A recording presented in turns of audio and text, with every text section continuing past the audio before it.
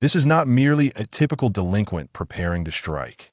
In 1989, in the vibrant district of Mong Kok, Hong Kong, the chilling sound of a police baton echoed. The names of brothers inscribed in the confession flow endlessly. As he drove towards the Mong Kok police station, Li Shaojun hummed a tune. Li Shaojun, a 24-year-old male, is a time traveler. He was once an insignificant individual on Blue Star who met his demise 3 years ago, having been struck by a truck while assisting an elderly lady across the street. His soul traversed into this world, inhabiting the body of a Hong Kong patrol officer, sharing his name. This is what one might call reaping the rewards of virtue.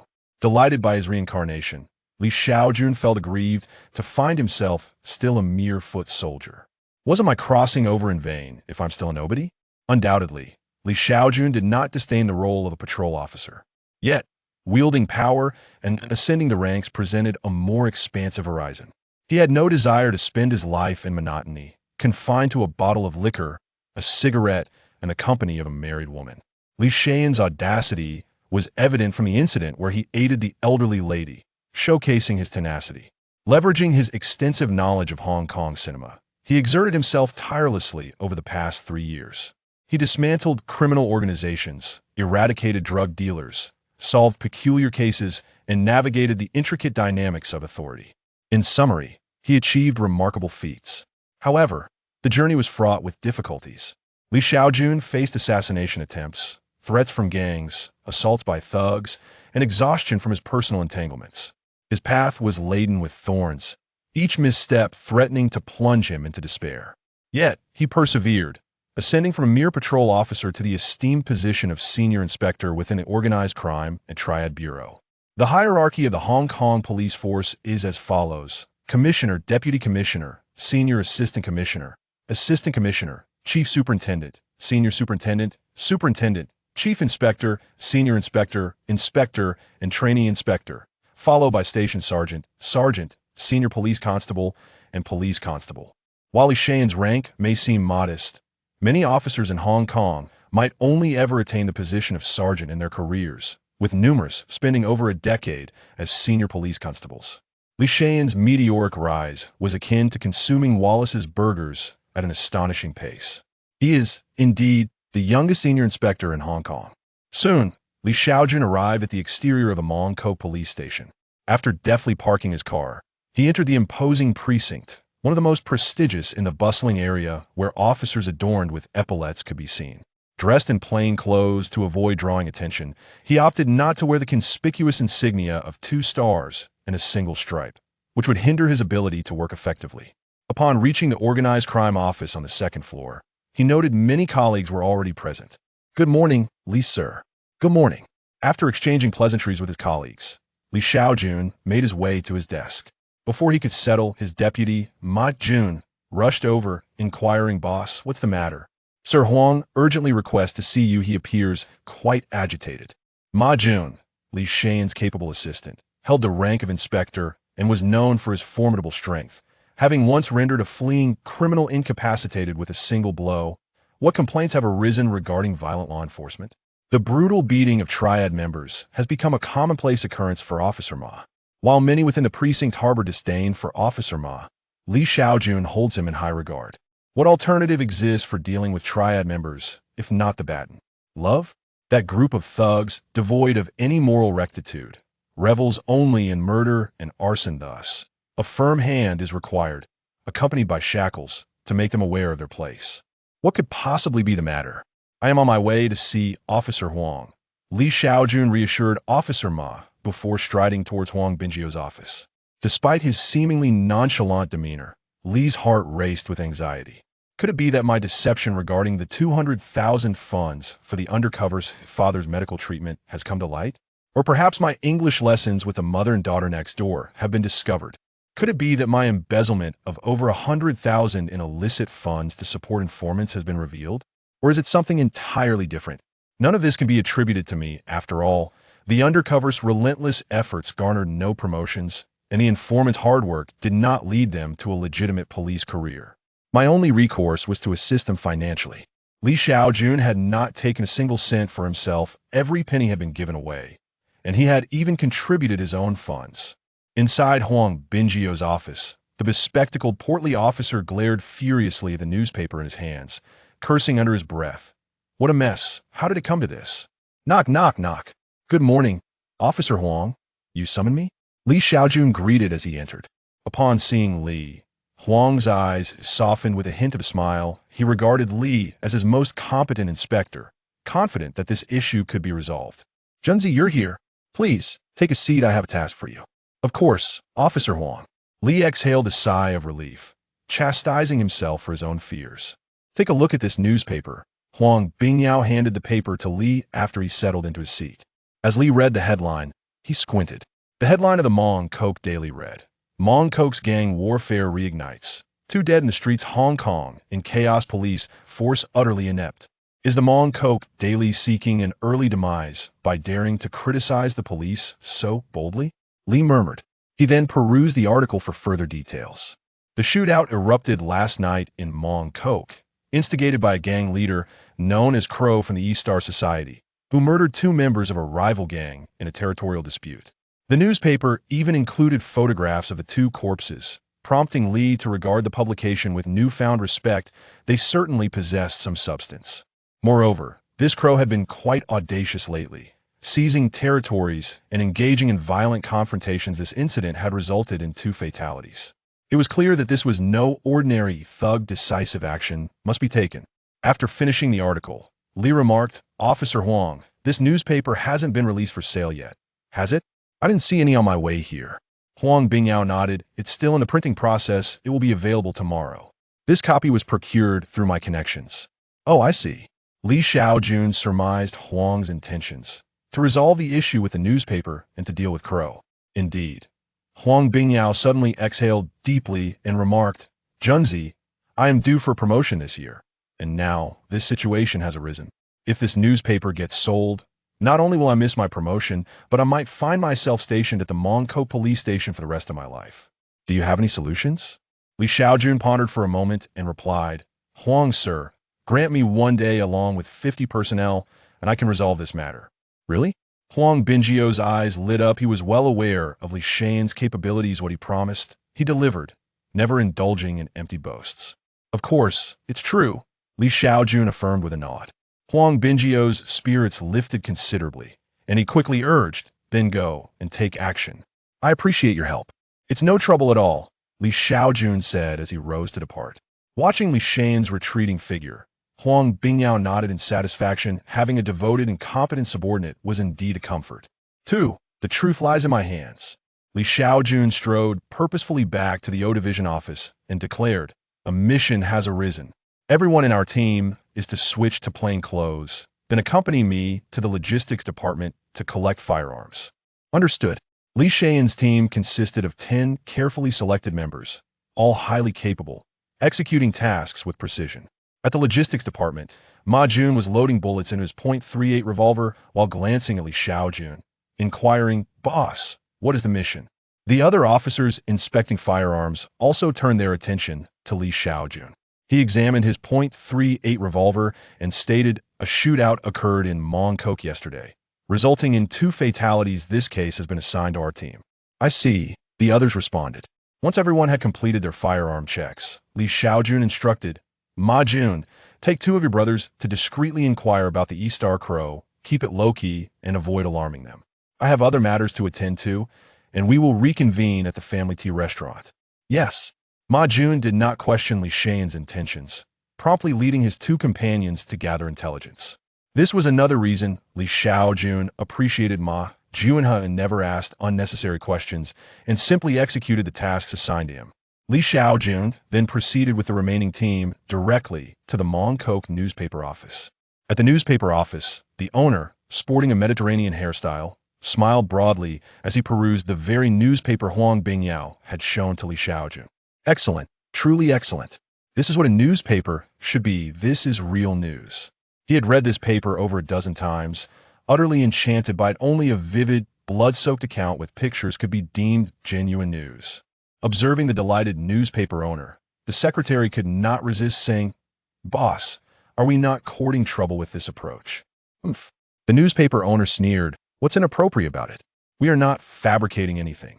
So why can't we speak the truth? We are fighting for the truth. Upon hearing this, the secretary felt that the owner's Mediterranean hairstyle looked considerably more dashing.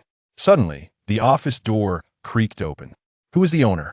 With that inquiry, Li Shaojun and his team entered. Upon seeing Li Shaojun approach, the newspaper owner swallowed hard and said, "That would be me, what is it?" Li Shaojun immediately noticed the newspaper in the hands of the newspaper boss and approached with a smile, saying, "Hello, boss. There seems to be a misunderstanding regarding this newspaper on your desk. Would you mind not selling it?" The newspaper boss scrutinized Li Shaojun for a moment before coldly refusing. "Why should I? I haven't committed any crime or fabricated anything. I intend to sell it. I will fight for the truth." Li Shaojun revealed a handgun tucked beneath his clothing. The newspaper boss promptly stood up and said, "Well, in that case, I believe there's been a misunderstanding as well. I absolutely will not sell this newspaper. I will have it destroyed immediately. Thank you for your cooperation. I will send someone to assist you as well." Li Shaojun replied gratefully to the newspaper boss. He left two of his subordinates behind to help and departed with the others. With such cooperation from a boss, there was no need for the powder in his pocket. Observing the boss' sudden change of demeanor, the secretary quietly inquired, "Boss, weren't we supposed to fight for the truth?" The newspaper boss glanced at the two subordinates left behind by Li Shaojun and replied, "I too wish to fight for the truth, but the truth lies in their hands. One must be adaptable." "That seems excessively adaptable," the secretary muttered before asking, "By the way, what about Xiao Lo? He sacrificed a day and night without sleep to write that report and even risked his life. Are you not concerned that he might retaliate?" The newspaper boss took a sip of coffee from the table and said, "Youth is often accompanied by hardship, which can be a blessing in disguise. It's beneficial for growth." With the newspaper issue resolved, it was time to turn attention to the Eastern Star Crows. After leaving the newspaper office, Li Shaojun and his group headed to the Hajjat tea restaurant to await Ma Jun, who was gathering intelligence. Of course, Li Shaojun did not remain idle. He took the opportunity to reach out to the undercover agents he could still contact. In addition to inquiring about the progress of the undercovers, they discussed other matters as well. "Your sister is ill and your family is in need? I wish I could help, but I can only allocate funds once you gather some intelligence." "What? You've learned that your boss eats 3 meals a day? That's crucial information. I'll immediately allocate 50,000 for undercover expenses. Fear not. I will take responsibility if anything goes awry." "Are you still in Hong Kong? Planning to go to Thailand?" "Oh, listen, don't overexert yourself.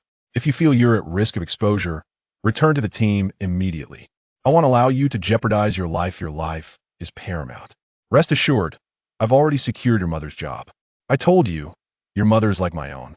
I visited her yesterday. The work is light and pays while she has gained quite a bit of weight.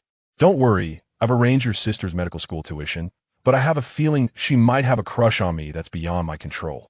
Watching Li Shaojun in the corner, murmuring into a large mobile phone and occasionally uttering sweet nothings, his subordinates had grown accustomed to it.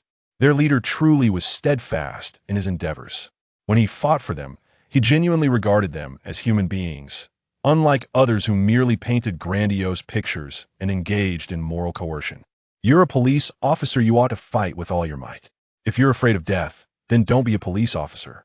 You should be grateful that the police force has given you the opportunity to risk your life," and so forth. Upon encountering difficulties, one might exclaim, "What? Is there trouble at home? Overcome it yourself." The police force faces its own challenges. When tragedy strikes and lives are lost, a mere monetary compensation and a medal are all that can be offered. Such actions are beyond the capabilities of Li Shaojun. "Rest assured, I will keep an eye on everything at your home," Li Shaojun remarked after concluding his call with the last undercover agent. A glance at his watch revealed that it was nearly noon. Turning to his subordinates, Li Shaojun inquired, "Order what you desire, it's on me." "Thank you, boss, I would like a pork chop rice," one replied. "They'll have a bowl of ramen," another added. The Hajjati restaurant is neither vast nor diminutive. It offers a diverse array of dishes.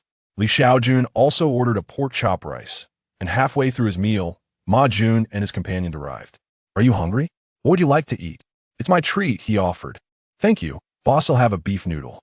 After placing their lunch orders, Ma Jun settled beside Li Shaojun and whispered, "The crow will be bringing people to Mongkok's Shanghai Street and the Chung Lok Society for a confrontation at midnight." "Well done," Li Shaojun acknowledged with a nod before dialing Huang Bingio's number. The phone rang. Once connected, Li Shaojun got straight to the point. Huang, sir, the issue with the newspaper has been resolved. Are the 50 brothers we discussed ready? I intend to move tonight to apprehend the crow. Upon hearing that the newspaper matter had been taken care of, Huang Bingyao responded with delight. Rest assured, the 50 men have been waiting for you at the police station. I appreciate your assistance, Huang, sir. With preparations in order, all that remained was to await nightfall. In the depths of a clandestine parking lot on Shanghai Street, Mongkok, at the stroke of midnight, two factions of ruffians brandished knives and steel pipes, poised for confrontation. Before them stood a burly figure known as Crow, his hair slicked back, exuding an air of bravado. Fei Hong of the Changle Society, gritting his teeth, spat out, "You wretched crow, it's only natural to face life and death in this game. And while I have chosen to overlook the deaths of my two brothers at your hands, why have you returned to seize our territory despite the truce we agreed upon?" Crow nonchalantly flicked his hair back and replied, "Because I am not a man of my word." Fei Hong, momentarily taken aback by Crow's candidness, wrestled with his emotions. He thought to himself, Crow may lack shame, yet he possesses a certain honesty. However, his disregard for honor is infuriating. Through gritted teeth, Fei Hong retorted, "Crow, do you truly intend to be so ruthless? Will you leave us of the Changle Society with nothing? We are not to be trifled with." Crow smirked, "Fei Hong, am terrified. This world is ruthless. The strong feast while the weak endure blows. Surrender your territory, or I shall end your life." Fei Hong clenched his jaw, muttering to himself, "Damn it, let us fight. If I cannot win, I shall flee." Suddenly, a frantic shout echoed from outside as one of Crow's underlings rushed in.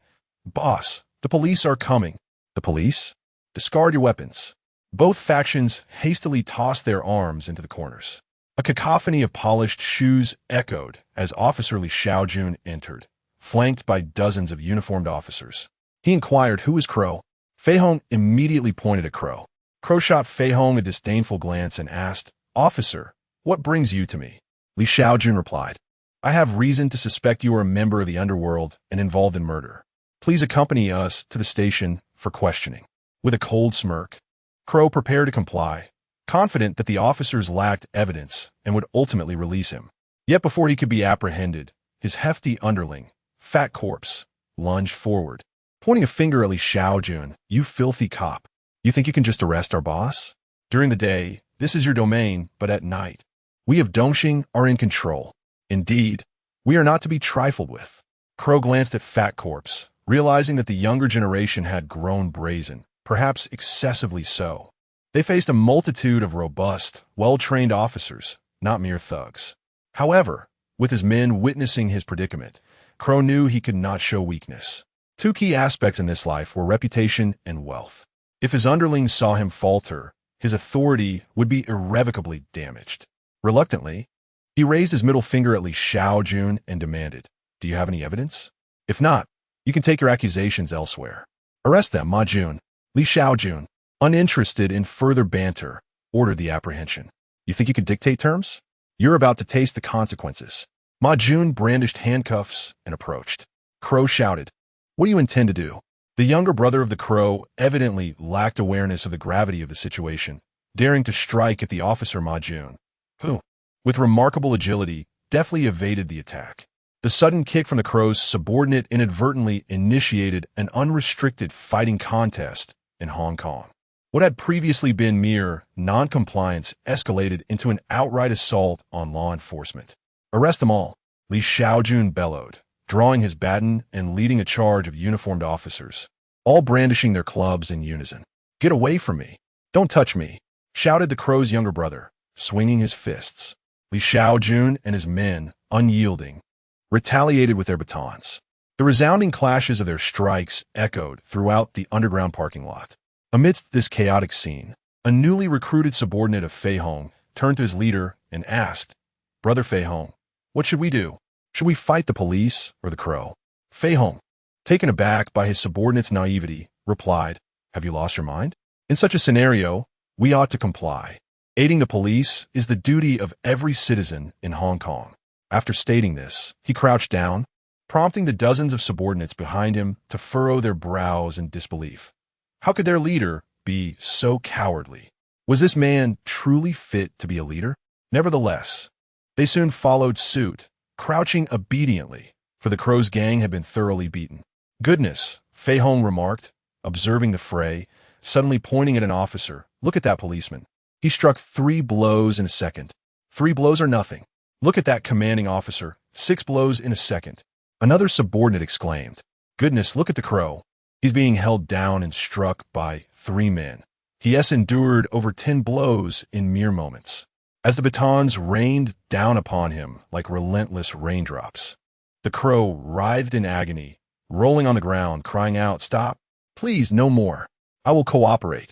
I will comply." His gang, too, was reduced to a pitiful state, begging for mercy. "No more. I was wrong, officer. Please spare us. We will comply." Though fierce in their demeanor, the Crow-esque gang was no match for the well-trained officers led by Li Shaojun. Yet, a few managed to escape the underground parking lot, hastily seeking reinforcements. Not far from the parking lot, at a bustling eatery, another boss of the East Star, the Smiling Tiger, was enjoying a late-night meal with his subordinates. A panicked younger brother of the Crow rushed in, exclaiming, "Brothers of East Star, help.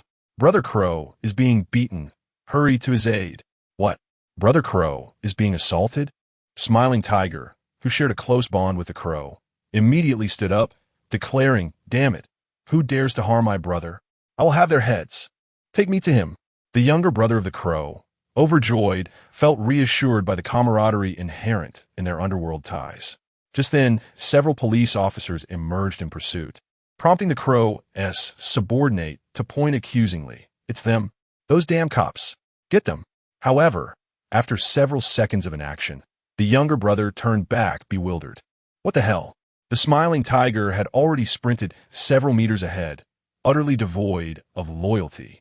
As he ran, he glanced back and saw that the few underlings of the Crow who had sought assistance were now being subdued and beaten by the pursuing police. Damn lunatics! Who dares to provoke the police? The Crow is not a novice in the underworld. How could he be so reckless as to antagonize law enforcement? The Smiling Tiger was utterly bewildered, yet his foremost priority was to escape. 10 minutes later, the underground parking lot had regained its tranquility. The Crow and his battered underlings, sporting bruised faces and handcuffed, sat obediently on the ground, awaiting transport to the Mong-Kok police station. Li Shaojun surveyed Fei Hong, who, under the scrutinizing gaze of Li Shaojun, trembled as he stammered, "Officer, is there something you require? I shall cooperate fully.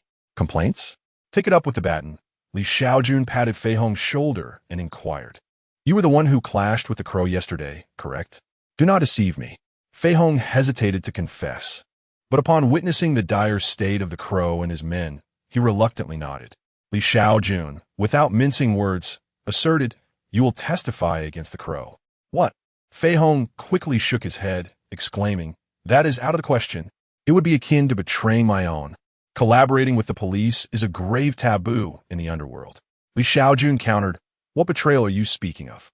Selling out your own gang is treachery, but the Crow has killed 2 of your men and usurped your territory. He is your enemy. Why not betray him?" Fei Hong pursed his lips, contemplating the logic in Li Shaojun's words. Li Shaojun continued, "If you testify against the Crow, once he is apprehended, you can reclaim your territory. Such an opportunity for vengeance is rare." After some thought, Fei Hong shook his head once more, saying, "No, I cannot collaborate with the police. How would I survive in the future?" Li Shaojun's expression abruptly shifted. "Very well, then you shall no longer operate in Mong-Kok. I can take down the Crow, and I can just as easily eliminate you. Tomorrow, I will wipe your territory clean." Wait. Fei Hong interjected hastily, "Officer, I truly cannot testify against the Crow, but I can divulge something of great significance." Li Shaojun inquired, "What is it?" Fei Hong glanced around to ensure no one was listening, then whispered, "Recently, the East Star Gang procured a substantial shipment of white powder from the Golden Triangle to Hong Kong, rumored to be at least 10 kilograms. That is why the Crow has been aggressively seizing territory. It is all for the sake of selling drugs." Li Shaojun narrowed his eyes, questioning, "Is that true? You aren't deceiving me, are you?" Though it was an inquiry, Li Shaojun already believed him, for as a time traveler, he knew from the film that the Crow indeed dabbled in narcotics. He had not anticipated the Crow's insatiable appetite. 10 kilograms of high-purity white powder, when diluted, could easily fetch nearly 10 million Hong Kong dollars. Fei Hong assured, "I'm not fabricating anything, I swear." "Officer, please do not mention that I was the one who informed you." Li Shaojun nodded. "What did you say?" "You said nothing." "I heard nothing." Fei Hong smiled broadly. "Thank you." "Officer, may I take my leave now?" Li Shaojun nodded and remarked, "Let us proceed. You have not assaulted the police and have been quite cooperative. Thus, I cannot detain you." "Thank you, officer." Fei Hong expressed his gratitude and turned to beckon his subordinates, who were squatting a short distance away. "Stop squatting. We are leaving." The dozens of Fei Hong's underlings hesitated, fearful of moving. "Leave? Where to? Aren't we meant to cooperate with the investigation?" They certainly did not wish to face the brutality of a police baton. It was only after Li Shaojun nodded that Fei Hong's subordinates scrambled to their feet. Observing this, one of the underlings, Crow, shouted, "What the hell? Why do they get to leave?" Li Shaojun shot him a piercing glance, prompting Crow to promptly shut his mouth and comply. Before departing, Fei Hong mischievously raised 2 middle fingers towards Crow and his group, taunting, "Because I haven't assaulted the police. You fools. Farewell." Fei Hong's subordinates similarly raised their middle fingers in a show of arrogance as they departed, infuriating Crow and his companions. Subsequently, Crow's group was escorted to the Mong Ko police station, where Li Shaojun briefed Ma Jun on the situation regarding East Star's involvement in drug trafficking. Ma Jun, taken aback, responded, 10 kilograms? If that gets out, who knows how many lives it could ruin. Boss, what should we do? After a moment of contemplation, Li Shaojun replied, deceive and intimidate. First, take Crow to the restroom on the 3rd floor. Ensure no one sees him and refrain from speaking. Understood, Ma Jun replied, proceeding to drag Crow to the restroom without further inquiry. Once inside, Crow, bewildered, exclaimed, Hey, officer, what are you doing? I don't need to use the restroom. I want a medical examination and to go to the hospital. Ma Jun ignored him, standing guard at the door. What the hell is going on? Crow pondered, perplexed by the police's unorthodox behavior, as they neither questioned nor recorded his statement. After nearly 10 minutes, a sense of unease began to creep in. This was not typical police conduct. After 20 minutes, Crow's mind spiraled into paranoia. He feared his subordinates might inadvertently reveal too much. Half an hour later, Li Shaojun entered the restroom. During that time, he had been busy interrogating Crow's underlings and concocting a semi-fictitious statement. Upon seeing Li Shaojun, Crow quickly demanded, Officer, what do you intend to do? Aren't you going to take my statement? I want to see a lawyer. I need a medical examination. And I must go to the hospital. With a cold chuckle, Li Shaojun waved the statement in his hand, saying, See a doctor? Crow, your subordinates have already confessed. You E-Star have quite a nerve to be involved in such extensive drug trafficking. What do you mean? Crow rushed towards Li Shaojun in panic, but was swiftly restrained by Ma Jun. What do you mean? Just take a look for yourself, Li Shaojun said, shaking the statement before Crow. He deliberately waved it a bit too quickly, preventing Crow from discerning its contents clearly. However, he vaguely caught sight of references to drugs, E-Star murder, and the names of some of his underlings. In an instant, Crow felt a chill run down his spine, yet he stubbornly retorted, I don't know. I'm being framed. I didn't commit murder. I have not sold drugs. The objective of a deception had been achieved. Li Shaojun nonchalantly remarked, if you say there's nothing, then so be it. Each of those gang leaders in prison believes that mere bravado suffices, yet they all ended up behind bars. Spitting in Li Shaojun's direction, the Crows see that I demand to see a lawyer. I am innocent. I did not commit murder. I am not a drug dealer. Li Shaojun stepped back, evading the Crow's fervor, and stated, You know whether you are guilty or not, Crow. Until your little brother confesses, I dare not be too harsh on you. But the higher-ups have decided that special measures may be employed against drug traffickers. The Crow comprehended the implication and hastily retorted, You dare to lay a hand on me? I will file a complaint. I demand to see a lawyer. Complaint? Speak to the baton about that, Li Shaojun declared, rapping on the restroom door.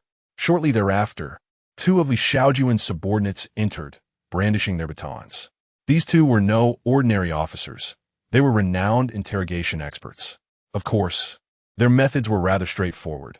Either beat or beat some more. As long as they didn't T-kill, they would continue to unleash their wrath. Enjoy yourself, you vile drug dealer. With a dismissive gesture, Li Shaojun and Ma Jun exited the restroom.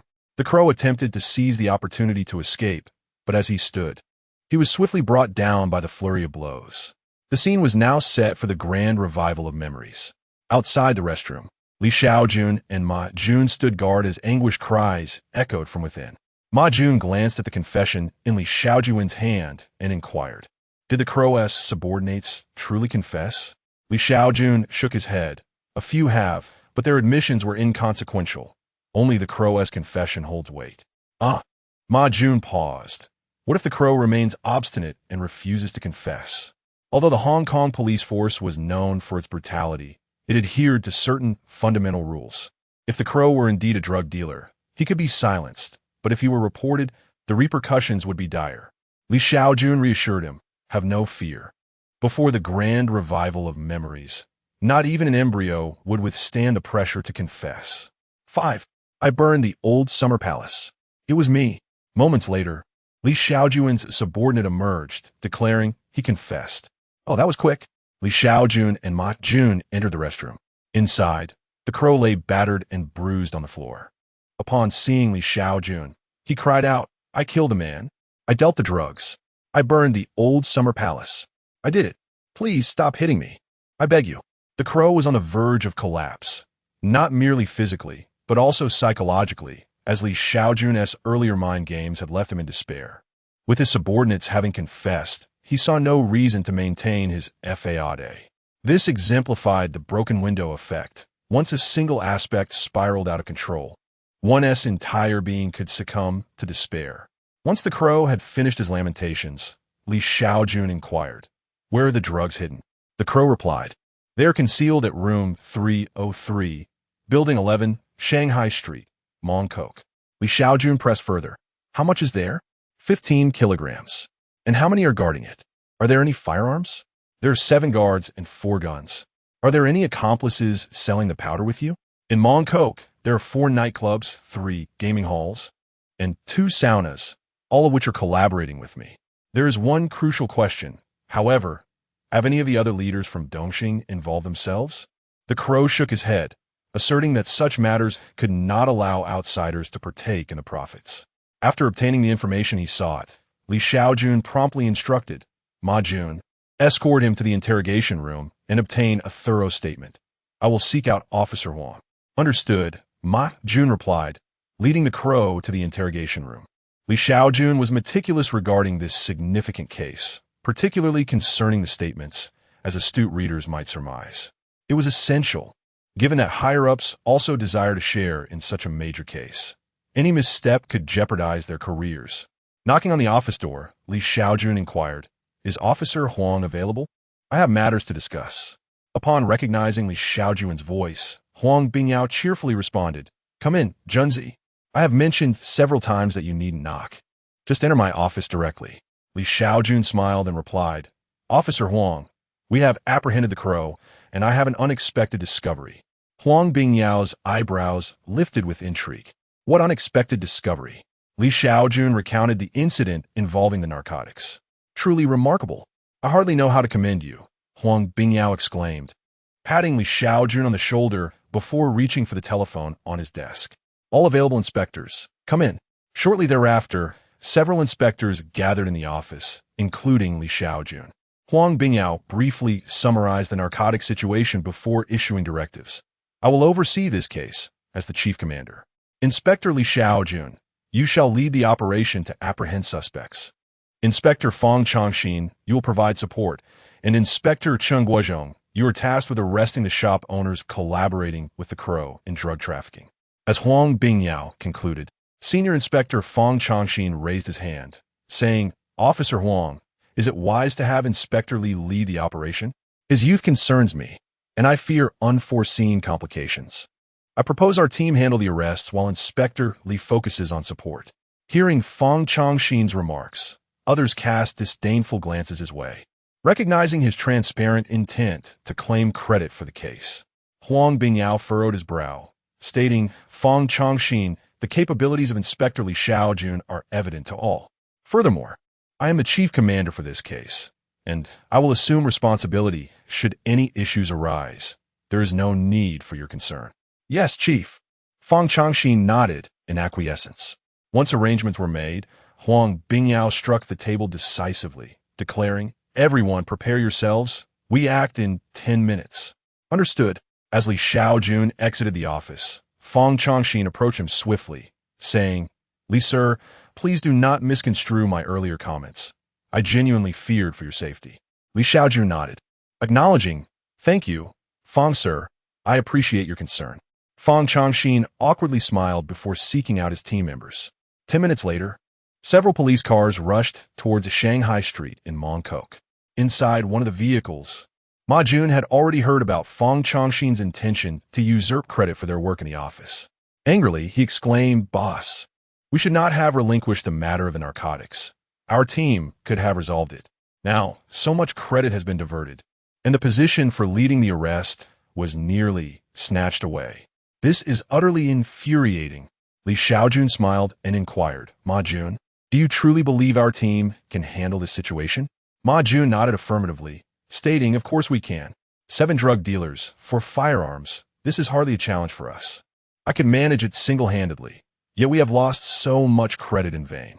Li Shaojun nodded, then pressed further, "Ma Jun, I recognize your exceptional skills. But what about the others? Have you considered the possibility of a gunfight erupting and a brother being accidentally shot? What if an innocent bystander is harmed?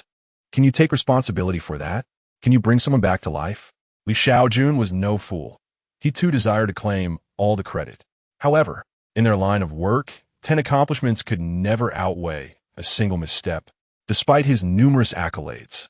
If he were to act recklessly in pursuit of glory and cause harm to his subordinates, he would be condemned to live with that burden for life.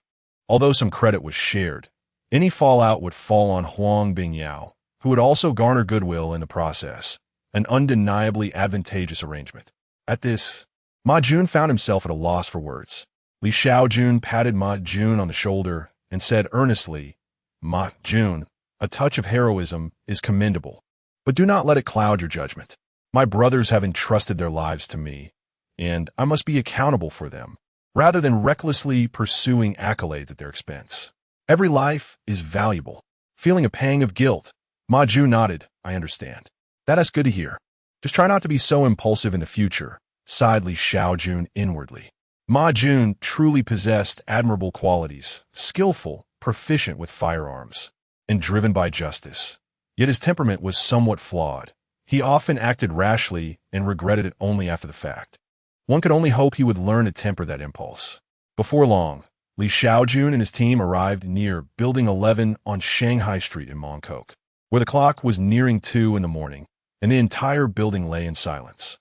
Huang Bingyao promptly dispatched personnel to block all possible escape routes for the drug dealers before commencing the apprehension.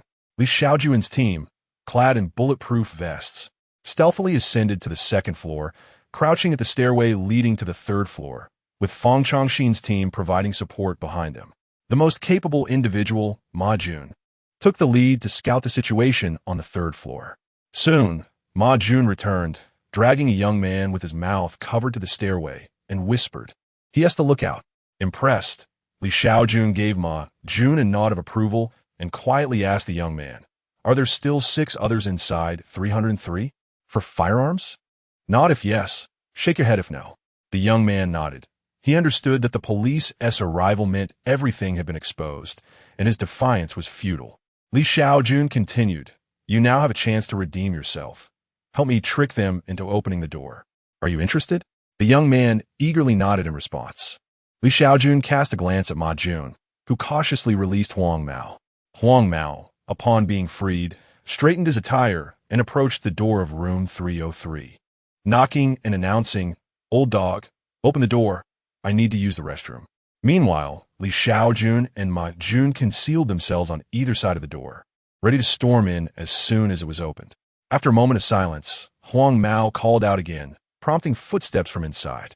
"Damn it, I told you to keep watch. Instead, you're either urinating or defecating. You truly are a lazy one." As Old Dog cursed and opened the door, he was startled to see Li Shaojun and the others, instinctively attempting to shut it again. However, Li Shaojun would not grant him that opportunity, raising his weapon and firing. Bang! Old Dog collapsed immediately, and Li Shaojun rushed inside, shouting, "Police! Hands up! Hands up!"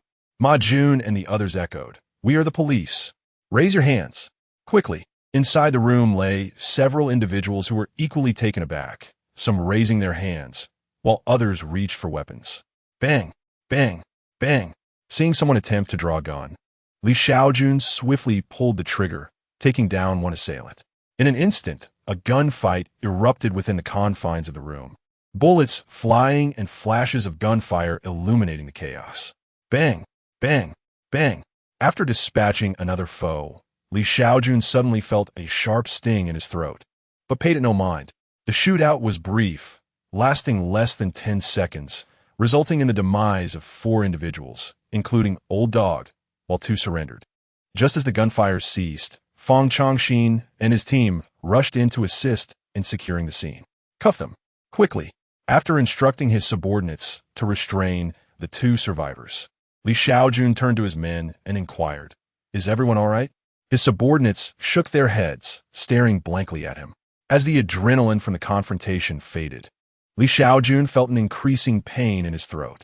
Reaching to touch his neck, he found his hand smeared with blood. Bad news. He had been grazed by a bullet in the throat. Good news. It was merely a superficial wound, not life-threatening. Damn! Li Shaojun broke into a cold sweat, realizing how close he had come to death, relieved that his marksmanship had proven superior. "I'll step outside to handle this. You all stay and assist Officer Fang in securing the scene." After issuing his command, Li Shaojun exited. Though the gunfight had concluded, he remained vigilant, his weapon at the ready, prepared to react to any unforeseen circumstance. Soon, a group led by Huang Bingyao arrived. "Junzi, are you all right?" Huang Bingyao's heart raced as he observed Li Shaojun emerging, drenched in blood, particularly alarmed by the dried blood on his throat. "Report, officer, I am fine. It is merely a graze. Additionally, we have neutralized 4 drug dealers and apprehended 3, with no one escaping and no injuries among my team." "Good, good, good," Huang Bingyao exclaimed, elated by the outcome. Suddenly, a series of camera clicks echoed. Li Shaojun turned to see several reporters photographing him and immediately scolded. "Who permitted you to take those? Delete them." Hey. Huang Bingyao hurriedly grasped Li Shaojun's arm and said, "Junzi, I summoned the reporters. Let them take their pictures." Li Shaojun paused momentarily and replied, "Huang, sir, shouldn't we maintain a lower profile in our line of work?" Huang Bingyao waved his hand dismissively. "Junzi, in the past, you were a soldier, and it was wise to be discreet for fear of retaliation from enemies. However, now you are an official. Who would dare to harm you? Moreover, you have achieved a significant accomplishment, which warrants a more prominent display. If you remain low-key after such a success, promotions will forever elude you. Regardless, even if you refuse to be photographed, they will still capture us. Well then, let them take the pictures," Li Shaojun conceded, having no further argument against Huang Bingyao's insistence. He understood from Huang's remarks that the reporters were not solely there for him, which made it inconsequential. Before long, the concealed white powder was unearthed, 15 kilograms, which left the reporters utterly astonished. As they beheld the drug dealer, his black firearm, and the mound of white powder, the journalists snapped pictures furiously, capturing Fang Chongxin alongside the illicit substance as he posed dramatically with a crooked grin. This case was under Huang Bingyao's purview, while Li Shaojun was the one putting in the effort, unexpectedly overshadowed by the unfolding spectacle. The other officers, unwilling to be outdone, also showcased their presence before the reporters. Observing this, Huang Bingyao swiftly pulled Li Shaojun towards the scene, exclaiming that these rascals dared to steal his thunder. Amidst the chaos, reporter Li Huijian from the Mong Kok Daily, noticing the insignia on Huang Bingyao's shoulder, rushed over with her camera aimed at him, inquiring, "Sir, are you the commanding officer of this operation?" The sight of her actions prompted other reporters to flock towards Huang for interviews. With a beaming countenance, Huang Bingyao declared, "I am the commander. This operation was meticulously orchestrated by our Mong Kok police station." In stark contrast to Huang's exuberance, Li Shaojun felt discomfort. His throat burned with pain, yet he could only smile and acquiesce to Huang's enthusiasm. Li Huijian continued her questioning. "Sir, you truly excel. Were there any casualties within the police force during this operation? Did any drug dealers manage to escape? We had only one minor injury, and no drug dealers got away. Li Shaojun found himself struggling to recall the details of her subsequent inquiries. Once the interview concluded, he hazily allowed a doctor to tend to his wounds before returning to the precinct to draft a report. After completing his tasks, Li Shaojun succumbed to fatigue and slept at the station for the night. The following morning, the entire Mongkok police station was abuzz with joy, especially Huang Bingyao and Fang Changxin, who had begun to fantasize about their appearances in the newspapers. Ouch, that hurts!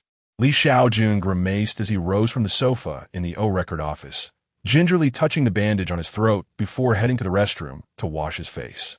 Upon returning to the office, Ma Jun excitedly approached him with a newspaper in hand, exclaiming, "Boss, you must see this." Li Shaojun took the paper and began to read. To his surprise, it was from an old acquaintance, the Mongkok Daily. The headline read, "Police strike again, shattering claims of incompetence. For drug dealers dead, 3 captured." Now that essay headline worth noting, Li Shaojun remarked, continuing to peruse the article. Beneath the title lies a photograph of Li Shaojun, who bears a striking resemblance to a wolf, with piercing eyes and an aura of menace, vigilantly surveying his surroundings. In his right hand, he clutches a pistol, and a crimson stain adorns his throat. Li Shaojun narrowed his eyes and remarked, "This newspaper agency truly excels. Mayun Xiaokild, boss. You've certainly made quite the impression this time." "Well, it's acceptable." Li Shaojun couldn't help but let out a chuckle as well. At that moment, a police officer approached and inquired, "Are you Officer Li? Sir Huang is looking for you." "That's me. I'll head there right away." After returning the newspaper to Ma Jun, Li Shaojun made his way to Huang Bingyao's office. Inside the office, Huang Bingyao gazed at several newspapers in his hands, feeling both elated and dismayed. He was delighted that his position as a senior inspector was more secure than ever, yet troubled by the fact that multiple newspapers featured Li Shaojun. What a nuisance! Aside from his excellent physique, charisma, and handsome face, what else does this lad possess? My beer belly is quite impressive too, considering today's standards of beauty. Knock, knock, knock. "Sir Huang, did you call for me?" "Come in, Junzi. I told you. There's no need to knock." Li Shaojun entered, stating, "That's not appropriate. You are my superior." Huang Bingyao sighed, "You're being overly cautious. Have a seat. I have good news for you." "Can you guess what it is?" After sitting down, Li Shaojun asked, "Am I getting a promotion?" With a clap of his hands, Huang Bingyao exclaimed, "Correct. You now have 3 flowers adorning your shoulders, along with a medal. Are you pleased?" "Absolutely," Li Shaojun nodded, then added, "By the way, Sir Huang, I overslept yesterday and forgot to return my firearm to the logistics office." "Is that a problem?" "Failing to return a weapon on time is a serious transgression for a police officer." Huang Bingyao waved his hand dismissively. "Don't worry. I spoke with the logistics department. Given that you have many enemies and apprehended a leader from Dongxing yesterday, you may keep your weapon for self-defense. Just write a report after use, and we'll inspect it." Li Shaojun exhaled in relief. "Thank you, Sir Huang. I truly appreciate it." Huang Bingyao grinned. "No need for thanks. I owe you for managing the newspaper and the crow situation. You look exhausted, so I'll grant your team a day off. Go and rest." "Understood," Li Shaojun nodded, then recalled something and said, "Sir Huang, I would like to request 50,000 for undercover operations." Without further inquiry, Huang Bingyao readily agreed. "That's fine." "Is 50,000 sufficient?" Li Shaojun pondered. "Make it 100,000. I'd like an additional 50,000 for emergencies." Huang Bingyao nodded. "All right. I'll have the funds ready for you tomorrow morning." "Is there anything else?" "Nothing else. Thank you, Sir Huang. I shall take my leave now." After exiting the office, Li Shaojun took a deep breath, reflecting on the challenges of the day. Before he could return to his own office, his team members swarmed around him, eagerly bombarding him with questions. "Boss, are you about to be promoted to chief inspector?" "Nonsense, of course. Promotion is certain." "Boss, have you recovered?" "Boss, are we also to be promoted?" "Silence, please." Li Shaojun raised his hand to silence the commotion and said, "At the Courageous Restaurant, I shall treat you all. Feel free to ask anything then. Long live the boss." "Thank you, boss." As Li Shaojun and his companions joyfully made their way out of the police station, Fang Chongxin approached from an unknown direction. Upon seeing Fang Chongxin, Li Shaojun's subordinates instantly changed their expressions. The rumors of his attempts to claim credit had circulated throughout the precinct, and it was rather unbecoming. However, Fang Chongxin was unconcerned, walking over and extending his hand, saying, "Congratulations on your promotion, Li Sir." Li Shaojun, smiling, reciprocated, "Thank you, Fang Sir. You have also contributed significantly. Your promotion should be imminent as well." Fang Chongxin shook his head, replying, "I still have a long way to go, Li Sir. Are you all having a celebration feast? May I attend?" "You?" I was about to refuse. Ma Jun began, but Li Shaojun interrupted. "Of course, you are welcome." Fang Chongxin nodded in agreement, smiling. Ma Jun looked at Li Shaojun in confusion, to which Li Shaojun narrowed his eyes playfully. Seeing this expression, Ma Jun chuckled. It was the same look Li Shaojun wore whenever he planned something mischievous. Subsequently, the group leisurely chatted their way to the courageous restaurant. Arriving too early would mean the kitchen wasn't prepared, so they arrived at 10, ordering a multitude of dishes and continuing to feast until noon. The total comes to $7,362, and our manager has graciously decided to waive the small change, the server announced. "Thank you to the manager," Li Shaojun replied, reaching into his wallet only to find a little over $400. "I apologize, please wait a moment."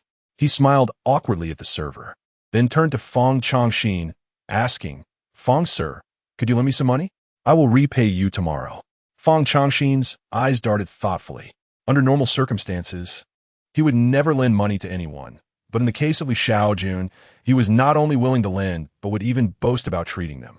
In Fang Chongxin's eyes, Li Shaojun was a genuinely good person. How could such a person be expected to treat? Ultimately, he would not only avoid a loss, but also gain face and goodwill from Li Shaojun, a win-win situation. Thus, Fang Chongxin waved dismissively and declared, "Lend? Why would I lend? Li Sir, you risked your life for our police department and the citizens of Hong Kong yesterday, and you still need to borrow money for a meal? I shall treat you." Upon hearing this, Li Shaojun expressed his heartfelt gratitude, saying, "Thank you, Fang Sir. You are truly generous. Everyone, please thank Fang Sir." Ma Jun nearly beamed with delight, quickly chiming in, "Thank you, Fang Sir. It is evident why you were promoted to senior inspector. Your awareness is indeed commendable." Indeed, indeed. If anyone in the precinct speaks ill of Fang Sir in the future, I shall surely recount today's events. What can Fang Chongxin do? He pulled out his wallet, counting it, just over $4,000, including two $1,000 bills he had been reluctant to use for nearly half a month. Ma Jun glanced at Fang Chongxin's wallet and said, "Fang Sir, if you're short on funds, it's no trouble. We can lend you some, and you can repay us tomorrow at work." "Huh? You would lend me?" Fang Chongxin gritted his teeth, cursing under his breath, regretting his decision to come. A single meal had cost him half a month's salary. In Hong Kong's Yuen Long, within the Eastern Star headquarters, the Dragonhead, Camel, convened a meeting with several other Eastern Star leaders. With a grip on his hair, the smiling tiger remarked, "Dragonhead, I gathered some intel regarding the situation with Crow. The police deny bail, and the lawyer claims Crow will face at least 20 years. What will become of his territory? Others are already eyeing it." Hearing the smiling tiger's words, Camel, a man in his 40s exuding the aura of a seasoned underworld figure, responded coldly, "I still fail to comprehend why Crow clashed with the police." The smiling tiger shook his head, admitting his own uncertainty, yet felt a flicker of satisfaction at Crow's arrest. Surprisingly, Crow's gang members were eager to ally with him, significantly bolstering his strength. Before dawn, the smiling tiger hastily instructed his lawyer to take funds to secure the release of Crow's subordinates. Although a few could not be bailed out, the majority were freed, particularly one named Fat Corpse, who appeared quite formidable. Camel decided not to dwell on it further and inquired, "Smiling Tiger, which factions are attempting to seize the territory?" The Smiling Tiger replied, "Fei Hong from Changle and Liang Kuan from Hung Hing." Fei Hong is inconsequential. The Changle society has already rotted away. However, Liang Kuan from Hung Hing is a force to reckon with. Crow has had numerous clashes with him, resulting in a deep-seated grudge. With Crow now apprehended, Liang Kuan is undoubtedly poised to strike. After contemplating for a moment, Camel said, "Smiling Tiger, go negotiate with Liang Cohen. We can offer him half of Crow's territory. The police are exceedingly aggressive at present, and fighting would benefit no one. It is wiser to remain low profile. Understood, the smiling tiger replied, promptly setting off to find Liang Cohen. At Mongkok, it was 11 p.m. Inside a nightclub, hundreds of men and women unleashed their passions, some drinking, others dancing.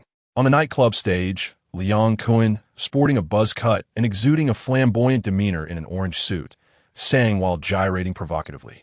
Anyone passing by him, regardless of gender, was met with his playful advances.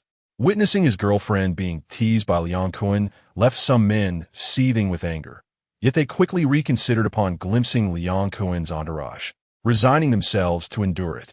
Brother Cohen, you truly are a rare sight to behold. I've searched for you all day.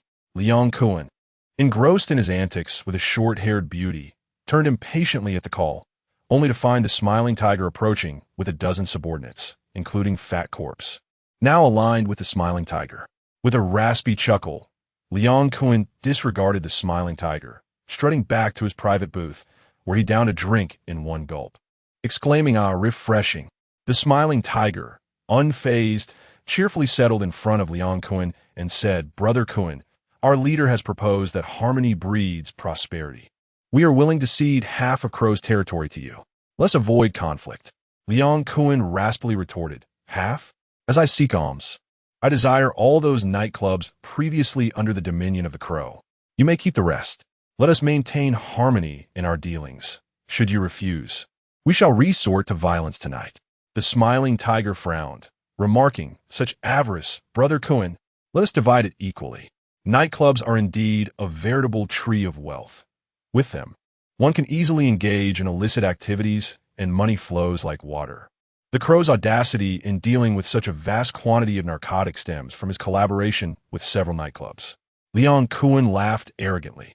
"This is the nature of the world. The kind-hearted are often taken advantage of, and the wives of others are oft exploited. Discontent? Then let us fight." The smiling tiger wished to continue the conversation, yet before he could utter a word, Fat Corpse leaped forth, pointing an accusing finger at Liang Cohen, exclaiming, "How dare you? Liang Cohen, do you think we, the Dongxing, are easily intimidated?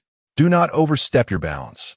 Liang Cohen squinted at Fat Corpse, letting out a cold chuckle. The smiling tiger, taken aback, glanced at Fat Corpse, who, as a subordinate of the Crow, displayed remarkable ferocity, unafraid even of the notoriously ruthless Liang Cohen. Gaining confidence, the smiling tiger retorted, "Then let us fight, Liang Cohen. We, the Dongxing, truly fear not your Hongxing." With that, he swaggered away, observing the retreating figure of the smiling tiger. Liang Cohen beckoned his trusted aide, Shaojun. "What commands do you have, Brother Cohen?" Shaojun hastened to inquire. Liang Cohen ran his fingers through his closely cropped hair, stating, "The time has come. Assemble the brothers. Remember that individual who insulted me. During the skirmish, capture him for me." Shaojun nodded affirmatively. "Understood, Brother Cohen. I shall summon them forth." Liang Cohen's prowess was indisputable. Soon, Shaojun gathered over 300 thugs, fully equipped with machetes and steel rods, awaiting Liang Cohen's emergence from a nightclub. "Wow, Brother Cohen has summoned such a multitude. Tonight, we will surely make an impression on Dongxing. I will take down 10 tonight and ascend to the position of leader." The throngs of Hongxing thugs buzzed with excitement, brandishing their weapons, eager for action. Seeing the sheer number of them, Shaojun felt a sense of authority. At that moment, a thug named Xiao Tang approached, asking, "Brother Shaojun, may I step away for a moment?" Shaojun waved his hand dismissively. "Go ahead, but be swift. Brother Cohen shall arrive shortly." "Understood." Xiao Tang nodded and dashed into the nightclub's restroom, where he pulled out his mobile phone to call Li Shaojun. Indeed, he was one of Li Shaojun's many informants. After the call connected, Xiao Tang quickly said, "Brother Jun, it's me, Xiao Tang. Tonight, Liang Cohen intends to clash with Dongxing on Shanghai Street in Mongkok, having summoned over 300 men.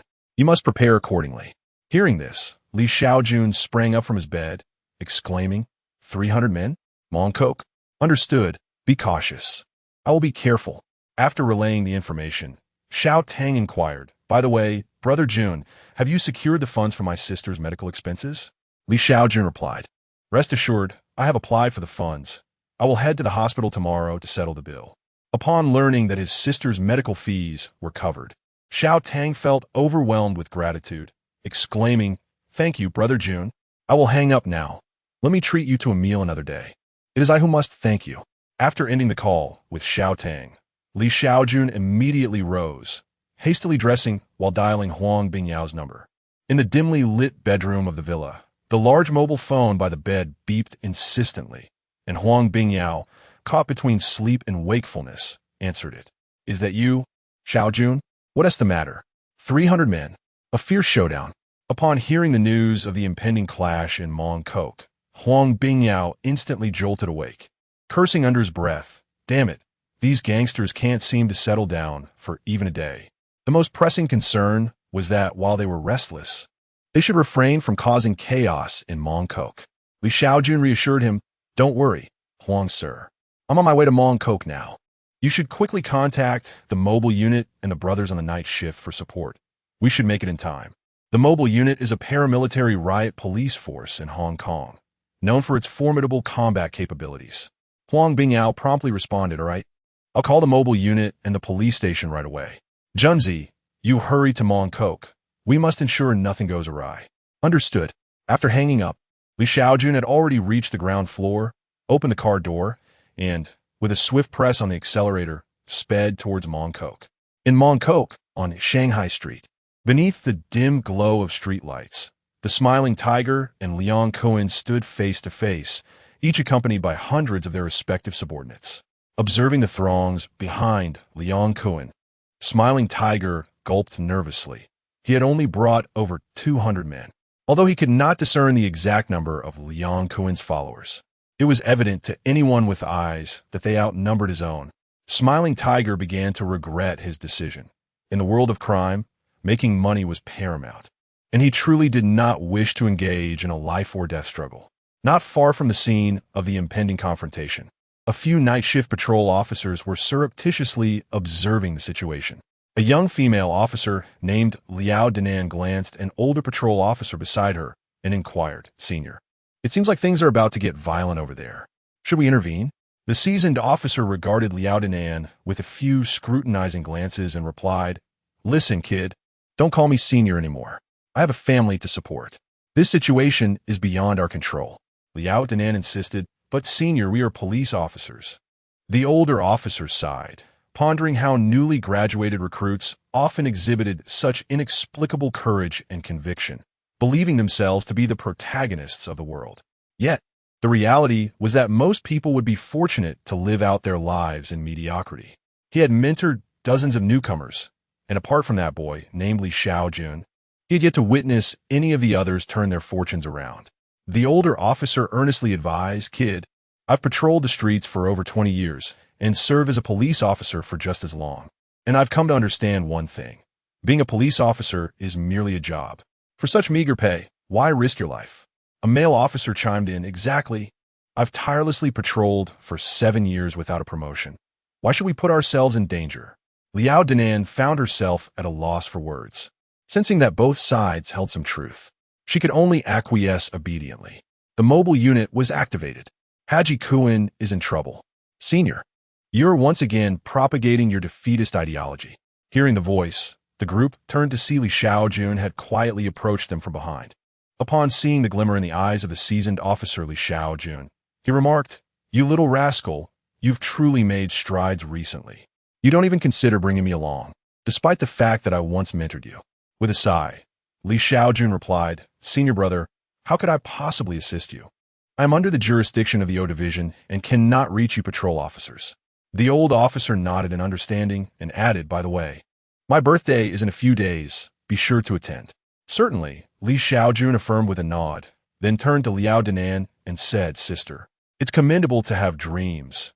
Being a salted fish with aspirations is certainly more valuable than one without. Indeed, Liao Danan exclaimed, her excitement palpable, as she produced a newspaper from her pocket. Brother, it really is you. You look far more handsome than in the photo. You are the idol of all patrol officers. Could you please sign for me? A male officer nearby chimed in. Could you sign one for me as well? Li Shaojun declined, saying, no. Let's not create an idol out of me. That's something only fools do. I'm merely a fortunate police officer, just like the rest of you. The old officer glanced at the two with a sense of embarrassment and inquired, So, Junzi, what brings you here? Li Shaojun glanced in the direction of Liang Kun and replied, What do you think, senior brother? A fight is about to break out. Come with me. We can chat later.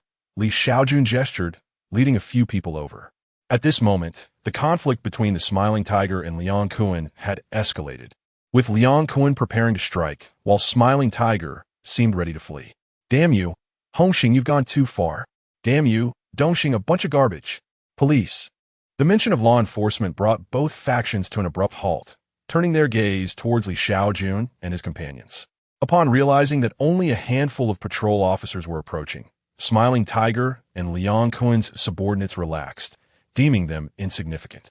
However, the subordinates of the Crow were far less composed, especially Fat Corpse, who could never forget Li Shaojun. Silly Chong, one of Liang Kun's men, immediately stepped forward with a few others and coldly declared, Dead officer, we are conducting business for Hongxing. If you know what is good for you, step aside. Li Shaojun glanced at his watch. In a few minutes, Huang Bingyao would be arriving with reinforcements. Ignoring Silly Chong, he turned to Smiling Tiger and Liang Kun, stating, Gentlemen, I'm aware of the might of Dongxing and Hongxing, but could you please grant me a favor and let this go today? Smiling Tiger, not wishing for a confrontation, quickly replied, In that case, we will heed your request. Officer, we shall take our leave. Leave? The moment I see Smiling Tiger attempting to flee, Liang Kun interjected. None of you are leaving today. After threatening Smiling Tiger, Liang Kun turned to Li Shaojun and warned coldly, You'd best hurry and take your people away. Look behind me and my subordinates. They outnumber you significantly. I genuinely fear for your safety if things go awry. With Liang Kun's intimidation, dozens of ruffians encircled Li Shaojun and his companions. More arrogant than the Crow, Li Shaojun muttered, realizing that this Haji Kun was truly asking for trouble. Observing the fierce and menacing expressions of the thugs, the old officer trembled and said, You have truly put us in jeopardy. What are we to do now? Li Shaojun remarked, Brother, do you not have firearms? If they dare to attack, simply shoot them. The veteran officer replied, But what if someone is killed? Li Shaojun shrugged nonchalantly, They're just gangsters. If they die, so be it. Hearing this, the hot-headed Chong retorted angrily, You are a police officer. What do you mean by if they die? So be it. Gangsters are still human. Their lives matter too. How can you be a police officer? Li Shaojun, somewhat at a loss for words, narrowed his eyes and issued a stern warning. Are you truly refusing to show respect? So, you intend to fight today? The reason for his final warning was that he had already noticed several military vehicles approaching the street. The riot police had arrived. Liang Kun glared at Li Shaojun, coldly stating, Yes, we do intend to fight. Who do you think you are? Here I, Liang Kun, am in charge. I am the boss. Very well. Li Shaojun feigned submission and led his companions away in a dejected manner. A group of Hongxing gangsters swaggered triumphantly. Hurry and get lost. Are you scared now? Dead cop, next time you see us from Hongxing, just stay far away.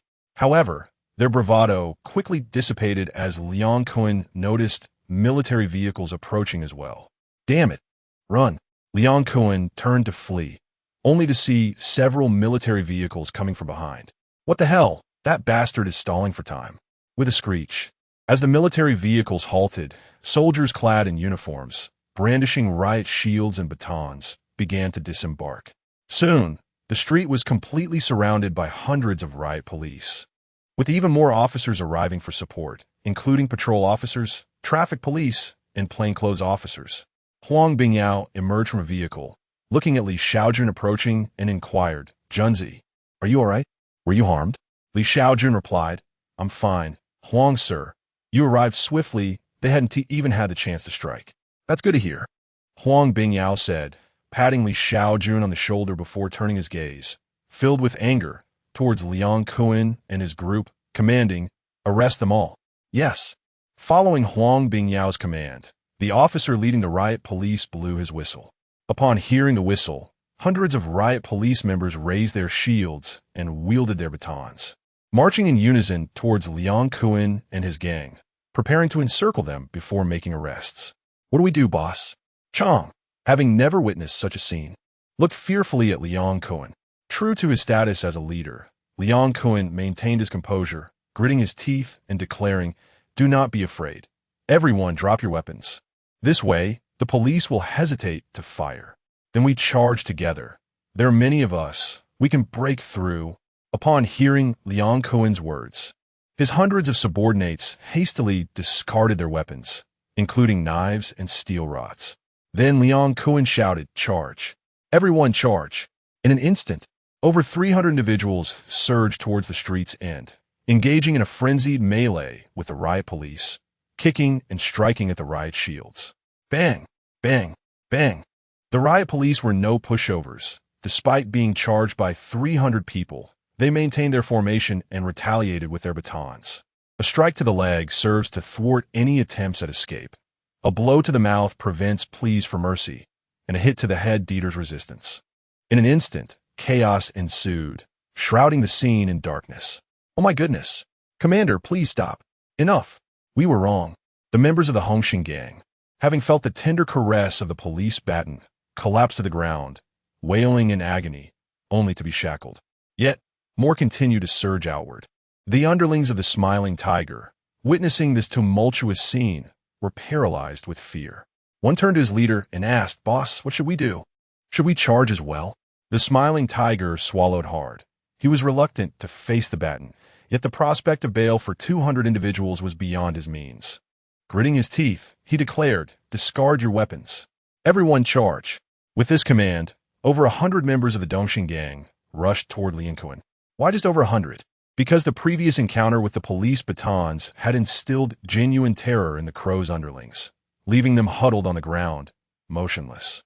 Faced with the onslaught of over 400, the 100-strong mobile unit found themselves at a disadvantage, their formation gradually disintegrating. In a gunfight, not even 1,000 gangsters could overpower 100 mobile unit officers. However, this was not a firefight. The intent was to flee, and that posed a different challenge. When confronted with those swift of foot and strong of build, capturing them became nearly impossible. Observing this predicament, Li Shaojun turned to Huang Bingyao, who, understanding the unspoken urgency, promptly replied, "Junzi, you take the lead and hurry to assist." "Yes, follow me." Li Shaojun immediately grasped his baton and, accompanied by traffic officers, patrol officers, and plainclothes personnel, charged forward to lend aid. "Commander, I was wrong." As Li Shaojun and his companions rushed to assist, the mobile unit had already been thrown into disarray. Numerous gangsters had escaped the encirclement, making it impossible to apprehend them all. Under the circumstances, capturing a few would have to suffice. "Damn it, those cops still want to catch me? I am Liang Kuan." With the support of a dozen underlings, Liang Kuan burst forth, exhilarated. Were he an ordinary individual, such a display would undoubtedly be humiliating. However, as a gangster, this incident became fodder for boasting.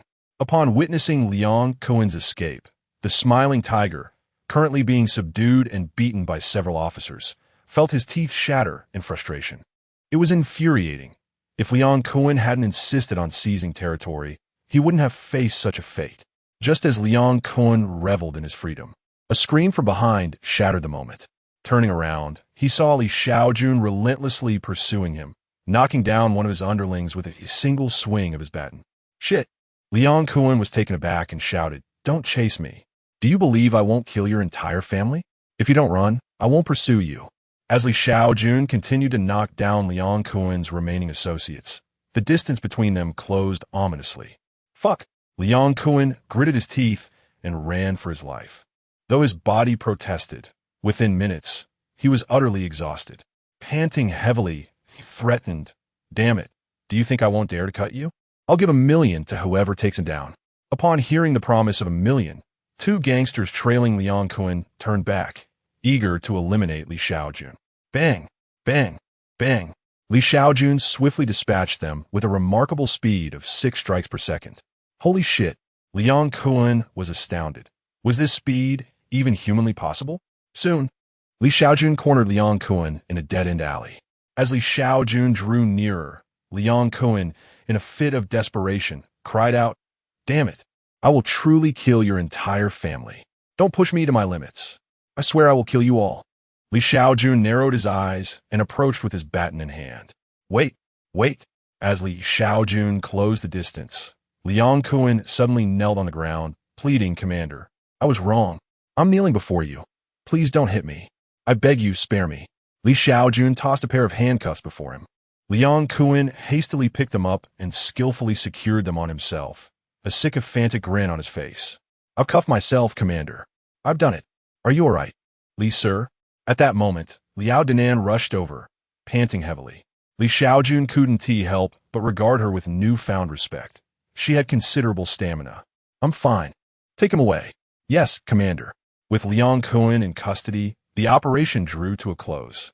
Over 200 gangsters were apprehended and taken overnight to the Mongkok police station for interrogation and testimony. This inquiry yielded unexpected results, revealing several fugitives among the captured. The following day, in the office of Huang Bingyao at the Mongkok police station, he congratulated, "Congratulations, Commander Huang. Last night, not only did you prevent a major shootout, but you also captured several fugitives. Your recent streak of good fortune is truly enviable." "Not at all, Commander. It is merely the result of our leader's guidance. I have only fulfilled my duties. Do not be modest. I have matters to attend to and must take my leave. You should strive even harder in the future." "Indeed, sir." After concluding the call with his superior, Huang Bingyao beamed with delight as he turned to Li Shaojun, who sat before him, and jovially remarked, "Junzi, I owe you my gratitude for your timely information yesterday. Otherwise, I would have faced dire consequences. By the way, your items have arrived." As Huang Bingyao spoke, he retrieved several items from his drawer, including a medal and Li Shaojun's new police identification card, also known as a commission certificate. The police card is similar in size to an identity card, featuring a photograph of Li Shaojun, with the words "Commission Certificate" above his name, and Chief Inspector inscribed to the right, adorned by the words "Hong Kong Police Force" above it. "Thank you, Sir Huang." Li Shaojun replied with a smile as he accepted the certificate, expressing his joy at the promotion. Huang Bingyao waved his hand dismissively, saying, "There is no need for thanks. Moreover, the funding you applied for has also arrived. I shall provide it to you now." He then produced a bulging paper bag containing a sum of 100,000 Hong Kong dollars. "Thank you for your trust, Sir Huang. I assure you this money will not be misused," Li Shaojun said as he took the bag, planning to use it for medical expenses for Sister Tang. The successful resolution of yesterday's incident was largely due to her efforts. "I believe in you," Huang Bingyao nodded, but then sighed, adding, "Though we resolved yesterday's issue, that fellow known as Li Shaojun will inevitably cause trouble again. This group of triads will always strike, whether today or tomorrow. It is quite troublesome." Li Shaojun inquired. "What do you mean, Sir Huang?" Huang Bingyao whispered, "Junzi, could you possibly persuade them to surrender, akin to how Song Jiang was granted amnesty in water margin?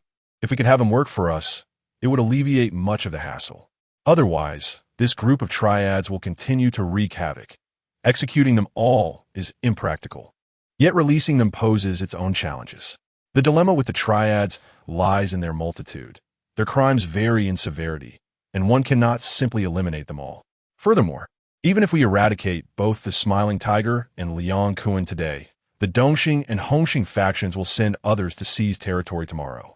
And should we eliminate them, new organizations will inevitably emerge. Not to mention, even in mainland China, despite extensive crackdowns and executions, there are still those willing to break the law, testing the limits of legal consequences. Perhaps this is a reflection of human nature. Such matters may only be controlled, subduing the leaders and treating them as dogs." Li Shaojun nodded and said, "Sir Huang, I can speak with them." "Good. Then I shall rely on you," Huang Bingyao replied with a nod. In the holding cell of the Mongkok police station, Smiling Tiger anxiously questioned his lawyer. "What is the situation? Can I be bailed out?" The lawyer shook his head and replied, "No, you have been bailed out before. The police will not release you this time, and I currently have no alternatives." Smiling Tiger's expression fell as he touched his wounds, asking, "How long will I be confined?" The lawyer, uncertain, remarked, "It depends on whether the police will prosecute you. If they charge you as a triad member, I have little confidence in our chances, especially considering the multitude apprehended yesterday. The man known as Smiling Tiger quickly interjected. I do not wish to serve time. You must assist me, and I am willing to compensate you. The lawyer shook his head, clarifying that this matter transcended monetary concerns. He was an attorney, not a sorcerer. Hey, time's up. No more discussions, the officer called out, prompting the lawyer to depart. Despair washed over Smiling Tiger as he watched the lawyer's retreating figure. The police were hardly a charitable organization, and he was acutely aware they would not refrain from prosecuting him. He had no desire to share a cell with crows. As soon as the lawyer exited, Li Shaojun entered, holding a breakfast in hand. With a cheerful demeanor, he greeted, "Care for a bite?" "Yes, thank you, officer," Smiling Tiger replied, momentarily taken aback before eagerly accepting the meal. His hunger was not genuine. Rather, he discerned the underlying significance of the breakfast.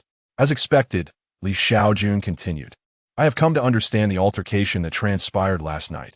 You were quite unfortunate." Smiling Tiger quickly affirmed, "Indeed, officer, we at E-Star had no intention of conflict. It was all that scoundrel Liang Kuen's fault for being so aggressive. We had no choice. After all, we need to put food on the table." Li Shaojun nodded thoughtfully. "I see. Let us arrange a meeting with Liang Kuen for a proper discussion.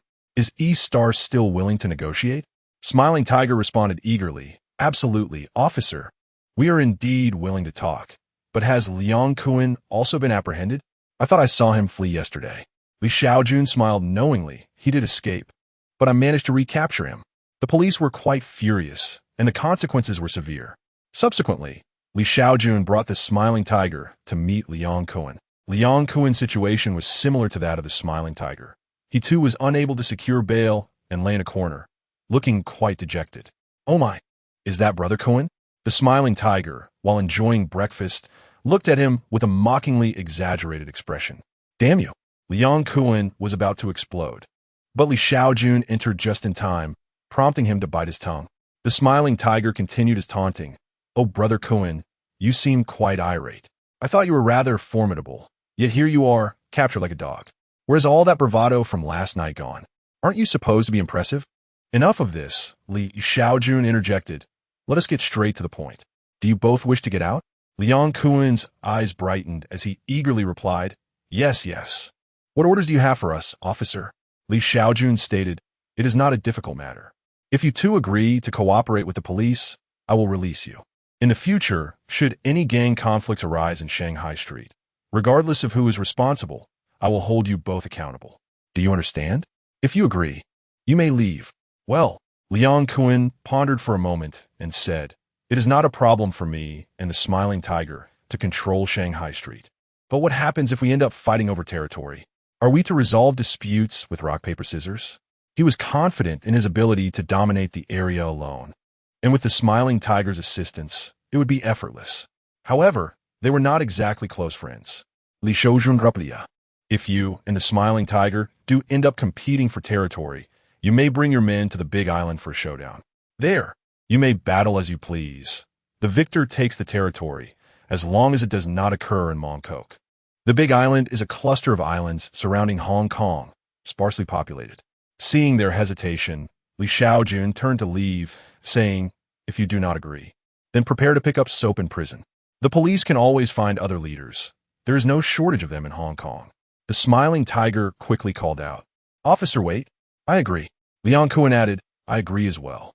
Li Shaojun nodded. "Then it is settled. You will need to provide 2 subordinates to take the blame, and then you may leave." Of course, the two nodded in understanding. Before they departed, Li Shaojun warned, "Remember, the police will be pleased if you are willing to contribute to the prosperity and stability of Hong Kong. But if you dare to deceive us, the police will be furious." The two nodded in agreement. After leaving their subordinates to take the blame and posting bail, the two quickly exited the police station. Inside the police station office, Huang Bingyao expressed his concerns. "Officer Jun, is this plan really feasible? What if those two cause trouble?" Li Shaojun reassured him, "Do not worry. Huang, sir, I will keep a close watch. If anything goes awry, I will intervene." "Then I appreciate your efforts," Huang Bingyao replied. "Not a problem." Time flew by, and in the blink of an eye, half a month had passed. In a small villa in Mongkok, Liang Kuan was sleeping soundly. Suddenly, the phone beside his bed rang. It was a call from one of Liang Kuan's subordinates. "Brother Kuan, it's Shaojun." "What is it?" "Kunkin, the Feihong Society is about to clash with Wei Jixiang from Hongtai." Liang Kuan instantly became alert and inquired, "Did you not inform them of my warning?" "No one is permitted to cause trouble on Shanghai Street in Mongkok." Xuanxiang, feeling helpless, replied, "I did mention it, but they ignored me." "Kunkin, you must hurry. It's about to escalate."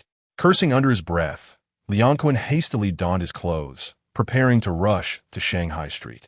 His exclamations stirred the women in the bed, one of whom remarked, "Kunkin, if Fei Hong and Wei Jixiang want to fight, what does it have to do with us?" Another woman chimed in, "Exactly. They're not encroaching on our territory." Liang Kuan shot them a disdainful glance. "You truly understand nothing." He then glanced at his mobile phone, anticipating a call from his superior. As expected, the phone rang again. Upon answering, the furious voice of Li Shaojun echoed, "Liang Kuan, what's going on?" "Trouble has erupted in Mongkok." Liang Kuan, in a subservient tone, responded, "Li sir, please don't be angry. I am on my way to Shanghai Street now. I assure you I can resolve this matter." After issuing a stern warning, Li Shaojun ended the call. "Damn it!" Liang Kuan cursed into the phone, but in his fury, he could only express a fleeting moment of anger. He realized he was no longer in charge. He was nearly reduced to Li Shaojun's subordinate. However, recalling how Zhou Tian had disregarded Li Shaojun's warning just 9 days ago, only to be eliminated along with his entire operation, with even his dog taken to the police station and swiftly sentenced to prison, Liang Kuan resigned himself to his fate. So be it. If he was to be a subordinate, he would embrace it. Once in prison, he would become a mere pawn. It was rumored that Zhou Tian was subjected to unbearable treatment by the guards. When the police were roused, the consequences were indeed dire. Exiting the villa and hopping into his orange sports car, Liang Kuan sped toward Shanghai Street in Mongkok. Soon, he arrived at the scene where dozens of gangsters brandished weapons and shouted angrily. "Damn it!" Liang Kuan alighted from the car and, grumbling, approached the gathering. Suddenly, he caught sight of Li Shaojun leaning against the car door, squinting at him. Liang Kuan felt his legs weaken in fright, forcing a smile as he quickened his pace. "Please, do not fight. Kunkin has stated that anyone causing trouble in Mongkok will face dire consequences. You surely do not wish to anger him." Xuanxiang pleaded amidst the crowd, trying to mediate. Fei Hong, veins bulging, retorted, "Get lost, Xuanxiang. I'm set on clashing with Wei Jixiang today. It's either him or me." Liang Kuan's arrival was of no consequence. With a resounding smack, Fei Hong felt a sharp blow to the back of his head. Seeking death. Enraged, Fei Hong spun around to confront the audacious individual who dared to strike him. As he turned, he was met with the menacing glare of Liang Kuan. Swallowing hard, Fei Hong found his voice faltering. Liang Kuan, with a dark expression, said, "You think you're so impressive, Brother Fei Hong? It seems your family no longer matters to you, does it?" Fei Hong was nearly frightened to tears, hastily shaking his head as he exclaimed, "No, Brother Kuan, I am not formidable. Please listen to me. It is not I who instigated this, but Wei Jixiang." Liang Kuan turned his gaze toward Shiqiang, who nodded in affirmation, stating, "It seems that Wei Jixiang was the one to strike first." Liang Kuan then looked toward the roguish Hong Tai, the master of Wei Jixiang. Wei Jixiang nodded, admitting, "Indeed, I was the first to act, but he assaulted my woman first. He deserved the beating." Liang Kuan addressed Shiqiang, inquiring, "Is this true, Shiqiang?" Shiqiang nodded, responding, "I believe I saw Fei Hong holding down a woman." "All right, the matter is clarified." Liang Kuan declared to his subordinates, "Sever one of Fei Hong's hands." "What? Brother Kuan, please don't." Fei Hong pleaded in terror. Ignoring his pleas, Liang Kuan remained unfazed as Shiqiang swiftly restrained Fei Hong to the ground, brandishing a cleaver that he brought down to sever Fei Hong's left hand. Fei Hong fainted from the excruciating pain, his numerous underlings paralyzed with fear. Liang Kuan turned to Wei Jixiang with a grin, asking, "Is the matter resolved to your satisfaction?" Wei Jixiang, known for his ruthlessness and having engaged in numerous violent confrontations, felt a twinge of fear in the presence of Liang Kuan. Is this the master of Hongxing? Truly ferocious, he thought. "Thank you, Brother Kuan. I must take my leave now." Wei Jisheng quickly stated, departing with his men. Liang Kuan scoffed coldly at Fei Hong's subordinates, commanding, "Why are you still standing there? Take your boss to the hospital." His words were not born of kindness, but rather a desire for them to leave quickly, as their presence was bothersome. "Yes, yes." Fei Hong's subordinates hurriedly picked up his severed hand and carried him away. The head of the gang? Just a dog. After dealing with Fei Hong and the others, Liang Kuan went to a 24-hour convenience store to purchase a bottle of glass-encased ice cola, requesting a straw. This cola, of course, was not for him. With an ingratiating smile, Liang Kuan approached Li Shaojun and offered the drink, saying, "Li, sir, are you thirsty?" Observing his leader's excessively obsequious demeanor, Xiaoqiang shook his head in disbelief, wondering how he had come to this. Li Shaojun ignored Liang Kuan, starting the car and speeding away. "Damn it!"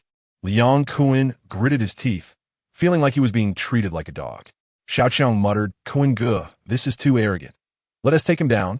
Liang Kuan paused, astonished by the suggestion. "Take him down? You mean eliminate a chief inspector from the organized crime unit?" Xiaoqiang nodded. Liang Kuan stared at him in disbelief. Realizing why he was called Xiaoqiang, he truly was a fool. If we eliminate Li Shaojun today, tomorrow the Flying Tigers will come knocking with submachine guns. Liang Kuan Varnet. Don't even think about it. Xiaoqiang, combating organized crime requires evidence, while counterterrorism only needs a list. I do not wish for my name to appear on a counterterrorism watch list. Xiaoqiang asked, "So what should we do? Are we destined to be bullied by Li Shaojun for life?" Liang Kuan, unwilling to continue discussing Li Shaojun, inquired, "Let us not talk about him. Has the shipment from ENI family arrived? The previous batch of white powder is nearly sold out." Xiaoqiang replied, "It has arrived. 20 kilograms. However, Kuan Ge, the ENI family said, this is the last batch. They will no longer sell to us." Liang Kuan cursed, "The last batch? What? Is the ENI family going to sell baby formula instead of white powder?" Xiaoqiang clarified, "No, it seems they are shifting to cocaine. They want to sell the remaining white powder themselves." Cocaine? Liang Kuan frowned, perplexed by the trend of people venturing into that territory.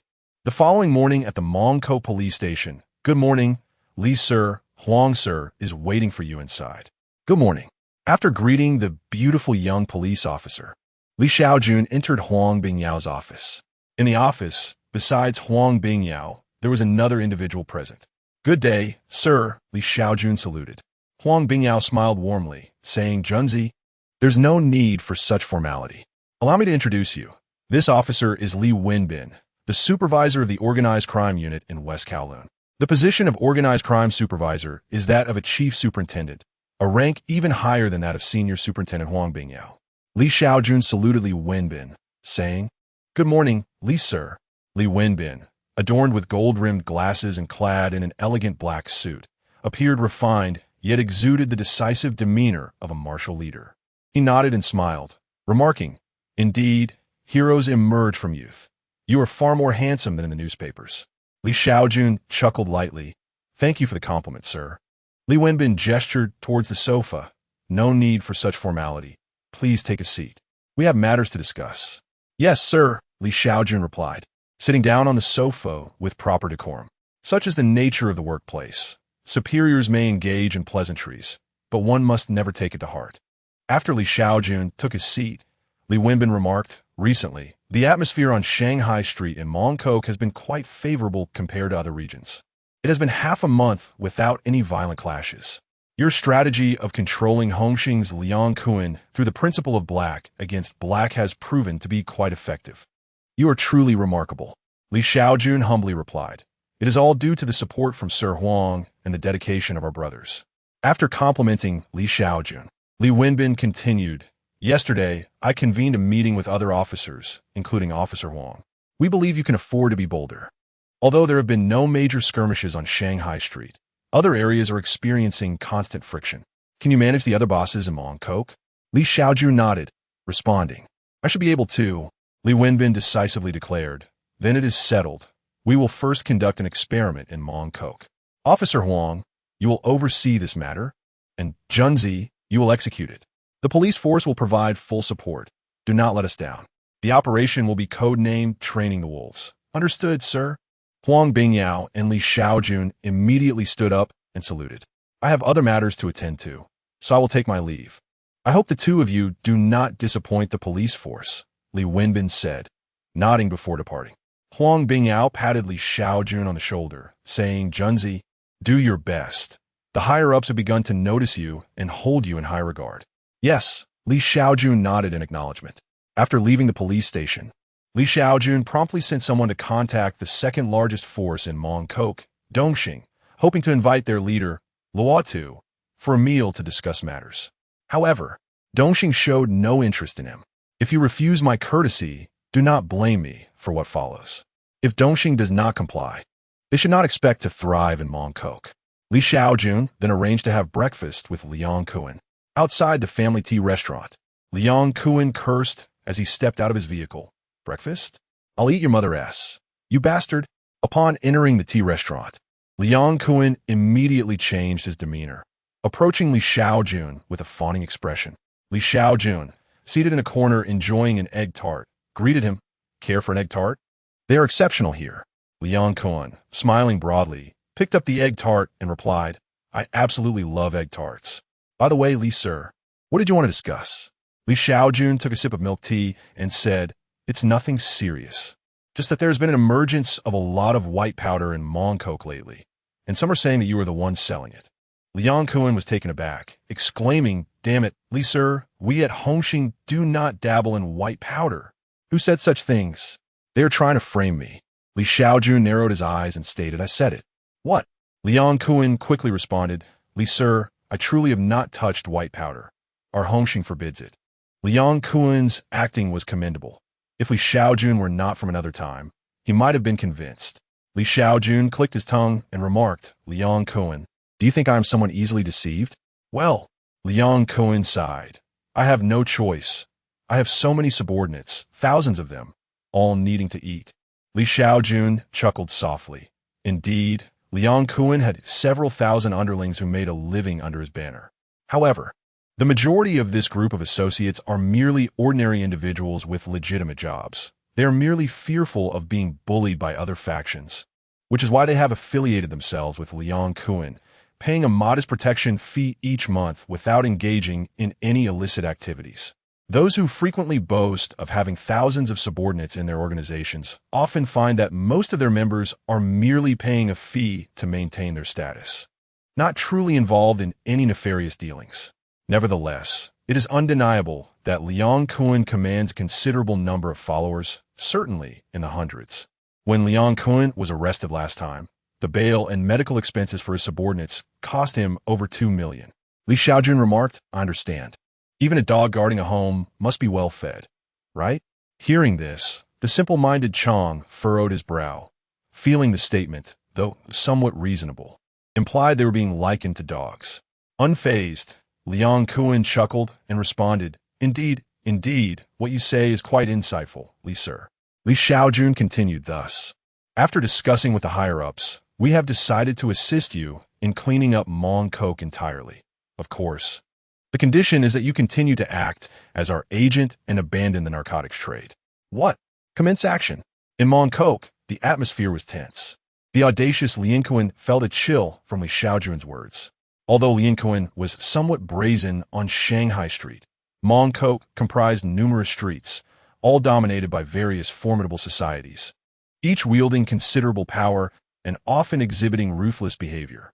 Presently, there were only 2 areas in Hong Kong under complete control, Tuen Mun and Tsuen Wan.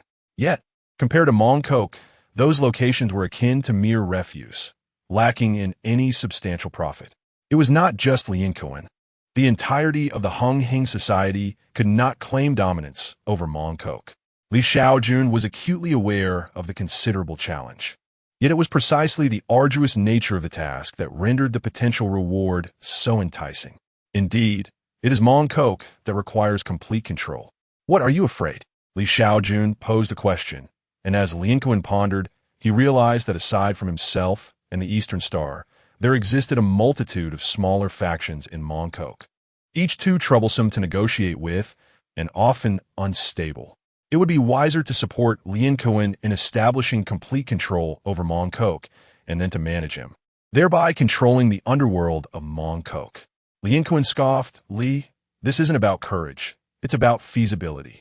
I won't even mention the smaller factions. But just the Eastern Star alone holds considerable territory in Mongkok. If you could assist me in expelling them, perhaps it could be achievable. Then let's deal with the Eastern Star, Li Shaojun asserted. Excuse me? Li Shaojun regarded Li Shaojun as if he were foolish. Having devised a plan before arriving, Li Shaojun quietly shared his strategy with Li Shaojun. Upon hearing it, Li Shaojun's demeanor brightened, and he gave Li Shaojun a thumbs up. Will it work? Li Shaojun inquired. Li Shaojun nodded affirmatively. It will certainly work. I will act immediately and call you tonight, Li Sir. After departing from a He Jia Cha Kinting, Li Shaojun couldn't help but glance back at Li Shaojun, murmuring to himself, he doesn't seem so bad after all. He is quite a decent person. Suddenly, Li Shaojun felt a chill breeze sweep past him. After scanning the surroundings, he resumed his breakfast. Hello, Li Sir. I didn't expect to encounter you here. Just as Li Shaojun finished his meal and prepared to leave, a woman clad in a tailored suit and black high heels seated herself across from him. May I ask who you are? Li Shaojun inquired. I am Li Shaojun, a reporter for the Mongkok Daily. The recent article on the resurgence of violence in Mongkok and the police's incompetence was penned by me. The very piece you suppressed, which I believe you remember, Li Sir. Ah, it became evident that she was there to seek retribution. Clearing his throat, Li Shaojun replied, Hong Kong is a place of free expression. Any fair and truthful news will not be suppressed. Of course, there was an unspoken truth that Li Shaojun did not articulate. Only news deemed fair and truthful by us would be recognized as such. Li Shaojun chuckled lightly. Do not worry, Li Sir. I am not here seeking vengeance. Although that article did consume much of my effort, I have come to accept that in this world, hard work does not always yield rewards. I have grown accustomed to it. Hearing this, Li Shaojun pursed his lips. As someone familiar with the struggles of the lower echelons of society, he resonated deeply with her sentiment. The more one labors, the wealthier one's employer becomes. And you, my friend, you will only acquire a weary soul, the insignia of toil, a body beset by ailments, and a home steeped in poverty. Li Shaojun inquired. What brings you to me? Li Shaojun bluntly replied, I desire your first. What do you intend to do? Are you deranged? Forget it, I concede. Li Shaojun was taken aback by her words and reached for his belt. Hey. Li Shaojun hastily interjected. I mean your first solo interview, Sir Li. That? Certainly, Li Shaojun nodded. Upon hearing his consent, Li Shaojun's eyes sparkled as she eagerly produced her notebook and stated the first question, and one we were most concerned about. In a prior operation, Sir Li, you were shot in the throat. Were you not afraid? Li Shaojun pondered for a moment before responding, Fearful, certainly, but some matters necessitate action. I have enjoyed the privileges of power and accepted taxpayer funds. Thus, I must exert myself. Wow. Li Shaojun quickly noted this in her notebook. Subsequently, Li Shaojun answered several more inquiries, and Li Shaojun completed her questioning. Just as Li Shaojun was about to settle the bill and leave, Li Shaojun declared, Allow me to treat you to breakfast, Sir Li, as part of your salary. My salary? Very well then. Thank you. After expressing his gratitude, Li Shaojun departed the tea house and returned to the police station. Has Ma Jun returned? Upon arriving at his office, Li Shaojun inquired of his subordinates. Since his promotion to chief inspector, his team could not consist solely of 10 individuals. Thus, a few days prior, he had tasked Ma Jun with selecting a cadre of astute and capable personnel from the police force to assist him. Huang Bingyao wholeheartedly supported this endeavor. One of Li Shaojun's subordinates shook his head and replied, Not yet. They said they're just one short and will bring them back tomorrow. I see. Li Shaojun nodded and stated, Then let us all rest well. We have work to do tonight. Understood. Li Shaojun also took a brief respite at the Mongkok police station. They had not rested adequately over the past fortnight, while keeping a close watch on Liang Cohen. Time ticked away. At 11 p.m., in Goldfish Street, Mongkok. At the Dongxing bar. Let's get wild. Damn it. Let us go. Observing the thronging patrons within the bar, a tall, menacing figure known as the Golden Hair Tiger summoned a subordinate who was peddling drugs nearby and asked, Business has been booming lately. Is our supply sufficient? The subordinate shook his head and replied, Not enough, boss. I'm nearly out of stock. Should we consider raising the price? The golden-haired tiger nodded. Yes. It's time for a price increase. $10 per gram. Damn it. What is this nonsense? Just as the golden-haired tiger was merrily instructing his subordinate, a commotion erupted nearby. What's going on? Who dares to cause trouble in my territory? The golden-haired tiger immediately marched over with his minions. The instigators were, in fact, the subordinates sent by Li Shaojun. At that moment, Li Shaojun's subordinate was banging a bottle on the table, cursing. What kind of people are those girls in your bar? They're all a bunch of rejects. Do you look down on me? The golden-haired tiger glanced at the tent propped up by Li Shaojun's younger brother and remarked, Brother, your little brother has really managed to hold it up. What problems could our young lady possibly have? Our establishment boasts the finest quality on this street. Observing the voluptuous ladies, Li Shaojun's younger brother swallowed hard. Indeed, they were of exceptional quality, but he was on a mission and could only grit his teeth and retort, Damn it, I say it's no good. It simply is. Are you looking for trouble? Strike him. The golden-haired tiger did not linger on words, instructing his underlings to unleash a brutal assault on Li Shaojun's younger brother before casting him out of the bar. Once outside, Li Shaojun's younger brother hastily pulled out his mobile phone, exclaiming, I'm calling the police. I've been assaulted. They are from the underworld. Soon, Li Shaojun arrived with his men, feigning ignorance of Li Shaojun's younger brother, and inquired, Did you make the call? Yes. Li Shaojun's younger brother wiped the blood from his nose and insisted, The ones who attacked me are right inside. Hurry and apprehend them. Let's go. Li Shaojun immediately led his men into the bar, shouting, Police! Everyone sit down. Police! Sit down. His subordinates swiftly took control of the scene. The thoughts of Li Shaojun were palpable. Officer, may I inquire if there are any questions? Jinmahu hastily approached. Li Shaojun disregarded him, turning instead to Li Shaojun's subordinate. Who struck you? Point them out. Li Shaojun's subordinate pointed directly at Jinmahu, exclaiming, It was him. It's definitely him. Li Shaojun fixed his gaze on Jinmahu, stating, Did you not just assault this individual? They have reported the incident. Please cooperate. Jinmahu, in a flurry of protest, replied, Officer, this is a grave injustice. I was merely conducting my business when this scoundrel instigated trouble. Why should I be apprehended? Simply because you assaulted them. They have accused you of being part of a criminal organization, Li Shaojun retorted, choosing not to elaborate further. He commanded, Take them all away. Understood. Li Shaojun's subordinates promptly moved to apprehend the individuals. Damn it. Are you trying to set me up? How dare you? Jinmahu shouted, cursing as he attempted to resist. But after receiving a few swift strikes from the batons of Li Shaojun's men, he complied and was handcuffed. Boss, we have an unexpected bounty.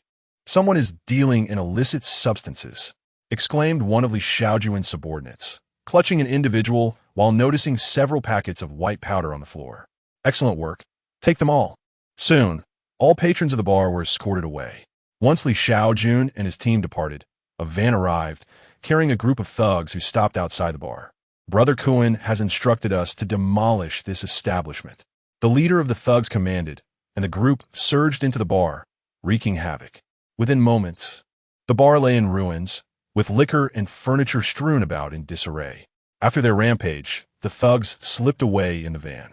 That night, Li Shaojun led 2 additional operations, resulting in 2 more nightclubs under Dongxing being reduced to rubble. The following day, at the Dongxing headquarters, Jinmahu cursed vehemently. I paid over 200,000 for bail last night. The bar needs renovations, and the cost of the liquor amounts to over 400,000.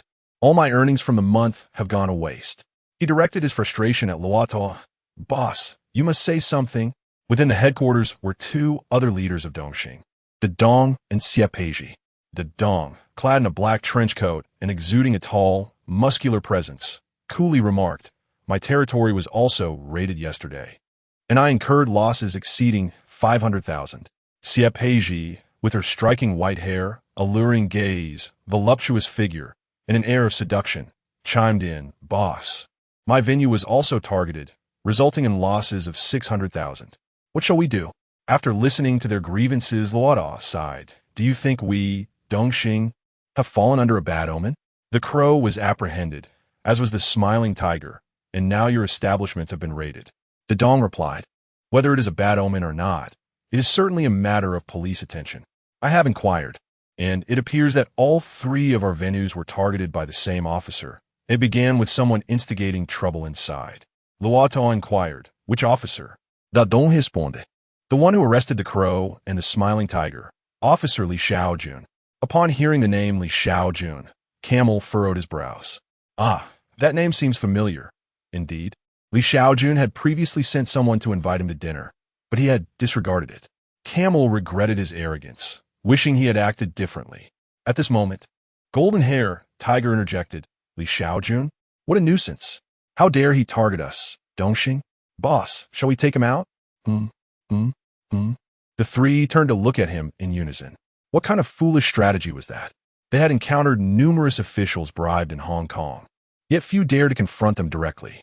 Camel scolded, Golden Hair Tiger, has your brain turned to mush? What nonsense are you spouting? Unwilling to back down, Golden Hair Tiger retorted, then what are we supposed to do? At this rate, we won't just be losing money. We might as well be burying our ancestors. Losing money was certainly preferable to facing the Flying Tiger Squad. You fool. After chastising Golden Hair Tiger, Camel turned to the Dong, inquiring, the ones who caused the ruckus surely aren't police officers. Have you figured out which gang they belong to? If we can't deal with the police, let us take care of them first. The Dong shook his head, responding, I don't know which gang they belong to either. They came to wreak havoc after my subordinates and I were apprehended, and they left without a trace. They must be quite formidable. Siapeji and Golden Hair Tiger also shook their heads, equally clueless about the assailants. With indignation, Siapeji lamented, we can't even fight back. When has Dongxing ever been bullied like this? It's infuriating. Camel sighed. There's nothing we can do. We can't confront the police. The Dong, please invite Officer Li for a meal. Perhaps there's been a misunderstanding that we can resolve. Understood. The Dong replied. Please, sit down, Mr. Li. I wasn't sure what you liked, so I ordered a bit of everything, Liang Cohen said respectfully as he served Li Shaojun at the family tea restaurant, his face full of flattery. Li Shaojun picked up an egg tart and asked, did everything go smoothly with the disruption yesterday? Extremely smoothly, Liang Cohen replied. All three venues were targeted, and no one was harmed. Your strategy of undermining the foundation was brilliant, Mr. Li. Li Shaojun smiled. It was all right. Liang Cohen continued to flatter. What do you mean, all right? This plan is simply extraordinary. We don't need to resort to violence. If we keep this up, Dongxing will have no choice but to retreat from Mongkok, all without bloodshed. It's truly remarkable. Beside them, Shiqiang scoffed, acknowledging the brilliance, albeit noting the toll it took on the underlings. Liang Kuan cheerfully picked up a cup of milk tea and said, by the way, Mr. Li, I have a gift for you. I hope you accept it. Of course, Shiqiang promptly retrieved a small box from his pocket and handed it to Liang Kuan. As Liang Kuan opened the box, a piece of translucent jade appeared before Li Shaojun. Quite valuable. I assent it, Li Shaojun remarked as he touched the jade. Having never encountered such quality before, Liang Kuan waved his hand dismissively and remarked, it is not expensive, merely over 300,000. I am aware that this jade does not befit you, Sir Li, but I find myself in dire financial straits. Once I have cleared my debts in Mongkok, I shall procure a finer piece for you. Li Shaojun tossed the jade back coldly, stating, I am indeed avaricious and indulgent, lacking in intelligence and capability. Nevertheless, I possess principles. Do you intend to bribe me? Feeling the icy gaze of Li Shaojun, Liang Kuan retrieved the jade and said, I apologize, Sir Li. This is not a bribe. I merely wish to express my gratitude. Li Shaojun rose with a sardonic smile and replied, gratitude? Or rather, an attempt to manipulate me? If I were to accept this jade, what would you present to me next? It would leave me vulnerable to your influence for a lifetime, would it not? Sensing the chill emanating from Li Shaojun, Liang Kuan swallowed hard, recognizing the truth in his thoughts, bribery to corrupt Li Shaojun, thereby securing control over him. Liang Kuan stammered, ultimately unable to defend himself. Li Shaojun's voice turned frosty. You may leave. We shall continue tonight. Dongxing still has several venues in Mongkok. Yes. Liang Kuan hurriedly replied, clutching the jade as he exited. Watching Liang Kuan's retreating figure, Li Shaojun narrowed his eyes. Li Shaojun was overly scheming. Once he had cleared his debts in Mongkok, he would eliminate him and replace him with someone more manageable, perhaps the simple-minded Chong, for fools are easier to control. As the authority began to delegate power, Ma Jun took the lead. Not long after Li Shaojun departed, Ma Jun approached. "Oh, you have quite the spread here," he remarked, observing the lavish breakfast laid before Li Shaojun. With a smile, Li Shaojun inquired, "How is the selection process going?" Taking a large bite from a pineapple bun, Ma Jun replied, "I have selected 9 candidates, all of whom are elite members of the police force. While I cannot speak for their other qualities, their marksmanship and skills are exceptional. They will report to the precinct tomorrow morning." Li Shaojun praised him. "I always knew you had the capability. It's unfortunate that I took the lion's share of the credit for the Crow incident. Otherwise, you would surely be a senior inspector by now." While the credit for the Crow case was significant, it was diluted among many contributors. Huang Bingyao and Li Shaojun received substantial accolades, while other inspectors, including Ma Jun, were acknowledged merely for their assistance, receiving medals and bonuses. The lower-ranking officers fared even less favorably. Ma Jun waved his hand dismissively, saying, "We need not dwell on that. As long as I serve under you, I would be content to remain an inspector for life." These words touched Li Shaojun, who embraced Ma Jun, assuring him, "Rest assured, I will never allow you to be an inspector forever." However, the sight of 2 grown men indulging in such affection made the nearby patrons feel somewhat nauseated. Ma Jun, feeling uncomfortable with the embrace, thought of pushing Li Shaojun away, fearing it might hurt his feelings. Yet, he hesitated, sensing something hard pressing against him. Ma Jun could only hope it was a knife. With a glance downward, he was relieved to find it was merely Li Shaojun's revolver. Noticing the curious gazes around them, Li Shaojun quickly released Ma Jun, clearing his throat to regain composure. "What are your thoughts on the wolf training operation?" he asked. Ma Jun was aware that Li Shaojun was recruiting former gang members and shook his head. "I have reservations. Even dogs can bite, let alone wolves. However, you have always been the smarter one. Since you have chosen this path, I trust your judgment. I will follow your lead." "Well said," Li Shaojun responded with a smile, updating Ma Jun on the current situation. After listening, Ma Jun nodded. The strategy of cutting off the source of power is quite astute. Not only can it drive Dongxing away, but it can also prevent a bloody confrontation. There's a reason you can execute the wolf training operation. Li Shaojun humbly replied, "If this endeavor succeeds, it will be thanks to your support and that of the higher-ups. I merely employed a bit of cleverness. By the way, Xiaoma, why don't you lead the team tonight to clear out Dongxing's territory? Taking action will pave the way for your promotion, and I will assist you." Ma Jun nodded in agreement. He was a good man, but that did not mean he lacked ambition. He too yearned for advancement. After discussing various topics, they left the tea restaurant together, driving back to the precinct.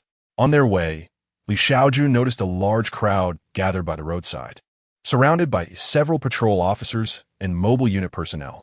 After parking the car, Li Shaojun approached the scene, presenting his badge to a patrol officer maintaining order. "I am Inspector Li Shaojun from the Organized Crime Unit, badge number 9527. What has transpired here?" The patrol officer saluted and said, "Good day, sir. There's a man on the 3rd floor who, in a drug-induced frenzy, demanded money from his family. When they refused, he tragically took the lives of his wife and daughter." An onlooker, an elderly woman, interjected, "I heard him shouting at his daughter, pleading for her life. She was only 4 years old. Such misfortune to have a father like that." Li Shaojun furrowed his brows and inquired, "Was he apprehended?" The patrol officer replied, "Yes, he was captured, and the forensic team is currently gathering evidence."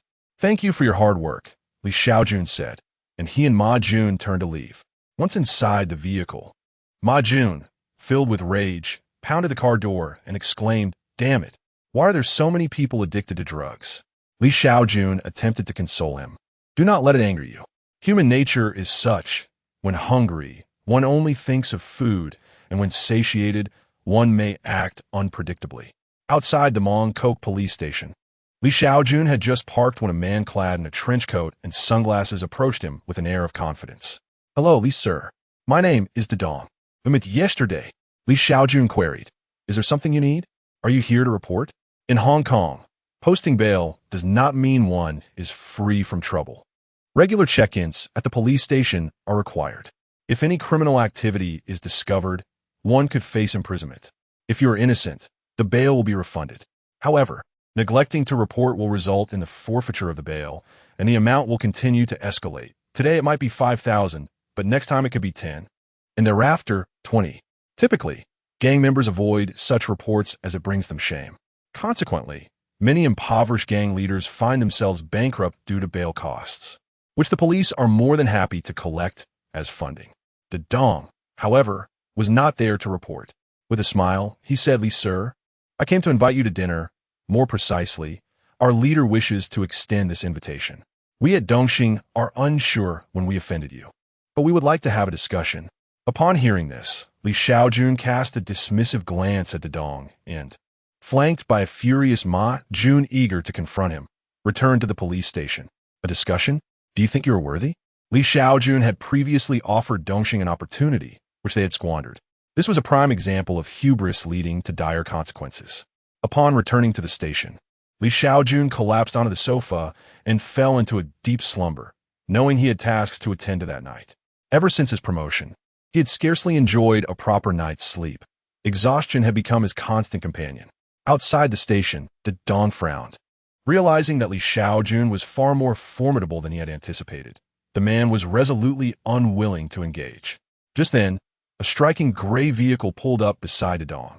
As the window rolled down, Xie Peiji from Dongxing inquired, "Have you secured a meeting?" The Dong shook his head. "Not at all. He has no interest in speaking with me." Xie Peiji frowned. "What should we do then? Perhaps I should take a stab at it." "You are utterly useless."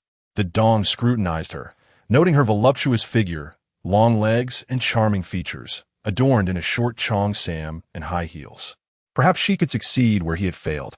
Li Shaojun has just entered the station. "You go ahead," he suggested. "Watch and learn." Xie Peiji confidently alighted from the vehicle and entered the police station. 1 minute passed, then 2, followed by 3. After several minutes had elapsed, the Dong couldn't help but exclaim, "Women are indeed more agreeable." It was not until after 20 minutes that Xie Peiji finally emerged. The Dong promptly inquired, "Did you receive a response?" Xie Peiji shook her head and replied, "We spoke for over 10 minutes, but he still declined." The Dong sighed, expressing his frustration with individuals like Li Shaojun, who were impervious to reason. In truth, Xie Peiji was not entirely truthful. She and T failed to secure a meeting with Li Shaojun. Rather, he had never seen her at all. Yet, out of pride and fear of humiliation, she lingered in the police station for over 20 minutes before exiting. The Dong, with a sense of resignation, remarked, "The fact that Li Shaojun was willing to converse with you indicates there is still hope. Let's return to see the boss." Xie Peiji replied, "That is the only option left. You may ride in my car." The Dong shook his head, stating, "No need, I have my own vehicle." The two then made their way back to the Dongxing Hall. As the sun dipped below the horizon, night fell. At 11 o'clock that evening, the Mongkok police station was bustling. The officers of Li Shaojun's team meticulously inspected their firearms, preparing for the night's operation led by Ma Jun, who was poised to confront trouble from Liang Kuin's subordinates. Li Shaojun was also present, but took on a supportive role, provided that no unforeseen circumstances arose. The operation would be directed entirely by Ma Jun. Empowering Ma Jun to take charge served a dual purpose. Not only was it beneficial for Ma Jun to earn merit, but as a chief inspector, Li Shaojun's responsibilities would only increase, necessitating the delegation of authority. In the bustling streets of Mongkok, East Star withdrew from the fray. As was the custom, upon their arrival, Liang Kun dispatched a subordinate to masquerade as a customer, instigating trouble at East Star's establishment. However, this time East Star had wised up. Instead of retaliating, they simply escorted the troublemakers out of the bar, asserting their right as business owners to refuse service to foolish patrons. "I won't lay a hand on you, and there's nothing you can do if you call the authorities," they proclaimed. Upon learning of the failed disruption, Sha Chong hastily contacted Liang Kun, saying, "Brother Kun, East Star has wised up. The troublemakers I sent were thrown out without a fight. What should we do?" Liang Kun was taken aback, responding with exasperation, "You really are dim-witted. If they won't engage in violence, we must adopt a different approach. Send someone to their venue to hire an escort. Then call Li Shaojun to report their illicit activities. The objective is to apprehend them. and any excuse will suffice. Shaojun suddenly grasped the strategy. You're brilliant, Brother Cohen. After hanging up, he promptly arranged for his subordinate to pose as a customer and order an escort at E-Star's venue. Once the escort was summoned, he immediately contacted Li Shaojun. Prostitution? Very well. Let us proceed with the raid. Upon receiving Shaojun's intel, Li Shaojun nodded at Ma Jun, who swiftly led a team to E-Star's location. The operation unfolded smoothly. As with the previous day, Ma Jun apprehended E-Star's personnel, and then Liang Kuen's men arrived to wreak havoc, smashing the establishment before fleeing. In one night, 3 of E-Star's venues were dismantled, inflicting substantial losses. Over the course of 3 consecutive days, E-Star saw half of its establishments obliterated, prompting several of its lesser leaders to abandon Mongkok in search of opportunities elsewhere in Hong Kong. In the interim, E-Star devised numerous countermeasures, such as laying in wait outside the bar to apprehend Liang Kuen's henchmen when they came to cause destruction. Yet, aside from realizing that Liang Kuen was colluding with Li Shaojun, their efforts proved futile. After all, Liang Kuen had Li Shaojun backing him. Just as E-Star gathered hundreds of men to retaliate against Liang Kuen, they were swiftly confronted by Li Shaojun's armed police, who unleashed a barrage of batons, resulting in numerous arrests and injuries, with bail becoming an unattainable burden. Within E-Star's stronghold, the leader side, should we consider retreating to Yuan Long? Mongkok's waters are too deep for us to navigate. Another voiced their reluctance to endure further beatings. Luo Tuo surveyed the battered faces of his men, lamenting, "We have worked tirelessly to establish our foothold here. Should we truly relinquish it? I refuse to accept that." Among them, Dedong rubbed his bruised face and suggested, "I have a not-so-conventional idea we could try, using charm." Upon hearing the phrase charm, the group of burly men turned their gaze towards Xia Peiji, who sat to the side. Furrowing her brow, Xia Peiji remarked, "If I am not mistaken, this plan involves me, does it not?" Luo Tuo replied, "Aji. The organization is at its wit's end. Perhaps you should give it a try." Dedong responded, "Aji should be able to manage. She spoke with Li Shaojun for over 10 minutes last time, and I sense hope." Xia Peiji pondered for a moment before saying, "I can go, but if I become the boss, you must grant me the territories of the Crow and the Smiling Tiger." Luo Tuo, somewhat reluctant, replied, "All right. If we can truly win over Li Shaojun, what is a mere piece of land? Then I shall give it a try," Xia Peiji declared, immediately returning home to shower and change her attire. However, there was no subsequent development. Xia Peiji never even laid eyes on Li Shaojun. Ultimately, Dongxing found itself unable to endure any longer, suffering losses of several million before vacating Mongkok to seize territory elsewhere.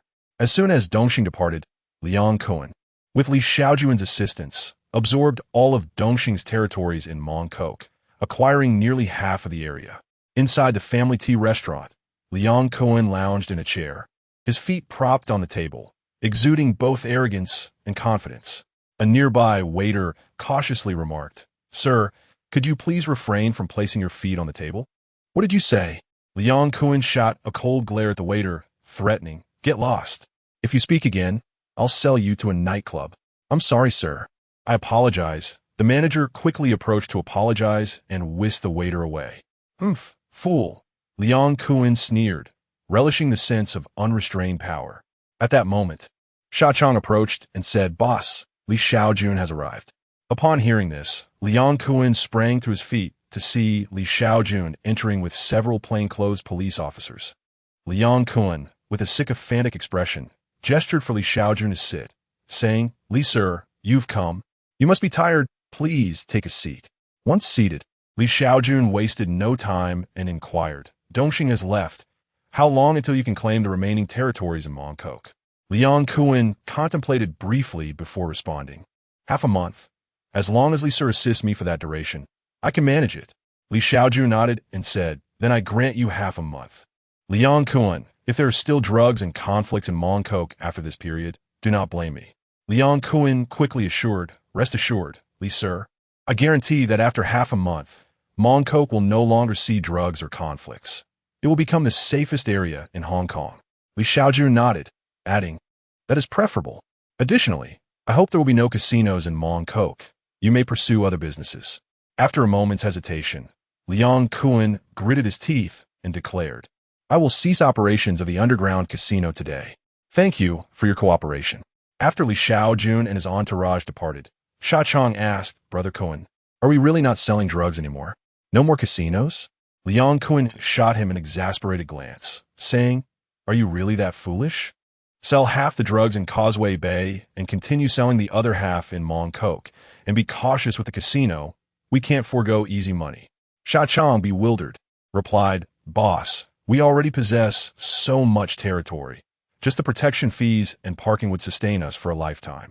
Why continue with casinos and drugs? It would be better to earn money peacefully. Damn it, Liang Kuan exclaimed, slapping Sha Chong's head. Are you the boss, or am I? Would you like to take on the role of the boss? Sha Chong curled his lips and remarked, you may be the boss, but what if Brother Kuan finds out? Liang Kuan was at a loss for words regarding this little brother's naivety and replied, are you out of your mind? If we get discovered, we'll simply claim it was the work of another gang or rebellious underlings. With so many subordinates under my command, isn't it quite normal to have a few who don't obey? Sha Chong conceded, that's true. You really are clever, Brother Kuan. Liang Kuan chuckled and said, well, of course. Otherwise, how could I possibly be your leader? Now go and handle your tasks, but be cautious. Make sure Li Shaojun doesn't catch wind of this. Sha Chong nodded and departed from the tea house, reassured. I solely relish the process of fishing. I understand, Sha Chong. You may continue with your tasks. I am well aware of what needs to be done. Inside the Mong Kok police station, Li Shaojun ended the call from Sha Chong. Everything that Sha Chong had disclosed regarding the clandestine dealings of Liang Kuan was now known to Li Shaojun. Though somewhat dim-witted, Sha Chong is not entirely foolish. Had Liang Kuan and Li Shaojun any choice in the matter? He was already firmly in Li Shaojun's camp. On the side, Ma Jun remarked, Isn't Liang Kuan a bit mentally challenged? With so much territory to profit from, why resort to dealing in narcotics? What are you planning to do? Narrowing his eyes, Li Shaojun replied, when heaven wishes to destroy a man, it first drives him mad. Continue assisting Liang Kuan in controlling the underworld of Mong Kok in half a month. I shall deal with him. Understood. For the next fortnight, Liang Kuan reveled in his newfound power. All of Mong Kok had fallen under his dominion, with rival factions either annihilated or capitulated. In no time, Liang Kuan's reputation was known throughout Hong Kong. Within the Hongxing headquarters, the day had arrived for the 12 leaders of Hongxing to convene. Kuan, I knew from the very first moment I laid eyes on you that you were exceptional.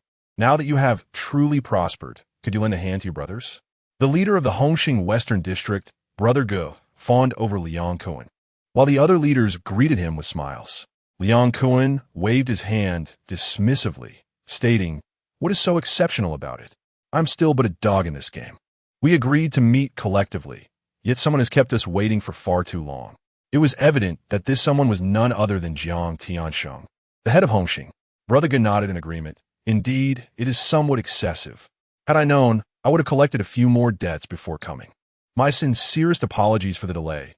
I encountered some issues. Jiang Tiansheng entered with Hongxing strategist Chen Yao, donning a gray suit and a professional smile that resembled more that of a businessman than a gang leader. Brother Ge was the first to rise, greeting him with a smile. Not at all, Mr. Jiang. We have only just arrived ourselves. Liang Kuan lit a cigarette, muttering sarcastically, I nearly broke my back waiting. Though a flicker of annoyance crossed Jiang Tiansheng's mind, he maintained his smile as he took his seat at the head of the table. After Chen Yao settled in, he announced, now that everyone is present, let the Hongxing conference commence. Excellent, excellent. The assembly of Hongxing leaders chimed in unison. Jiang Tiansheng then turned his attention to Liang Kuan, stating, we all know who has been the most formidable figure in Hongxing lately. Kuan, would you care to share your secrets to success with us? Brother Ge added, indeed, Kuan, Mong Kok is entirely under your control. We never dare to dream of such a feat. It is truly remarkable. Liang Kuan pursed his lips, pondering the notion of a secret to success. Would bowing down count? Would being a subordinate to Li Shaojun count? Such matters were certainly not to be uttered aloud. Liang Kuan brushed his hair back and replied, what secrets of success are there? It's simply hard work. We are not like certain individuals who languish in air-conditioned rooms with starlets. without diligence. How can one expect to eat? This left the assembly of Hongxing leaders in an awkward silence, unsure of how to respond, clearly directed at Jiang Tiansheng. Jiang Tiansheng, unfazed, chuckled and remarked, "Ah Kuan, your prowess is undeniable. There's no need for such modesty. However, with a territory as vast as Mongkok, can you truly manage it all alone? The society could assist you in overseeing some of the domains." Thus commenced the main event of this gathering. Liang Kuan, incensed to the point of laughter, recalled how, during his confrontations with the Tung Xing crows, no one dared to lend him aid. Now that he had claimed Mongkok, they were eager to partake in the spoils. Did they truly believe him to be easy prey? Extracting a handkerchief, he spat disdainfully and declared, "Then I shall express my gratitude to Mr. Jiang. Today, I cede all my territories to you." After uttering these words, Liang Kuan lit another cigarette and muttered to himself, "Dogs may not excel at fighting, but they certainly thrive at wallowing in filth." Upon hearing this, Jiang Tianxing's trusted lieutenant, the formidable leader of the Causeway Bay faction, B, slammed the table and cursed. "What the hell are you trying to say, Liang Kuan? If you have something to say it outright. What s with the cryptic insinuations?" Liang Kuan, undeterred, responded coolly, "Very well, I shall speak plainly. Over the past few years, have I not been the most dedicated for Hongxing? I contribute the highest dues to the society each month, and in terms of merit, I deserve the position of leader.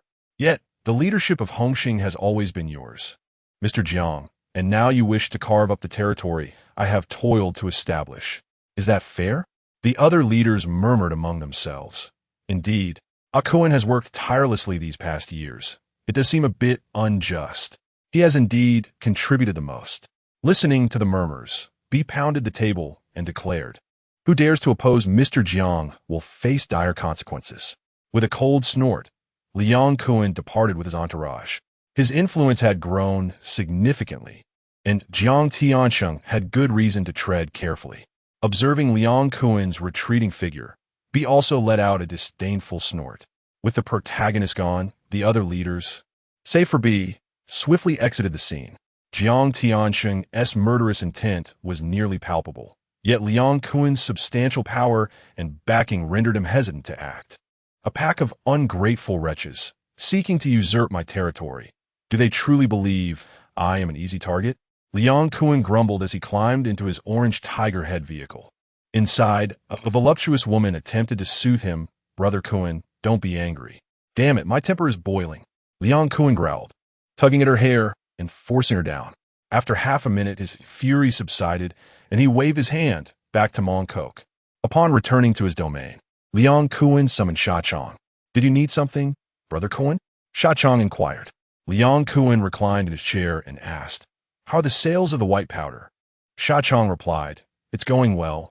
Half of the previous 20 pounds has already been sold." Liang Kuan nodded. "What about the protection fees, gambling houses, usury, parking, and the adult films?" Shaojun responded, "All is well. The revenue has increased significantly." Suddenly, Liang Kuan's cell phone rang. It was Li Shaojun. After answering, Li Shaojun said, "Ah Kuan, I'm on holiday and have come to Yuanlong for fishing." "Ah, understood, Li sir. I will be there shortly." After acknowledging, he hurriedly instructed Shaojun to drive towards Yuanlong. By a secluded pond in Yuanlong, Li Shaojun sat quietly with a fishing rod in hand. Soon, Liang Kuan approached stealthily, accompanied by several of his loyal subordinates. In hushed tones, he remarked, "Li sir, I have arrived. How is your fishing going?" Li Shaojun glanced at the bucket beside him, filled with water but devoid of fish, and replied, "I merely relish the act of fishing. Whether I catch anything is of no consequence to me." "Wow, Li sir, your philosophy surpasses mine by leaps and bounds. You truly are a master," Liang Kuan flattered, masking his internal mockery, thinking to himself that if no fish were caught, so be it. He was merely stubborn. Liang Kuan then settled down next to Li Shaojun and began to fish as well. 18. You fish without wearing a helmet. It wasn't long before Liang Kuan had caught 2 large fish, while Li Shaojun remained empty-handed. Li Shaojun squinted and inquired, "By the way, Liang Kuan, how is Mongkok these days?" Liang Kuan replied with a cheerful smile, "Rest assured, Li sir, I have everything under control. No one dares to cause trouble. It's remarkably peaceful. Li Shaojun chuckled softly and then stood up to pack away his fishing rod. Liang, puzzled, asked, Li, sir, aren't you even a fish anymore? Li Shaojun cast a cold gaze upon Liang and said, Liang, I have given you 3 opportunities. I have been exceedingly lenient with you. Realizing the gravity of the situation, Liang's demeanor shifted. At that moment, Shaoxiang and a few of Liang's loyal followers had silently encircled him. With Shaoxiang clutching a stone he had just picked up, Liang swallowed hard and stammered, Li, sir, what is going on? What do you want to say? With Liang refusing to acknowledge the reality, Li Shaojun chose silence, gazing calmly at the pond. Suddenly, a loud thud echoed. Before Liang could utter another word, Shaoxiang struck him on the head with the stone. You! Liang fell, blood streaming from his head. He realized Li Shaojun's intentions, to replace him. Liang hastily pleaded, Li, sir, I beg you for one more chance. I promise I won tea, bang. Before he could finish his sentence, Shaoxiang hurled another stone. Trembling as he spoke, Brother Kuan, please don't blame me, but dealings with drugs could ruin us. Li, sir, offered you a chance. You mustn't hold it against me.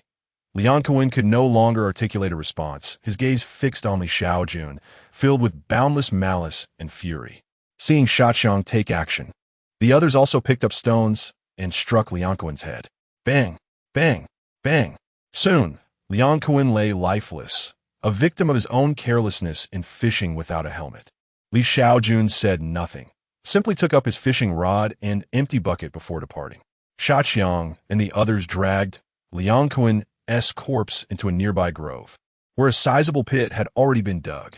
After disposing of Liang's body, they began to bury it. Listen, we all share responsibility for this. No one is to speak of it.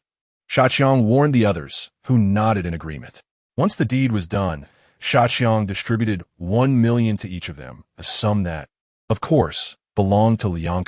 While Shaoxiang dealt with Liang, Li Shaojun was also taking decisive actions. Under Li Shaojun's direction, Ma Jun led a team to eradicate Liang's drug operations and gambling dens, apprehending a significant number of loyal gangsters. The information regarding the drugs and the gambling establishments had been relayed to Li Shaojun by Shaoxiang. Before long, Liang's influence in Mongkok was entirely under Shaoxiang's control, or more accurately, under the control of Li Shaojun, who stood behind him. The next day, at Hajiak Tea Restaurant, Shaoxiang kept his head lowered, devouring his pork chop rice, too fearful to meet the gaze of Li Shaojun, who sat across from him. Li Shaojun, with a gentle tone, remarked, You needn't be so afraid of me. Do you know what you are to do next? Shang Chong hastily ceased his meal and remarked, I understand. Control the underworld in Mongkok, prohibiting other factions from selling drugs, and I shall refrain as well. Once I have fully grasped control of Mongkok in a few days, I will seek out Jiang Tiansheng to assume the position of the Hall Master for Brother Kuan. Li Shaojun nodded in satisfaction, assuring him, Do not fear. We shall assist you. Thank you, Officer Li, Shang Chong replied, his head nodding in trepidation. He was far from joyful. Only fear coursed through him. The sensation of having one's life entirely at the mercy of another was profoundly terrifying. As long as Li Shaojun was displeased, he could vanquish him at any moment. Take your time eating. I must take my leave. Yes, Officer Li, take care. Upon exiting the tea restaurant, Li Shaojun made his way to his vehicle. Just as he opened the car door, a man with only one hand approached and inquired, Sir, would you like your car washed? Li Shaojun scrutinized him closely. It was Fei Hong, the man who had lost a hand. Fei Hong carried a bucket filled with cloths and cleaning agents. Gone was the imposing figure of the former gang leader. His attire was soiled, and his eyes bore the cautious demeanor of the lower class. Recognizing Li Shaojun, Fei Hong smiled and said, Officer, it's you. Would you like your car washed? Li Shaojun nodded in affirmation. Fei Hong skillfully set down the bucket, retrieved the cleaning solution, and sprayed the dirty areas of the car before taking out a cloth to wipe them down. As he worked, he commented, Officer, don't underestimate my speed despite having only one hand. Li Shaojun was at a loss for words. One must bear the consequences of their choices. Fei Hong had chosen to entangle himself in the underworld, and this outcome was entirely foreseeable. Fei Hong indeed worked swiftly. Upon finishing, Li Shaojun took out $500 from his wallet and handed it over. Fei Hong, somewhat embarrassed, responded, "Officer, this is far too generous." Li Shaojun replied, "I owe you for the incident with the crows. Take it." Fei Hong scratched his head and said, "I did not do much, but if you insist, I shall accept it." "Thank you, officer." Li Shaojun added, "No need for thanks. Continue to wash cars diligently. Though it may be tiring, it is certainly better than losing one's life in the underworld." Fei Hong offered a bitter smile, saying, "I understand. I regret my choices now. By the way, officer, I've heard that the entire Mong Kok underworld is now under Brother Kuen's command. Is that true?" As Li Shaojun entered his car, he replied, "Liang Kuen is dead." "Ah!" Fei Hong gasped, startled. Amidst Fei Hong's astonished gaze, Li Shaojun drove back to the Mong Kok police station. Inside the station, Ma Jun occupied Li Shaojun's former seat, diligently cleaning his firearm with a cloth. Indeed, Ma Jun had been promoted. He was now a senior inspector.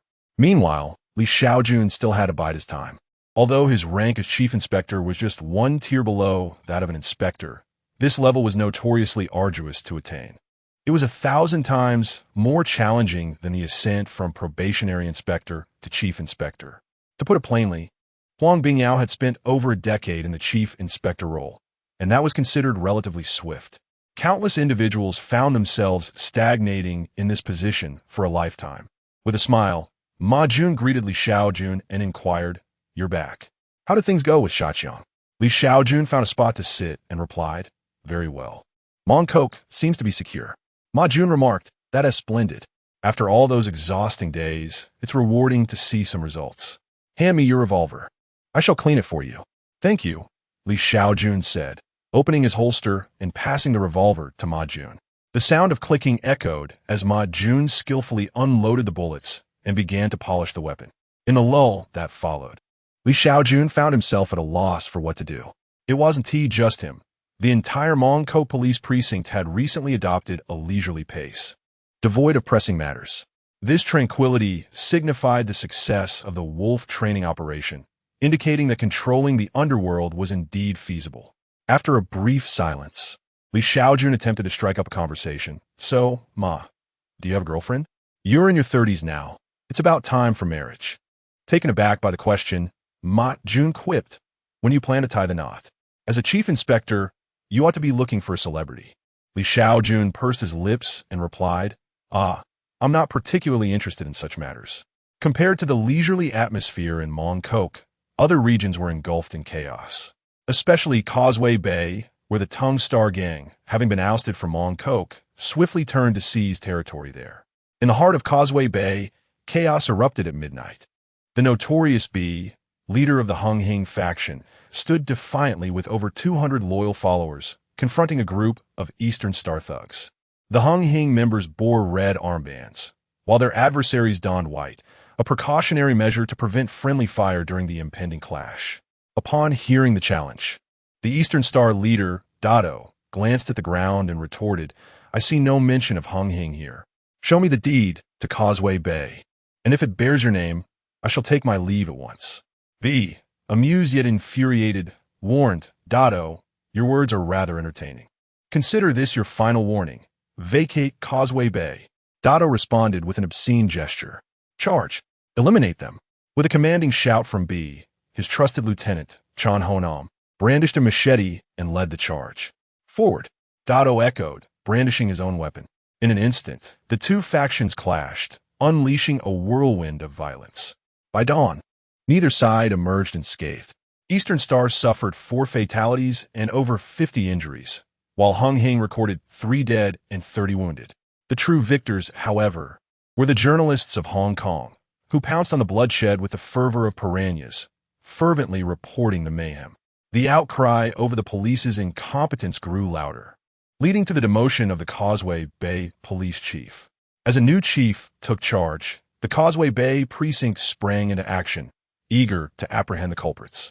Yet, due to various constraints, B and Dado remained elusive. The only visible change was an increase in patrol officers.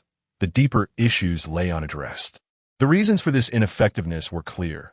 The higher-ups treated the rank-and-file as expendable, demanding relentless effort while shifting blame and exerting pressure, which fostered resentment among the officers. Consequently, they would often turn a blind eye to B and Dado if encountered on the streets. Meanwhile, inside the Mong Kok precinct, Inspector Huang Bingyao shook his head as he perused a newspaper.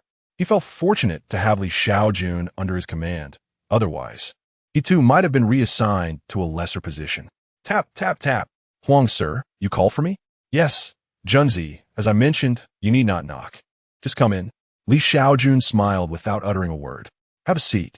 Once settled, Huang Bingyao remarked, things have been remarkably tranquil in Mong Kok lately. The reason I summoned you is that I need your assistance. Li Shaojun nodded. Huang, sir, you need not speak of favors between us. Huang Bingyao pursed his lips. The Causeway Bay precinct requires your help. You must be aware of the violent clash there. The situation is dire. Li Shaojun's eyes darted as he spoke. Huang, sir, I think I should stay in Mong Kok. Li Shaojun was no fool. He was well aware of the notorious reputation of the police in Causeway Bay for disregarding lower-ranking officers. If he were to take the credit for any achievements, the blame would inevitably fall upon him in case of mishaps. Even if he were to share the credit and the blame equally, the Causeway Bay police would undoubtedly seize the accolades while leaving him with the repercussions. He had no intention of placing himself in such a precarious position. Huang Bingyao scratched his head, feeling somewhat awkward as he replied, Junzi, I truly do not wish for you to go. But the new police chief in Causeway Bay is a friend of mine who has previously assisted me. He specifically requested you. I am pleading with you. This situation is grave. 7 lives have been lost. If we do not apprehend the suspects swiftly, he will bear the consequences. Li Shaojun scoffed. They deserve it. Who told them to treat lower-ranking officers with such disdain?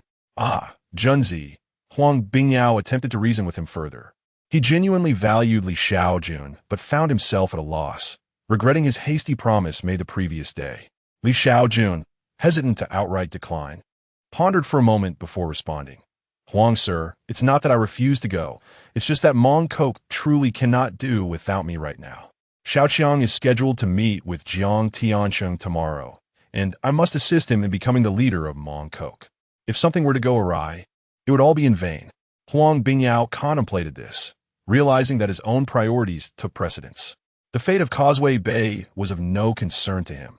However, should something happen in Mong Kok, the consequences would be dire. He finally conceded, then do not go.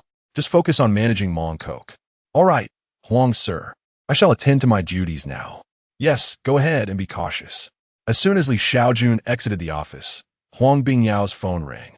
It was the police chief from Causeway Bay. Old Huang, when is Inspector Li coming? I've been thinking about him all night.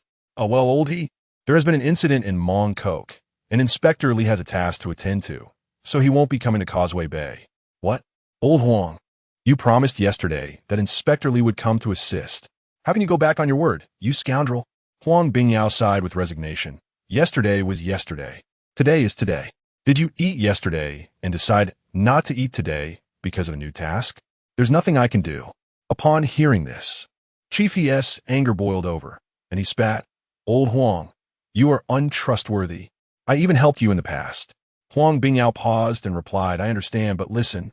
Old he, Inspector Li truly has a mission. However, I have another skilled officer who can definitely assist you. Really? Indeed. I will send him to Causeway Bay immediately. I'll hang up now. After ending the call, Huang Bingyao summoned Fang Chongxin. Huang, sir, you called for me? Fang Chongxin entered cheerfully. Huang Bingyao grinned mischievously. Yes. I have a significant task to assign to you. There is no one else in our precinct who can handle it. Really? Fang Chongxin's eyes sparkled with excitement.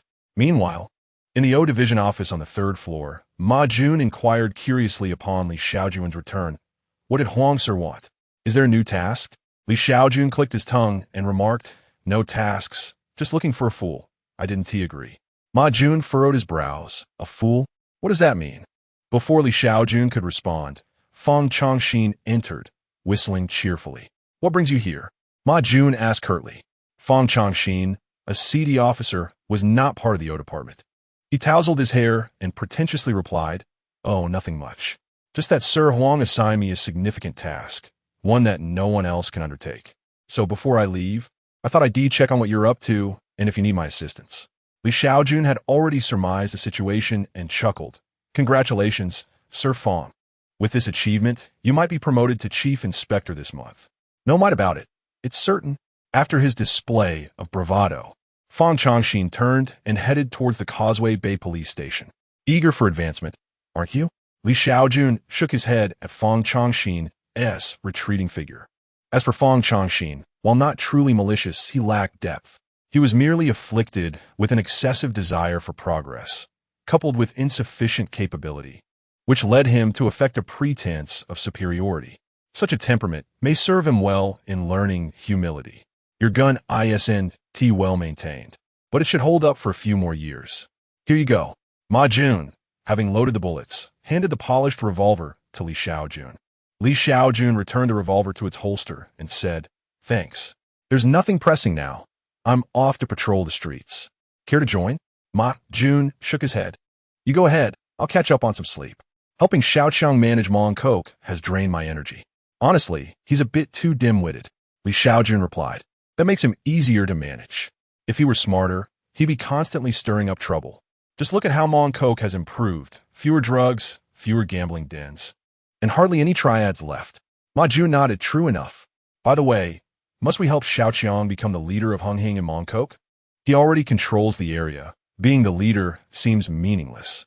Li Shaojun said, Ma, if Xiaoqiang doesn't become the leader of Heng, how will he ever lead Heng? We need to think long-term, understand?" Ma Jun nodded, grasping the implication. It seemed Li Shaojun intended to support Xiaoqiang in seizing control of the entire Heng, a formidable ambition, considering Heng was currently the largest gang in Hong Kong. "Well, I'll take my leave. Get some good rest." "All right." With that, Li Shaojun departed from the police station and began his patrol in Mong Kok. It had been a while since he last patrolled the streets. Observing the bustling thoroughfare, he couldn't help but reflect on how remarkable it was that 3 years had passed since he traversed here, starting as a patrol officer and arriving at this point. Luck, skill, a good superior, and capable subordinates were all indispensable. Li Shaojun meandered through the streets for over half an hour. Mong Kok had indeed transformed significantly. The streets that once teemed with tattooed triads were now notably less crowded. Not only had the triads dwindled, but many tattoo parlors had also shuttered their doors. With so few triads remaining, there were hardly any ordinary people getting tattoos, leaving them no choice but to close shop. As Li Shaojun passed by Fishball stall, he purchased a skewer of fish balls and inquired, "Boss, how's Mong Kok been lately? Is the public safety satisfactory?" The owner of the stall, a woman in her 40s who not only sold fish balls but also various cold dishes, smiled and replied, "The safety has improved greatly. In the past, I had to pay protection fees several times a day just to sell fish balls, but now it has been a long time since anyone has come to collect." Li Shaojun nodded in agreement. This was indeed the case. Previously, numerous gang leaders in Mong Kok made a fortune. And it was not just the fishball vendors who suffered. Even elementary school students faced extortion multiple times a day. Now, there was only one gang leader in Mong Kok, and with so many lucrative businesses to pursue, fishball stalls were no longer deemed valuable. It was not just the fishball vendors. Many small traders had seen their fortunes improve significantly. The stall owner continued her discourse, animatedly sharing, "Moreover, I used to frequently encounter scrawny delinquents who wouldn't pay for their food, but now it's different.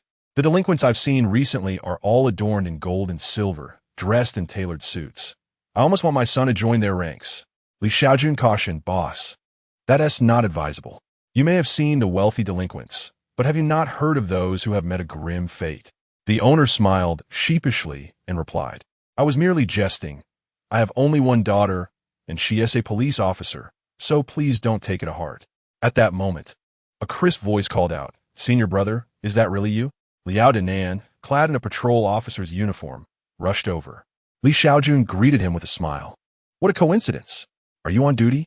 "Yes." Liao Danan nodded, then added, "By the way, senior brother, let me introduce you to my mother. Isn't her fishball dish absolutely delicious? What a small world." "Hello, Auntie," Li Shaojun said with a smile, greeting Liao Danan's mother. "Hello," she responded, and then quietly asked Liao Danan, "Is this your superior or a colleague?"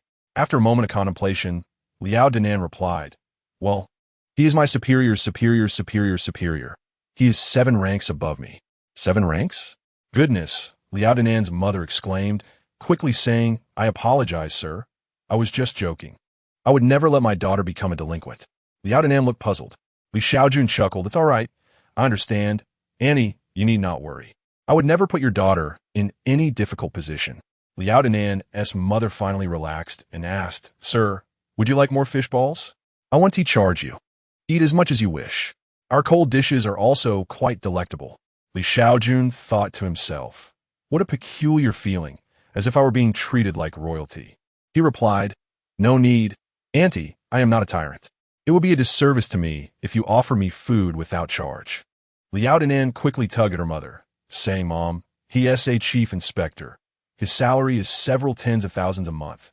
How could he not afford fish balls?" Liao Danan's mother shot her daughter a disapproving glance and whispered, "You're so naive. I'm not worried about whether he can afford it. I'm trying to build a good rapport with him while I have the chance. Do you want to remain a beat cop for the rest of your life?" Hearing the mother-daughter exchange, Li Shaojun pursed his lips, realizing they thought him deaf. Upon hearing her mother's words, Liao Danan was reminded of the senior patrol officers with whom she had patrolled for over a decade. It seemed as though she could glimpse her own future in their unwavering commitment. If Li Shaojun were to assist her, even if it did not lead to a promotion, being transferred to the O department would still feel like a significant leap forward. Yet, Liao Danan could not suppress her aspirations and turned to Li Shaojun, inquiring, "Senior, it is nearly noon. May I treat you to lunch? I know of a delightful place." Suddenly, a commotion erupted nearby, and her words were interrupted by the sounds of raucous shouting. A group of thugs was brutally assaulting a young man with blonde hair. Liao Danan swiftly turned to investigate. Unfortunately, her ponytail swung back and struck Li Shaojun across the face with a sharp crack. "Ah!" Li Shaojun grimaced, clutching his face in pain, particularly his eyes, which were now blurred. He rubbed his eyes and said, "I'm fine. You should see what is going on." However, there was no need for him to speak further, as Liao Danan had already dashed off to intervene, oblivious to the fact that her ponytail had inadvertently struck him. Liao Danan's mother, witnessing the scene, felt her vision darken with dread. It seemed her daughter's prospects were doomed. "Everyone freeze. Police." Liao Danan quickly halted the brawl and demanded, "What's the reason for this fight?" The thug showed no fear, responding, "Because this punk is selling drugs on our turf. If we don't take him down, who will?" "Officer, you've arrived just in time. Please arrest him." Upon hearing this, Liao Danan looked at the young man with blonde hair, who had a small bag slung across him. She seized it and opened it to reveal several small packages of white powder. Indeed, the thugs were the underlings of a local kingpin, and the drug dealer was a member of a rival gang who had come to Mongkok in search of fortune, only to be apprehended by the kingpin's minions. Liao Danan was momentarily stunned. Thugs apprehending a drug dealer? At that moment, Li Shaojun approached, still rubbing his eyes, and stated, "Take this blonde away. The others may leave." "Understood, Senior." Liao Danan promptly handcuffed the young man. Upon seeing Li Shaojun, the thugs immediately nodded and bowed in deference, saying, "Hello, Li Sir." "Thank you, Li Sir." Li Shaojun inquired, "Do you know me?" The thugs replied, "Of course." Brother Chong said that while one can work in Mongkok without knowing him, one must certainly know you, Li Sir. This Brother Chong had piqued Li Shaojun's interest. He regarded him with newfound respect. Although Brother Chong may lack cunning, he possessed a certain cleverness. Subsequently, Li Shaojun instructed Liao Danan to take the suspect to the nearest precinct for thorough interrogation before he himself returned to the Mongkok police station, still rubbing his eyes. Upon arrival, he called Brother Chong. The call connected, and Li Shaojun spoke into the large mobile phone. "Brother Chong, how are things on your end?" Foolish Chong said, "Rest assured, Sir Li, I have successfully integrated all the businesses in Mongkok and the subordinates of Brother Cohen. There will be no further incidents. Additionally, I have informed Jiang Tiansheng that Brother Cohen has succumbed to a heart attack. Tomorrow, Jiang Tiansheng will convene a meeting of the Hongxing Society to elect a new leader of Mongkok, and I shall be in attendance." Li Shaojun replied, "Well done. You have my support, so do not worry." "Thank you, Sir Li," Foolish Chong responded. The following day, At the Hongxing headquarters, the 11 leaders whispered amongst themselves. Goodness. Brother Kun seemed quite healthy. How could he have just died? Indeed, it was so sudden. Do you think there could be some conspiracy at play? Brother Ji ominously remarked. There must be a conspiracy. I have a strong feeling it was that individual responsible. It was certainly not a heart attack. The individual he referred to was none other than Jiang Tiansheng. The other leaders discerned Brother Ji's implication, but hesitated to express their agreement. If it were not Jiang Tiansheng, then they would be slandering him. But if it were indeed Jiang Tiansheng, the implications were even more terrifying. Had he killed Brother Kun merely due to a disagreement? Would it not also be at risk? Sitting aside, Han Bin, the leader from the Kwaicheng district, squinted at Brother G's theatrics and could not help but shake his head. He did not know who had killed Brother Kun, but he was certain it was not Jiang Tiansheng. To create discord and then commit murder would be a foolish move for Jiang Tiansheng. He would need to wait at least a year or so to act, lest it be too obvious. Killing Brother Kun would only lead to a loss of trust, which was not worth the cost. At that moment, the short-haired leader of the Polan Street, Sister 13, sitting beside Han Bin, inquired, Who do you think killed Brother Kun? Was it truly Mr. Jiang? Han Bin shook his head, replying, I do not know. I do not wish to get involved in such matters. Just as Sister 13 was about to say more, Jiang Tiansheng entered with Chun Yao. Jiang Tiansheng, upon sitting down, spoke directly. You all should be aware by now that Brother Kun has passed. We now need to elect a new leader for Mongkok. Do you have any recommendations? Boss B immediately suggested, Mr. Jiang, I believe Hao Nan would be an excellent candidate for the position of Mongkok leader. Upon hearing Boss B's support, Chun Hao Nan, who was sitting against the wall, stood up excitedly. Brother Ji echoed, I also believe Hao Nan is suitable. He has been our Hongxing's ace fighter, and it is thanks to him that we have been able to hold our own against Dongxing for so long. What was Chun Hao Nan, anyway? Interrupted Fatty Li, the leader from North Point. I believe Defei should be the one. He is also one of our ace fighters and has been in the game longer than Chun Hao Nan. Brother Ji nodded. Defei is indeed formidable. He has expanded our Hongxing territories and deserves recognition. Sister 13 could not restrain herself, exclaiming, Brother Ji, are you truly so fickle? You have switched sides. Brother Ji awkwardly smiled. At that moment, the door creaked open and Foolish Chong entered. Spotting Foolish Chong, Brother Ji remarked, Foolish Chong, this is a meeting of the Hongxing Society. What brings you here? You should leave. Foolish Chong ignored Brother Ji and turned to Jiang Tiansheng, stating, Mr. Jiang, I wish to become the leader of Mongkok. As soon as Foolish Chong's words fell, the entire hall fell silent, and a wave of laughter erupted from the crowd. In the midst of an intense atmosphere, Chun Haonan's companion, Shan Ji, couldn't help but chuckle. Silly Chong, are you truly foolish enough to consider yourself a leader? Spare us the embarrassment and step aside. After all, to be a leader, one must have support. Who in the world stands behind you? The tension escalated as Silly Chong felt the weight of the gazes from a group of formidable figures, all of whom were on par with Brother Kun. However, thoughts of Li Shaojun sent a chill down his spine, for he found him far more intimidating. Gritting his teeth, Silly Chong declared, Mr. Jiang, I have dedicated myself wholeheartedly to Hongxing. While I may not have achieved notable accomplishments, my efforts are not without merit. If I cannot ascend to the position of leader of Mongkok, then I shall take my leave, taking Mongkok with me to forge my own path. Jiang Tianxing's response was cold and unwavering. Silly Chong, I can choose to ignore your previous statement. If you return Mongkok, I might allow you to remain within Hongxing. Otherwise, do not expect me to show any leniency. Another prominent figure, B, slammed his hand on the table, rising to berate, Damn it, Silly Chong. Are you seeking your own demise by encroaching upon the territory of our organization? Listening to their back and forth, Silly Chong felt a mix of anger and fear. The territory of Mongkok was none of their concern. Had they truly lent a helping hand? When Brother Kun called upon them, they merely stood by, spectators to the unfolding drama, utterly shameless. I am resolute in becoming the leader of Mongkok. We fought for that territory, and why should it be surrendered to you? If you disagree, then I shall pursue my own course. With that, Silly Chong hastily exited the room and returned to Mongkok. The audacity of opposing Jiang Tiansheng left him shaken. How had Brother Kuan possessed such boldness in the past?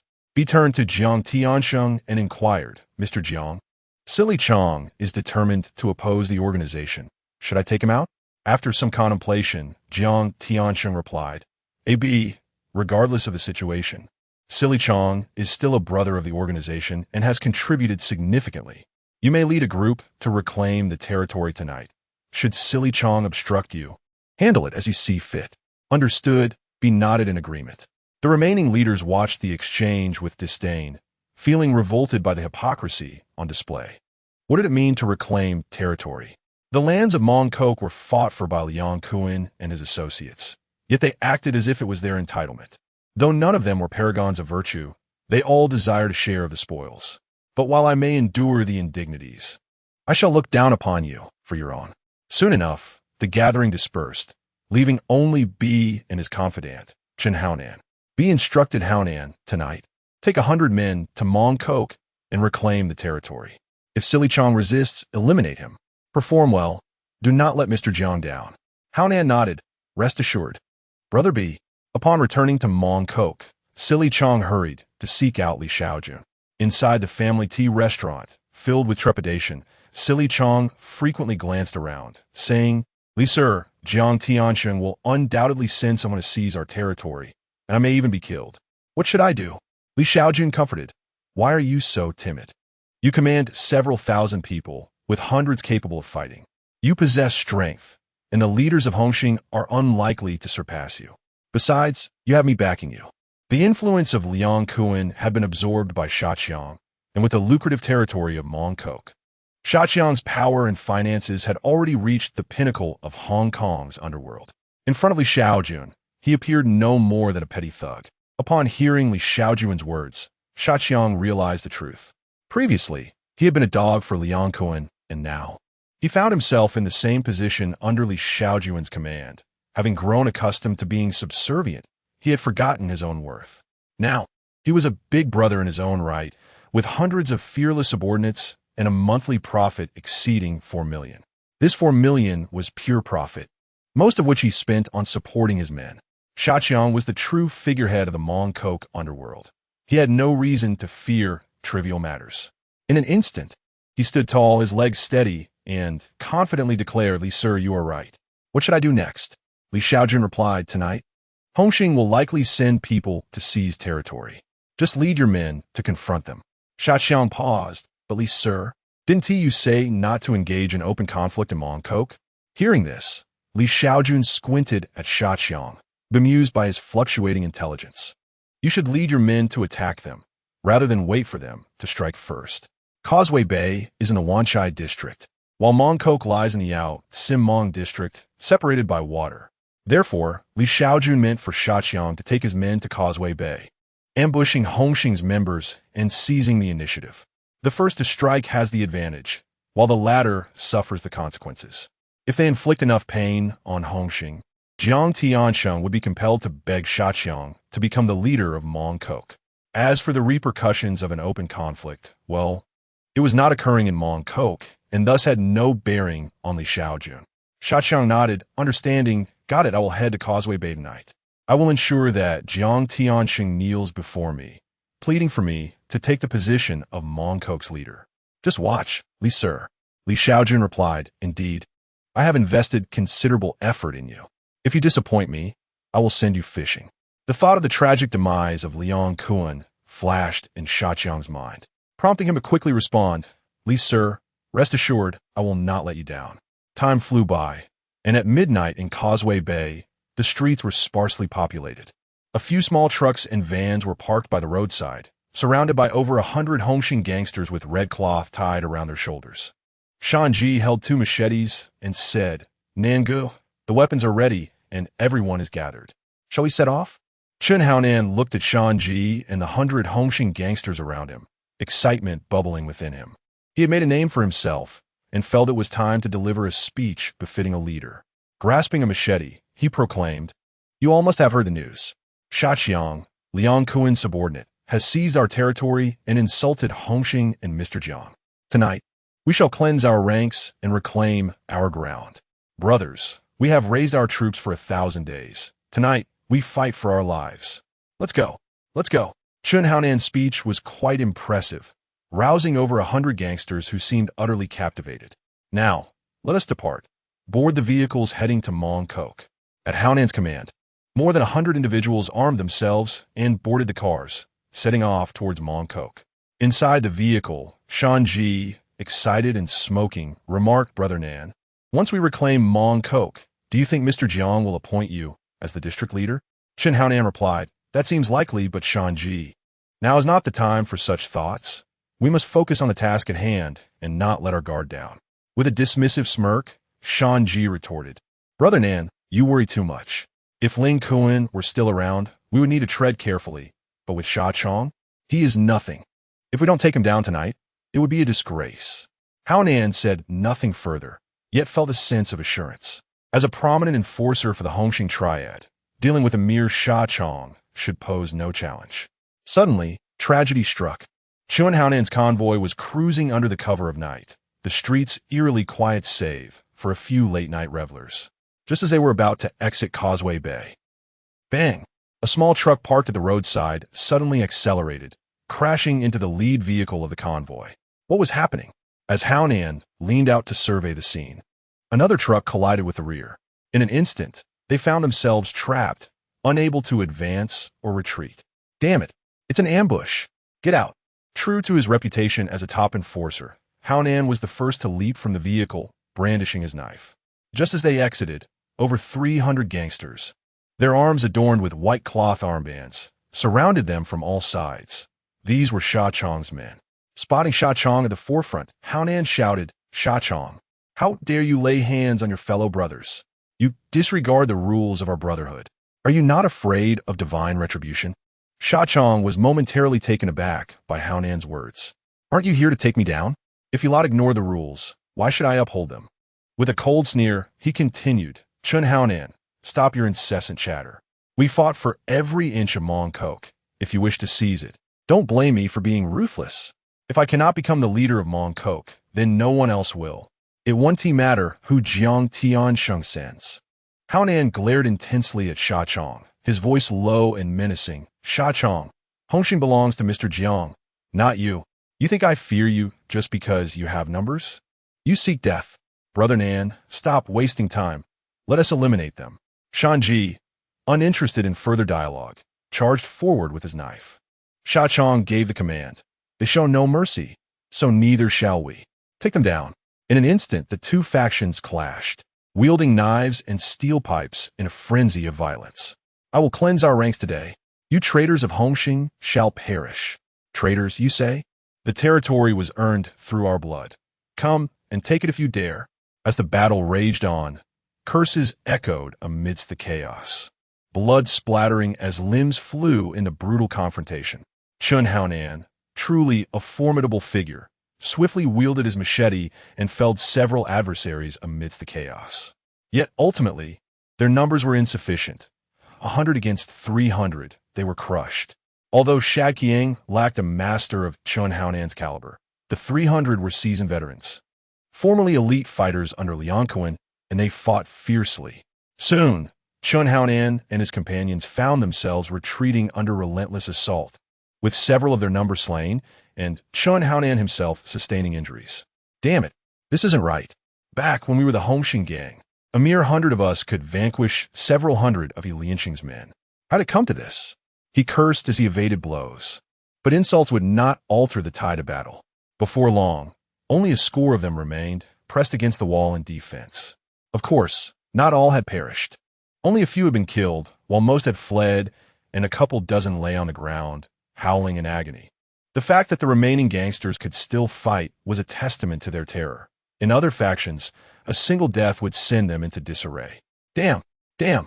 Damn! Chun Haonan, drenched in blood, leaned against the wall, desperately retaliating, yet he was still outnumbered, with fewer and fewer of his subordinates by his side. The enemy encroached ever closer, tightening their noose around him, as Sha Qiang's men surrounded them completely. Am I truly to perish here today? I refuse to accept this, Brother B. I shall take my leave first. After striking down 2 more foes in a fleeting moment of resurgence, Chun Haonan was ultimately overwhelmed by Qiang's subordinates, succumbing to the inevitable. As he fell, blades descended upon him, and in an instant, his mind was flooded with memories. If only I hadn't chosen this path as a gangster. Soon, Chun Haonan was reduced to a mere pulp by the frenzied onslaught of blades. With his demise, the remaining men collapsed in despair, pleading for mercy.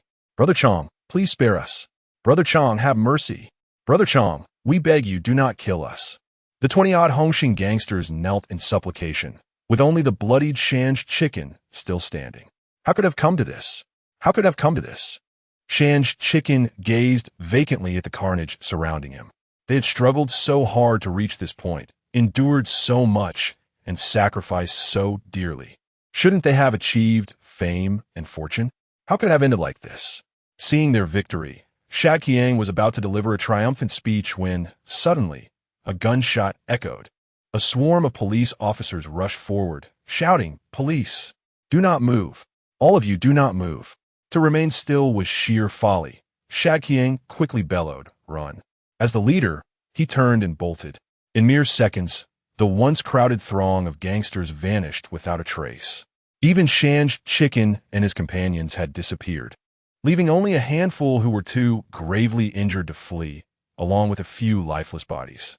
In this battle, Chun Haonan of the Hongxing faction met a tragic end, with 4 of his men killed, 23 severely injured, and even more lightly wounded. Meanwhile, Qiang's side suffered no fatalities, with 9 severely injured and dozens lightly hurt.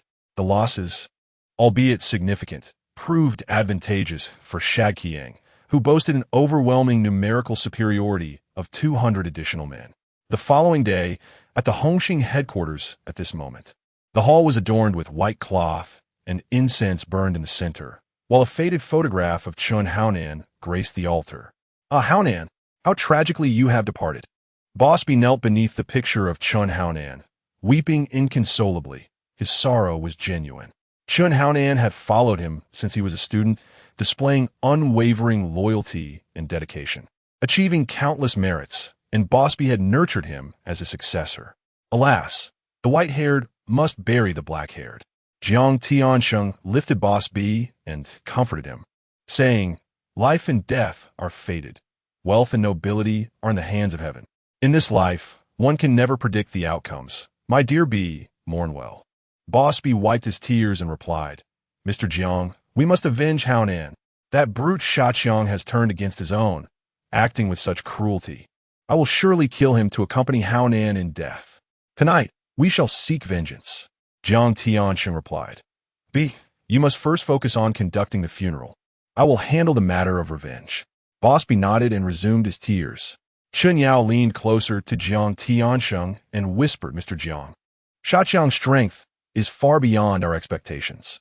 If we truly engage in a full-scale war with him, it may only benefit others." Jiang Tiansheng nodded in agreement.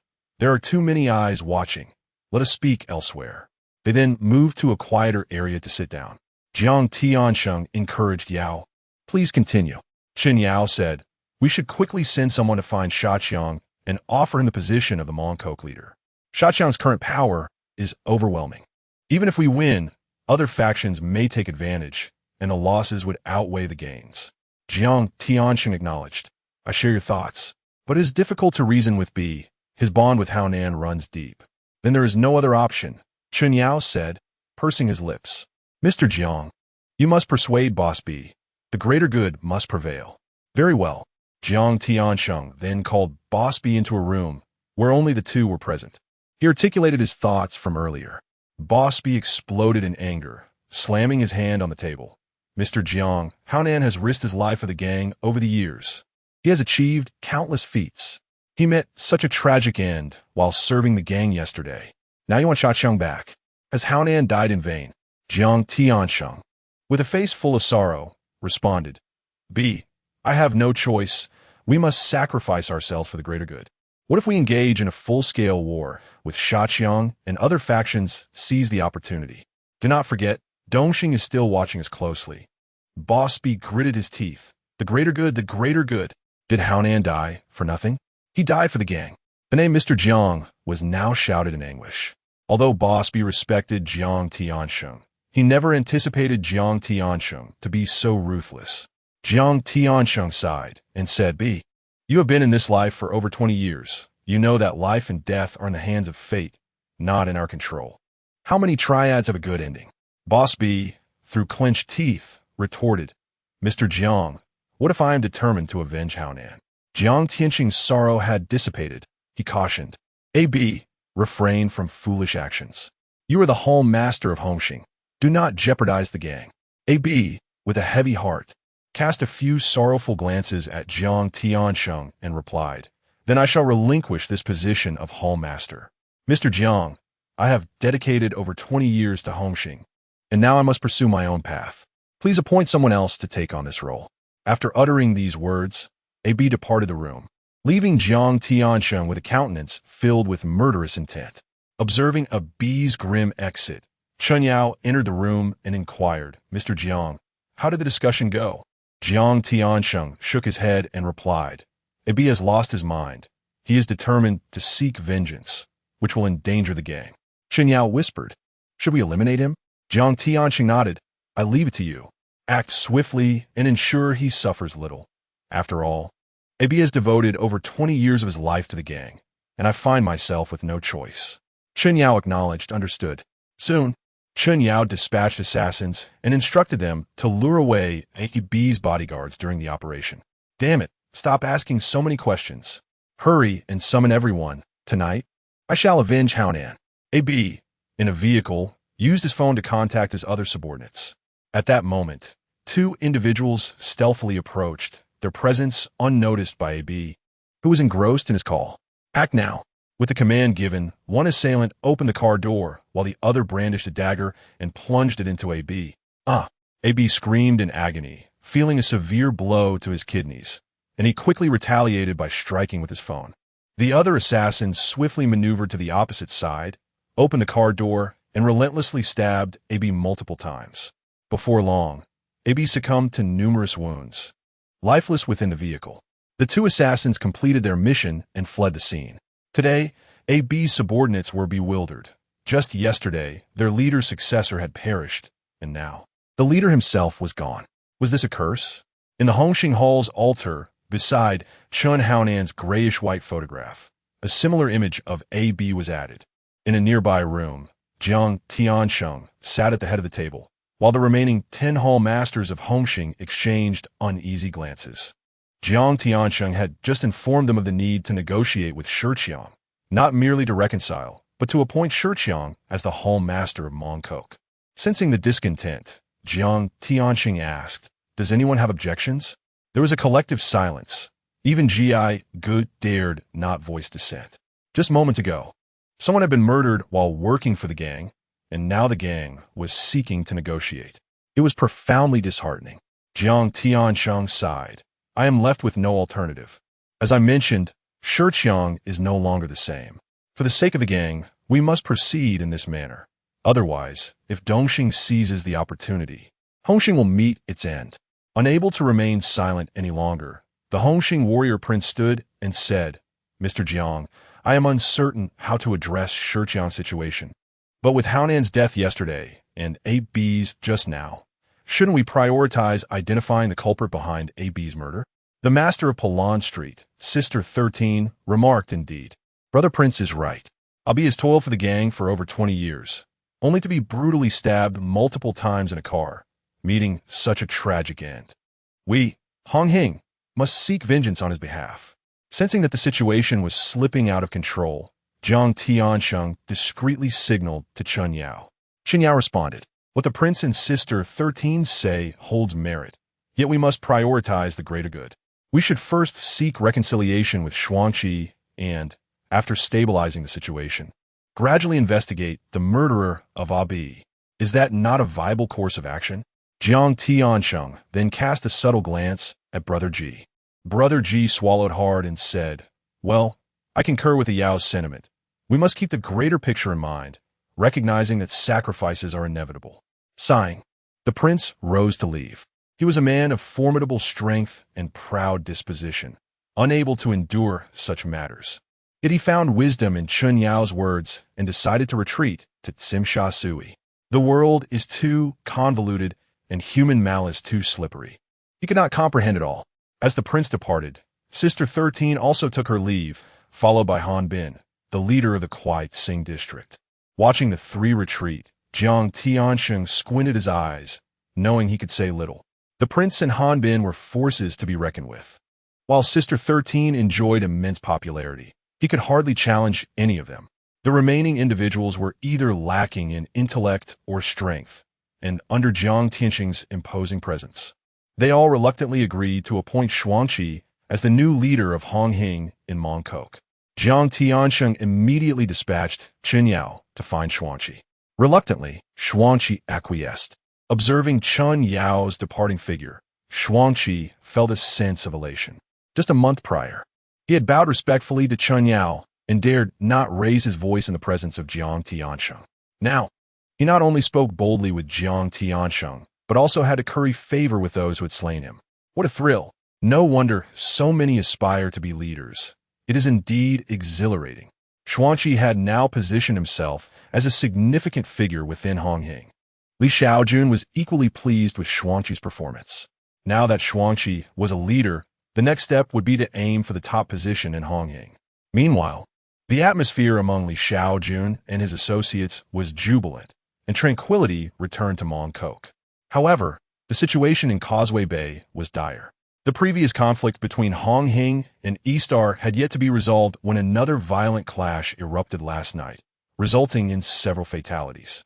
Journalists from various newspapers fervently took up their pens, competing to deliver the harshest critiques. The more scathing the commentary, the better the sales, prompting even reporters from other regions to cover the story. In the Causeway Bay Police Station office, Fang Changxin and several inspectors from the station stared blankly, heads bowed, gazing at the floor. Chief Ho, clutching a stack of newspapers, vociferously berated them. "Do you see this? Do you see this? The people of Hong Kong are calling our Causeway Bay Police Station useless. What are you all doing? I told you before, just focus on your tasks. I will shoulder all the responsibility. What are you afraid of?" Upon hearing this, Fang Changxin cast a sidelong glance at his companions. What were they afraid of? Afraid of being scapegoated. Although Chief Ho was an improvement over the previous chief, this group of inspectors still behaved like a bunch of fools. On his very first day, Fang Changxin was profoundly shocked. He had effortlessly apprehended a thief, only to have his modest achievement snatched away. This group of inspectors, utterly incompetent in apprehending culprits or solving cases, engaged instead in Machiavellian schemes, shifting blame, and routinely berating and assaulting the lower-ranking officers. How could one possibly manage Causeway Bay in the company of such vermin? After venting his frustrations for a considerable time, Inspector He sighed and implored, "I beseech you, exert some effort and get to work." A few inspectors nodded in acknowledgement and departed, leaving Fang Changxin behind. Once they had exited, he turned to Inspector He and inquired, "Sir, do you not perceive any issues within the precinct?" Inspector He nodded and replied, "I am aware that certain inspectors here have their shortcomings, yet I am powerless. Having just arrived, I must rely on them for everything. However, I need not worry excessively, as I will likely be reassigned to a secondary role in a few days." Fang Changxin grimaced and pondered before saying, "Sir, I happen to know someone who could assist you." Inspector He chuckled lightly. "You mean Li Shaojun? I requested personnel from your Chief Wang, but he refused." "What? You sought Li Shaojun? And Chief Huang denied you?" Fang Changxin was taken aback. "But Chief Huang assured me that I was the only one capable of shouldering significant responsibilities, that I was the most competent." It turned out he had been misled. Li Shaojun not coming was the very reason he had been brought in. Disheartened, Fang Changxin gritted his teeth and said, "Sir, I share a good rapport with Inspector Li. I can return to Mongkok and speak on your behalf." "Really?" Inspector He's eyes brightened. "Then please do so today. I would greatly appreciate it." "Not a bother at all," Fang Changxin replied as he turned to leave. Deep down, he knew he could hardly persuade Li Shaojun. He merely sought an excuse to return to Mongkok. Causeway Bay was truly unbearable. Upon returning to Mongkok, Fang Changxin, still somewhat considerate, briefed Li Shaojun on the dire situation in Causeway Bay. Li Shaojun feigned ignorance, though inwardly he acknowledged the severity of the matter. Of course, he was well aware of the troubles in Causeway Bay. Nevertheless, he had no intention of venturing there. He despised the political machinations among his own ranks, not for lack of capability, but simply due to the irritation it caused.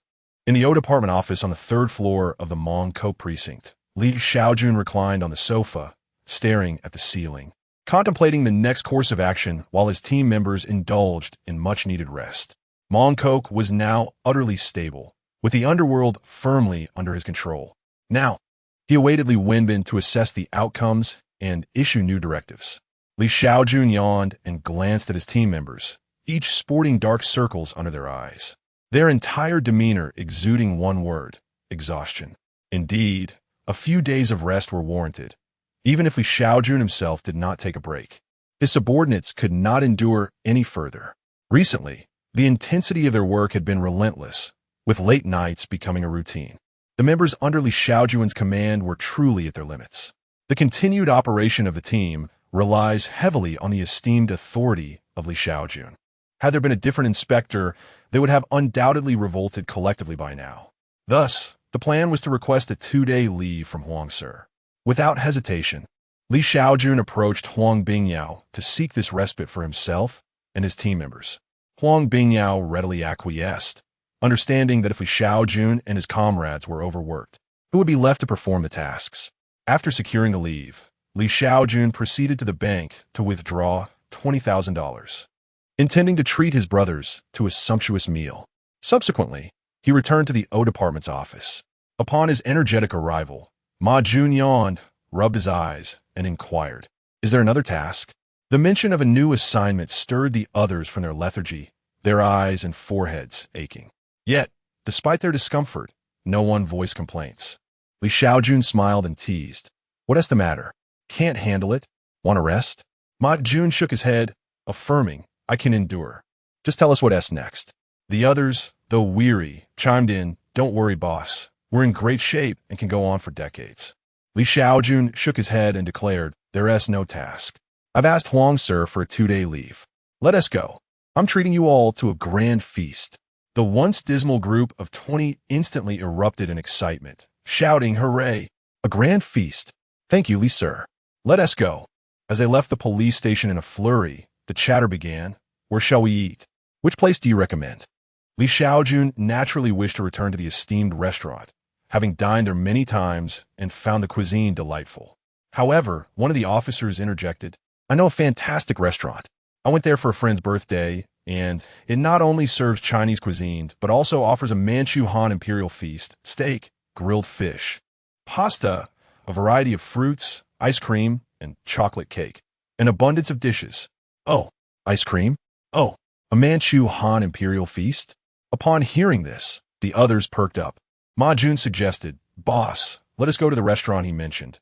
We're rather tired of the esteemed restaurant." "All right then." Li Shaojun nodded in agreement. "Hooray for the boss." "Thank you, boss. I'll lead the way. That restaurant is in Mong Kok." Thus, Li Shaojun and his entourage hurriedly made their way to a restaurant called Family Joy. The establishment was beautifully decorated, boasting 3 floors. The prices were reasonable, and after enjoying a hearty meal, they dispersed, each returning home to catch up on sleep. They would reconvene at the police station the day after tomorrow. On the 26th, Dongxing would also be receiving a new recruit. After bidding farewell to his comrades, Li Shaojun hailed a taxi, ready to return home for a good rest. As he opened the car door and provided his home address, he inquired, "How much, driver?" The taxi driver, without turning around, replied, 50. Li Shaojun murmured to himself, "A bit pricey." Had it not been for his car parked at the police station, he would have driven himself home. The taxi driver overheard Li Shaojun's muttering and impatiently remarked, "You can either ride or get lost. If you're so broke that you can't even afford the fare, what are you living for? Just die at 1 T cost anything." Listening to the tirade, Li Shaojun remained unfazed. In this era, such an attitude from a taxi driver was considered quite mild. This was no exaggeration. Now, aside from the police and the triads, taxis had earned quite a notorious reputation in Hong Kong. "Wait a moment, Li Sir." Just as Li Shaojun was about to enter the vehicle, he heard someone calling him. Turning around, He recognized the voice belonged to Shaojun. At that moment, Shaojun was transformed, clad in an elegant suit, sporting a gold Rolex, and puffing on a Cuban cigar, his shoes crafted from genuine leather. Trailing behind him were several suited bodyguards, more ostentatious than Jiang Tianxing himself. Li Shaojun waved, and instantly, Shaojun's demeanor shifted. He hurried over, practically skipping with excitement. Li Shaojun scrutinized him with curiosity and inquired, "How much did your outfit cost?" Shaojun shook his head, replying, "Who can remember? These shoes alone cost tens of thousands, and my watch is worth hundreds of thousands.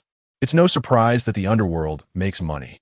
Li Shaojun muttered under his breath, "So it's the gangsters who earn all the riches," and then asked, "What do you want from me?" Shaojun nodded, saying, "Well, there's a gathering where someone from Dongxing wants to meet me for dinner. I was just heading there when I happened to see you, and I wanted to invite you along." Dongxing? Upon hearing this, Li Shaojun's instincts heightened as he queried, "You aren't planning to team up with them to peddle drugs and Mong Coke, are you? Surely you aren't foolish enough to court death."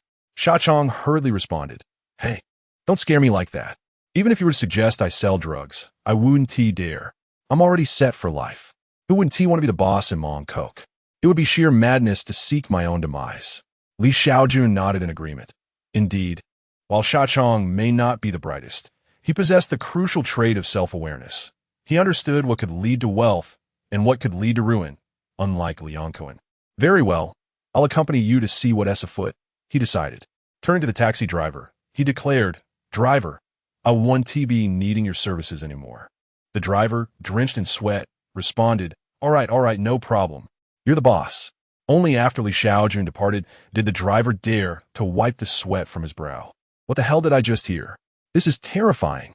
How can someone so formidable be so polite? If you're that impressive, you need not be so courteous." Subsequently, Li Shaojun followed Shaojun to a restaurant. In a private room on the third floor, Dongxing Estadong and Xie Peizhi were already waiting. "Do you think Shaojun will agree?" Xie Peizhi asked Dong. "If he doesn't agree, we'll persuade him. The profits in Yunlong have all been monopolized by the leader, and we can't break into Causeway Bay. The leader expects us to be cannon fodder. If we can't return to Mong Coke, we'll be doomed. Shaojun alone surely cannot devour the entirety of Mong Coke's spoils," the Dong replied. Xie Peizhi's concern lay not with Shaojun himself, but rather with those behind him. "What about that person?" she inquired. The Dong shook his head and said, "Let us take it one step at a time. First, we need to secure Shaojun." "Boss, Shaojun has arrived," someone announced. As the younger brother called out, Shaojun entered with Li Shaojun and several of his bodyguards. The Dong and Xie Peizhi quickly rose to greet them with smiles. "Brother Chang, you're here." They cheerfully welcomed him, only to be momentarily stunned upon noticing Li Shaojun behind Shaojun. "Please take a seat. I can see you're both startled," Li Shaojun remarked. Xie Peizhi, seasoned in the ways of the world, quickly responded with a smile, "It's unavoidable. Previously, Li Sir, you were rather intimidating. I've been dreaming of you at night." Observing the voluptuous Xie Peizhi, Shaojun whispered, "So provocative, Li Sir, be cautious of her allure. If you find it overwhelming, allow me to assist." Li Shaojun shot him a sharp glance, prompting Shaojun to obediently close his mouth and pull out a chair for him. Only after Li Shaojun was seated did Shaojun take his own seat, lacking the demeanor of a leader. The Dong and Xie Peizhi exchanged glances, recognizing that securing Li Shaojun's support would mean gaining Shaojun's as well. With a smile, Xie Peizhi inquired, "Li Sir, what would you like to drink?" "Anything but alcohol," Li Shaojun replied. Shaojun swiftly picked up a water jug to pour for him, but Xie Peizhi was quicker, rising to fill a glass for Li Shaojun. She then smoothly settled beside him, saying, "Since you've joined us, Li Sir, you must be aware of our intentions. I'm curious about your thoughts." Addressing the closeness of Xie Peizhi, Li Shaojun commanded, "First, sit up straight. Your chest is nearly hitting my head. Second, you may speak of your desires, and I shall consider them after listening." "Allow me to speak," the Dong interjected. "Li Sir, I won't beat around the bush. The situation between a Ji and me is dire. We are on the brink of starvation. Furthermore, the higher-ups intend to use us as scapegoats. We came to Brother Chang today, seeking a means of survival in Mong Coke." Xie Peizhi chimed in, "Indeed, Li Sir. De Dong and I find ourselves at a dead end. We implore you to assist us." With an expression that was both pleading and alluring, Xie Peizhi moved behind Li Shaojun to massage his shoulders, but her actions soon became inappropriate. Li Shaojun pushed her away, realizing that her behavior was not merely seductive, but a reflection of her true nature. Nevertheless, he remained unfazed by her antics, fully aware that even if she twisted herself into knots today, he would remain unmoved. Turning his attention back to De Dong, he prompted, "Continue, what assistance do you seek?" De Dong glanced at the overly flirtatious Xie Peizhi, who was clinging to Li Shaojun, and explained, "We propose this. If Brother Chong could allocate us 2 nightclubs, Aji and I have many ladies at our disposal who could generate revenue there. In return, we would share 30% of the profits with Brother Chong monthly. Beyond the financial aspect, should Brother Chong require assistance in the future, we shall be at your service. Additionally, rest assured, we will never dabble in narcotics." Xie Peizhi, biting on Li Shaojun's collar, pleaded, "Li sir, I beg you." De Dong's proposition was indeed tempting, and Sha Chong considered acquiescing, reasoning that he could not consume all that Mong Kok had to offer. Many nightclubs merely paid in protection fees, leaving other opportunities untapped. Now allow 2 nightclubs to collaborate. With De Dong and Xie Peizhi engaging in illicit activities, he reaps a monthly profit of 30%, a lucrative arrangement indeed. Recruiting women proves far more profitable than merely collecting protection fees. Moreover, should any trouble arise, these 2 would assist him in resolving it, thus increasing his earnings. "Step aside," Li Shaojun said, pushing Xie Peizhi away from him, who was writhing against him. "What do you think, Xiaoqiang?" Xiaoqiang replied, "It sounds quite advantageous. I am inclined to agree." "Of course, Li sir, your word is law. I shall follow your lead." Li Shaojun squinted thoughtfully, with Xiaoqiang on his side. It seemed prudent to acquire a loyal associate on the Dongxing side as well. He patted Xiaoqiang's shoulder, stating, "I trust you. The decision is yours." Overwhelmed by Li Shaojun's words, Xiaoqiang expressed his gratitude. "Thank you, Li sir. Rest assured, I shall not let you down. I will assign someone to monitor the 2 of them. If they comply, all is well, but should they defy me, I shall take decisive action." Upon hearing this, De Dong and Xie Peizhi's eyes lit up. This was indeed an agreement. De Dong raised his glass, saying, "Thank you, Li sir. Thank you, Brother Chong. I assure you I will not cause any trouble. I toast you both." Xie Peizhi, having detached herself from Li Shaojun, also lifted her glass, adding, "Thank you, esteemed leaders." As Li Wenbin arrived in Mong Kok to make his move, Li Shaojun declared, "Now that matters are settled, you may converse at your leisure. I have other business to attend to." Rising, he almost knocked the table over with a loud thud. Gritting his teeth in pain, Li Shaojun resumed his seat, his expression darkening. "Damn!" De Dong and Xiaoqiang were startled. Li Sir truly was a man of hidden depths. Xie Peizhi swallowed hard, relieved her earlier attempts at seduction had failed. Xiaoqiang quietly suggested, "Perhaps De Dong and I should step outside while Xie Peizhi assists you with your needs?" "Indeed," Xie Peizhi added with a flirtatious hum. "Unnecessary," Li Shaojun replied, taking a deep breath and soon regaining his composure before departing. "Humph," Xie Peizhi scoffed, clearly unimpressed. After a hearty meal, Xiaoqiang led the pair to meet the nightclub owner, where they swiftly negotiated the terms of their collaboration. Following introductions, the profit distribution was quickly established. Xiaoqiang would continue to collect protection fees from the nightclub, a constant in their arrangement. Xie Peizhi and De Dong would each manage a nightclub, tasked with providing women and ensuring no disturbances occurred. After deducting the women's wages, Xiaoqiang would take 30%. The nightclub owner would also receive 30%, while De Dong and Xie Peizhi would each claim 40%. The accounts would be settled weekly, distributing earnings once a week. While this division may seem unfavorable to Xie Peizhi and De Dong, circumstances dictated their compliance. After finalizing the agreement, Xiaoqiang retained 2 subordinates to assist, essentially supervising the duo to prevent any mischief. De Dong and Xie Peizhi had no objections and subsequently brought the women and subordinates to Mong Kok. De Dong had over 30 women under his command, of decent quality, marking him as a formidable player among Hong Kong's illicit enterprises. Xie Peiji supervised over 20 young ladies of respectable quality. As night fell, the two nightclubs flourished, their business booming thanks to the new arrivals, yielding considerable profits. The two had managed to secure a semblance of stability. However, tranquility was short-lived, as Jean Mao, who soon came knocking. At 11 p.m., outside a seafood eatery, Jean Mao, who consumed oysters and remarked, "Dedong, Xie Peiji is far too timid to join me in the illicit trade of narcotics. You, on the other hand, surely differ?" Dedong furrowed his brow and replied, "Jean Mao, who? I have no interest in such matters. Seek others." Jean Mao, who discarded the oyster shell, and protested, "Come now, Dedong, I don't require you to sell drugs. I merely need my subordinates to frequent your establishment at night while I handle the sales. How about a 50-50 split?" Dedong shook his head resolutely, stating, "Absolutely not. I refuse to engage in this business. Jean Mao, who? Do not provoke me. Should you dare send anyone, I shall sever their hand." A malevolent glint flickered in Jean Mao, whose eyes as he shifted the topic. "By the way, Dedong, your rapport with Shaojun appears to be quite cordial. You even dined in Mongkok. Could you perhaps introduce me?" Dedong retorted, "Forget it, Jean Mao, who? As long as you dabble in narcotics, neither Shaojun nor the officer backing him will permit your entry into Mongkok. If you provoke them, you may find yourself on the receiving end of a truncheon." At the mention of the truncheon, Jean Mao, who instinctively shuddered, recalling those nightmarish times. "Damn it, fine. Can I not survive without your assistance? I'm leaving." He cursed as he departed with his entourage. A month swiftly passed, during which Mongkok enjoyed a period of tranquility. The presence of drugs and violent confrontations had nearly vanished. While other districts were rife with gang violence, Mongkok rarely witnessed even a mere altercation.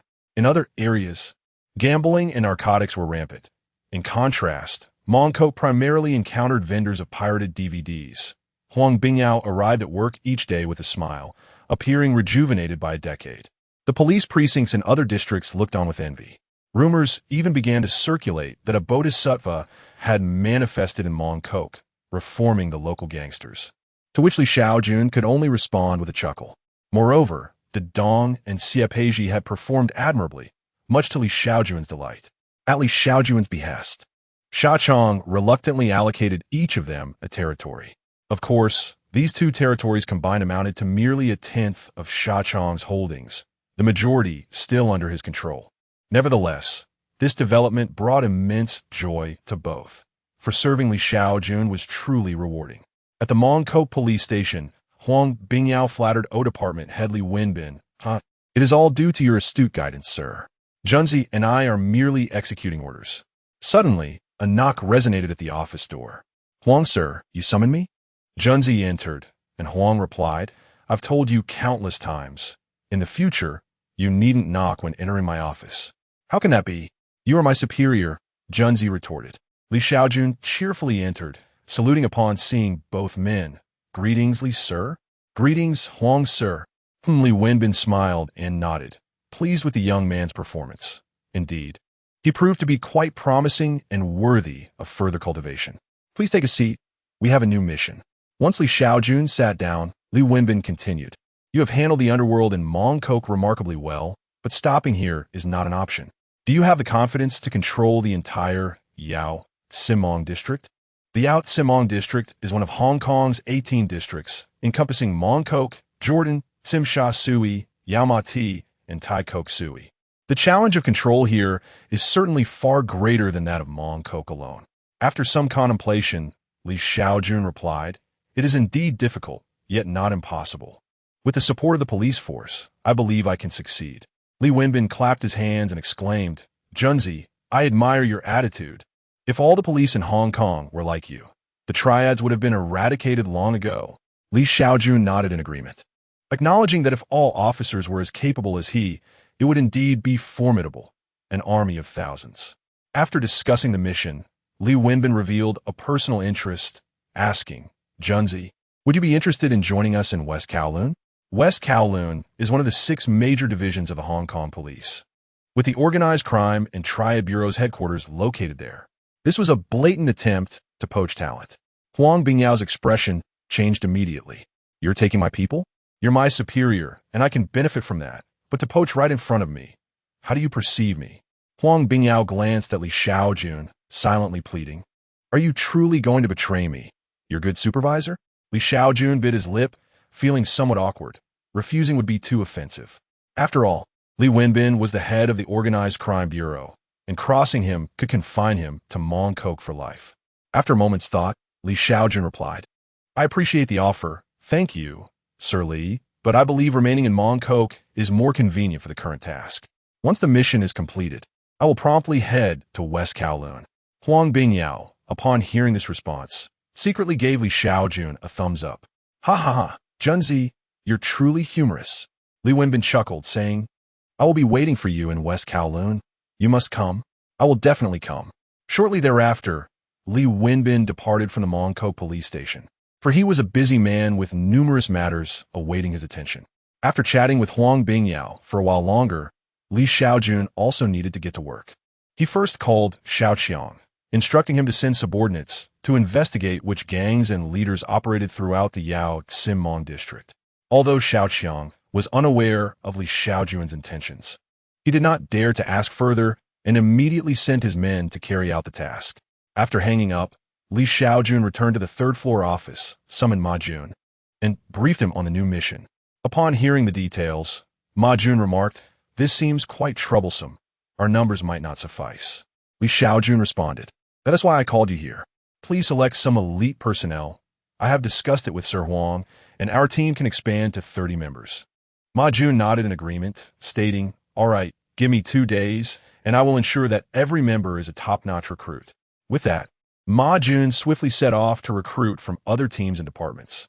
After assigning tasks to Xiaoqiang and Ma Jun, Li Shaojun called Xie Peizhi and Dadong, requesting their presence at the Hajiati restaurant for an important matter. Indeed, Li Shaojun intended to involve these two as well. It was impractical for Xiaoqiang to monopolize the entire Yaomati district. Should Xiaoqiang become rebellious later on, it would lead to significant complications. Thus, it was prudent to support several puppets to balance one another. This way, if Xiaoqiang or any other individual decided to revolt, it would not pose a substantial issue. Li Shaojun could swiftly quell any insurrection with the assistance of the other puppets. With a sigh, Li Shaojun set off in his car towards Hajiati restaurant. Upon arriving at a crosswalk, he halted his vehicle to allow pedestrians to cross.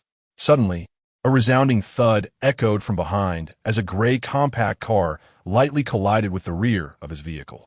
Before Li Shaojun could respond, the driver of the gray car angrily exited, cursing vehemently. What the hell? Why are you stopping your car? Do you have any idea how expensive my vehicle is?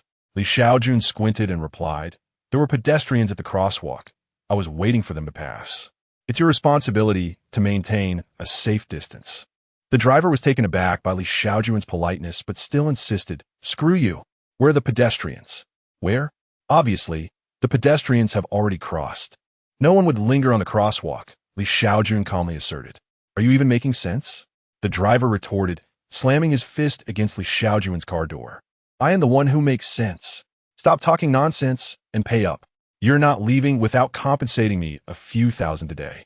With a click, Li Shaojun revealed the edge of his coat, exposing a revolver. The driver's fury dissipated instantly. He hurriedly pulled out his wallet, stammering, Officer, I'm really sorry. I didn't mean to rear-end you. How much will it cost to fix your car? I'll cover everything. Li Shaojun assessed the situation and replied, $2,000 should suffice. Of course, $2,000 it is. Here you go, officer. The driver hastily handed over the cash and returned to his vehicle, sitting quietly. After securing the money, Li Shaojun resumed his journey to Hajiati restaurant. However, as he approached an intersection, a van collided with his car. The impact sent Li Shaojun's vehicle spinning, shattering the left door and window in an instant. Dazed, Li Shaojun felt the world whirl around him, his body momentarily beyond his control. His left foot and hand lost sensation, and shards of glass cut into his forehead, blood streaming down and staining his left eye. A pained groan escaped his lips. Huh? Someone has been hit. Oh my goodness. That person is bleeding profusely. Bystanders gasped in shock, witnessing the scene unfold. Thankfully, it appeared he was still alive.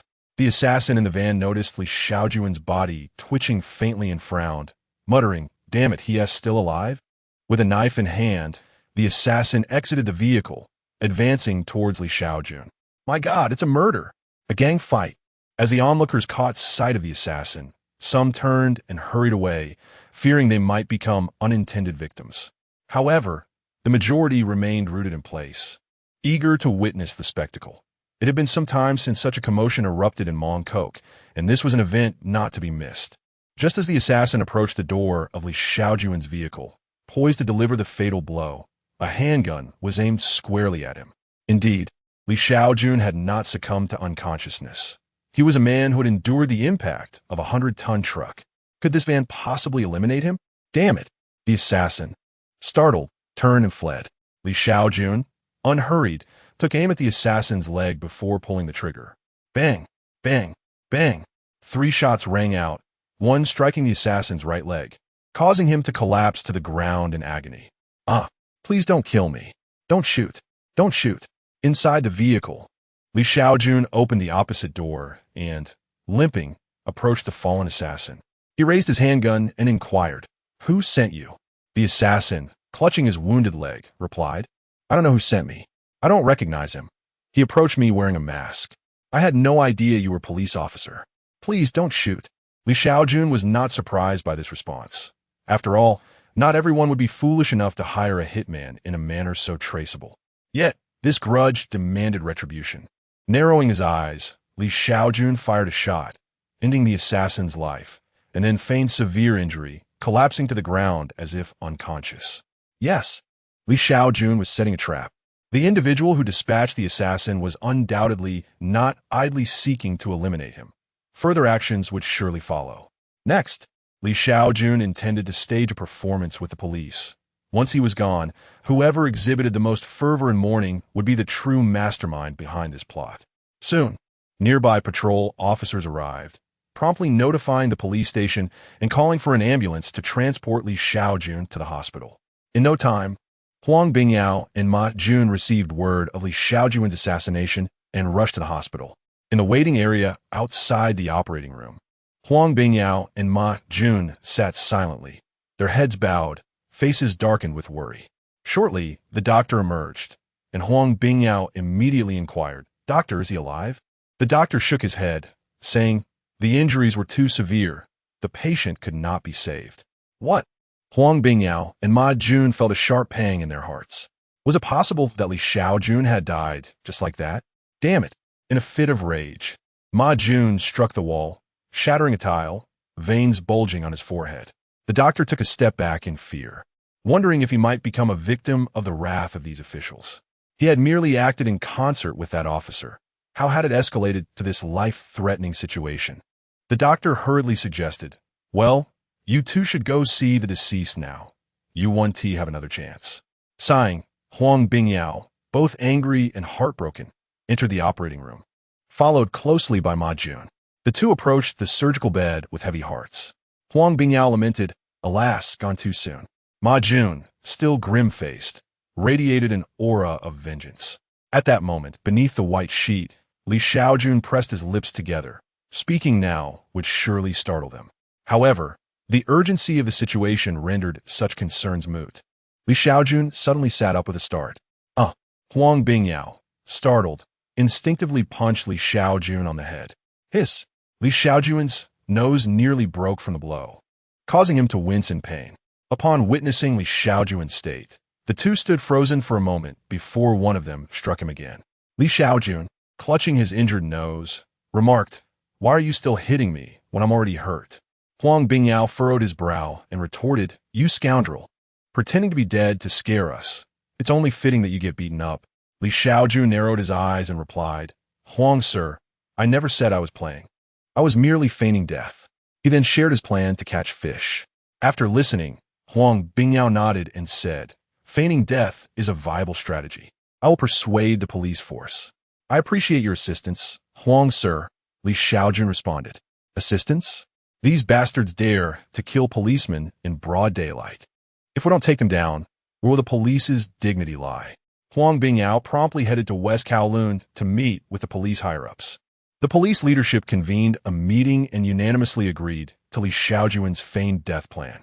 The audacity of these gangsters to attempt an assassination on a chief inspector in the streets transcended mere provocation. It was akin to performing a provocative dance before the police, followed by a contemptuous slap to their face, and then desecrating their ancestors' graves.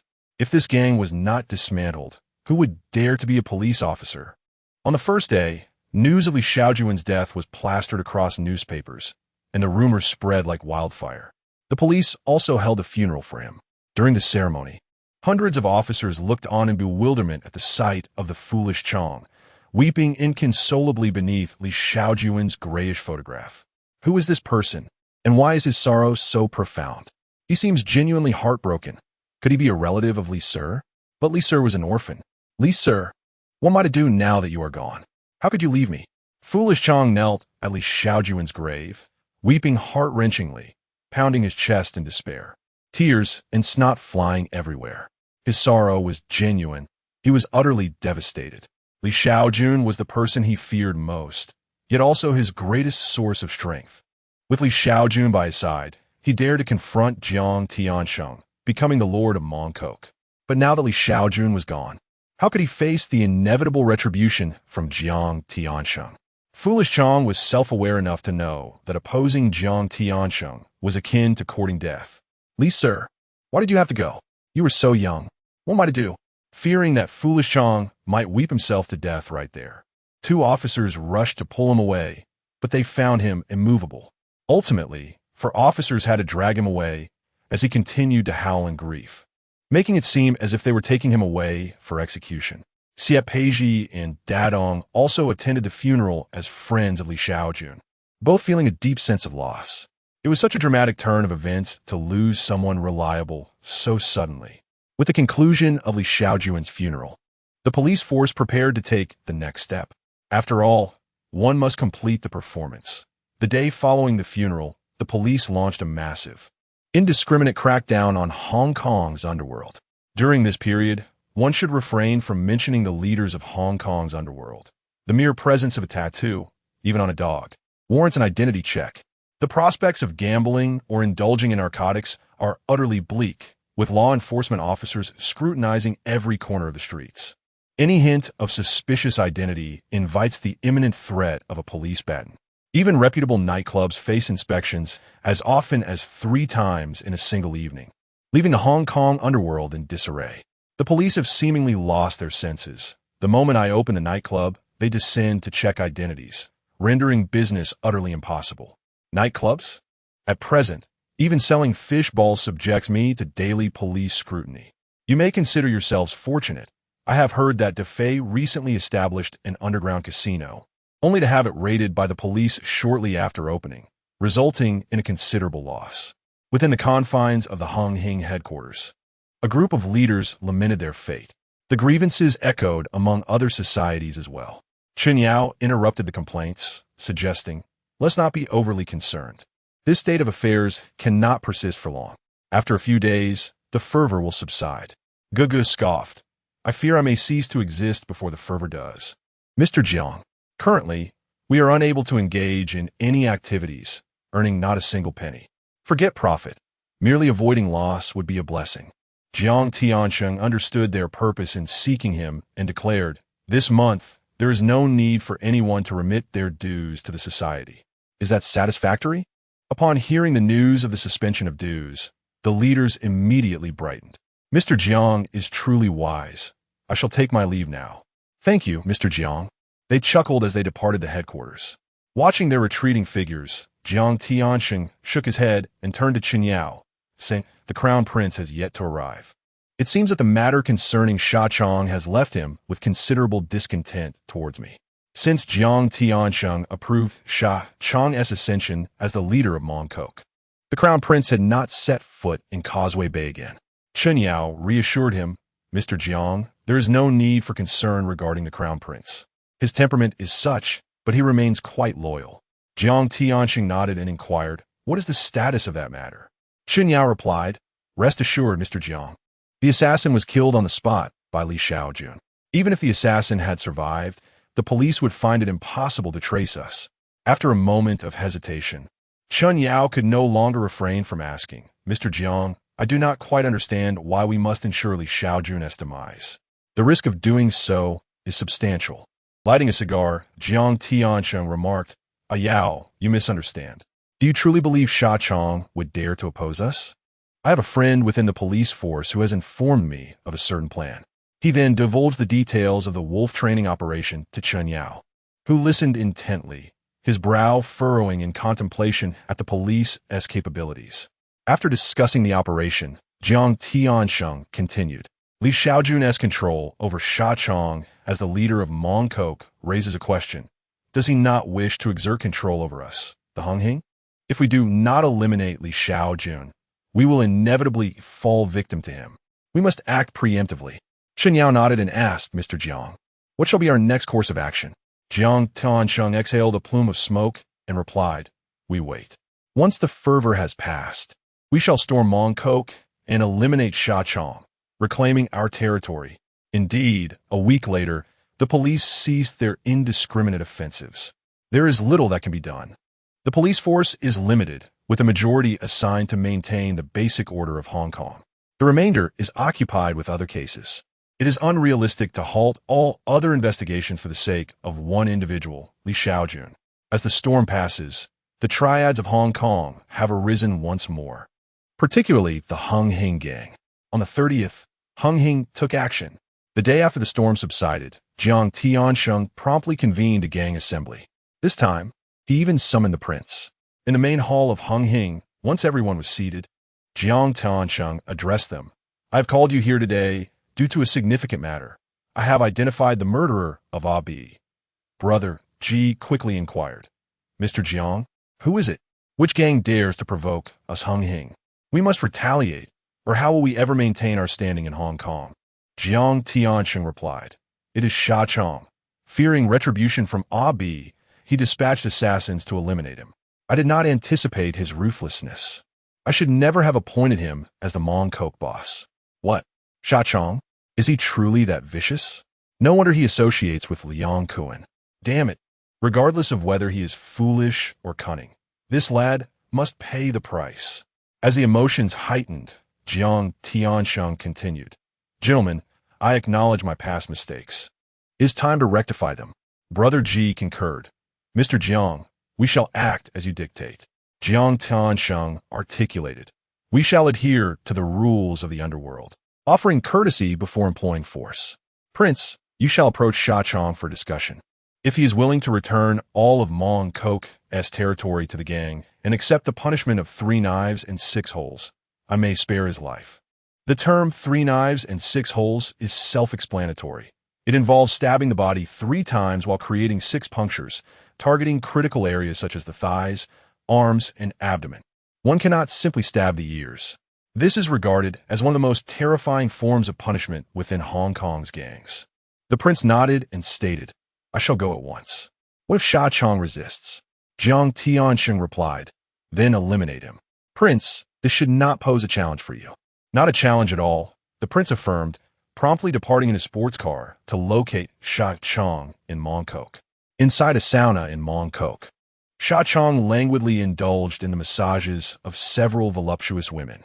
Since the demise of Li Shaojun, he appeared disinterested in everything, opting for only 3 masseuses today.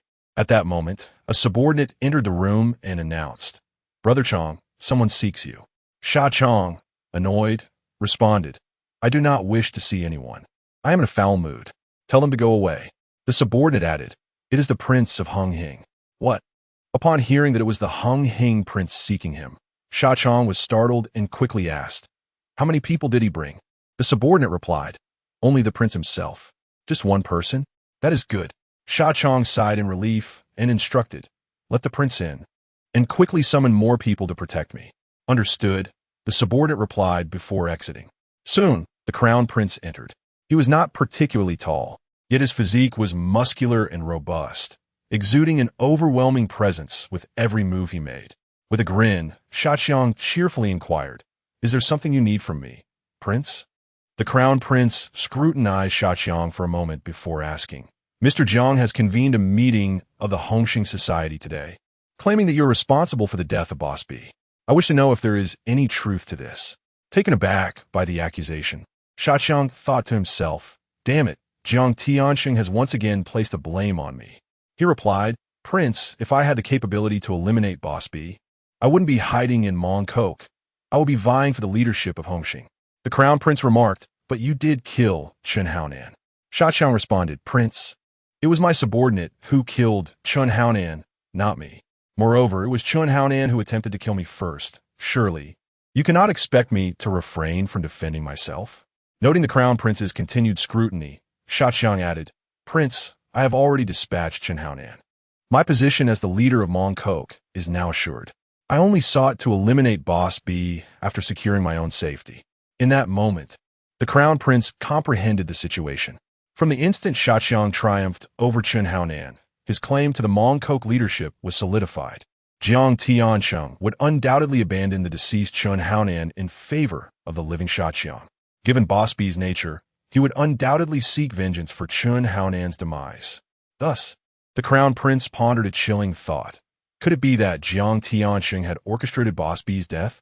The treachery of mankind and the chaos of the underworld compelled him to retreat to Tsimsha Sui. He promptly called Jiang Tianxing to announce his withdrawal and returned to Tsimsha Sui to lay low. With the formidable crown prince out of the equation, Shaqiang breathed a sigh of relief but remained vigilant. Following the crown prince's withdrawal, Jiang Tianxing dispatched another elite enforcer, Da Fei, leading a contingent of 400 men to assault Mongkok shortly after midnight. Shaqiang intended to employ the same tactics he had used to defeat Chen Haonan against Da Fei. He preemptively stationed 400 men in Causeway Bay for an ambush. At midnight in Causeway Bay, just as Da Fei and his men were about to exit, two trucks collided, blocking Da Fei's convoy. Once they were trapped, over 300 men surged from all directions. Unfortunately, Shaqiang suffered a devastating defeat at Da Fei's hands, resulting in the deaths of 3 men and numerous injuries.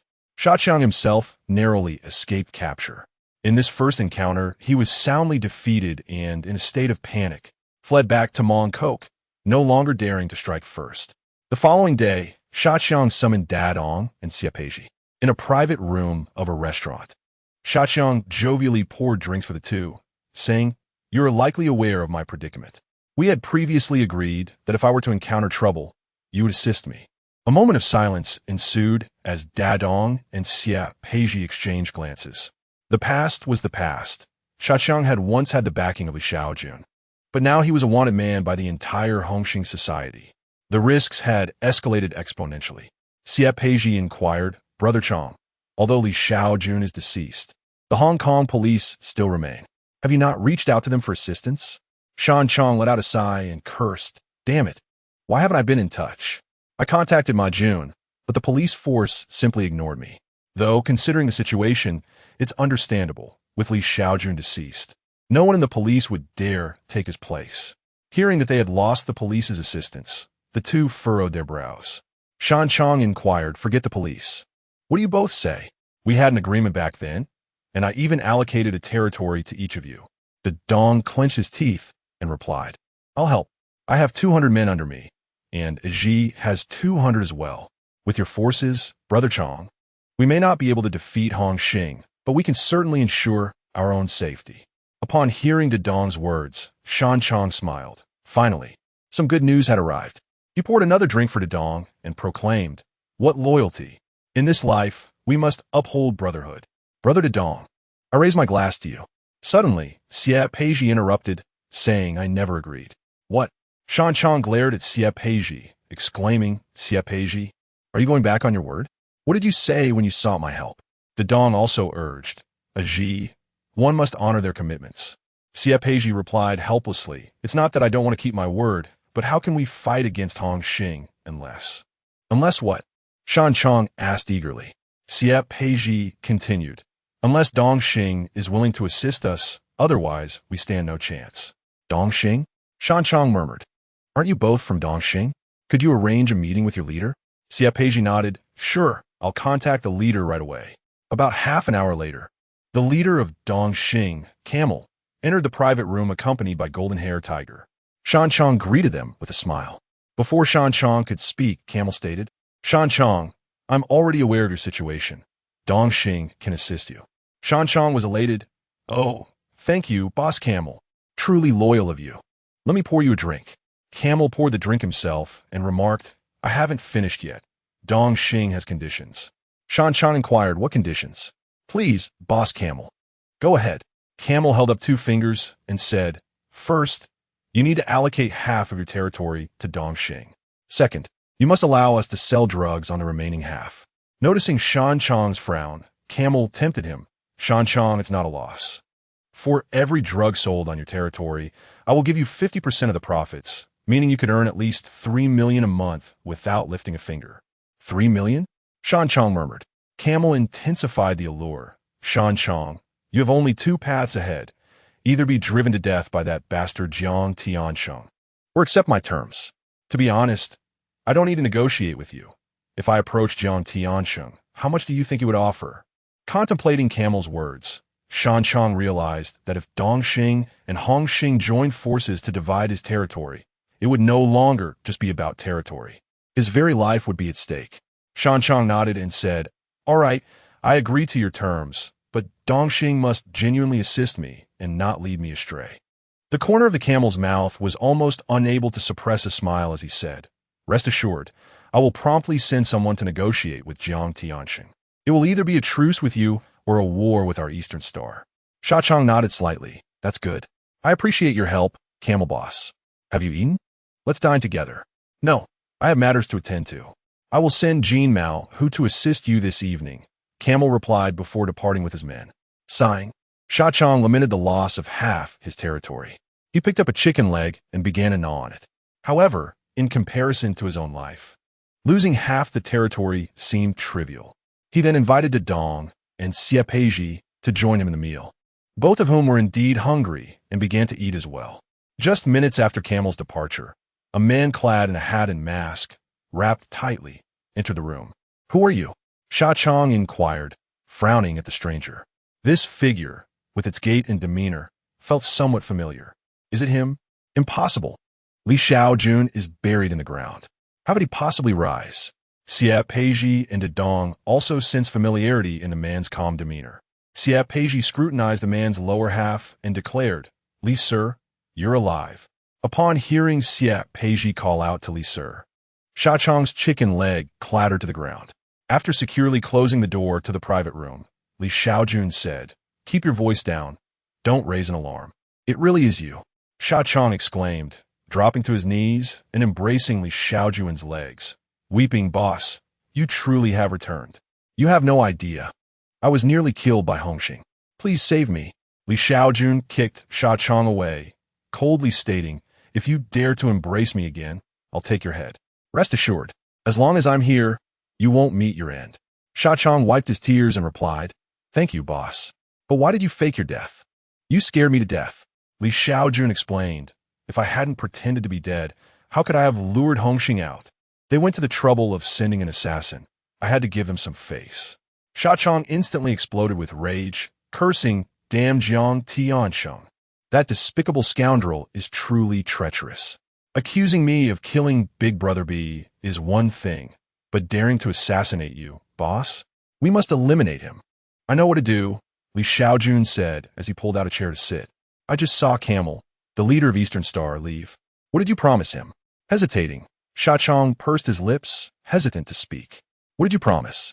Naturally, it was to cede half of the territory to Eastern Star and allow them to sell narcotics in the remaining territory. Could he even mention this to Li Shaojun? Sha Chong remembered well how Liang Kun met his demise. Speak. Li Shaojun's gaze sharpened. Terrified, Sha Chong hurriedly recounted the recent events. After finishing, he pointed at Xie Peiji, saying it's her. It's all her doing. Xie Peiji urged me to seek help from Eastern Star.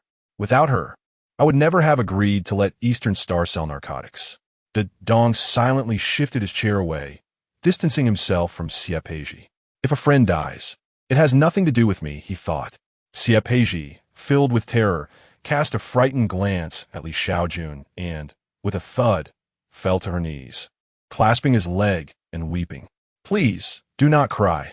I've yet to utter a word. There seems to be a misunderstanding regarding me. I am not so heartless, Li Shaojun said, gently pulling her to her feet his expression benevolent. Shaojun, observing Li Shaojun's actions, furrowed his brow. Damn it, this blatant preference for males. Just moments ago, he nearly kicked my kidneys out, yet he treats Xie Peizhi with such kindness. Could it be that they are involved? Indeed, they must be. When did this happen? Xie Peizhi seems unafraid of dire consequences, Shaojun pondered. However, there was a more pressing matter at hand. Boss, what shall we do next? Hongxing will surely come to eliminate me tonight. Let them come, Li Shaojun replied with a chuckle. Do not worry, I have prepared everything. For every person Hongxing sends, I shall capture one. By the end, Jiang Tiansheng will be spinning like a top. If anyone else had uttered such words, Shaojun would have silenced them with a few harsh slaps. Yet, with Li Shaojun, he believed without a trace of doubt. Boss, what specifically should we do? Shaojun inquired. Li Shaojun instructed, you continue your alliance with the Dongxing League. Tonight, await Hongxing's arrival to seize territory. I will lay a trap, and when the fighting breaks out, I will move in to capture them. None shall escape. But won't I be captured as well? Shaojun protested. Worry not. I will call you before I make a move. At that time, you three should take your men directly to Causeway Bay and eliminate Jiang Tiansheng, while Hongxing's main force is in Mongkok. Shaojun frowned. Eliminate Jiang Tiansheng? Hongxing will not let us off easily. Li Shaojun narrowed his eyes at Shaojun, asserting, if you do not eliminate Jiang Tiansheng, do you truly believe he will spare you? In the underworld, as long as the facade remains intact, all is well. But once the mask is torn, it becomes a fight to the death. Do you three understand? The trio nodded earnestly, akin to chicks pecking at grains. After issuing his orders, Li Shaojun departed from the restaurant. At 1 o'clock in the morning, De Fei, accompanied by over 400 Hongxing thugs, stormed into Mongkok. Dongxing's camel did not renege on his promise, sending over 300 of his own thugs led by the golden-haired tiger. Xie Peizhi and Dong each brought 100 subordinates, while Shaojun commanded over 200. In terms of numbers, Shaojun had an undeniable advantage. Yet the combat prowess of the lower-tier thugs from Dongxing paled in comparison to that of Hongxing. The outcome of this confrontation was uncertain. With a swagger, De Fei brandished a machete towards Shaojun, cursing, "Damn you, Shaojun! How dare you ally with Dongxing? You are truly deserving of death." Shaojun retaliated with a middle finger, retorting, "I curse your mother, your father, and your grandfather. De Fei, I cannot match your words. So let us settle this with our fists. Quit the bravado. If you hadn't fled last time, I would have already ended you. Charge," De Fei commanded, leading his men into the fray. Shaojun quickly turned to the golden-haired tiger, exclaiming, "Golden-haired tiger, why are you just standing there? Get in there." The golden retriever paused momentarily. "No, we are here to assist you. You are the main force," he declared. The golden retriever urged, "Shangchong, you go first. We will not serve as cannon fodder." With an expletive directed at the golden retriever, Shangchong bellowed to his men, "Charge." Upon witnessing Shangchong's advance, the golden retriever also led his team forward, while the Dong wielded a watermelon knife and joined the fray. Xie Peizhi, however, remained at a distance, peering through a pair of binoculars, exclaiming, "Goodness, the Dong is truly ferocious. I never realized he possessed such ruthlessness." It was indeed hard to discern at times. Suddenly, a voice emerged from behind, startling Xie Peizhi and causing her to tremble. "Li Sir, you have arrived," she exclaimed with a bright smile, only to be left momentarily speechless upon turning around. Li Shaojun had quietly surrounded them with over 100 officers equipped with riot shields and batons. She even noticed several officers holding shotguns. For this operation, Li Shaojun had requested 300 personnel. Naturally, Huang Bingyao was still in command, as Li Shaojun's rank had yet to reach that level. At that moment, Huang Bingyao was leading more than 100 officers from another direction. Li Shaojun adressa Xie Peizhi, saying, "Call Shangchong and Dong. It is time for you to attend to your own matters." The task Li Shaojun referred to was for the three of them to quickly mobilize their men to Coppergong Bay to eliminate Jiang Tiansheng. Xie Peizhi nodded and swiftly retrieved her mobile phone to call the two. Shangchong promptly answered, immediately signaling his subordinates with a prearranged cue. Shangqiang, Dadong, and Xie Peizhi's men, upon seeing the signal, hastily disengaged from the skirmish and fled to a narrow alley. On the other side of the alley, 7 or 8 small trucks awaited. The 3 men's subordinates quickly boarded, ready to charge towards Coppergong Bay. While the subordinates were prepared, Dedong was notably absent. In the surprise attack on Coppergong Bay, Dedong was undoubtedly the leading charge. Shang Chong and Xie lacked the combat prowess to engage effectively, let alone confront Jiang Tiansheng. At that moment, Dedong was in a frenzy, brandishing his knife and wreaking havoc among the crowd. Signal? What signal? The thrill of battle is intoxicating. Come on, you Hongxing are not as formidable as you claim. Dedong sustained injuries, his face smeared with blood, yet he seemed indifferent, wiping the blood from his face before continuing his assault. Ultimately, it was his own subordinates who managed to restrain him. Damn, almost forgot the main objective. Dedong hastily dashed toward the alley. Once Dedong arrived, the small trucks roared to life, their destination, Jiang Tiansheng's villa in Coppergong Bay. As the 3 men's subordinates retreated, the golden retriever sensed something amiss. Although skirmishes often led to many fleeing, it was unusual for them to disperse so quickly. Why was the fight becoming increasingly arduous? Where had everyone gone? Had they all fled? Observing the formidable figure of Defei, the golden retriever contemplated his own escape. As he prepared to flee, Defei charged at him with a knife, proclaiming, "Don't go. Let's fight to the death." "You lunatic!" the golden retriever exclaimed, dodging the incoming strike of Defei's blade, and retaliated with his own knife. The atmosphere was tense, filled with sparks as 2 men clashed with their machetes. Meanwhile, once the foolish Chong and his companions had departed, Li Shaojun and his group prepared themselves. With a commanding shout from Huang Bingyao, 300 riot police surrounded the area. "Stop fighting. The police are here." As the word police echoed, Defei and Jin Mao, who ceased their gunfight, glancing back in alarm. The riot police surged forward like a relentless wave. Run, run. The notion of continuing the skirmish vanished as hundreds of gangsters abandoned their weapons, scattering in panic. However, they found themselves trapped, with officers closing in from all sides. A few astute gangsters spotted a narrow alleyway where Chong and the others had fled and hurriedly darted inside, only to be swiftly expelled by Ma Jun and his men wielding clubs. "Please stop, officer. Don't beat us," cried the gangsters. "What do we do now? Big brother Defei?" The younger members anxiously sought guidance from their leader. With gritted teeth, Defei replied, "What else can we do? Charge out. Everyone forward." Spurred by Defei's command, some hot-headed gangsters truly lunged at Li Shaojun and his crew, brandishing knives. Bang, bang, bang. Unperturbed, Li Shaojun and his companions retaliated without hesitation, the riot police firing their shotguns. Initially, the first few shots contained rubber bullets, but their impact was formidable nonetheless. Hearing the gunfire, the encircled gangsters immediately knelt, half succumbing to fear, particularly the members of the Dongxing gang who had already been psychologically scarred by previous encounters with Li Shaojun. "Damn it! Don't use knives, just charge." Defei scolded the reckless gangsters wielding knives, attempting to break free. Li Shaojun's team showed no mercy, swinging their batons vigorously. "Get down! Everyone down!" The cries of "Stop hitting! Please don't!" mingled with the shrieks of the gangsters, creating a cacophony that resonated throughout the street. Defei, a tough character, endured dozens of blows in silence, but soon succumbed to unconsciousness. Before long, hundreds of gangsters were reduced to a state of disarray, either obediently crouching on the ground or rolling in agony from the baton strikes. The operation proceeded with remarkable efficiency, as only a handful of the 700 gangsters managed to escape. How a few managed to flee remained a mystery. It seemed that some possessed an uncanny aptitude for evasion.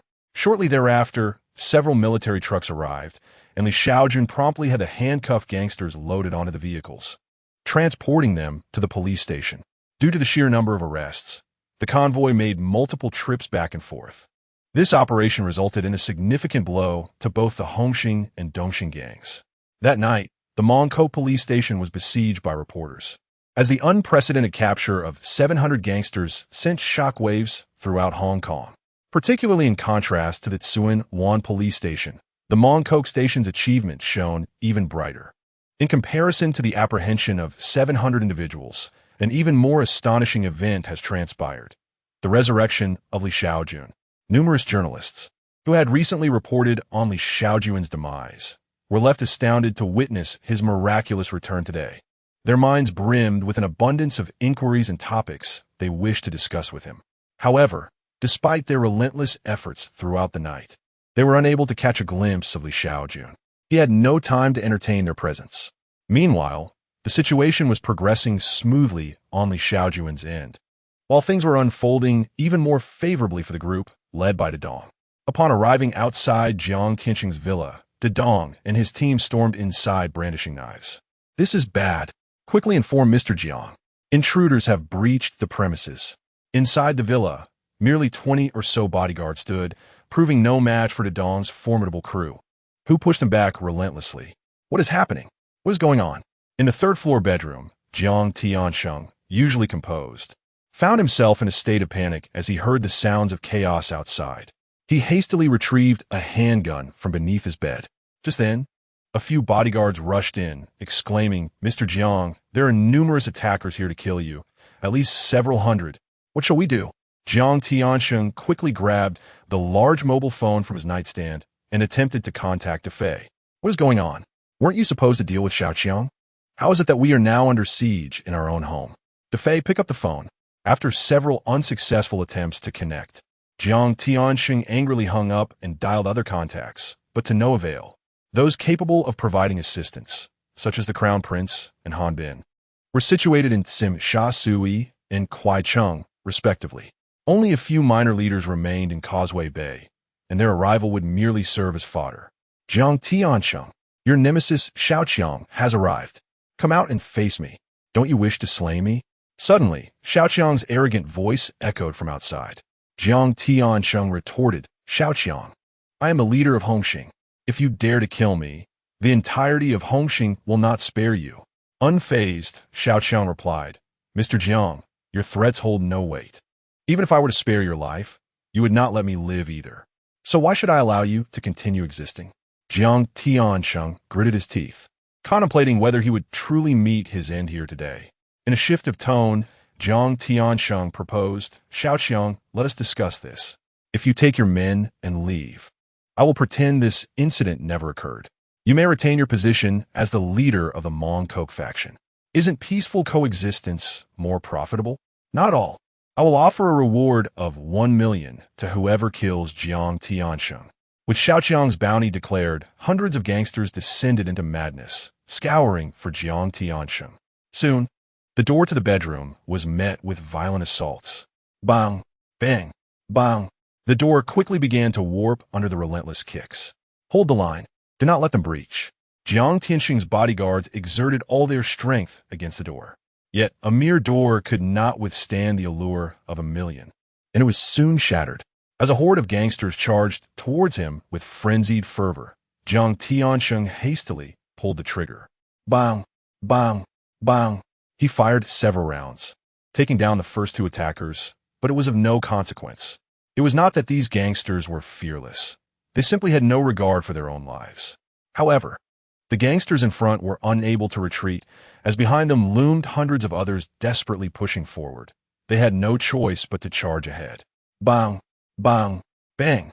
Jiang Tianxing, filled with terror, continued to fire his weapon, but as his bullets ran out, a cleaver struck his shoulder. In agony, Jiang Tianxing collapsed to the ground, desperately kicking at those around him in a frantic bid for survival. Yet, what followed was the relentless assault of cleavers. Jiang Tianxing was brutally hacked to death, with not a trace of his body left behind. "It was I who killed him. Jiang Tianxing is dead by my hand," shouted the excited gangster who had delivered the first blow. 1 million. A full million. At that moment, Xiaoqiang felt a sense of relief. That scoundrel was finally dead. "Let us go, the police are coming. Quick, make your escape." After eliminating Jiang Tianxing, Xiaoqiang swiftly led his men away. The following day, at 9 a.m., in the Hejiati restaurant, Xiaoqiang excitedly recounted the events of the previous day, saying, "Boss, you wouldn't believe how foolish Jiang Tianxing sounded while he was being attacked, blustering about not holding grudges." He munched on a pineapple bun as he spoke animatedly. Li Shaojun, sitting nearby, occasionally nodded in agreement, offering praise for a job well done. Soon, However, Shaojun grew weary of his own story and asked, "By the way, boss, the Eastern Star Camel is demanding territory from me. Should I grant it to them?" Li Shaojun replied firmly, "No." Shaojun, a bit apprehensive, questioned, "But what if they retaliate against me for refusing?" Li Shaojun reassured him, "What do you have to fear with me around? Just follow my lead." Shaojun nodded. Indeed, it was best to heed Li Shaojun's counsel. Li Shaojun continued, "Moreover, Jiang Tiansheng was the leader of the Hung Hing gang, and as a hall master, you ought to pay your respects now that he is deceased." Shaojun paused, confused. "Why? Should I visit Jiang Tiansheng or continue the assault?" "I want to go." Li Shaojun's tone turned cold. "I command you to go. Don't you aspire to be the leader of Hung Hing?" "Leader?" Shaojun bit his lip, contemplating the crumbs of his bun. Of course, he desired that. Who in the underworld wouldn't yearn for leadership? However, he voiced his concern, "But I was the one who led the charge against Jiang Tiansheng. Hung Hing would never allow me to ascend as their leader." Li Shaojun narrowed his eyes and asked, "Do you know why I want you to take the Dong and Xie Peiji's men with you?" Shaojun inquired, "Why?" Li Shaojun, accustomed to Shaojun's intellect, responded, "Because it's convenient for shifting blame. You didn't go to kill Jiang Tiansheng. You went to rescue him. It was the Eastern Star, specifically the Dong from Eastern Star, who killed him, and you, Shaojun, are a loyal subject of Hung Hing." "Huh?" Shaojun pondered, but no one would believe that. The hall masters of Hung Hing would never accept my version. Li Shaojun sighed in exasperation. "You fool. Of course, no one will believe you, but their belief is inconsequential. What truly matters is strength. You possess strength, and in due time, there will be others within Hung Hing who will speak on your behalf." Shaojun considered this and asked, "So, if I go, Li Sir, are you certain someone will advocate for me?" Li Shaojun nodded and said, "Rest assured, it will happen." Well then, Shuangqi, hesitating, led dozens of bodyguards to the Hongxing Hall to attend Jiang Tiansheng's funeral. In Causeway Bay, at the entrance of the Hongxing Hall, white cloth was draped everywhere, and an altar adorned the main hall, featuring a black and white photograph of Jiang Tiansheng. Below it were black and white photos of Chun Haonan and the notorious Big Brother B. Sigh, just a few days ago it was Big Brother B and Chun Haonan. Today it's Mr. Jiang, and who knows whose photograph will hang tomorrow. Our Hongxing has been rather unfortunate lately. Brother Ji stood beside the altar, chattering with several other Hongxing leaders. Fatty Li chimed in, "Indeed, it's quite tragic. Mr. Jiang's death was too brutal. Yesterday, it seems that Defei was also arrested by the police. Bastard, what are you doing here?" Suddenly, a commotion erupted from outside, and Brother Ji frowned as he approached, demanding, "Which bastard dares to cause trouble here? Seeking death, are we?" Upon seeing that it was Shuangqi, Brother Ji was taken aback. "No way this kid dares to come." He scolded, "Shuangqi, how dare you show your face here? Do you really think we wouldn't dare to kill you?"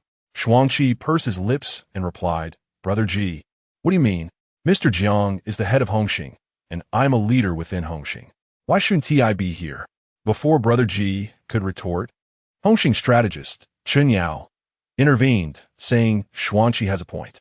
Let him in." "What?" Brother Ji looked at Chun Yao in astonishment, his mind racing. "Well, although I don't understand what's going on, since Chun Yao has said so, I suppose I should refrain from causing a scene. Let us observe the situation first."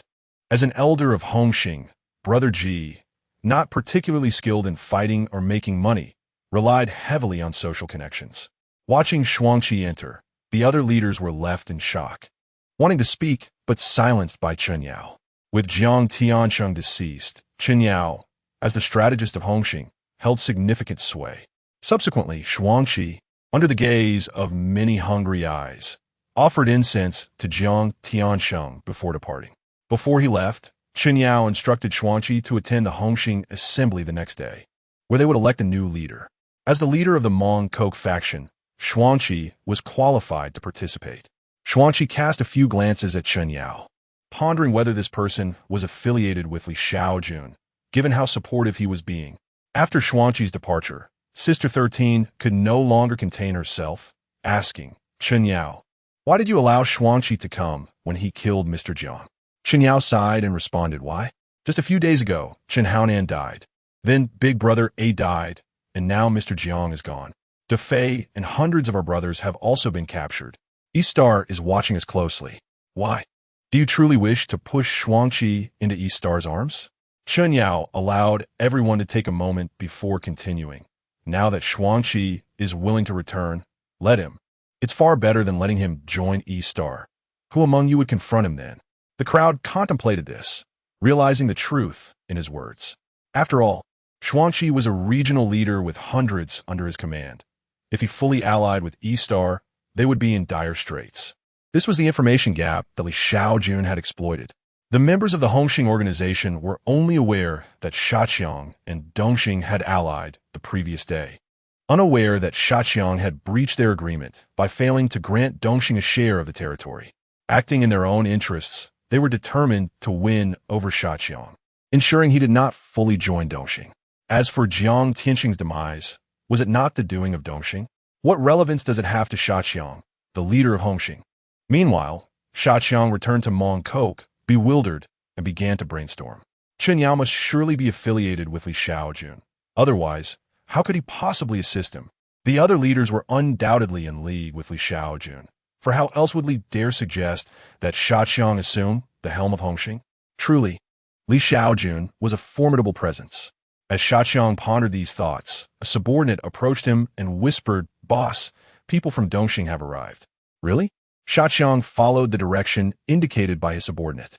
Before him strode the enraged Jinmahu of Dongxing, his face bruised from the previous night's encounter with the police batons.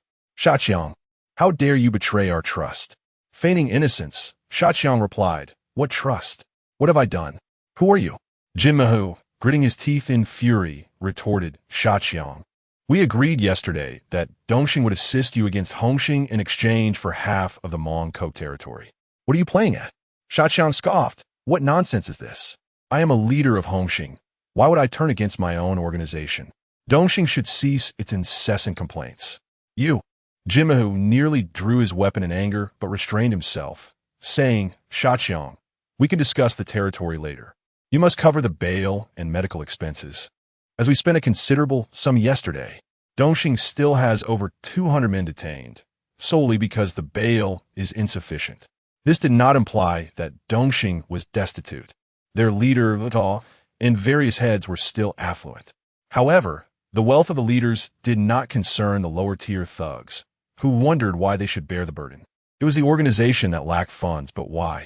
Because the leaders were greedy. Currently, Dongxing found itself in a precarious situation.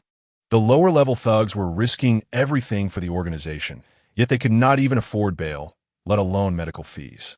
Thus, Luoduo hastily dispatched Jinmahu to demand funds from Shaqiang. Yet Shaqiang's response was succinct. "I will not give you a single cent. I will not relinquish any territory either." Jinmahu's fury boiled over, his veins bulging, eyes filled with murderous intent. Unfazed, Shaqiang remarked, "What is this? Do you dare to confront me in Mongkok? Have you not had enough of the police batons?" Upon hearing the mention of batons, Jinmahu instantly calmed. "Shaqiang, you have some nerve to provoke Dongxing. You shall see the consequences." With that threat, Jinmahu turned and departed. Shaqiang, undeterred, thought to himself that he had Li Shaojun backing him. What was Jinmahu to him? Feeling a bit hungry, he decided to seek sustenance. After patting his stomach, Shaqiang led his subordinate to a restaurant. Once satiated, he sauntered down the street, surveying his territory like a creature in its domain. After meandering for a short while, a young man with blue-dyed hair approached him. Shaqiang inquired, "What business do you have?" A young man introduced himself. "Hello, I am Luo Tianhong. I have heard from friends in the underworld that Brother Chong from Mongkok is the most formidable. I wish to follow you to earn a living." Brother Chong shot Luo Tianhong a disdainful glance and retorted, "Many have sought to follow me for a meal. What makes you think you deserve to join me?" Luo Tianhong replied, "I am quite skilled in combat." Brother Chong scoffed and said, "Skilled? You're just a little nobody. In this world, it's about connections, not mere strength. What good is your fighting ability? Can you take on 10 or even 100? Just by the way you carry yourself, you irritate me. Get lost. You'll regret this." Luo Tianhong, who had trained in martial arts since childhood and was undefeated in his village, turned away in anger. "I hear there's a fierce one named Lien Haolong in Simsha Sui. Perhaps you should seek him out instead." With that thought, Luo Tianhong headed towards Tsim Sha Sui. Curse you, you foolish brat, Brother Chong spat in frustration. Today's youth are increasingly arrogant. Their ambitions soaring high while their lives are as fragile as paper. It's a mystery where they find such audacity. Skilled? What good is that? Suddenly, Brother Chong's phone rang. It was a call from Li Shaojun. Brother Chong, come to Hujia Tea Restaurant. All right, boss, I'll be there shortly. Brother Chong hurried to the restaurant, where he found Li Shaojun seated in a corner enjoying a plate of pork chop rice. Upon seeing Brother Chong, Li Shaojun waved him over. Boss, is Chen Yao one of your men? Don't deceive me. You really spoke up for me today. Li Shaojun smiled and replied. If you say so, then it is true. Tomorrow, the Hongxing Society will hold a meeting to elect a new leader, correct? Brother Chong nodded eagerly, yes. Chen Yao even invited me. Should I go, boss? Of course, you're a hall master of Hongxing. Remember what I am about to say for tomorrow's meeting? Li Shaojun instructa. Yes, yes. Brother Chong listened intently, nodding like a chick pecking rice, expressing his admiration for Li Shaojun. After finishing his advice, Li Shaojun assured him, rest assured, I will not let you down tomorrow. That's good, Li Shaojun affirmed. He had invested considerable effort into Brother Chong. If this lad turned out to be a waste, then it would be on him. The following day, at the Hongxing headquarters, Chen Yao addressed the assembly. Everyone, you know why we have gathered. Mr. Jiang was killed by Dongxing, and we need to elect a new leader for Hongxing. He sat at the head of the table, flanked by 10 hall masters, including Brother Chong. The number was 10 because the young master was absent. He had completely lost faith in Hongxing. Although he continued to contribute monthly to the gang, he refused to attend any meetings. Chen Yao scanned the room and continued. Does anyone have any recommendations? Brother Ji curled his lip and remarked, the young master isn't here, Yao. Did you not invite him? The other hall masters began to murmur amongst themselves. Indeed, why has Prince not arrived? Surely, the position of the leader of Hongxing rightfully belongs to him. Currently, among the entirety of Hongxing, only Prince and Hanbin possess any real strength. Without Prince's presence, how can a decision be made? Chen Yao furrowed his brow and remarked, Prince is gravely ill, which is why he could not attend. Aside from Prince, who do you believe is most qualified to lead Hongxing? In response, Brother Ji turned his gaze toward Hanbin, the master of Xing district, and stated, I believe Hanbin is qualified. I would wholeheartedly accept him as the leader. Others echoed this sentiment, affirming Hanbin's qualifications. Hanbin's prowess is indisputable. Originally, he was not a member of Hongxing, but Jiang Tiansheng, in a bid to recruit him, directly granted him 3 positions of authority. Hanbin accepted this in order to support his 2 brothers. Upon hearing so many endorse his brother, Tunmun's master, Tyrannosaurus, and Kowloon's master, Thin Eyes, quickly chimed in, yes, yes. Who among the current Hongxing members can rival my brother? Upon being nominated, Hanbin immediately protested. Brother Ji, I possess no such capability. I am merely here to observe the commotion. Please do not select me. Thin Eyes retorted, brother, do not be so modest. Who else is fit for the position of Hongxing's leader? Tyrannosaurus also wished to speak. Hanbin frowned at his 2 brothers, silencing them before he declared, I will not assume the role of Hongxing's leader. Please choose someone else. Seeing Hanbin's resolute refusal to run, Chen Yao proposed, then I nominate someone, Shan Chong. What do you all think? The room fell silent as everyone processed Chen Yao's nomination of Shan Chong. You might as well have nominated Brother Ji, someone remarked. Brother Ji hastily interjected, Chen Yao, how can Shan Chong be qualified to lead Hongxing? Does he even deserve it? With a scoff, Shan Chong clapped his hands, and his underling approached, wheeling a suitcase. With a swift motion, the suitcase was opened to reveal it brimming with cash. After instructing his underling to empty the contents onto the table, Shan Chong declared, it's not a lot. Just 5 million, enough to cover DeFei and the others' bail and medical expenses. Indeed, DeFei and several hundred of Hongxing's thugs remained incarcerated due to an inability to pay bail. The financial woes of Hongxing mirror those of Dongxing. The upper echelons possess wealth, yet they do not allocate funds for the lower-ranking thugs. All expenses must come from society, but the funds have already been squandered by the higher-ups. Goodness, Shan Chong, you truly are formidable, others exclaimed. Is he really that wealthy? Of course. He is the boss of Mongkok. Gazing at the pile of cash before him, other masters were left in awe. Shan Chong truly had considerable wealth. With a smirk, Shan Chong addressed Brother Ji. Am I now qualified to be the leader of Hongxing? Brother Ji nodded vigorously. Yes, yes. Brother Chong, you have accomplished something monumental for the society. Of course, you are qualified. The other masters nodded in agreement. Chun Yao then suggested, let us commence the voting. Those in favor of Shan Chong as the leader, please raise your hands. Chun Yao was the first to raise his hand, followed by Brother Ji. Ultimately, aside from the three, Sister 13 and the Han Bin brothers, every other master raised their hands in support. After counting the votes, Chun Yao stated, well, the majority rules. I hereby declare Shan Chong as the new leader of Hongxing. Applause erupted throughout the room. The foolish Chong's underling promptly applauded, and the other hall masters followed suit, placing their hands together in a show of support. After Chong was elected as the leader, Chun Yao descended from the main seat to sit on the left, while Chong took the position of authority. Once the applause subsided, Chun Yao inquired, Chong, as the new leader of Hongxing, what are your plans moving forward? Upon hearing Chun Yao's words, a group of hall masters fixed their gaze intently on Chong. Recalling Li Shaojun's words, Chong proclaimed, the despicable, shameless wretches of Dongxing have sunk so low as to murder Mr. Jiang. Rest assured, as the new leader of Hongxing, I shall avenge Mr. Jiang. A resounding approval followed. Chun Yao pressed further, and how exactly do you plan to accomplish this, leader? Chong replied, with Jiang Tiansheng deceased, Dongxing will undoubtedly strike while the iron is hot.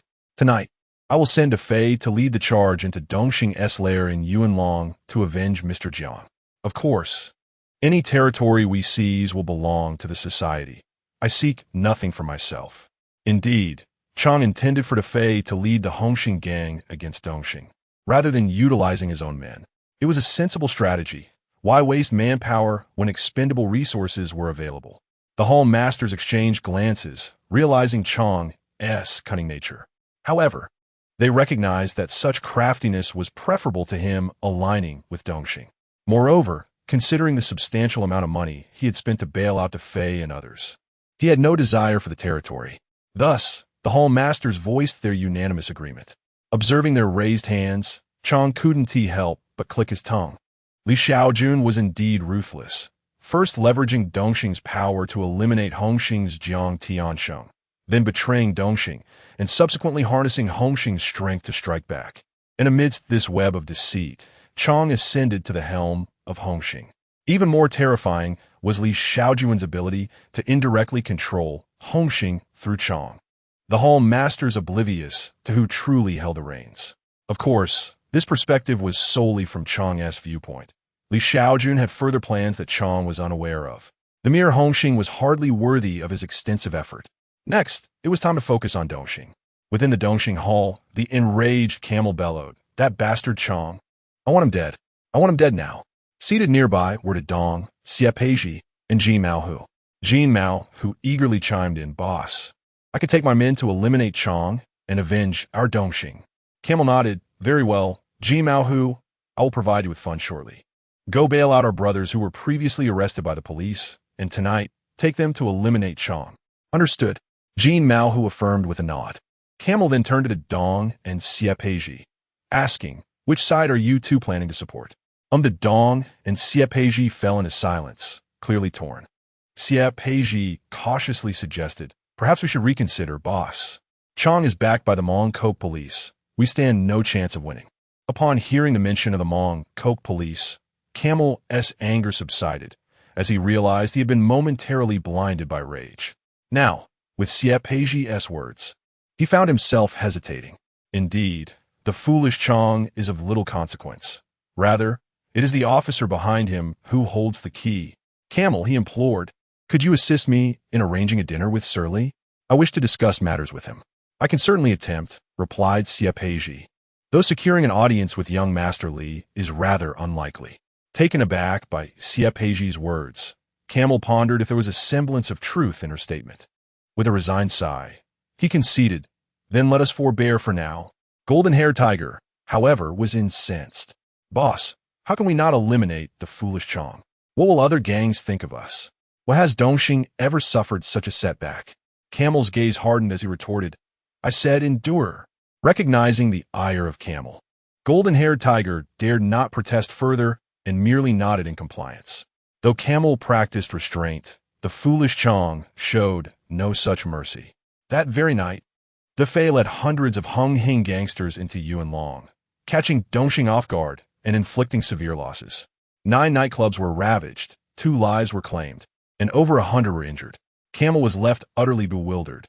Wait, the foolish Chong has slain your leader, Jiang Tiansheng, and now you dare to attack me?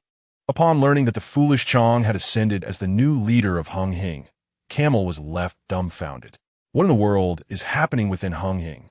He promptly dispatched messengers to negotiate, but Hung Hing's response was succinct, talk to your mother. The following night, Hung Hing renewed its assault on Dongxing. Already suffering grievously, Dongxing found itself relentlessly pursued and battered by Hung Hing, with no recourse in sight. Soon, they lost half of their territory and sought terms for peace. Yet Hung Hing remained obstinate. More precisely, it was young Master Li, the puppet master behind the scenes, who refused. Not only did he refuse, but he also compelled the foolish Chong to invest his entire fortune, over 30 million in cash and more than 500 subordinates, into the aggressive campaign against Dongxing. Initially hesitant, the foolish Chong acquiesced after receiving a stern reprimand from young Master Li. The other leaders of Hung Hing were bewildered by the foolish Chong's fervent commitment. Was he truly a loyal subject of Hung Hing, genuinely seeking vengeance for Jiang Tiansheng? How else could he exhibit such fervor? Over 30 million, 500 men. This was a declaration of war against Dongxing. Witnessing the tears of the foolish Chong, one could only surmise he was overwhelmed with joy at the prospect of avenging Jiang Tiansheng. Under the foolish Chong's leadership, the other Hung Hing leaders also contributed funds and manpower, albeit only a fraction of their resources. Yet, even this modest contribution rendered Hung Hing's power immensely formidable. Now, with over 1,300 men engaged in combat, led by the foolish Chong, supported by Chun Yao, and charged by the Fei, they relentlessly drove Dongxing back. Within a tea house, golden-haired Tiger, battered and bruised, lamented, damn it, Hung Hing is leaving us no avenue for survival. What shall we do, boss? Speak to us, boss. Do you have a plan? Surrounding him, a cadre of Dongxing leaders echoed his despair with heavy sighs. Seated at the head of the table, the camel rubbed his forehead, overwhelmed by the dire circumstances. Ever since that police officer appeared, things had taken a turn for the worse for the East Star Gang, spiraling downward since the days of Liang Kun. Was it fate that sought to annihilate them? At that moment, Xie Peiji, nestled in the corner, exclaimed with excitement, Boss, Li Shaojun has agreed to dine with you. We're meeting at the Dauntless restaurant this afternoon. Truly, Camel felt as if he had been granted a second chance. With Li Shaojun's support, not even 10 Hongxing could bring him down. Camel praised, Ji, you have done a remarkable service this time. The gang will remember this. And you need to contribute your share this month. Thank you, boss. Xie Peiji nodded, inwardly cursing. Damn it, she barely contributed anything monthly. You might as well hand her some money instead. Camel glanced at his Rolex. It was already 10 o'clock. Time is fleeting, Ji Dedong, Ji Mao Hu. You 3 come with me to the Dauntless restaurant and await Li Sir. They hurriedly made their way to the restaurant, anticipating Li Shaojun's arrival. An hour and a half later, Li Shaojun appeared, accompanied by several plainclothes subordinates. Li Sir, you are indeed a rare sight. I've long wished to meet you. Camel greeted warmly, guiding Li Shaojun to a private room on the 2nd floor. Once inside, Li Shaojun exchanged a glance with Xie Peiji. The performance was about to begin. Xie Peiji coyly approached Li Shaojun, saying, Li Sir, I've sought you several times before, yet today you finally grace us with your presence.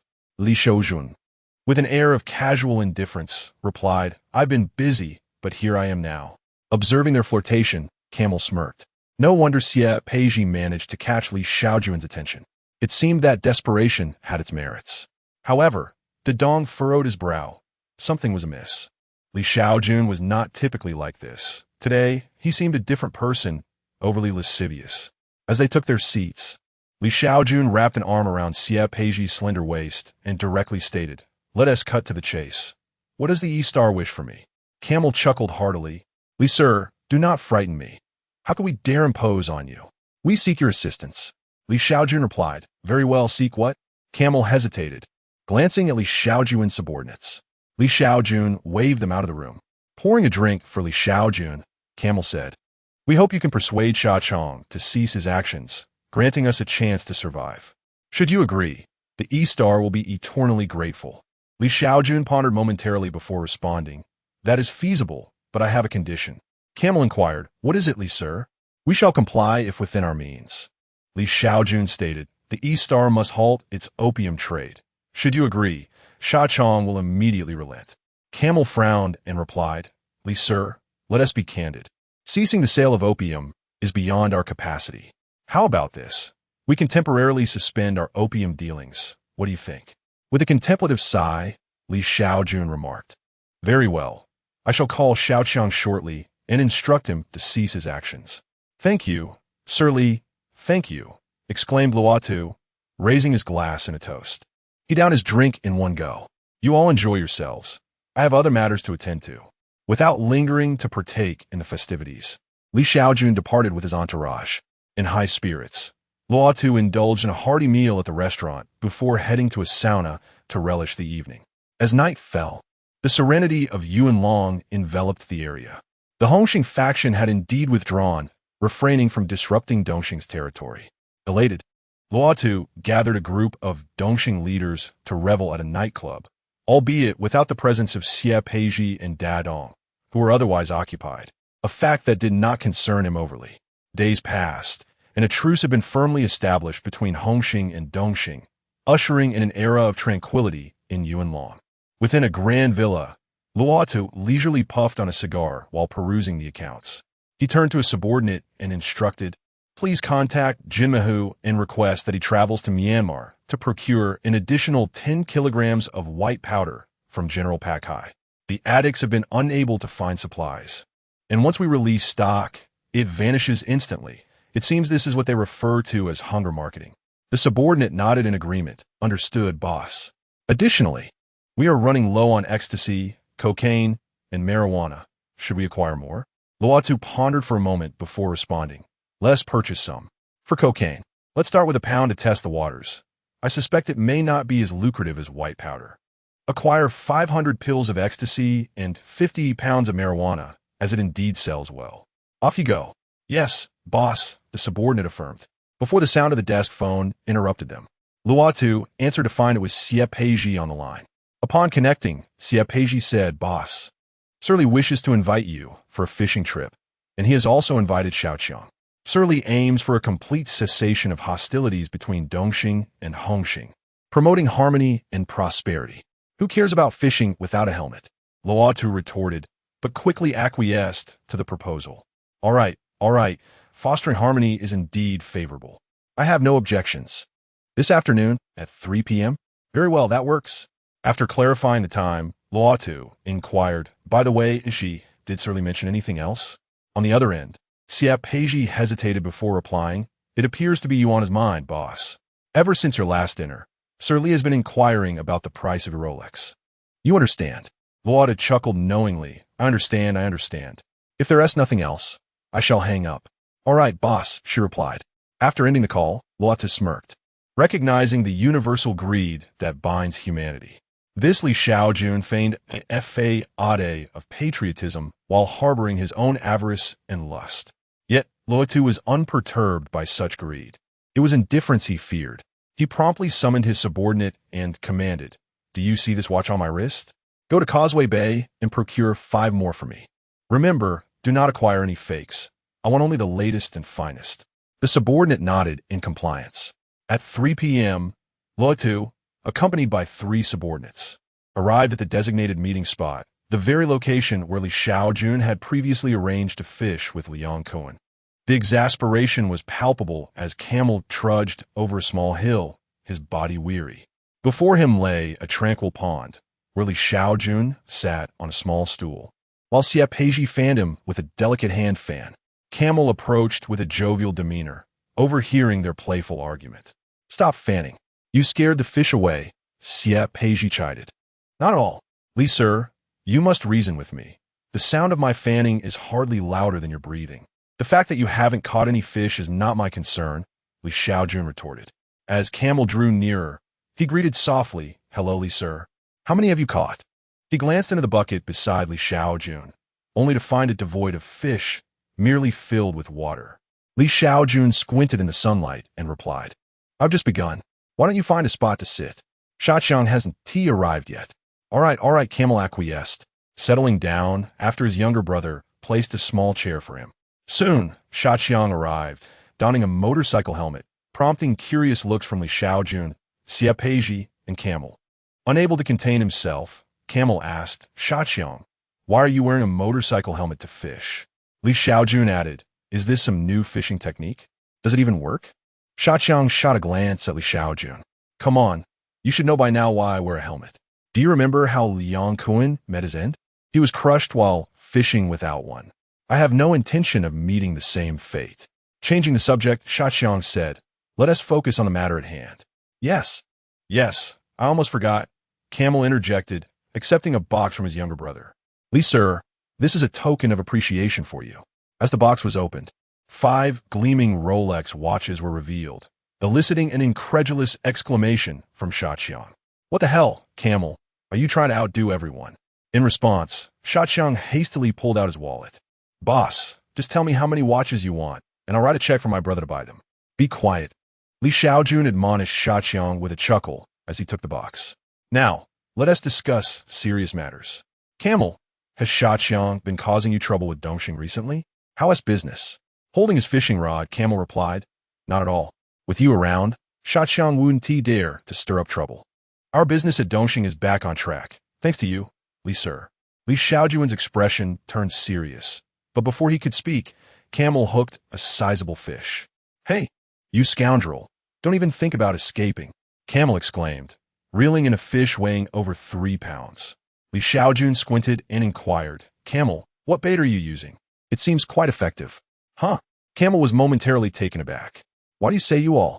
Shaqiang and Xie Peiji aren't fishing. It's just the two of us here. Deciding not to dwell on it, Camel said, It's just regular bait. Li sir, would you like to try some? No, thank you. I'm not in the mood anymore. Li Shaojun, while retracting his fishing rod, inquired, Camel, we had an agreement. I facilitated a truce between Hongxing and you were to cease the distribution of narcotics. However, it appears that Dongxing has not halted its operations recently. Camel responded, Sir Li, we are in a difficult position. Our numerous brothers rely on this for their livelihood. Besides, the agreement was meant to be temporary, was it not? It was never intended to be a permanent cessation. Li Shaojun chuckled lightly at this moment.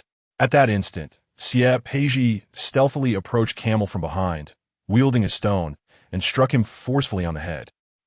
Camel cried out in agony as he collapsed to the ground. You bastard! What are you doing? Camel's 3 henchmen were taken aback, rushing towards Xie Peiji. Yet, before they could reach her, Shaqiang's 3 subordinates unsheathed their daggers, delivering lethal blows from behind. With a sickening sound, Camel's 3 minions fell lifelessly to the ground. Holding his bloodied head, Camel turned to Li Shaojun, pleading for mercy. Sir Li, spare my life, and I assure you, Dongxing will never engage in narcotics again. I implore you, grant me this opportunity. Shaqiang, standing aside, shook his head. Fishing without a helmet was one thing, but daring to catch fish in front of Li Shaojun, a man of such prowess, was a fatal error. This was precisely how Brother Kuan had met his demise. Thus, Shaqiang always donned a helmet whenever he fished with Li Shaojun, ensuring he never caught a single fish, believing it would prolong his life. Li Shaojun, ignoring Camel's playas, stored his fishing rod and stated, I shall be at the Hajia tea restaurant awaiting you. What would you like to eat? I will order for you.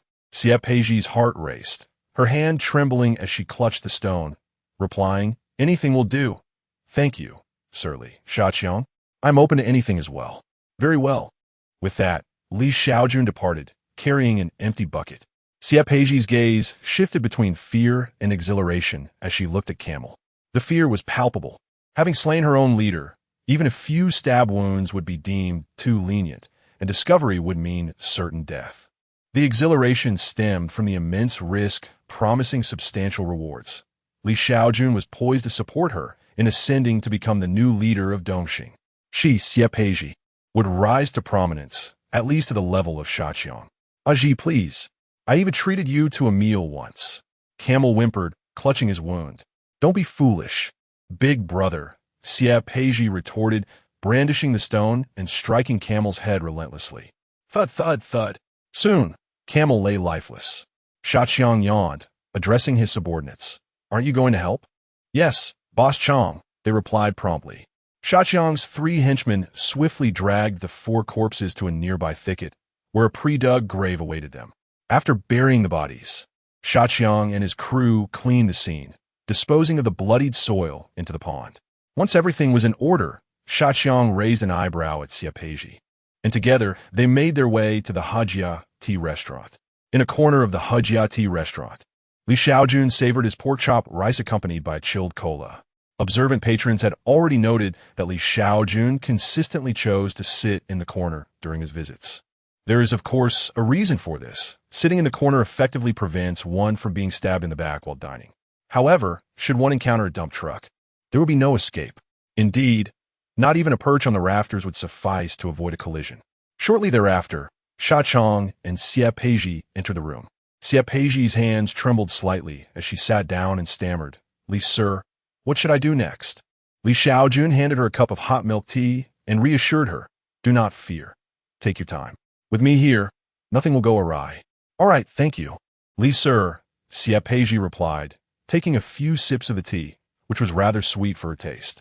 Once she had regained her composure, Li Shaojun said, Shaqiang, it's your turn to speak. Shaqiang nodded and said, Xie, listen carefully. Tonight, our Hongxing will launch a surprise attack on your Dongxing. What? Xie looked utterly bewildered. Wait, I've been killing alongside you. Why are you targeting me? Wasn't I supposed to become the head of Dongxing? Shaqiang responded, don't panic. Let me finish. Tonight, our Hongxing will not seize your territory, but will instead take lives.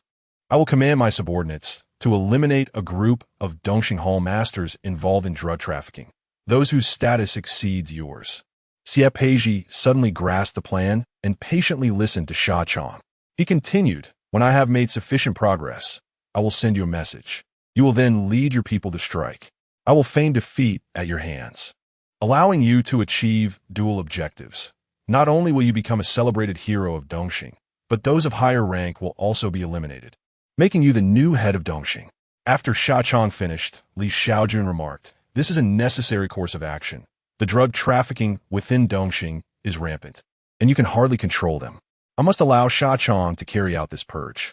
Xie nodded in understanding, saying, I comprehend. Thank you, Brother Chong. And thank you, Li Sir. Shaqiang interjected, Hey, don't thank me just yet. Are you attempting to sow discord?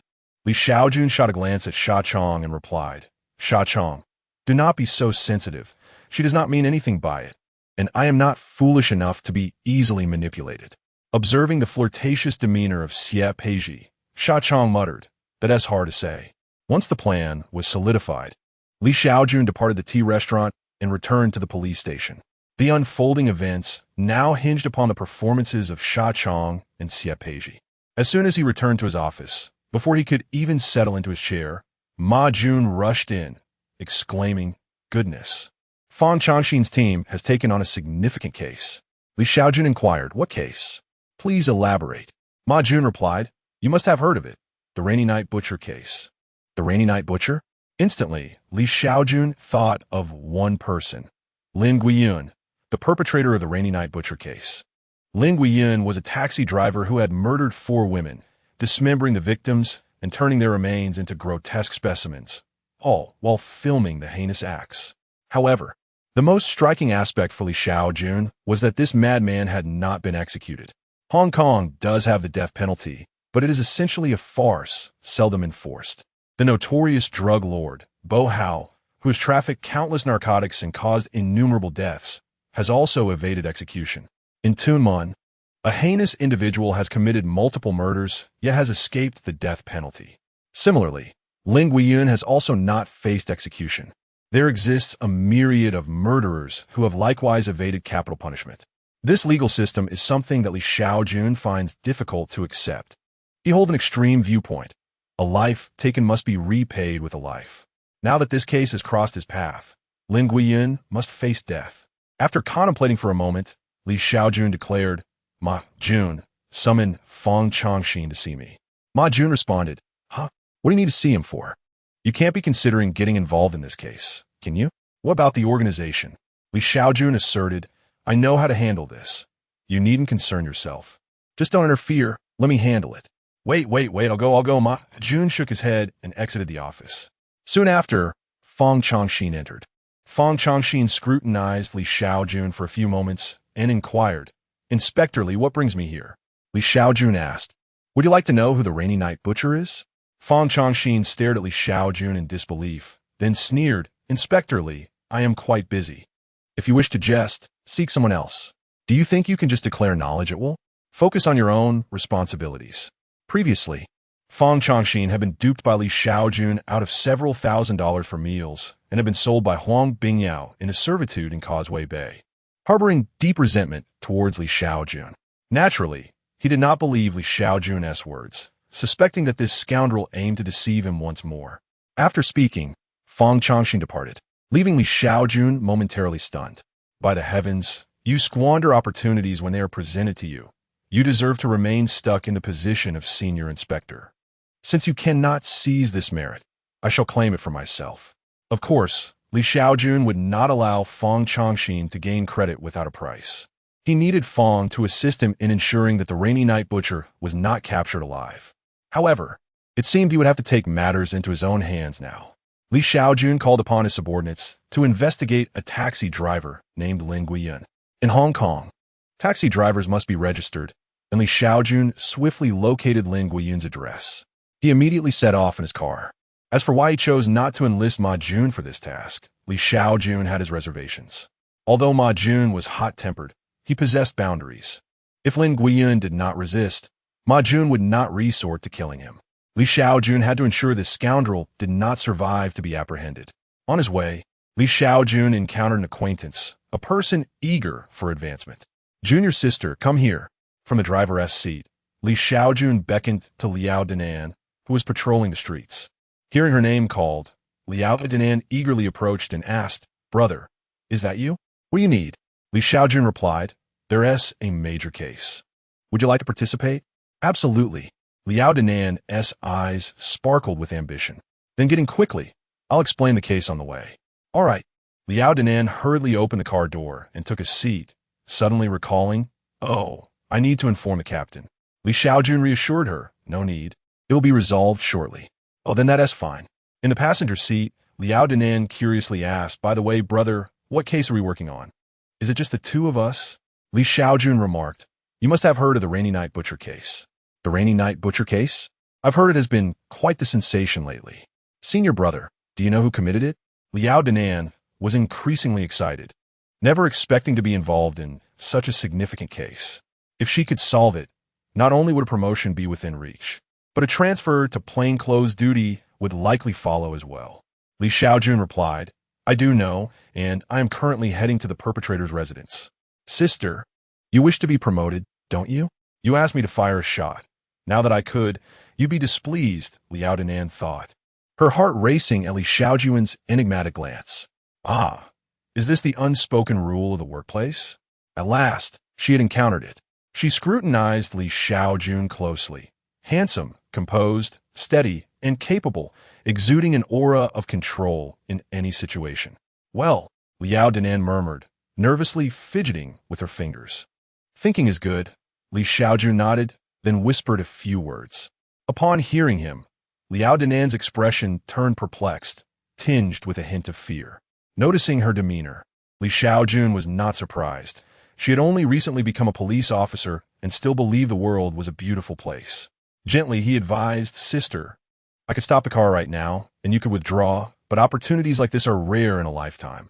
If you miss this chance, you might only be patrolling the streets forever. Don't gamble with your future." Li Shaojun spoke sincerely. He had offered many individuals opportunities before. The smiling tiger, Liang Kuan, and Luo Ta, along with the recently mentioned Fang Changxin, all failed to seize their moments.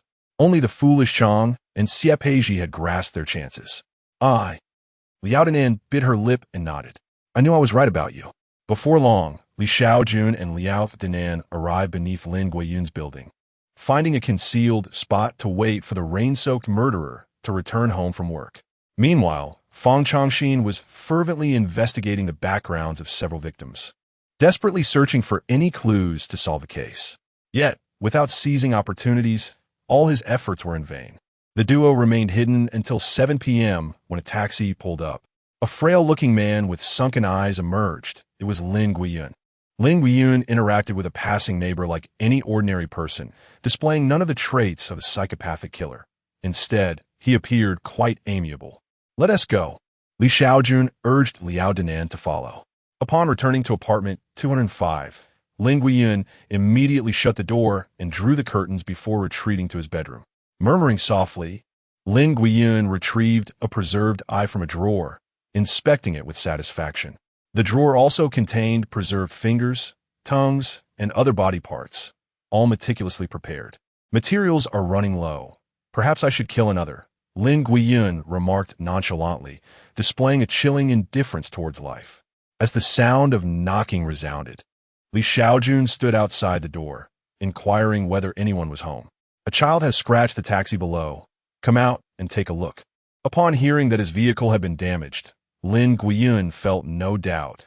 Those insufferable little rascals were a nuisance, even to him, a notorious killer. Perhaps the next victim should be one of those brats. Momentarily, Lin Guiyun placed his eyeball back and stepped out of his bedroom to open the door. The instant the door creaked open, 2 ominous gun barrels were aimed directly at him. Police! Step back! Lin Guiyun obediently retreated a few paces, allowing the 2 officers to enter. Suddenly, Liao Dinan stumbled, dropping her firearm onto the floor. Swift as lightning, Lin Guiyun seized Liao Dinan's gun and pressed it against her temple. Meanwhile, Li Shaojun stood frozen, like a wooden statue, observing Lin Guiyun taking a hostage. Step aside, or I will kill her. Lin Guiyun threatened Liao Dinan while hiding behind her. What is happening? It seems the police are apprehending someone. At that moment, curious neighbors emerged from their homes, gathering in the corridor to witness the commotion. A woman peered out, startled, yet her curiosity overcame her fear, and she spoke up, Officer, this child Lin Guiyun is actually quite good. What is the matter? Li Shaojun, uninterested in the onlookers, aimed his weapon at Lin Guiyun and declared, Do you think you can evade the law's retribution? Lin Guiyun, sheltering behind Liao Dinan, retorted, The law? I've already killed several people. Where's the law? It cannot punish me. Li Shaojun nodded in agreement. Indeed, even if Lin Guiyun were apprehended, the law could not bring him to justice, but a bullet could. Seeing that Li Shaojun still had his gun trained on him, Lin Guiyun further threatened, Still aiming at me? If you have the guts, shoot. I will surely eliminate her first. If you dare, shoot me. I dare you. Bang! Li Shaojun fired, striking Lin Guiyun in the thigh. With a scream of agony, Lin Guiyun pulled the trigger against Liao Dinan's head. Yet, no bullet fired. He pulled the trigger again, still nothing. It was over. Bang! Li Shaojun fired once more, this time blowing Lin Guiyun's head off. He felt a strange discomfort and succumbed to slumber. You urged me to shoot, and now that I have, you are displeased. This startled the onlookers, prompting a woman to exclaim, Goodness! Lin Guiyun has been shot dead. Those behind her, unaware of the circumstances, clamored, How did he die? Why? It must be those rogue officers killing indiscriminately. Those wretched policemen will inevitably meet their demise. Hearing the chatter in the corridor, Li Shaojun remained unfazed. In this era, the most despised profession in Hong Kong was undoubtedly that of a police officer, a reality he had grown accustomed to. The woman shook her head, clarifying no. It was Lin Guiyun who took a gun and held a female officer hostage, only to be shot dead by another male officer. Oh, is that so? Thus, Li Shaojun found himself with a multitude of witnesses. Liao Dinan quickly reclaimed her firearm, discreetly reloading it. Indeed, Liao Dinan's abduction had been a premeditated plan orchestrated with Li Shaojun from the very beginning. The incident involving the hostage-taking of a police officer culminating in the perpetrator's demise, leaves no room for criticism. Subsequently, Li Shaojun entered the bedroom to conduct a search. Recalling correctly, he remembered that when Lin Guiyun was apprehended, there was an abundance of human remains scattered throughout the residence. Upon opening a drawer, Li Shaojun frowned and summoned Liao Danan. Upon observing the contents within the drawer, Liao Danan seethed with indignation, exclaiming, "This scoundrel! He truly deserves his fate." Previously, Liao Danan had experienced a modicum of guilt, as her actions as a police officer had inadvertently led to a loss of life. However, at this moment, she wished fervently to discharge a few more rounds into him. Li Shaojun placed a reassuring hand on Liao Danan's shoulder, instructing, "Secure the scene and call for backup." Understood, Liao Danan responded as she contacted the police station. At the Mongkou police station, within the CID office, Fang Chongxin rubbed his eyes, continuing to scrutinize various photographs and clues. In his quest to solve this case, he had not eaten a morsel since morning. "We have already investigated this location. We shall proceed to this site tomorrow," Fang Chongxin informed his team. Just then, a team member rushed in, carrying a large bag of coffee, exclaiming, "Sir Fang, we have a breakthrough. The Rainy Night Butcher case has been cracked." "What?" Fang Chongxin asked urgently. "Who did it?" The team member replied, "Inspector Li Shaojun from the O team, along with a junior officer." "What?" Upon hearing Li Shaojun's name, Fang Chongxin recalled their earlier encounter that day. "Damn it, I regret it. I wish I could turn back time. It turned out he genuinely intended to assist me." The bloodshed from the ambush by Hongxing had left Dongxing in chaos. Fang Chongxin quickly made his way to the scene of the Rainy Night Butcher case, which was already cordoned off by police with a throng of journalists outside. After all, this was the most pressing case for the people of Hong Kong. Securing first-hand information could lead to substantial rewards. Observing the crowd of journalists jostling for position, Fang Chongxin employed his basketball skills to elbow his way through. He spotted Li Shaojun and Liao Danan engaged in an interview. The reason Li Shaojun agreed to the interview was primarily to give Liao Danan a chance to shine, which could also facilitate her transfer to his team. "Ah, you've arrived," Li Shaojun greeted with a smile upon seeing Fang Chongxin. Fang Chongxin, feeling somewhat sheepish, ran a hand through his hair and said, "I apologize, Li Sir. You truly wish to help me. I thought you were attempting to undermine me." Li Shaojun waved off the concern. "No harm done.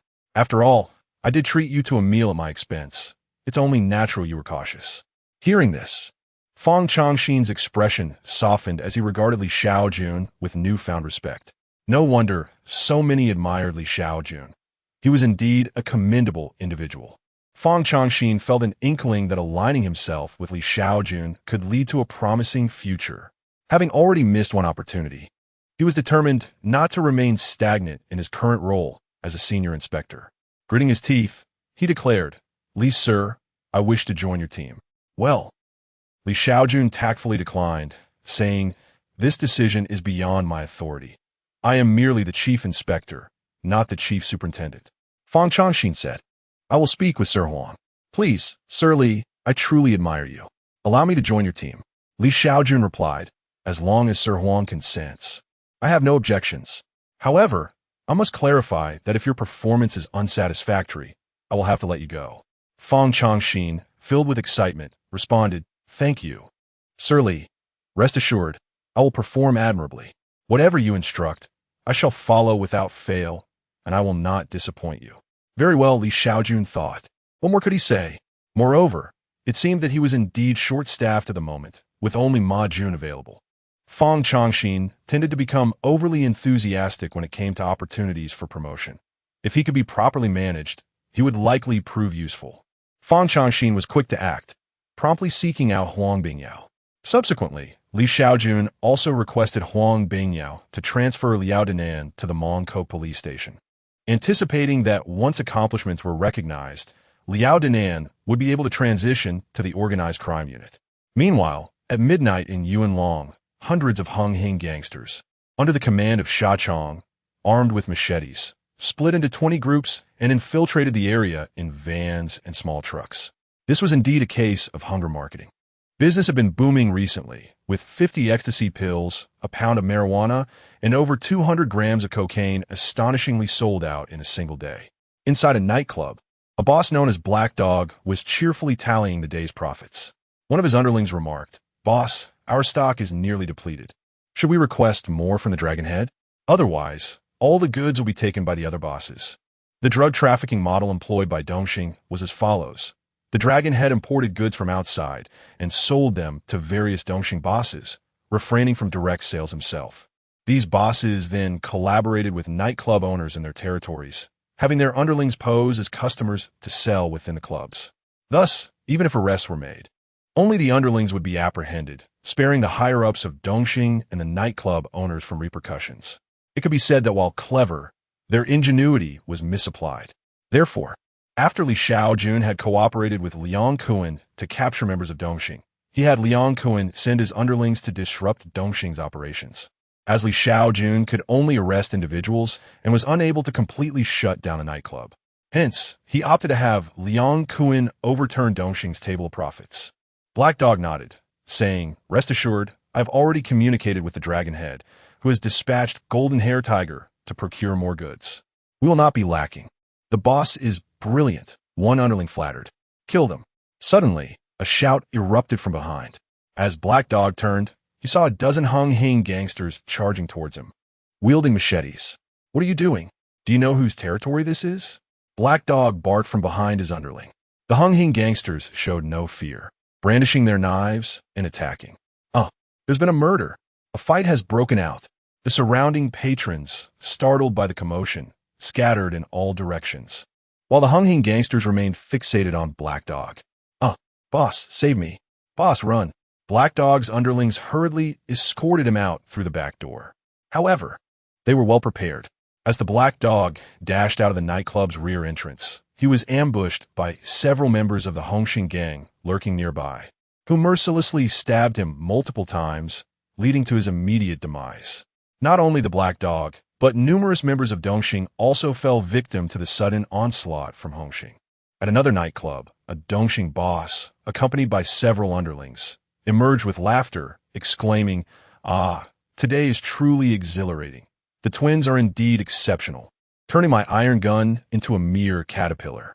Suddenly, a van careened into the scene, striking the Xing leader and propelling him 5 meters away. Fearing he might survive, several Xing thugs dismounted from the vehicle, brandishing knives and ruthlessly attacking the Xing leader who had been thrown aside. After ensuring his demise, the Xing gang swiftly returned to their vehicle, intent on hunting down another target. In a matter of moments, the entire Yuan Long descended into chaos, as numerous Xing sub-leaders were slaughtered and several high-ranking leaders met the same fate.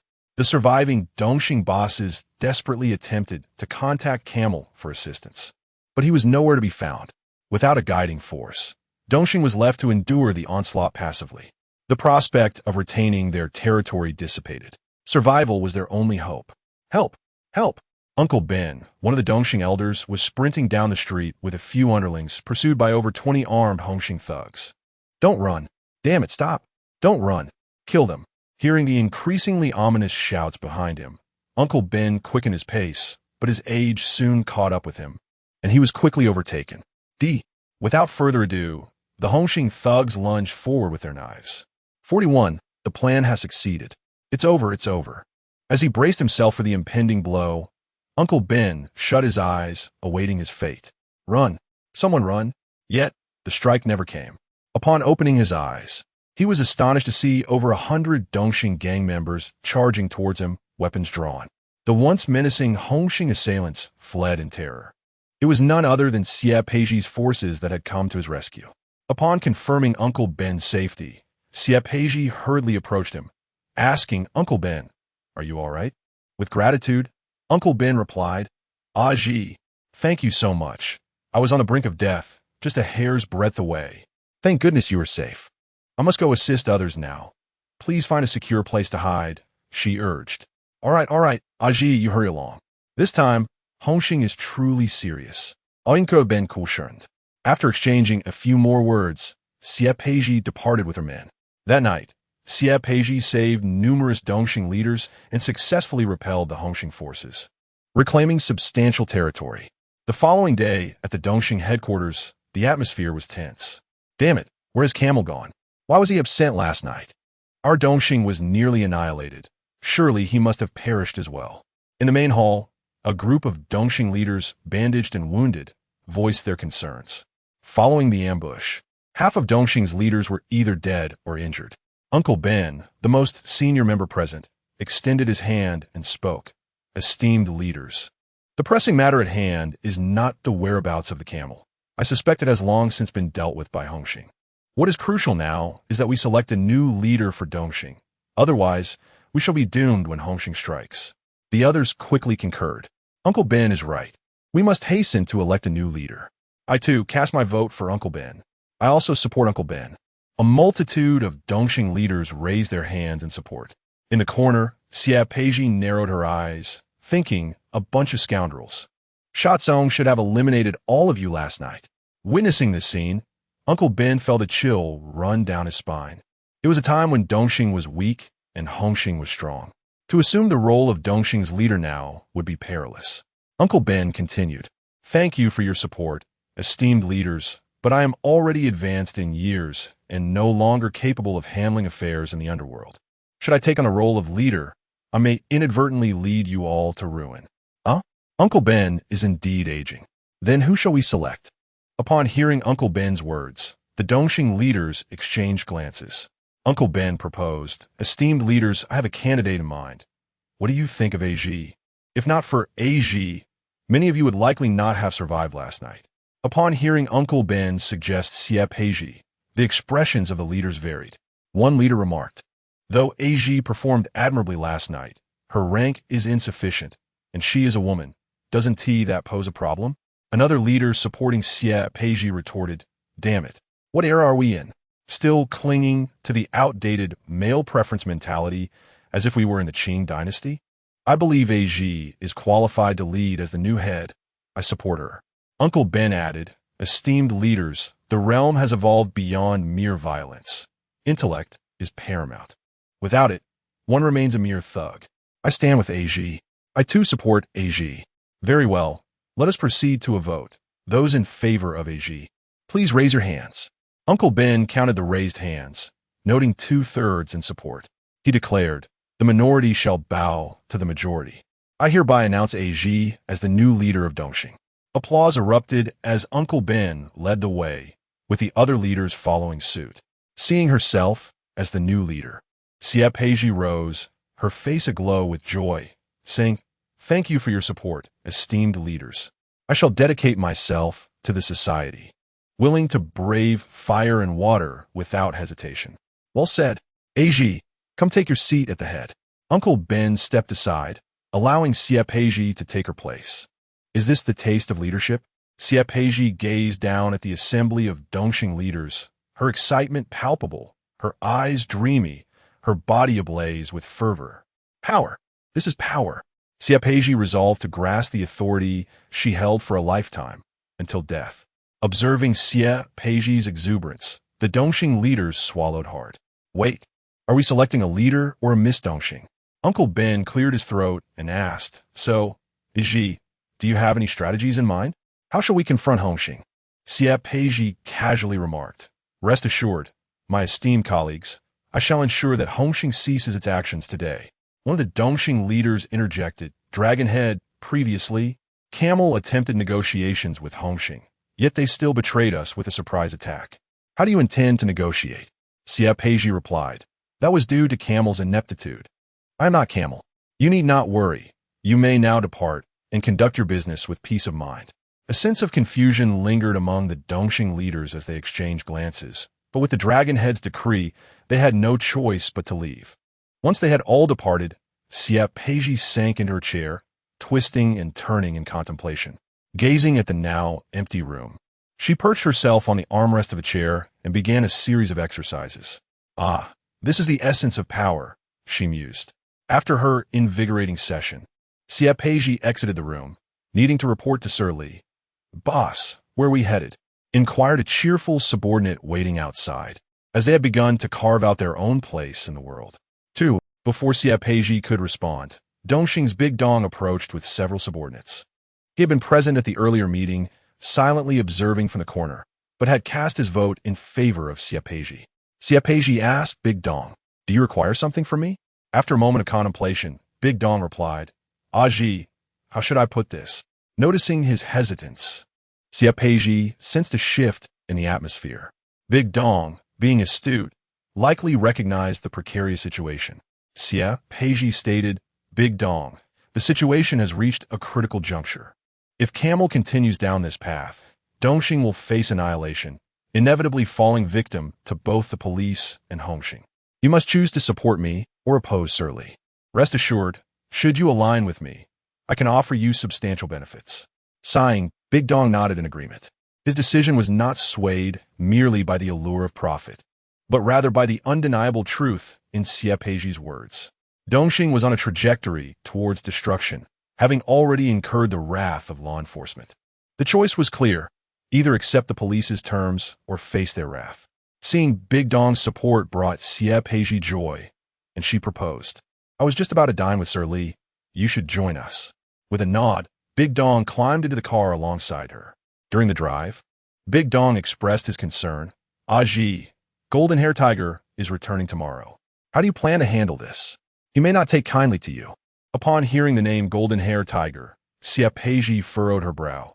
He had indeed been fortunate to be away procuring goods, thus evading last night's ambush. More critically, Golden Hair Tiger held considerable influence, and his return could indeed pose significant challenges to her position. However, Xie Peizhi quickly regained her composure, chuckling lightly. "We shall see how it unfolds. I am backed by a formidable ally. Should Golden Hair Tiger dare to stir trouble, he will certainly face Sir Li's wrath." Big Dong shook his head in agreement, realizing that Xie Peizhi's strength lay in her powerful connections, alleviating his own concerns. Do not underestimate the impact of a mere golden-haired tiger.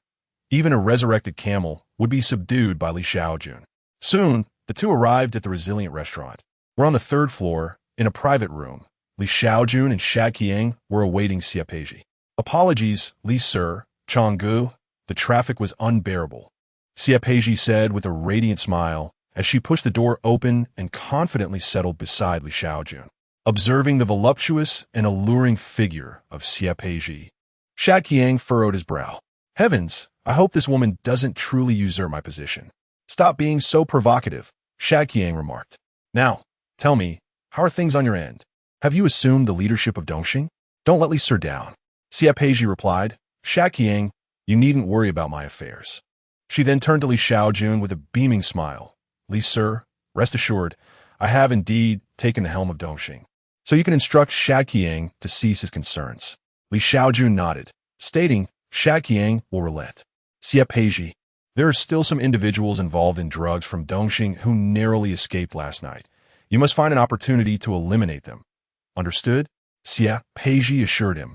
"Do not worry, Li Sir, I will manage Dongxing effectively. However, one individual poses a challenge. The Golden Hair Tiger is not dead and is set to return tomorrow." Li Shaojun responded, "You need not fret about the Golden Hair Tiger. He would not dare to confront you." Xie Peizhi nodded, fully convinced of Li Shaojun's capabilities. His methods were indeed ruthless.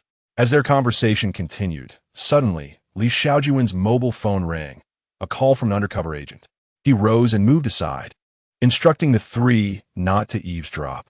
Upon connecting, the undercover agent informed him, "Brother June, tonight, Yudo Biao will use fishing boats to smuggle heroin into Hong Kong.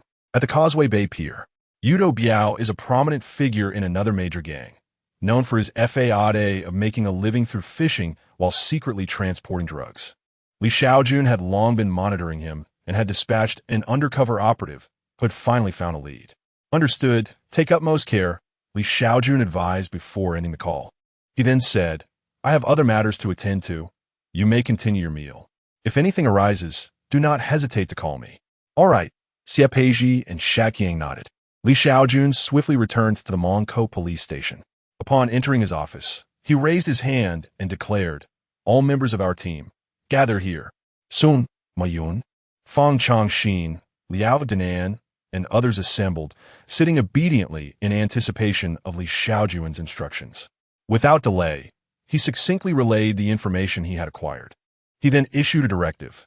Inspector Ma, take a group of personnel in plain clothes to scout the terrain at Causeway Bay Pier and identify concealed locations for an ambush. Understood, Ma Yun nodded. Li Shaojun then turned to Fang Changxin, who sat upright, eagerly awaiting instructions. Inspector Fang, you two shall lead a team to survey the perimeter of Causeway Bay Pier. Ensure that all potential escape routes are blocked. If you require additional manpower, inform me. Fang Changxin's gaze darkened momentarily. Indeed, assistance was required. It appeared that Li Shaojun placed greater importance on Ma Jun and his team. However, upon reflection, since he had only recently joined Li Shaojun's ranks, it was essential for him to demonstrate his capabilities through diligent support. At least Li Shaojun was willing to provide him with an opportunity to showcase his skills. With that thought, Fang Changxin nodded affirmatively and said, "Understood." Li Shaojun nodded at Fang Changxin with appreciation, instructing, "You all should proceed to the logistics department to collect your firearms. I will seek a warrant from Officer Huang." Meeting adjourned. Understood. Ma Jun and his team made their way to the logistics department, while Li Shaojun headed to the office to consult with Huang Bingyao. The reason Li Shaojun required a warrant for this operation was due to the unique circumstances surrounding Yutubio. Had Yutubio been a mere thug roaming the streets with henchmen, a warrant would not have been necessary. The laws in Hong Kong regarding triads are exceedingly stringent. One could be arrested simply for failing to present identification, as it could raise suspicion of gang affiliation. However, since Yutubio had disguised himself as a fishing boat owner, an ordinary citizen engaged in fishing without wielding a weapon or seizing territory, a formal arrest warrant was imperative. After Li Shaojun explained the situation, Huang Bingyao chuckled heartily, saying, "Junzi, you are truly remarkable. Just yesterday you dealt with the rainy night butcher, and today you are poised to achieve another feat extraordinary, simply extraordinary. Today's youth are indeed more formidable than ever." Upon hearing Huang Bingyao's words, Li Shaojun narrowed his eyes. This must have been a compliment directed at him, though it could also have been laced with sarcasm. Did Huang Bingyao covet this credit? Yet, for a senior inspector, such credit would bear little significance. His next promotion would be to chief inspector, a position not attained through mere accolades. Capturing Yutubio, or even 10 of him, would not elevate Huang Bingyao's standing. He could only bide his time until a chief inspector retired or was promoted, thereby creating an opportunity for Huang Bingyao. Never mind, it was wiser to play it safe. Li Shaojun suggested, "Officer Huang, why don't you lead the operation? I can assist. I have been somewhat fatigued lately, and my leadership might result in unforeseen complications." Upon hearing this, Huang Bingyao realized he had been misunderstood and quickly responded, "Junzi, please don't say that. You have misinterpreted my intentions. I genuinely admire your skills and do not wish to usurp your credit. It is best for you to lead the team. I will ensure the warrant is ready promptly." Li Shaojun offered an awkward smile and replied, "I apologize, Officer Huang, for my petty suspicions." Huang Bingyao waved his hand dismissively, saying, "No need for apologies. The Hong Kong police force has become quite chaotic due to certain individuals, and your caution is merely prudent. It is understandable. Thank you for your understanding, Officer Huang." Li Shaojun nodded before obtaining the arrest warrant. Meanwhile, Ma Jun and his team stealthily arrived at the Causeway Bay Pier to conduct reconnaissance. Although Ma Jun had a somewhat problematic temperament, his skills were unquestionable. He quickly assessed the terrain and identified several concealed spots to lie in wait. Fang Changxin also proved capable, deploying his team at various intersections. As the night fell over the sea, a fishing boat swayed gently towards the Causeway Bay Pier. "May Mazu bless us! May Mazu bless us!" they whispered fervently. The owner of the fishing boat, known as Fishhead Biao, stood at the bow with his hands clasped in prayer, fervently beseeching Mazu for protection. In a bid to secure this cargo, he had depleted his entire fortune. "Please, let there be no mishaps. We must safely reach Hong Kong," he implored. Once they arrived in Hong Kong, Fishhead Biao vowed to erect a statue of Mazu and offered daily prayers and gratitude. Beside him, his subordinate, Feiji, furrowed his brow in confusion as he observed his boss's devoutness. Setting aside the question of Mazu's existence, he mused that even if she were real, she would hardly bless a crew of thugs and drug dealers. If anything, it would be a miracle if they were not obliterated entirely. Feiji, you should pray as well, to ensure Mazu watches over us, Fishhead Biao urged after concluding his prayers. Feiji feigned a couple of bows, feeling a sense of discontent. Such is the lot of a worker, he thought. Come on, don't be so dismissive. Mazu is watching, Fishhead Biao admonished. Reluctantly, Feiji offered a few sincere bows. Cheerful, Fishhead Biao retreated to the cockpit and inquired of his helmsman, how much longer until we reach the dock? The young man estimated about 20 minutes. Fishhead Biao pressed. Speed up, it's nearly 8. Yes, the helmsman nodded, internally cursing the absurdity of his boss. What a lunatic. The fishing boat is already at full speed. Should I leap into the sea to push it along? Some people really can be so foolish. But you won't be foolish for long. Once we reach the dock, you're done for. Indeed, the helmsman was an undercover agent for Li Shaojun. 19 minutes later, the fishing boat docked. After a brief inspection by the dock workers, the unloading commenced, with barrels of fish being hoisted down. See, I told you praying to Mazu wouldn't be in vain. Fishhead Biao whispered to Feiji, who nodded in agreement, sensing there might be some truth to it. Police, don't move. Freeze. Suddenly, a swarm of plainclothes officers surged from all directions, firearms drawn. Oh my God! Fishhead Biao felt his legs weaken, paralyzed by fear and unable to flee. Mazu, are you there? Speak to me. Before long, Fishhead Biao and his crew were shackled. As Ma Jun secured the scene, Li Shaojun approached with his team. Displaying an arrest warrant, he stated, Fishhead Biao, you're under arrest for drug trafficking. Here is your warrant. Anything to say? Fishhead Biao felt a chill run through him, but summoned a semblance of confidence, retorting, You're mistaken. I'm just fishing. I'm not a drug trafficker. You're wrongfully accusing me. Wrongly accusing? Li Shaojun dismissed his protestations and commanded, Search him. Ma Jun immediately led a search party, and soon Fong Chongxin arrived to assist. They thoroughly combed through the fishing boat, the barrels, and the fish, yet found nothing. Li Shaojun discreetly approached the undercover agent and quietly inquired, Where's the cargo? The agent shook his head, responding, I don't know. I only know the goods are hidden on the boat, but they never disclosed where. Upon realizing that nothing was discovered from Li Shaojun's side, Fishhead Biao, filled with arrogance, proclaimed, You dead officers, I told you I'm not involved in drug trafficking. I will hire a lawyer to sue you. You are in big trouble. Li Shaojun remained unperturbed, raising an eyebrow at Ma Jun. While they may not excel in drug searches, they were indeed experts in memory recovery techniques. Soon, the disoriented Fishhead Biao confessed that they had concealed the white powder in the fuel tank of the fishing boat. Li Shaojun immediately ordered the fuel to be drained from the tank. Upon peering into the tank, he noticed several packages affixed to its sides. Casting a glance at Fishhead Biao, Li Shaojun acknowledged the cunning of these drug dealers. After securing the goods, Fishhead Biao was taken to the Mong Kok police station to provide a statement. In the third-floor office, Li Shaojun offered a cigarette to the undercover agent, saying, Mao, you have done a great service this time. What do you wish to do next? The undercover, known as Mao, exhaled a smoke ring and replied, What else can I do? I'm neither a man nor a ghost at this point. Li Shaojun proposed, You have two options. The first is to rejoin the team, and I will advocate for your merits, ensuring you receive some recognition. The second is to maintain that you're merely a fisherman, uninvolved in drug trafficking. In that case, you might only face a few months in prison, and upon release, you can continue your role as an undercover agent. Mao questioned, but wouldn't that raise suspicions? Li Shaojun reassured him. Rest assured, the other subordinates of Fishhead Biao will also receive lenient sentences. My focus will solely be on Fishhead Biao.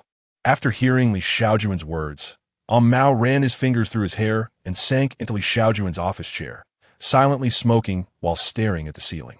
Li Shaojun stepped aside to pour a cup of coffee for Mao.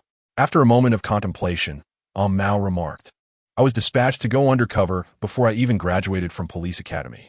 I've been entrenched in the underworld for half a year. I can hardly remember how to wear my uniform. I think I'll continue as an undercover agent. I'll only be locked up for a few months, and perhaps I can rise to become a leader afterward. Who cares if I'm a cop? Li Shaojun chuckled, then Brother Mao. Once you ascend to the position of leader in the Honglian victory, do take care of me. They shared a hearty laugh, and after a few more exchanges, Mao left the office. Li Shaojun then contacted Huang Bingyao to discuss the undercover situation. Huang Bingyao, of course, offered his full support and made arrangements with higher-ups. Consequently, Mao and the subordinates of Fishhead Biao received light sentences, while Fishhead Biao himself faced severe punishment. By the time they dealt with Fishhead Biao, it was already 11 p.m.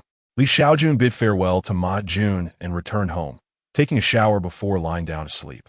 The following morning, after freshening up, Li Shaojun drove to the police station. "Sir, I brought you breakfast. I hope you enjoy pineapple buns." Fang Changxing greeted him as he entered the office. Li Shaojun accepted the breakfast, saying, "Thank you. You all worked hard yesterday." Fang Changxing replied, "It's no trouble. It's what we do as police." Observing Fang Changxing's obsequious demeanor, Ma Jun scoffed, "You still have time to buy breakfast for others? What a trivial hardship." Fang Changxing was taken aback. Casting a glance at Ma Jun, Li Shaojun shook his head, pondering that Ma Jun's temperament would inevitably lead him to misfortune. Meanwhile, Liao Dinan quietly organized the documents in her hands, preferring to avoid the fray of celestial disputes. At that moment, a young female police officer approached and said, "Sir Li, Officer Huang is looking for you." "Oh, very well," Li Shaojun replied, hastily finishing his pineapple bun before making his way to Huang Bingyao's office. Prior to entering, he adjusted his attire. "Knock, knock, knock. Officer Huang, you summon me?" "Guomin." Upon entering the office, Li Shaojun noticed Li Wenbin was also present and saluted. "Good day, Officer Li." Li Wenbin nodded and remarked, "Junzi, I have matters to discuss with you as well." Li Shaojun responded, "Please go ahead, sir." After a brief hesitation, Li Wenbin said, "It has been quite some time, yet aside from Mongkok, the gangs in other regions remain beyond the police's control. Junzi, how long do you estimate it will take to gain control over the entire Yao Simong district? Could you provide me with a time frame?" After speaking, Li Wenbin reassured him, "Of course, I do not doubt your capabilities. I am aware of the considerable efforts you have undertaken recently. Yet the higher-ups are eager for an update on the current situation." Upon hearing this, Li Shaojun replied, "Officer Li, I have given this plan considerable thought, and I must assure you that gaining control over the Yao Simong district is simply unfeasible." "Huh?" Li Wenbin was taken aback, having anticipated that Li Shaojun would express confidence in a swift resolution. "Why is that? Mongkok is well managed, is it not? Surely, we could apply the same approach to Yao Simong." Li Shaojun explained, "Officer Li, the success in Mongkok is attributed to its relatively small size, only featuring the two major gangs, East Star and Hung Hing, while others are minor factions. Conversely, Yao Simong is considerably larger, with every significant gang in Hong Kong conducting business there. Unless we can simultaneously address all the gangs in Hong Kong, controlling Yao Simong is impossible." Li Wenbin nodded in understanding, having come to the same conclusion, and inquired, "Do you have an alternative approach? Must we abandon our efforts?" Li Shaojun responded, "Indeed, we can shift our focus from controlling the region to overseeing the gangs themselves. If we can secure the major gangs in Hong Kong, tranquility will naturally follow. Currently, I have already established control over the leaders of Hung Hing and East Star." "What?" Li Wenbin exclaimed. "You have secured Hung Hing and East Star?" Li Shaojun affirmed. "To be precise, I have gained influence over the leaders of Hung Hing and East Star. While they're not entirely under our control yet, we are close." Impressed, Li Wenbin, who had ascended from the ranks, recognized the significance of Hung Hing and East Star as premier gangs in Hong Kong, and scrutinized Li Shaojun with renewed respect. Li Wenbin nodded, saying, "Then let us proceed, as you suggest. I have faith in your abilities." Li Shaojun nodded, relishing the support he received. Suddenly, Li Wenbin recalled something and remarked, "By the way, since we're shifting from controlling regions to managing gang leaders, you can now come to West Kowloon, Junzi. There is no need for you to remain in Mongkok." "Huh?" Huang Bingyao, standing nearby, pursed her lips, realizing the implications. One might have intended to undermine her position. However, this time, Li Shaojun found himself devoid of excuses. Li Wenbin, understanding the hesitation of Li Shaojun, turned to Huang Bingyao and inquired, "Chief Huang, do you have any objections?" Huang Bingyao chuckled amiably. "Since Junzi is originally a member of the O Department, I have no issues with him being transferred from Mongkok to West Kowloon. It is entirely at your discretion, Commissioner Li." Li Wenbin nodded affirmatively, stating, "Then it is settled. Junzi, please make your preparations and accompany me to West Kowloon now. And kindly bring along your team members." Huang Bingyao could no longer contain his frustration. If one were to poach his personnel, why must they strip the very foundation away? The group under Li Shaojun was undoubtedly the most competent within the Mongkok police station, and Huang Bingyao could hardly bear to part with them. "Commissioner Li," Huang Bingyao interjected, "our Mongkok police station is currently short-staffed. Is it truly wise to transfer so many individuals? If our station is left with novices, it could lead to dire consequences." Li Wenbin, acknowledging his own excess, offered an apologetic smile. "Very well, Junzi, you may take just one person. We have capable individuals in West Kowloon who can assist you." "Understood," Li Shaojun nodded, then proceeded to prepare. Ma Jun would certainly be among those he took with him. The new recruit was a novice, transitioning into the world of organized crime. To be honest, Li Shaojun had little to prepare. He returned silently to his office to bid farewell to Ma Jun and the others. Upon his return, Fang Chongxin greeted him with a smile. "Li, sir, do we have a new mission?" Li Shaojun shook his head. "I'm heading to West Kowloon shortly. I will miss you all.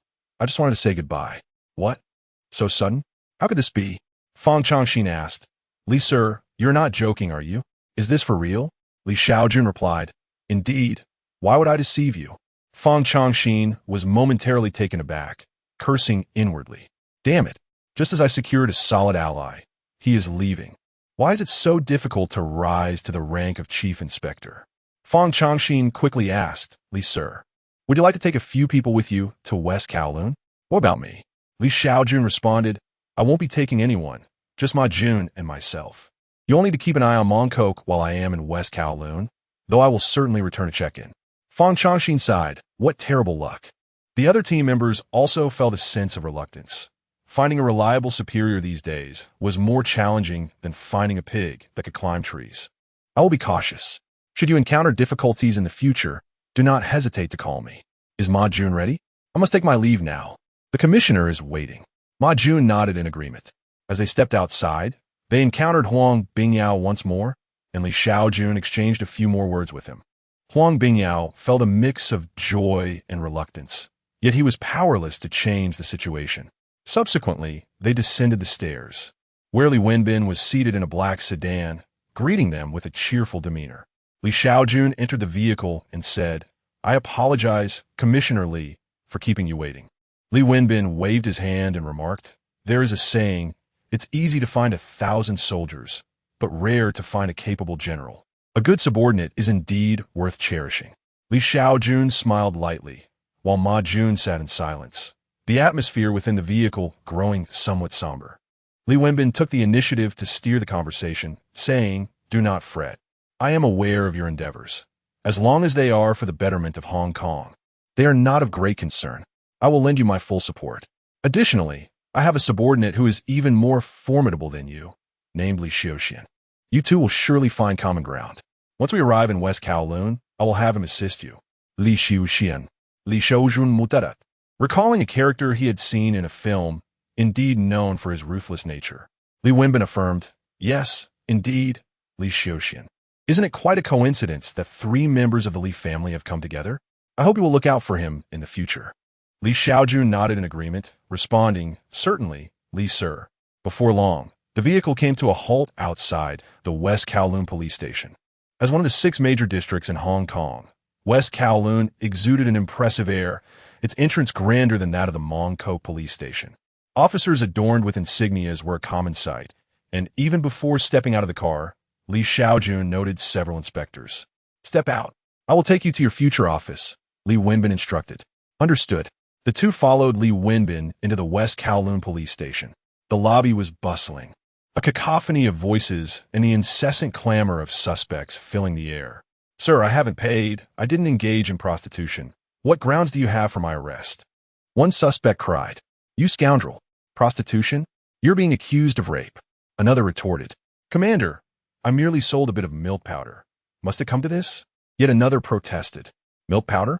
Your milk powder is laced with ice. Listening to the altercations between the police and the suspects, Li Shaojun shook his head, bemused by the peculiarities of those in custody. The two ascended to the 6th floor in the elevator, where the O Division office was abuzz with activity. Dozens of officers diligently at work. Upon seeing Li Wenbin enter with a guest, they stood to greet him. Good day, Li, sir. Li Wenbin nodded in acknowledgement and led Li Shaojun into a small office.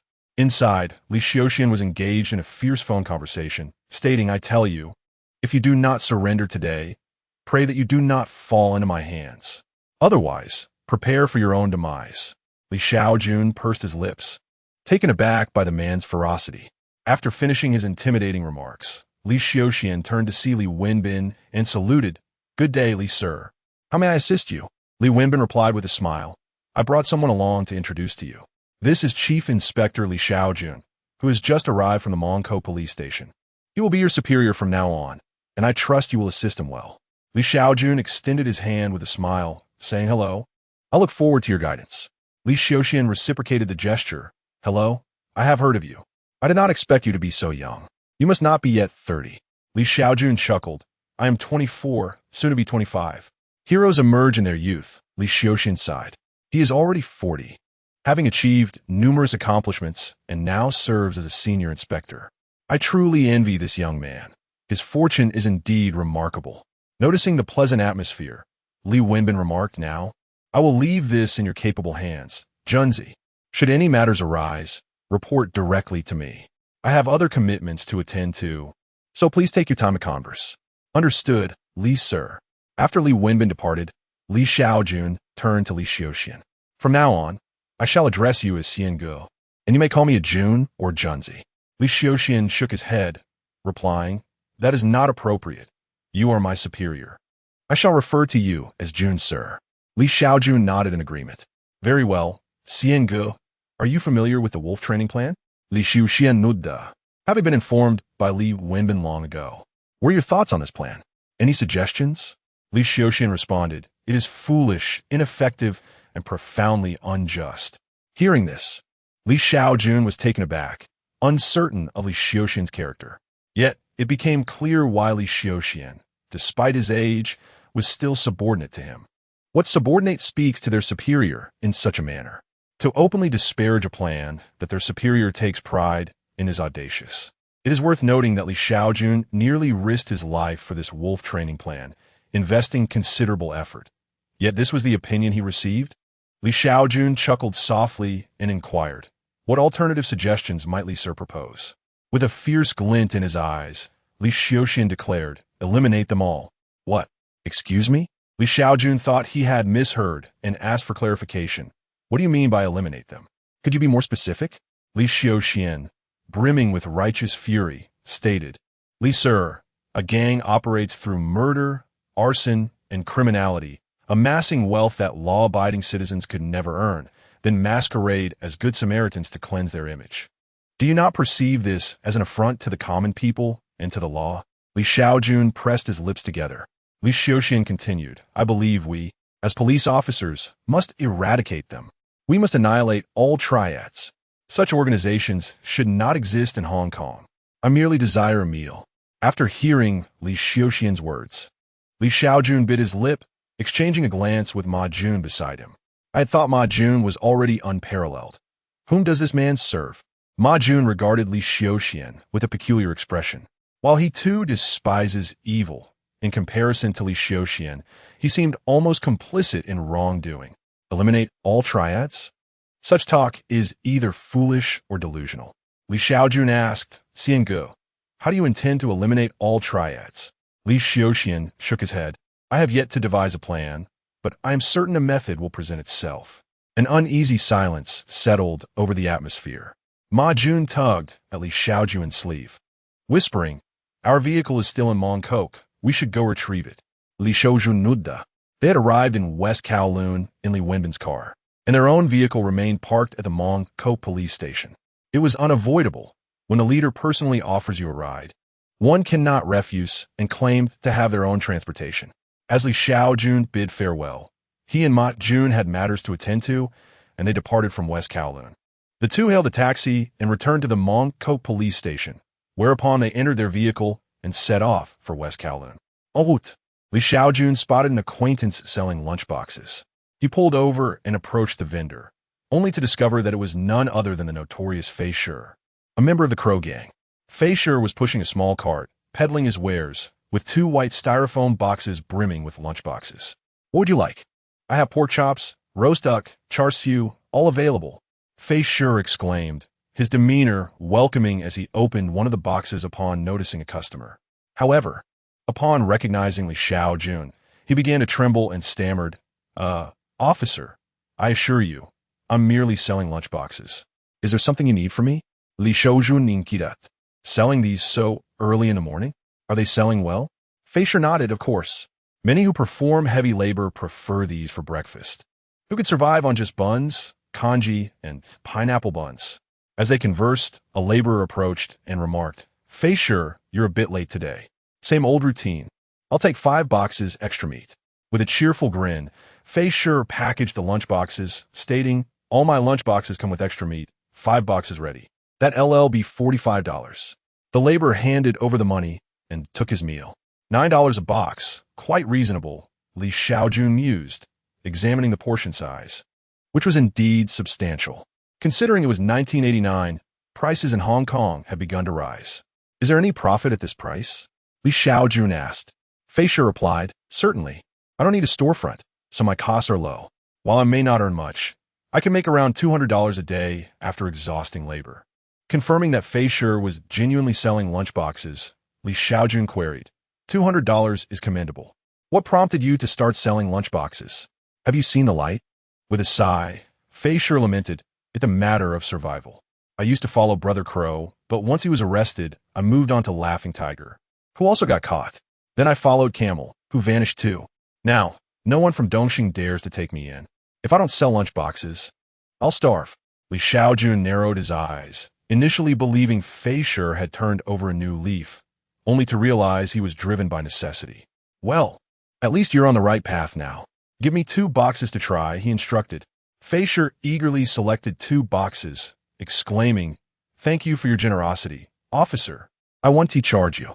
Li Shaojun pulled out $20, insisting, take it, no need for change. What do you take me for? Thank you, officer. Fei Shi replied with a smile, accepting the money. After receiving the boxes, Li Shaojun handed one to Ma Jun, and the two squatted by the roadside to enjoy their meal. It was quite delightful. Once they finished, they returned to their vehicle and headed back to West Kowloon, while Fei Shi continued to push his cart, calling out a sales pitch. Just then, he noticed a patrolling officer approaching. The patrolman feigned nonchalance as he scanned his surroundings. But the hefty figure, drawing upon years of experience evading the police, discerned that this officer was indeed fixated on him. Damn it! The hefty figure hastily pushed his cart and fled. The patrolman, noticing the flight, promptly gave chase. However, the hefty figure possessed a certain agility, swiftly outpacing the officer. After all, having navigated the streets for many years, he knew that a slower pace could lead to dire consequences. What the hell? The patrolman usually paid no mind to street vendors like him. What was different today? Leaning against a wall to catch his breath, he decided to change streets to continue selling his box meals. In Hong Kong, there exists a regulatory body for street vendors known as the Food and Environmental Hygiene Department, which meant that patrolmen rarely intervened with their activities. Of course, officers had the capacity to create trouble for them, but unless provoked, they typically did not target the vendors, often focusing instead on their customers. Shaking his head, the hefty figure resolved not to dwell on it and hurried to finish selling his meals. He called out on the street and soon sold several more boxes of food. Just as he was contentedly tallying his earnings, a group of thuggish individuals approached, encircling him. What brings you here, gentlemen? He inquired. The leader of the thugs retorted, who the hell permitted you to sell boxed meals here? Do you understand how your actions disrupt business for others? If everyone sold food like you, who would operate restaurants? Suddenly, it dawned on the hefty figure that it was the restaurant owners targeting him. No wonder he had been pursued by the patrolman today. What does it matter to me? I neither stole nor robbed. I rose at 3 in the morning to prepare these meals. You could do the same. The police have said nothing. I am a Dongxing. Generally, uttering the name Dongxing would deter most from confronting him. Yet, upon hearing it, the thugs became even more enraged. Damn it, Dongxing scum! How dare you tread on our turf? Beat him! At the leader's command, several lackeys began to pummel the hefty figure with fists and feet. Damn it! Seeing these boxed meals enrages me. The leader vented his frustration by kicking the boxes, scattering the meals everywhere. The hefty figure found himself pinned to the ground. Pleading for mercy, stop. Please. I want to come back here to sell again, I swear. Just don't hit me. After sufficiently battering him, they began to snatch the small bag of coins he carried. Clinging desperately to the bag, he implored, please, don't take my money. You can have the meals. I don't want them. Just let me keep my money, I beg you. I still need to eat. Please, spare me. To hell with you. This is a lesson for you. Beat him. Another round of blows ensued, leaving the hefty figure bruised and battered, his bag snatched away. Once the thugs had taken the money, they discarded the bag carelessly. The hefty figure, racked with pain and fury, felt a surge of anger. In his previous life in the underworld, he had accepted the possibility of violence. But why was he being treated this way now? Simply for trying to earn a living, selling box meals? What did they want from him? In a fit of rage, the hefty figure exploded. Let the battle commence. The corpulent figure seethed with anger, every inch of him aflame with pain that swiftly morphed into a simmering rage. Gritting his teeth, he rose to his feet and, spotting a stone by the roadside, seized it and charged at the leading thug from the Xing gang. How dare you kick my meal? With a mighty throw, he smashed the stone, instantly killing the gang leader. The other thugs, witnessing the wrathful visage of the corpulent figure, fled in terror, while he pursued them down the street, brandishing the stone. Come on, aren't you trying to rob me? Come on, fight me. Like a vengeful deity, he relentlessly chased after them. Only after toppling 2 more adversaries did he regain his senses, and upon seeing a patrol officer approaching, he swiftly darted into a narrow alley. In a de villa, Xiaopei lounged leisurely in a bikini, sipping red wine while gazing out at the ocean. Beside her, Dedong reviewed the business ledger, discussing their current dealings. We have taken over all of Camel's operations, except for the drug trade. I checked the accounts yesterday, and regarding Yuan Long. Xiaopei interjected, Dedong. I trust your integrity. Just manage the accounts. How much have we made in the past few days? Dedong replied, 140,000. This is with part of the business still pending. Give me a week, and we can expect a daily income of at least 60,000. Xiaopei nodded in satisfaction, realizing that her decision to ally with Dedong had been a stroke of genius. Suddenly, her phone rang, the caller being Shaojun. Upon answering, she inquired, Who is this? What do you want? Shaojun's furious voice erupted, Xiaopei, how dare you kill my men on my turf? You're finished. Confused. Xiaopei wondered what he was talking about. Since becoming the leader of Dongxing, her days had been consumed with business and dealings with the drug lords. She had never crossed into his territory. Shaojun, what are you talking about? She asked. What have I done to you? Shaojun cursed, damn you. Are you still playing innocent? Today, your men came onto my turf to rob, killing one of my subordinates. Instantly, Xiaopei sat up straight, her ample bosom swaying, causing Dedong to momentarily lose his focus. Is that true? Shaojun, don't rush. I will provide you with an explanation. Shaojun insisted. At 7 tonight, at Gucci restaurant. If you don't show up, don't blame me for sending people after you. With that, he hung up. Xiaopei ran a hand through her hair, bewildered by the sudden chaos. Just when she had managed to enjoy a few peaceful days. Turning to her subordinate, Xiang Zai. She commanded, Xiang Zai, investigate this matter. Yes, boss, he nodded and promptly set to work. Soon, Xiang Zai uncovered the truth, not due to his exceptional skills, but because the corpulent figure had sought him out. After all, he was part of Dongxing, and every time he sold meals, he contributed a portion to the gang for protection. Now that he had killed someone from Xing, Dongxing was compelled to aid him. Xiang Zai swiftly brought the corpulent corpse to meet Xiaopei, during which he listened to the reasons behind the unfortunate incident. Observing the numerous injuries on the corpse, Xiang Zai was filled with rage. The audacity of Xing was utterly intolerable. Soon after, The corpse recounted the circumstances that led to the killing. Xie Peizhi, reclining in her chair with narrowed eyes, mused, "What a troublesome affair this is." Xiangzai insisted, "Boss, we must take action. Our Dongxing members are being bullied to such an extent. If we remain passive, who would dare to join us?" The Dong interjected, "This matter is entirely Hongxing's fault. If the corpse had been selling drugs or engaging in usury and had met with violence, it would have been deserved. But he was merely selling lunchboxes, a legitimate business. Hongxing has no right to assault him and rob him." Xie Peizhi rubbed her temples, fully aware of the right and wrong in this situation. Yet, Shaochang was not one to reason with. After some contemplation, Xie Peizhi stated, "Ultimately, we are the ones who have taken a life. Xiangzai, prepare 100,000 yuan. Tonight, take the corpse and Shaochang to have a serious discussion in hopes of resolving this peacefully. Violence is not the answer." Xiangzai nodded and set off to gather the funds. At 7 o'clock that evening, Xie Peizhi, accompanied by dozens of subordinates and the corpse, arrived at the Noble Spirit restaurant. In a private room on the 3rd floor, Shaochang awaited her with a grim countenance. Upon her arrival, he wasted no time, declaring, "Xie Peizhi, hand over the individual and compensate 1 million yuan, and we shall consider the matter settled. Otherwise, do not blame me for my actions." With a bright smile, Xie Peizhi replied, "Brother Shaochang, there's been a misunderstanding. Your subordinate deceived you." Furrowing his brow, Shaochang asked, "What do you mean?" Unperturbed, Xie Peizhi summoned the corpse to recount the entire story. After he finished, she added, "I investigated, and the corpse has indeed been selling lunchboxes lately.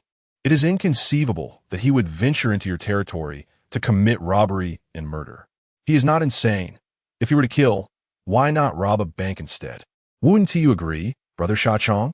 Shaochang turned to the two gangsters behind him, their heads wrapped in bandages, the very individuals who had assaulted the corpse earlier. He inquired, "What transpired exactly? Did you not claim the corpse was here to kill and rob?" The two stubbornly defended themselves, saying, "Brother Chang, of course the corpse would say that. He is still alive, while our boss is dead. How can we refute him? They are from Dongxing, after all. Brother Chang, how can we trust them? It is only natural that a life must be repaid with another." Finding their reasoning somewhat valid, Shaochang turned to Xie Peizhi, coldly stating, "Xie Peizhi, my subordinate speaks the truth. My men are dead, so whatever you say goes. After all, a murderer must pay with their life. Hand over the corpse, and we shall consider this matter closed." Xie Peizhi felt a headache coming on. Why were there so many fools in this world? If only everyone were like Li Shaojun. Rolling her eyes, she responded, "Shaochang, I will not surrender the individual. If necessary, we can escalate this matter to Officer Li and see what he has to say." Shaochang scoffed, "Very well, Xie Peizhi.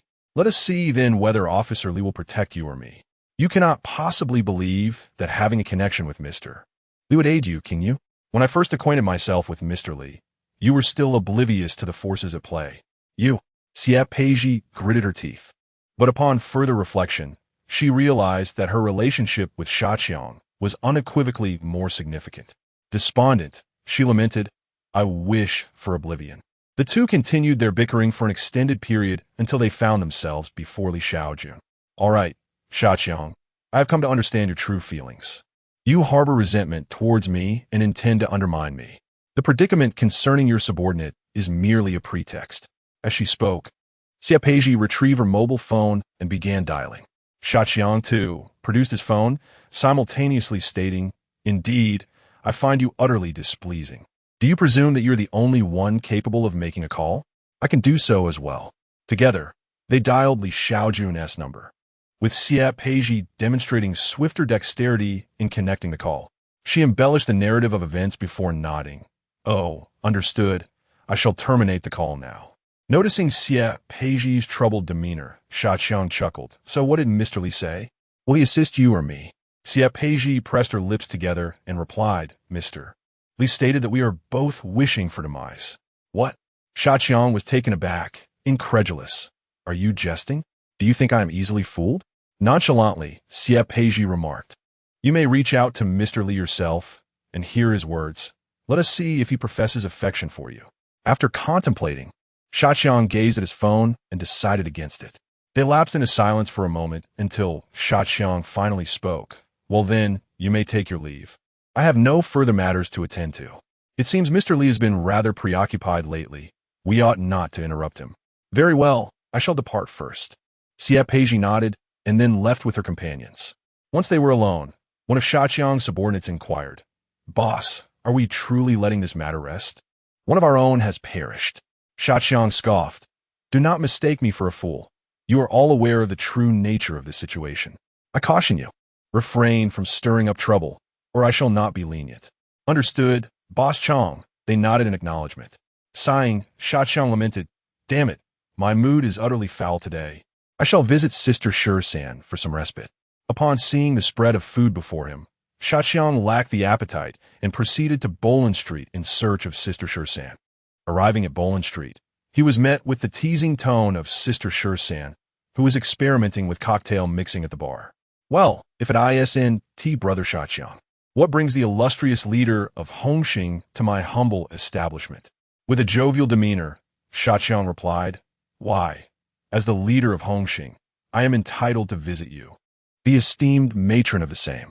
It is common knowledge that you, Sister Sure-san, possess the finest companions in all of Boland Street. Bring me 2 of your most voluptuous ladies. 2? Are you certain you can handle that? Sister Sure-san shot him a knowing glance, but eventually summoned 2 buxom women. Though she held reservations about Shaoxiang, the circumstances dictated her compliance. With a grin, Shaoxiang embraced the 2 women, reveling in the quality of his companions. The foolish younger brother of Shaoxiang observed the leader's demeanor and remarked, Brother Chong, shall we wait for you outside? How long will it be this time? 3 minutes like last time? Ha ha. Upon hearing his words, Sister Sure-san could not help but chuckle. Damn it, Shaoxiang retorted, giving his younger brother a light smack on the back of the head. What nonsense about 3 minutes? 3 hours? Yes, yes, the younger brother nodded, feeling speechless. 3 hours? If they could manage 3 minutes, that would be a blessing. Subsequently, in a fit of anger, Shaoxiang embraced 2 voluptuous women and entered a private room. 2 minutes later. Ah, bliss. Shaoxiang emerged from the room, looking refreshed, his anger dissipated. 49, Sanlian Gang, he murmured, smacking his lips as he approached Sister Sure-san, savoring the recent experience. Sister Sure-san, your girls are truly exceptional. Where do you find them? Observing Shaoxiang's nonchalant demeanor, Sister Sure-san inquired, Brother Chong, you seem utterly unconcerned. Shaoxiang paused, puzzled. Concerned about what? Today, I noticed your speech is quite peculiar. Are you speaking in riddles? Sister Sure-san replied, exasperated. Shanji is back and claims he wants to take revenge on you. Shanye? Shaoxiang pondered, attempting to recall. Oh, you mean Shen Haonan's little brother? Let him come. He's just a small fry. I'm so scared. Sister Sure-san cautioned. Shanji is no longer a small character.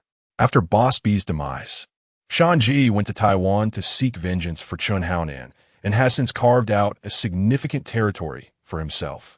He is now the leader of the Poison Snake Hall of the Sanlian Gang in Taiwan and has brought many back to Hong Kong. You truly need to be cautious. What? Shaoxiang frowned, incredulous. Is that true? Sister Sure-san, don't deceive me. Unfazed, Sister Sure-san continued mixing drinks, stating, if you don't believe me, so be it. Shanji is apparently at Chen Haonan and Boss B's graves. He has declared that once the mourning is over, you will be next. Really? Now, Shaoxiang felt a surge of anxiety. The Sanlian Gang was the foremost society in Taiwan. If they truly clashed, it could be problematic. However, after some contemplation, he reminded himself that he was, after all, a prominent leader of the Hongxing faction. He could enlist the help of his underlings. Who among the leaders would engage in a one-on-one battle? Motivating himself, Shaoxiang declared, Shaoxiang, be resolute. You are a man, the head of Hongxing, not some coward. You can handle Shanji. Then he instructed his younger brother, call all the hall leaders of Hongxing. I want to convene a meeting at the headquarters at 7 p.m. tonight. Have them all come. Understood. The younger brother promptly pulled out a mobile phone to make the call. Anticipating Shaoxiang's intentions, Sister Sure-san remarked, Brother Chong, I used to have a good relationship with Haonan. I will not assist you against Shanji, so please understand. Shaoxiang cast her a look of disdain and replied, I don't need your help. Hongxing has plenty of people. Just focus on your role. That is good to hear. Thank you, Brother Chong, Sister Shursin smiled. As Shurqiang prepared to leave, Shisamai remarked, Shurqiang, you haven't paid yet. It's $6,000. Thank you for your patronage. What's $6,000? Shurqiang paused, bewildered. Shisamai, are you robbing me? You've already taken it from me. Shisanmai, seemingly at a loss for words, replied, of course, I don't require $6,000, but you did book a private room and ordered a bottle of wine. Realizing further negotiation was futile, Shurqiang handed over the $6,000 and departed. At 7 o'clock that evening, at the Hongxing headquarters, all but a few leaders were present, including Shisanmai from Bolan Street, Taizi from Tsimsha Sui, and Han Bin from Xing district. Taking his place at the head of the table, Shurqiang addressed the assembly directly. Ladies and gentlemen, I've summoned you all for an urgent matter. Chen Haonan's subordinate, Shanj, has returned and has become the head of the Taiwan Sanlian Gang's Poison Snake Hall. He has issued a threat against me. Can anyone here assist in dealing with him? Just a mere Shanj. Who would take him on? A profound silence followed, with no one willing to speak. 50, and you must pay more, Shurqiang pressed, sensing the growing tension. Hey, everyone, someone is coming to attack me, and no one has a word to say? Are you all deaf? Well, Shurqiang, Brother Ji chuckled. I've been suffering from severe back pain lately. I need to see an acupuncturist tomorrow. I truly cannot be of help. Another leader chimed in. Indeed, we are all rather busy lately. Who has the time to deal with Shanj? Moreover, Shurqiang, you killed his boss. It's only natural to repay debts with blood. We cannot intervene, another added. Precisely. The rules of the underworld dictate that Shanj is merely seeking vengeance. We have no grounds to act against him. A chorus of excuses ensued, with some citing back pain and others claiming to be too preoccupied, while a few remarked on Shurqiang's brash demeanor. Damn it, Shurqiang muttered inwardly, then declared, whoever can eliminate Shanj, I shall grant them our business in Causeway Bay. With a resounding clap, Brother Ji stood up, exclaiming, damn it, that insolent Shanj dares to threaten you? Shurqiang, I will take care of him. The Tunmun leader, Dinosaur, added angrily, Brother Ji is right. Shanj thinks he can kill Shurqiang without consequence. He clearly underestimates us. I will take him down. Everyone sit down. Allow me to handle this. I've been waiting to deal with Shanj. A fierce competition ensued among the group. The allure of Causeway Bay was too tempting. After being ousted from Mongkok by Li Shaojun, Dongxing had immediately set its sights on Causeway Bay, demonstrating the lucrative prospects available. The power of money indeed speaks volumes, Shurqiang mused with a smile.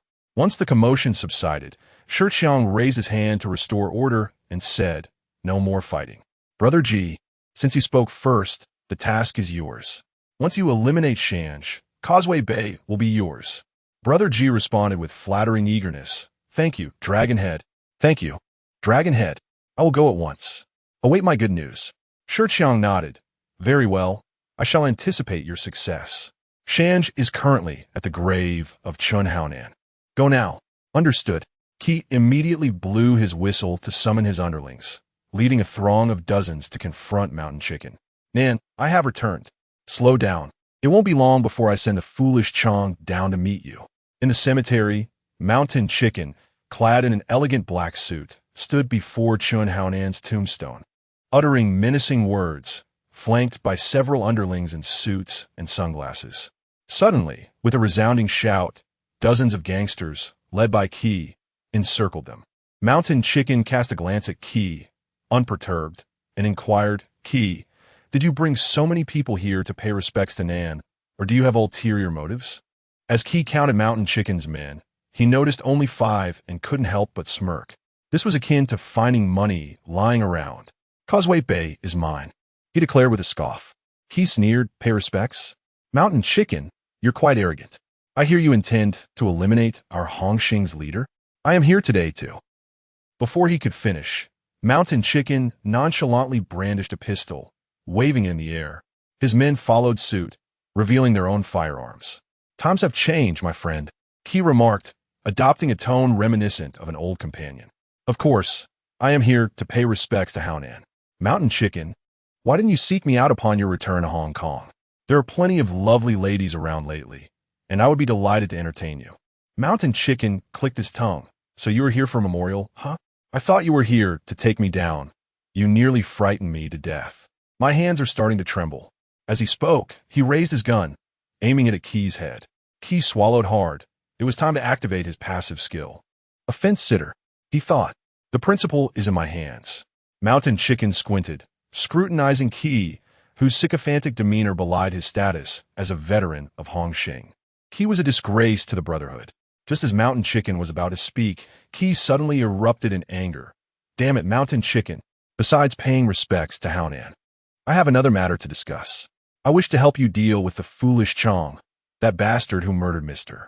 Jiang and ascended as the new leader of Xing. You cannot imagine how long I have awaited this day. Key gazed earnestly at Mountain Chicken. Mountain Chicken, with a smile, queried, Really? You don't seem sincere.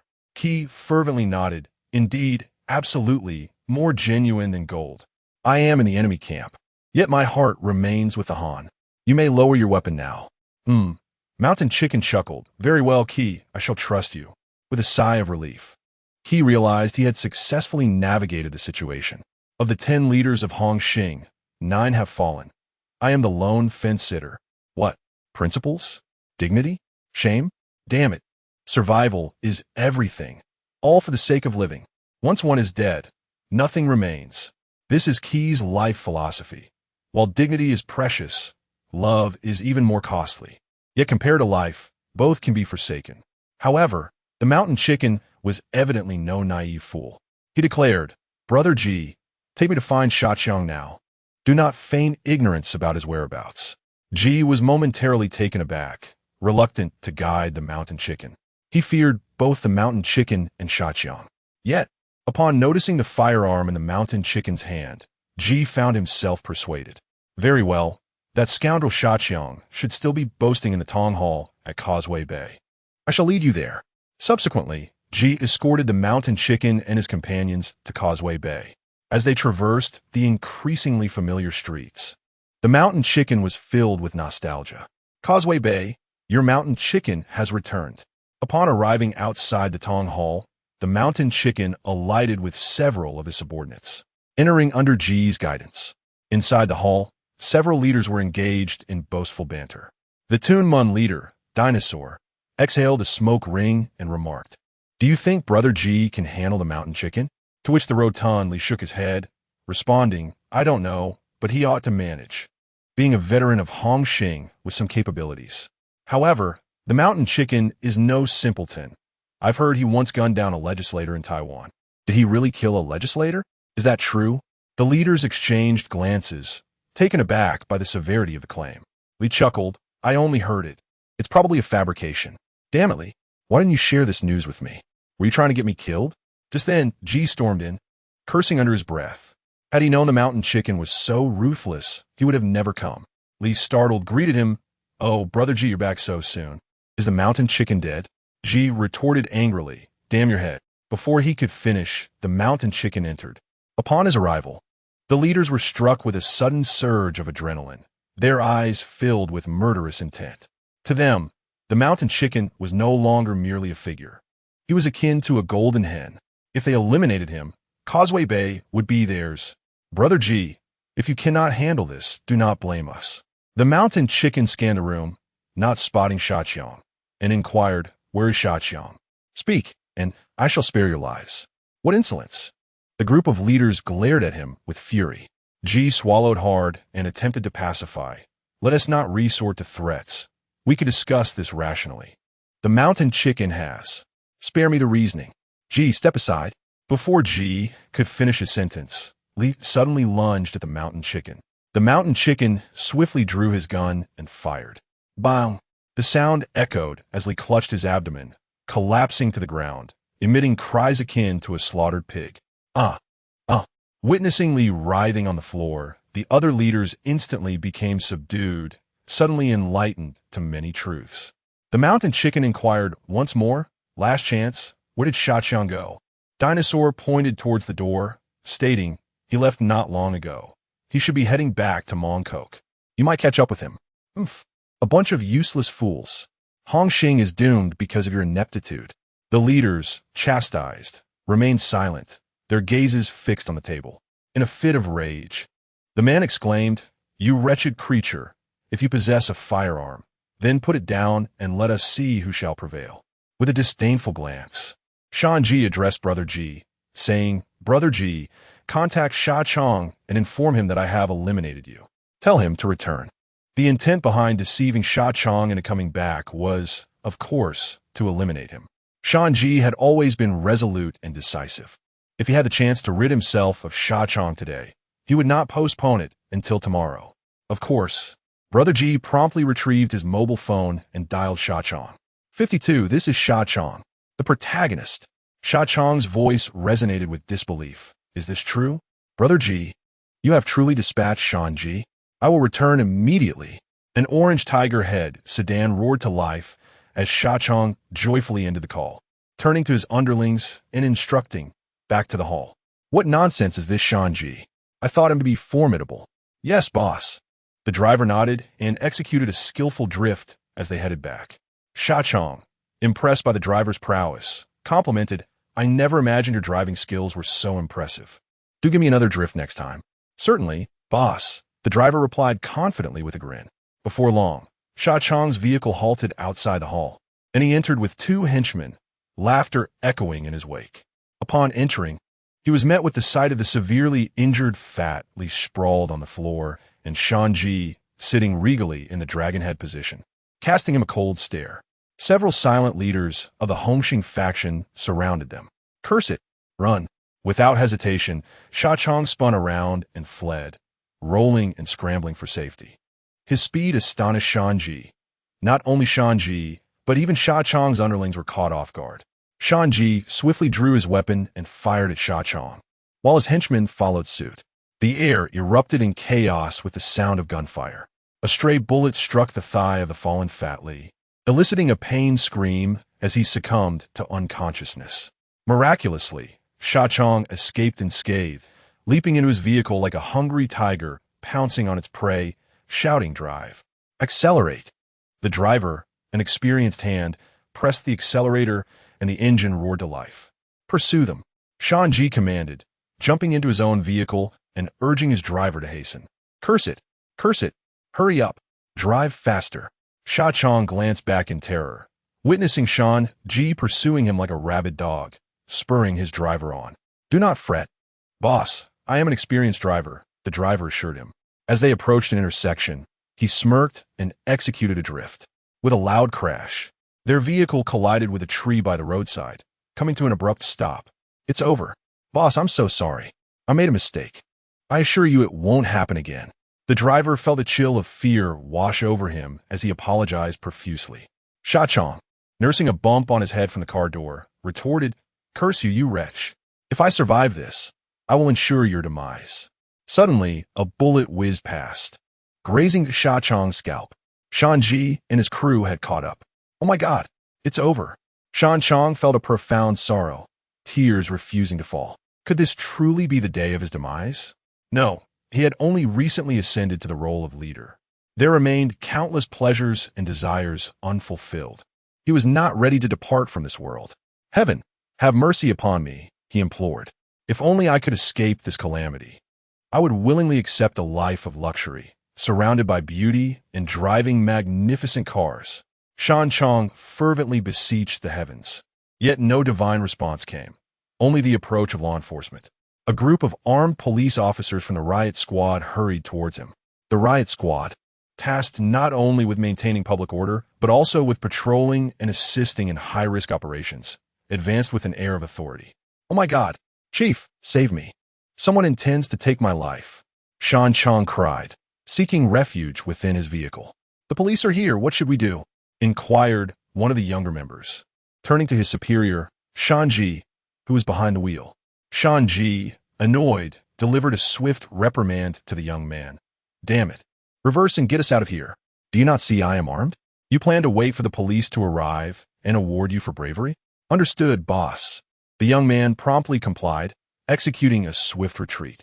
Although not the brightest, his driving skills were commendable as he sped away in a blur. Damn it, that fool Shan Chong escaped far too swiftly. He has narrowly evaded death, but next time it shall not be so simple, Shaojun lamented, already concocting future plans. In stark contrast to Shaojun's frustration, Chong felt a surge of joy. What he had presumed to be certain death had transformed into a miraculous escape. Indeed, he was the protagonist of his own tale. He chuckled, feeling a sense of elation as he rubbed the bump on his head. After his narrow escape, Chong abandoned his vehicle, hastily hailing a taxi back to Mongkok, where he summoned over 100 subordinates to guard his villa. Shaojun was a terrifying figure. He was no mere gangster, but rather a lunatic. Naturally, he needed to contact Li Shaojun, an invaluable ally for preserving his life. The following day, by a secluded pond in Yuanlong, Li Shaojun and Ma Jun sat on small stools, fishing and chatting. Soon, Chong arrived, donning a motorcycle helmet. Ma Jun, puzzled, looked at Chong and asked, "Why you wear a helmet for a meeting?" Chong glanced at Li Shaojun, but chose not to answer, redirecting the conversation. "Chief, the helmet is of little consequence. Let us discuss the matter at hand." Li Shaojun chuckled, recognizing the caution that arose whenever discussions of survival were at stake. Was he truly such a fearsome individual? He considered himself quite amiable. Before long, Chong recounted the events of the previous day, his expression contorted in distress. "Li, sir, what am I to do? Shaojun is a madman. He will surely kill me. I have so much yet to experience, and I do not wish to die." Li Shaojun, gazing at the tranquil surface of the lake, reassured him, "You need not worry about Shaojun. Ma Jun will handle the situation. This young man's brazen actions on the streets indicate he is no ordinary thug. I shall deliver a decisive blow." "Very well," Chong nodded in agreement. Ma Jun remarked, "You all continue fishing. I must attend to some matters. By the way, should we invite Li Shaojun to join us?" After a moment of contemplation, Li Shaojun replied, "Yes, let's include him. After all, Li Shaojun is our colleague, and it is only fitting that he be involved."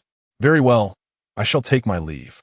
Ma Jun, efficient and decisive, promptly rose and departed for the West Kowloon police station to rally personnel to deal with the troublemaker Shaojun. Once Ma Jun had left, Li Shaojun resumed fishing with Chong. "So, Li sir, you seem quite leisurely today. Typically, you are busier than a dragon, rarely seen," Chong inquired. "I have a dinner engagement this evening, so the police department granted me a day off," Li Shaojun explained. Upon hearing about the dinner, Chong asked, "What kind of dinner is it? Can I attend, Li sir?" Li Shaojun chuckled. "It's a police dinner, entirely composed of officers. Would you still wish to go?" Perhaps not," Chong replied, shaking his head. The two continued their fishing until midday, but seeing the empty bucket diminished Li Shaojun's spirits. He packed away his fishing rod and suggested, "It's noon. Let us go to Hijia Tea Restaurant for lunch." "Absolutely. I've been hungry for ages." "Allow me to carry your things, Li sir," Chong eagerly offered as he grabbed the bucket and stool, accompanying Li Shaojun back to Mongkok. On their way to Hijia Tea Restaurant, Li Shaojun noticed the transformations in Mongkok. The streets were bustling with numerous vendors. Inside the restaurant, he took a sip of water and remarked, "Chong, have you noticed? There seem to be more vendors in Mongkok." Chong, gnawing on half a roast goose, nodded in agreement. A nearby waitress, overhearing their conversation, chimed in with a smile, "Not just the vendors. Recently, Mongkok has been quite peaceful. The triads have nearly vanished, creating a calm atmosphere unlike other areas, where gangs are constantly clashing, extorting protection fees, and dealing drugs. It's quite alarming. Nowadays, not only the vendors, but property prices in Mongkok have also seen a significant rise."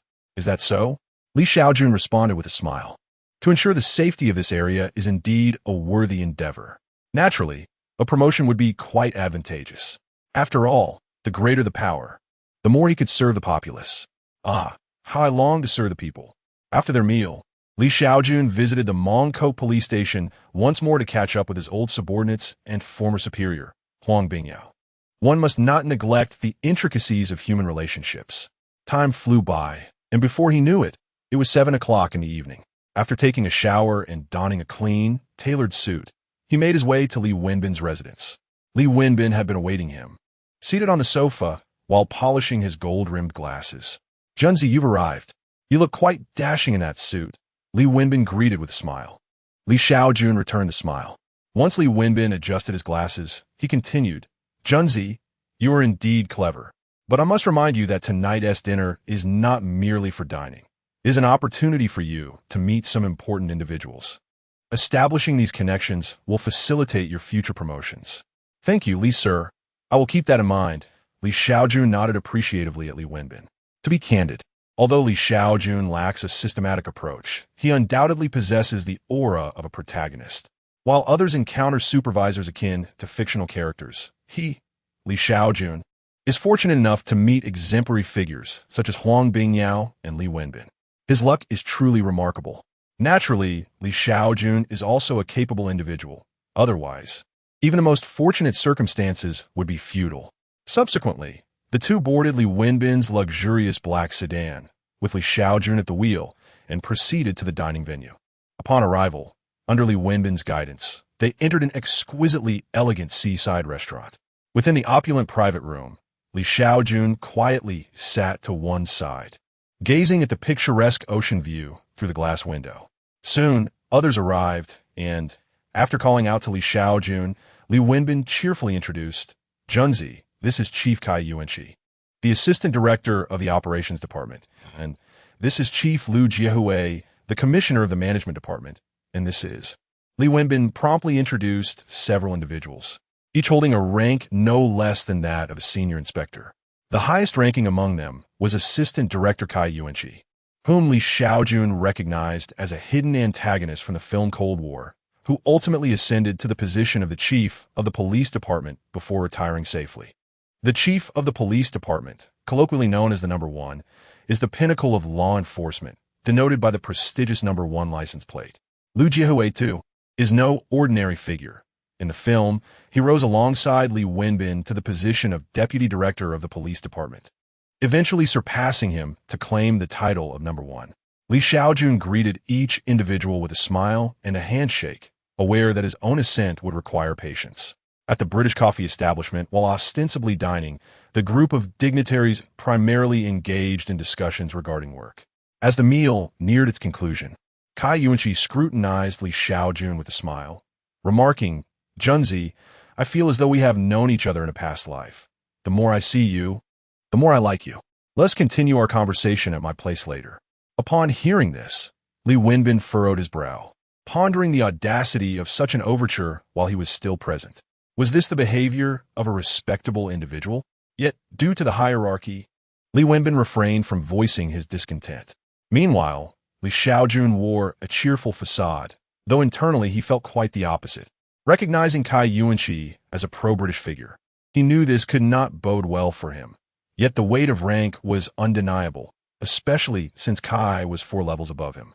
Li Shaojun nodded, replying, very well. Chief Kai. After indulging a while longer, Li Shaojun accompanied Kai Yuanqi to his seaside villa.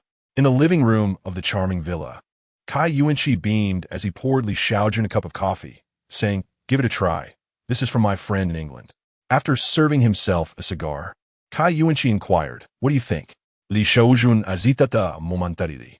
Lacking knowledge of coffee, alcohol, or cigars, he perceived coffee simply as coffee, without any particular distinction. Nevertheless, he responded, it's quite exceptional. Kai Yuanqi nodded in satisfaction and then smiled, saying, Junzi, you have ascended to the position of Chief Inspector at such a young age. Do you still aspire for further promotion? Li Shaojun gazed at Kai Yuanqi, feigning ignorance. Kai Yuanqi, direct as ever, stated, I must tell you something. The British have begun to take notice of you. A chill ran down Li Shaojun's spine. The day had finally arrived. When discussing Hong Kong, 2 unavoidable topics emerged, the triads and the British. Noting Li Shaojun's silence, Kai Yuanqi continued, currently, the British hold the reins in Hong Kong. After a moment of contemplation, Li Shaojun crafted a perfect response, inquiring, Kai sir, as my senior, do you have any advice? This statement neither revealed his political stance nor distanced him from Kai Yuanqi. After all, Kai Yuanqi was indeed his senior.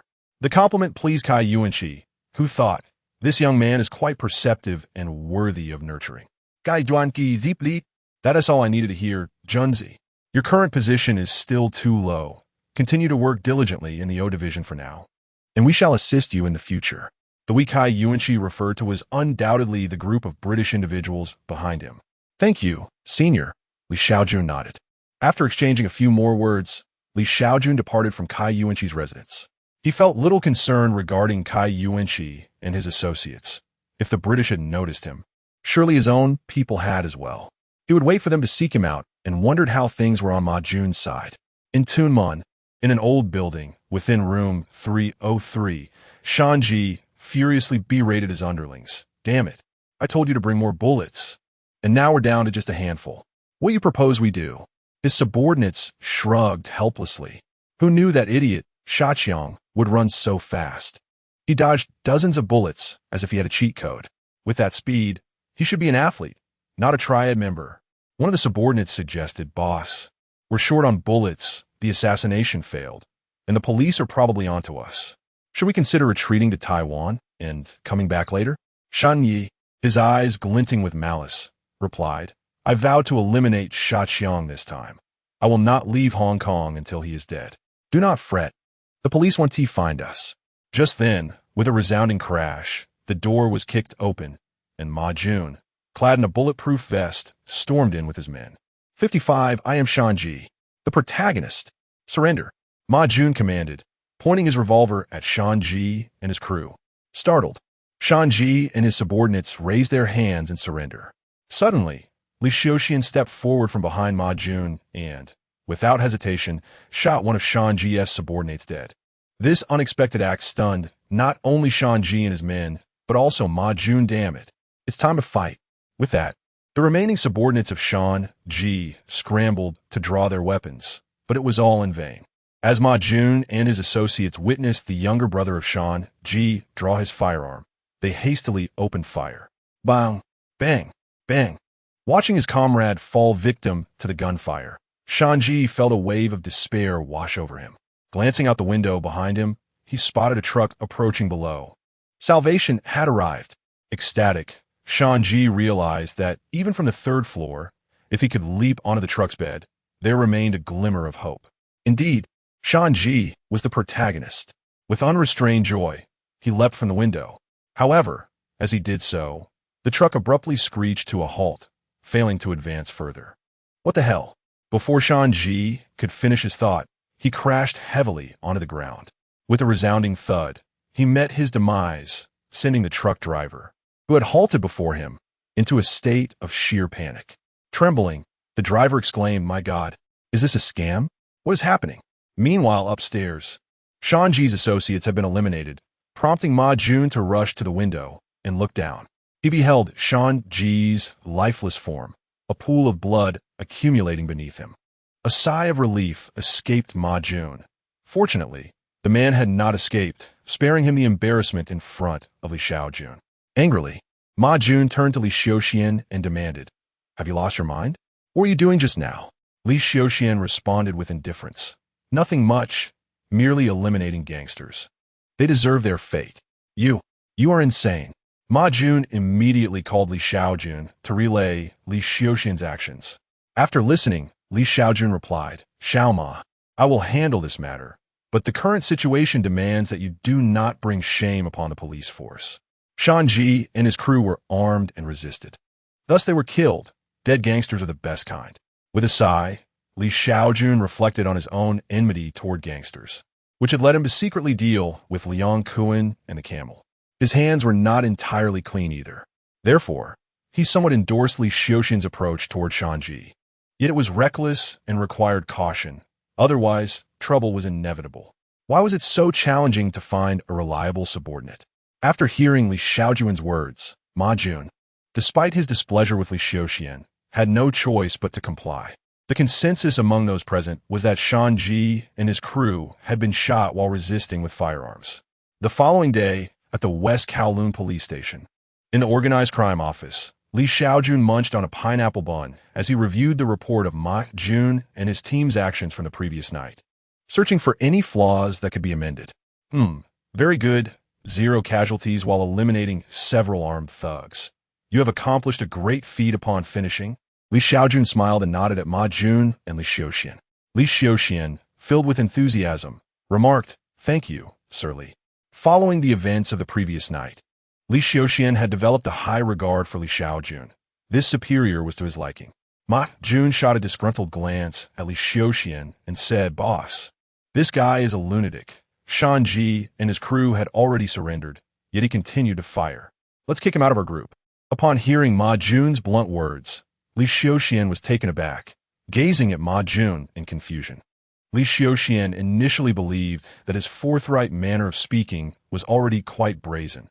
However, he questioned how Ma Jun could speak so boldly and still be promoted to a senior inspector. This was no longer a matter of emotional intelligence, but rather a lack thereof. Furthermore, Li Shaojun was affiliated with Li Wenbin, and although Li Shaojun was his superior, it was not certain that he could exert influence over him. Li Shaojun remarked with sarcasm, "Inspector Ma, it seems you harbor a dislike for me, and I must confess, I reciprocate that sentiment. I wager that not many at the Mong Kok police station hold you in high regard either. How did you ascend to this position? Surely it wasn't merely due to Sir Li's patronage?" Ma Jun gritted his teeth in frustration. Fang Changxin gave Li Shaojun a nod of approval. "Oh dear." Li Shaojun rubbed his eyes, perplexed by the unfolding drama. His expectations were modest. He simply desired more dependable subordinates like himself. Yet here they were, embroiled in internal conflict. As the two men appeared ready to come to blows, Li Shaojun, with a glint of mischief in his eyes, interjected, "Since you both seem so fond of squabbling, perhaps you should resign from the police force and settle your differences in the playground outside. I want to intervene if you end up harming each other. Given the rampant gang activity and drug trafficking plaguing Hong Kong, not to mention the thugs preying on the common folk, how can you two, as police officers, afford to bicker amongst yourselves? What on earth are you thinking?" Upon hearing this, both men felt their faces flush with shame, their heads bowed in guilt. Li Shaojun continued, "We're police officers. The citizens spend their hard-earned money to sustain us, not to witness us squabbling. I always believed that you too prioritize the welfare of the people as I do, yet here you are quarreling over trivial matters. Who among the citizens would trust you to protect them if you continue in this manner?" The two men felt as though they wished to vanish into the ground. Initially, they had contemplated retorting, for they were both individuals who had nearly sacrificed their lives in the line of duty to apprehend criminals. However, they soon realized that the one chastising them was Li Shaojun, whose accomplishments and sacrifices far outweighed their own, leaving them utterly unable to counter his words. Li Shaojun commanded, "You two, hold hands and stand straight. Come back to me once you've had a change of heart." With that, the two reluctantly stood up, clasped hands, and stood in silence. With a disdainful huff, Li Shaojun exited the office, leaving them to ponder their actions. As he stepped out, Li Shaojun could barely contain a smile. It was his first time exercising authority over his own team, and he found it rather exhilarating. Goodness, I never realized how enjoyable it could be to reprimand others. It's no wonder so many people aspire to leadership roles. This experience gave Li Shaojun a sense of satisfaction akin to that of a teacher reprimanding students. Just a few steps outside the office, he spotted Li Wenbin, who flashed him a smile and remarked, "Junzai, you expressed yourself splendidly." Li Shaojun, feeling slightly bashful, returned the smile and saluted, "Good day, Sir Li." Li Wenbin nodded and, moving closer, quietly inquired, "What did Sir Kai discuss with you yesterday?" After a moment of contemplation, Li Shaojun replied, "He sought to poach me, but I declined." While Kai Yuanqi had not explicitly stated this, he had indeed aimed to recruit him into the pro-British faction.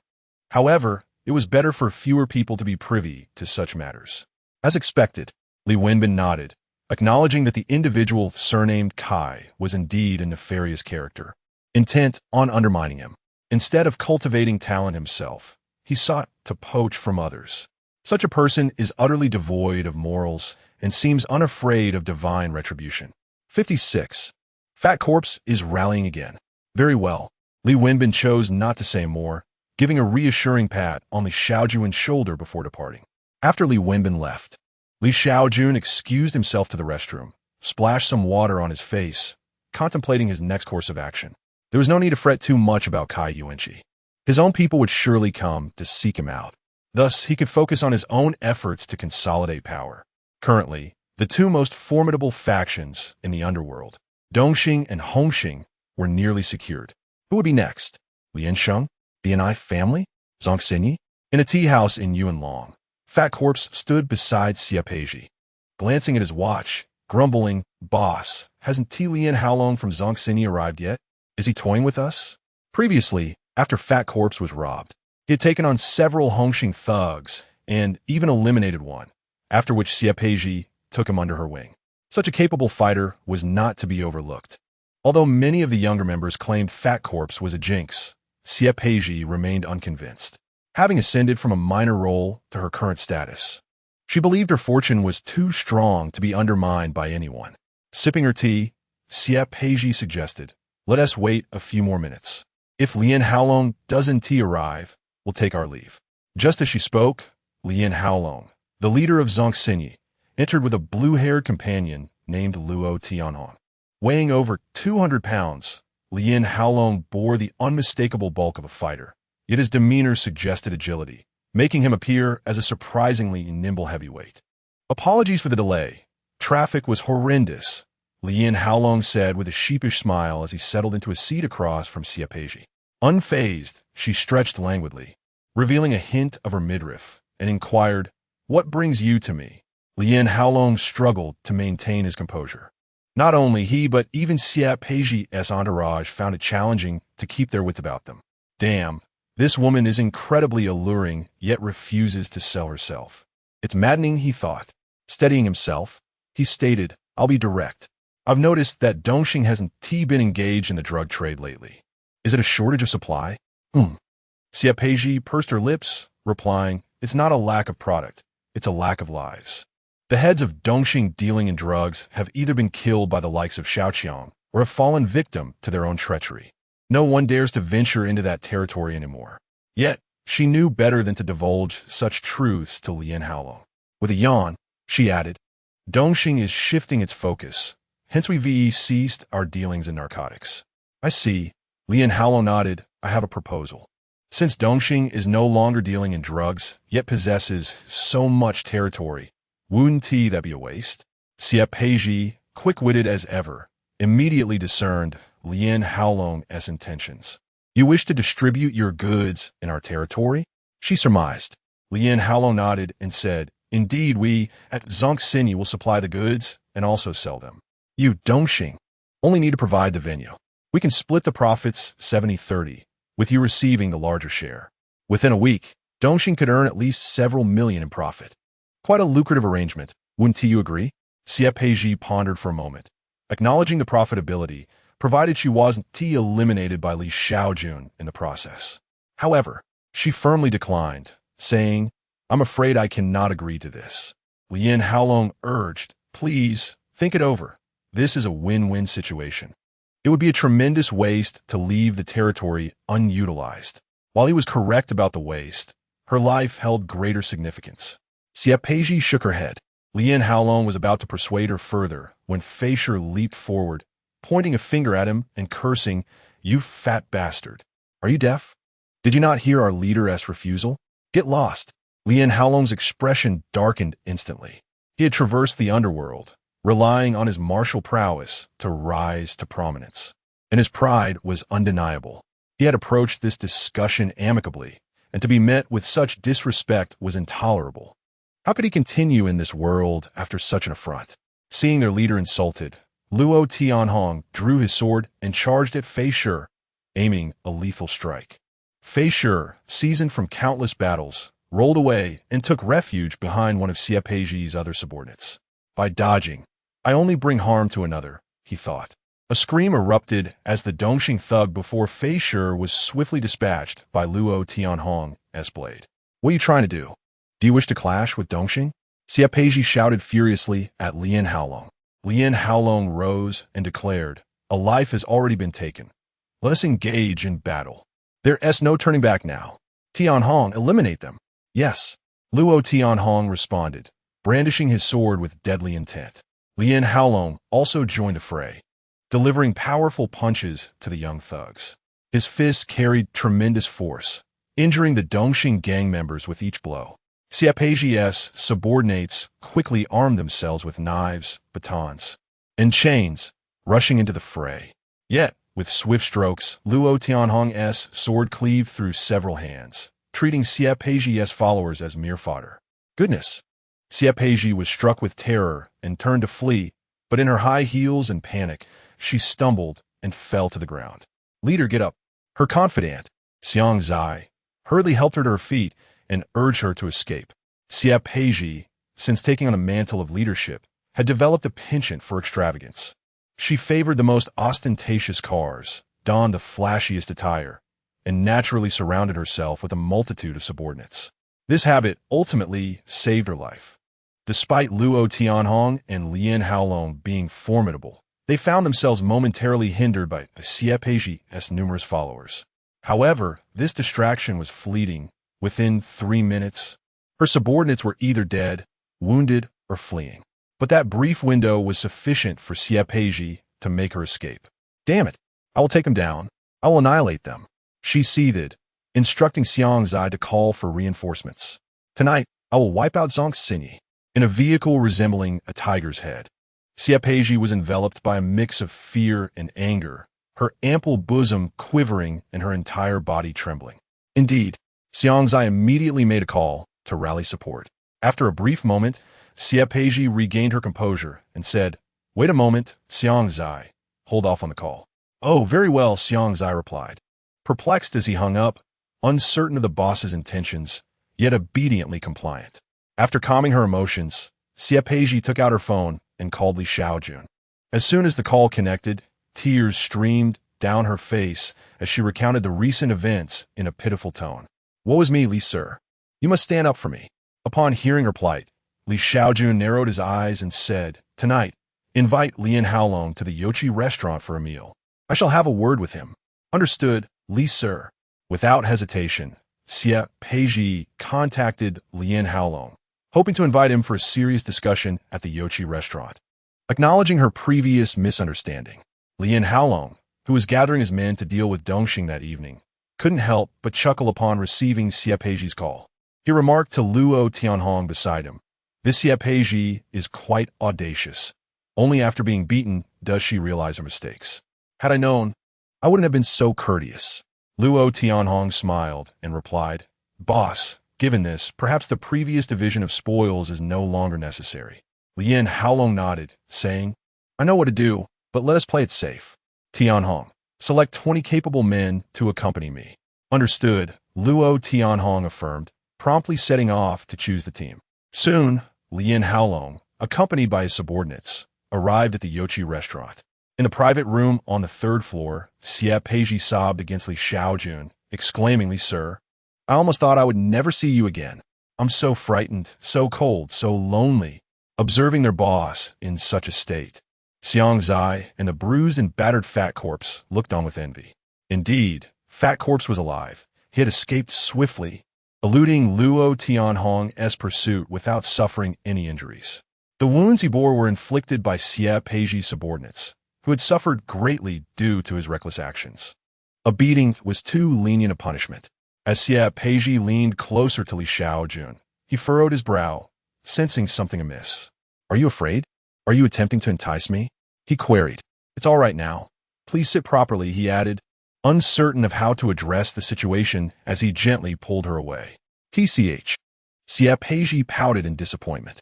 "Damn it, is this man incapable? But wait.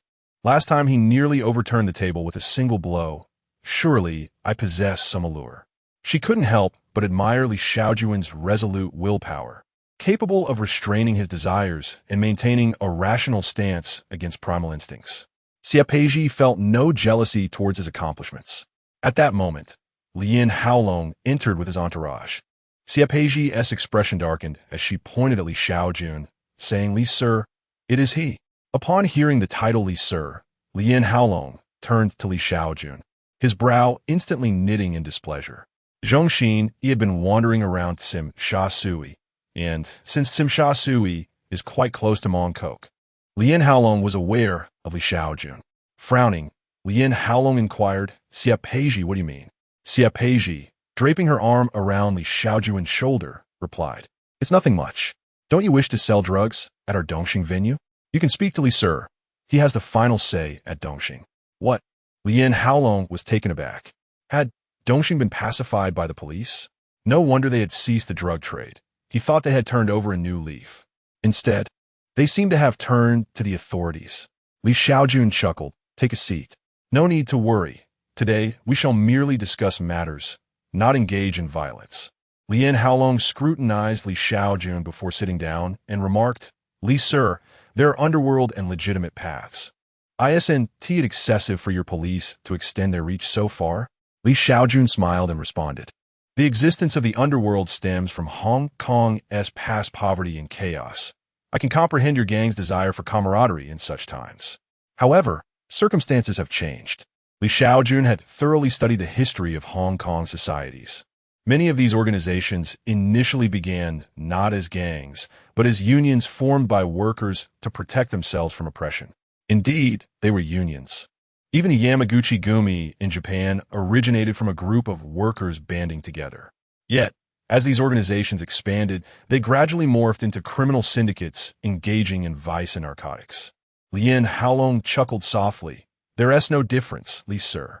Li Shaojun, wishing to cut through the pleasantries, stated directly, Dongxing is already under my control.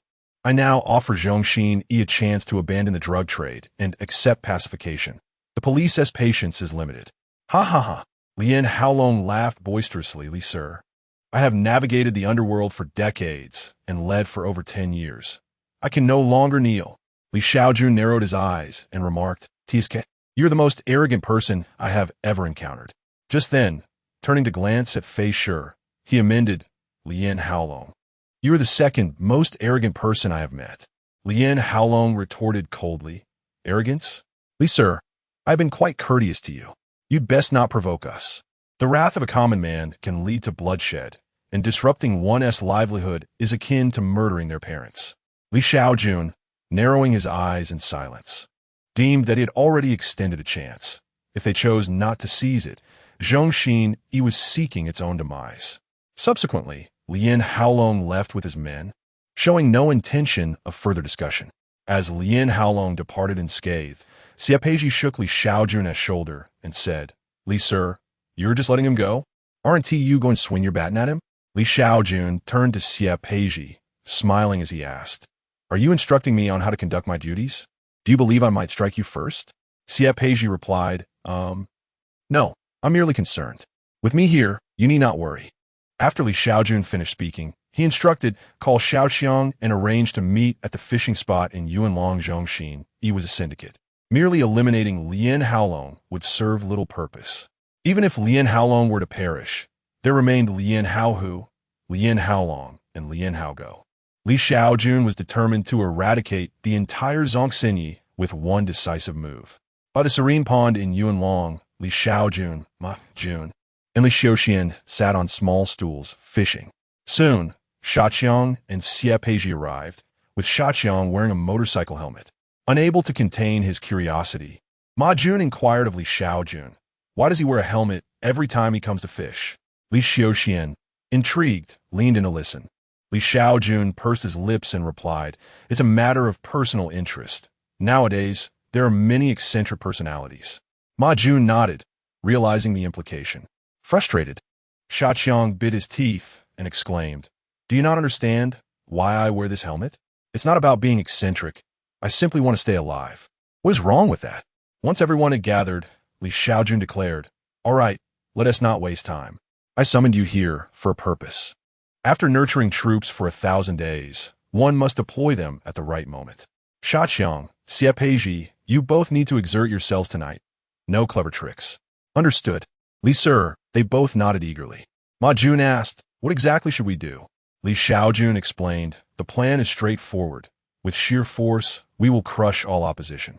Zongxinyi's primary territory lies in Tsim, Sha Sui. Shaoxiang and Xiapeji, you will send your subordinates to hide some drugs in all of Zongxinyi's establishments. Once concealed, call me. Then Ma Jun, Li Shaoxian, and I will each lead our teams to sweep through and capture Zongxinyi's men. Remember, we only capture the small fries. Not a single home master should be taken. Anyone who dares to resist will be dealt with severely. The group nodded in agreement. Li Shaojun then asked, what comes next? Li Shaojun continued, after that, Shaqiang and Xie await my signal. Once it arrives, mobilize all forces from Dongxing and Hongxing to storm Tsimsha Sui. Not a single drug lord from Zhongxinyi shall be spared. Is that clear? The group nodded, grasping why Li Shaojun insisted on not capturing the Hall Masters. He had no intention of letting them survive. Cautiously, Xie asked, but Li Sir, with such a commotion, how will the Tsimsha Sui police respond? Li Shaojun reassured her, do not worry. I have already made arrangements with the higher-ups. Tonight, I intend to ensure that Zhongxinyi feels the full force of the law. Indeed, we will strike hard, he declared.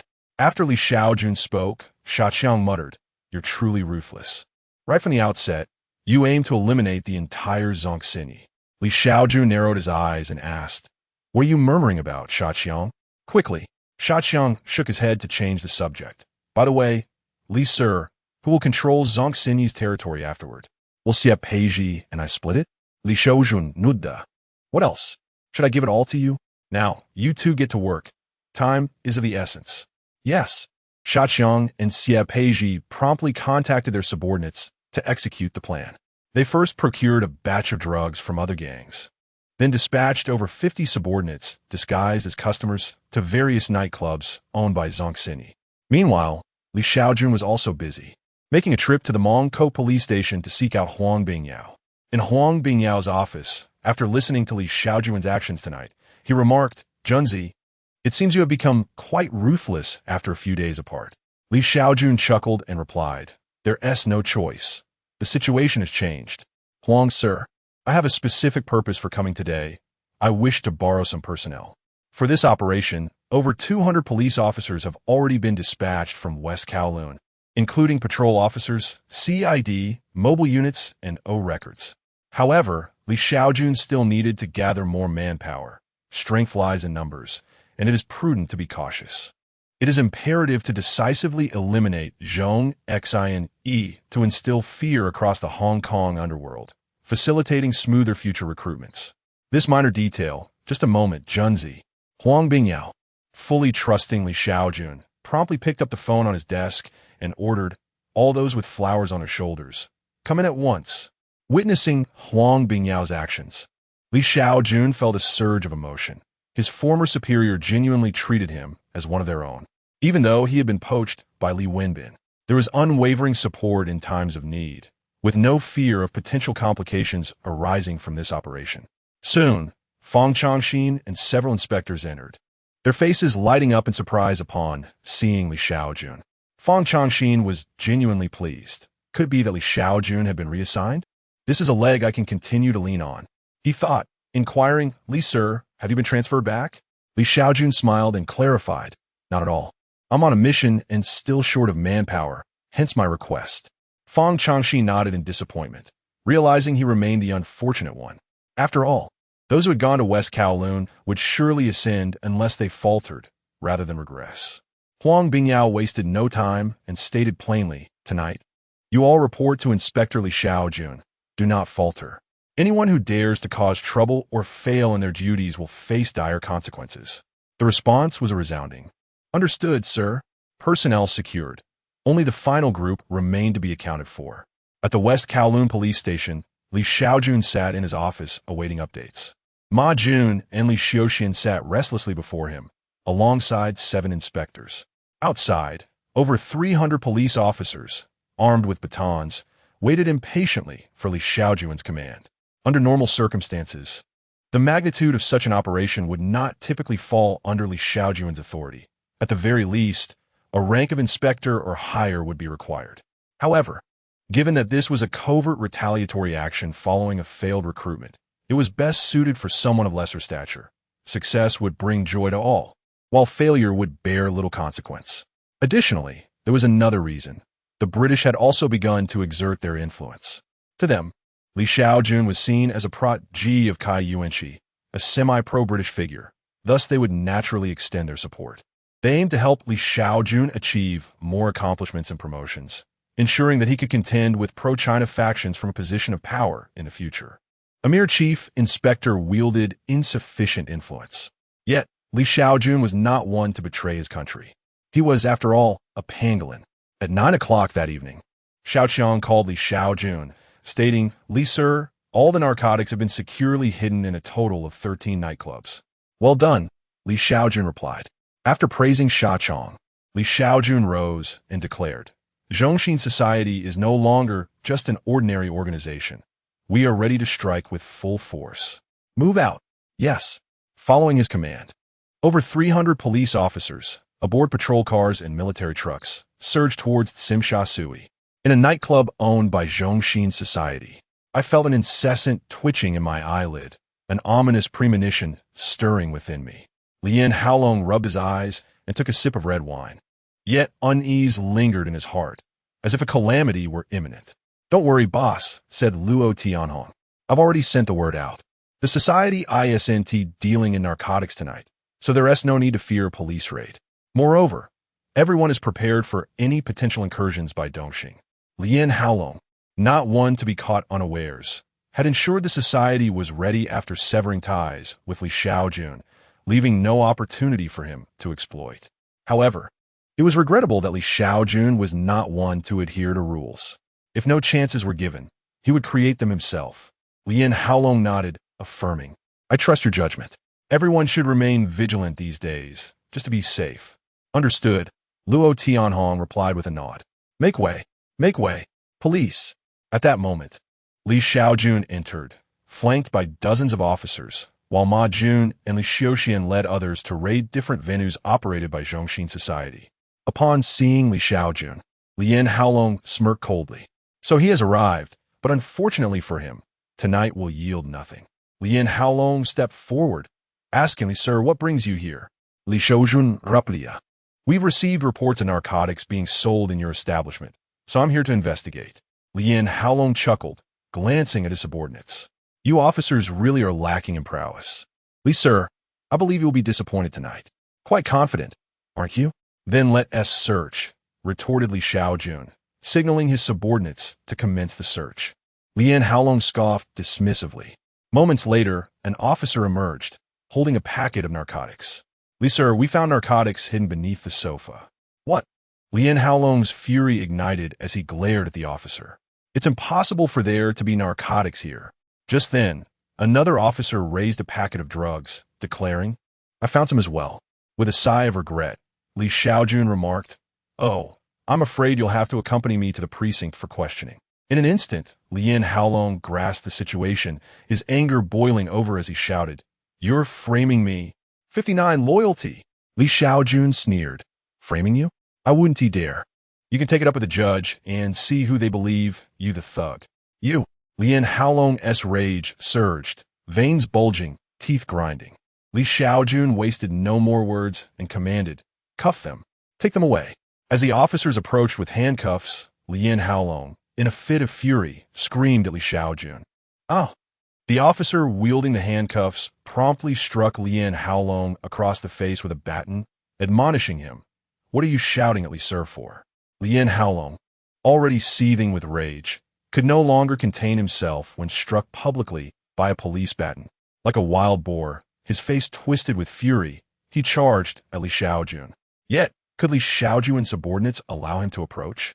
Bang! Just as Lien Haolong took his first step, a baton struck his leg. The sudden pain nearly made him stumble, and soon, batons rained down upon him like a tempest. Bang! Bang! Bang! One officer, delivering 3 strikes per second, glanced at Li Shaojun and inquired, "Li Sir, are you all right? He attempted to harm you." However, Li Shaojun paid him no heed, instead focusing on another officer who was striking 6 times a second. The 3-strike officer furrowed his brow, internally seething, "Damn it, 6 strikes a second. How can he manage that?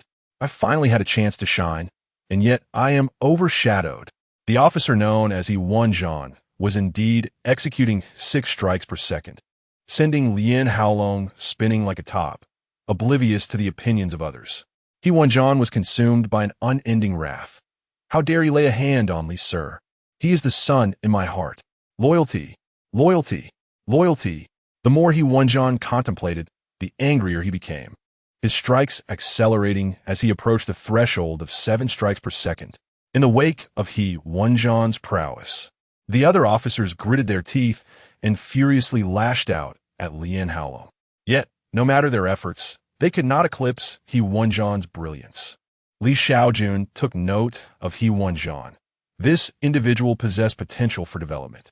He then cast his gaze upon the spinning Li Haolong, reflecting on the warrior's resilience. Despite being battered, he showed no signs of surrender. Upon closer inspection, it became apparent that each time Li Haolong attempted to plead for mercy, He Wenjian would strike him back into silence. Truly a master of 6 strikes per second. Such attention to detail. Curse be it.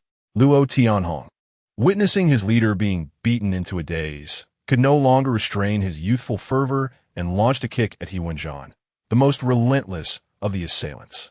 Yet, as his foot lifted, it was met with a resounding crack from a baton, sending him sprawling back. Subsequently, Luo Tianhong found himself encircled by a throng of officers. Swiftly reduced to a dizzying spin himself, Li Shaojun chuckled softly. What a bunch of impetuous youths. Crouch down, crouch down. The other officers sprang into action, brandishing handcuffs and batons to apprehend the delinquents. The handcuffs were employed to subdue the gangsters, while the batons quelled their ire. Damn it! Run! Get away! Don't catch me! Li Haolong's subordinates either fled or resisted.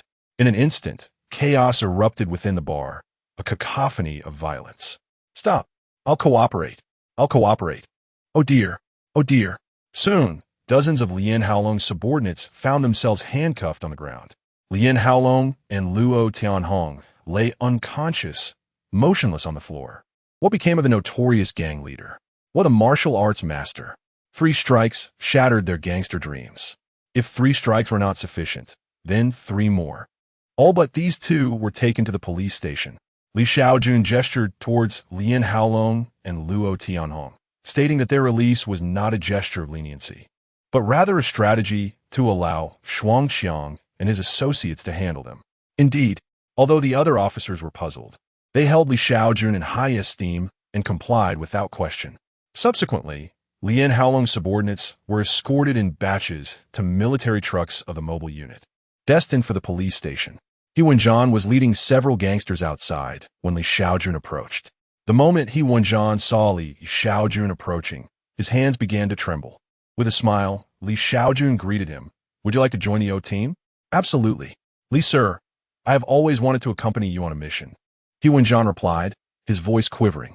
The other officers listened to their exchange with envy, wishing to join the O team, especially under Li Shaojun's command. It was a splendid opportunity. Particularly, the officer who could strike 3 times in a second cursed inwardly, lamenting, why can I only manage 3 strikes in a second? Why? I have worked so hard, yet I cannot compete with these naturally gifted individuals.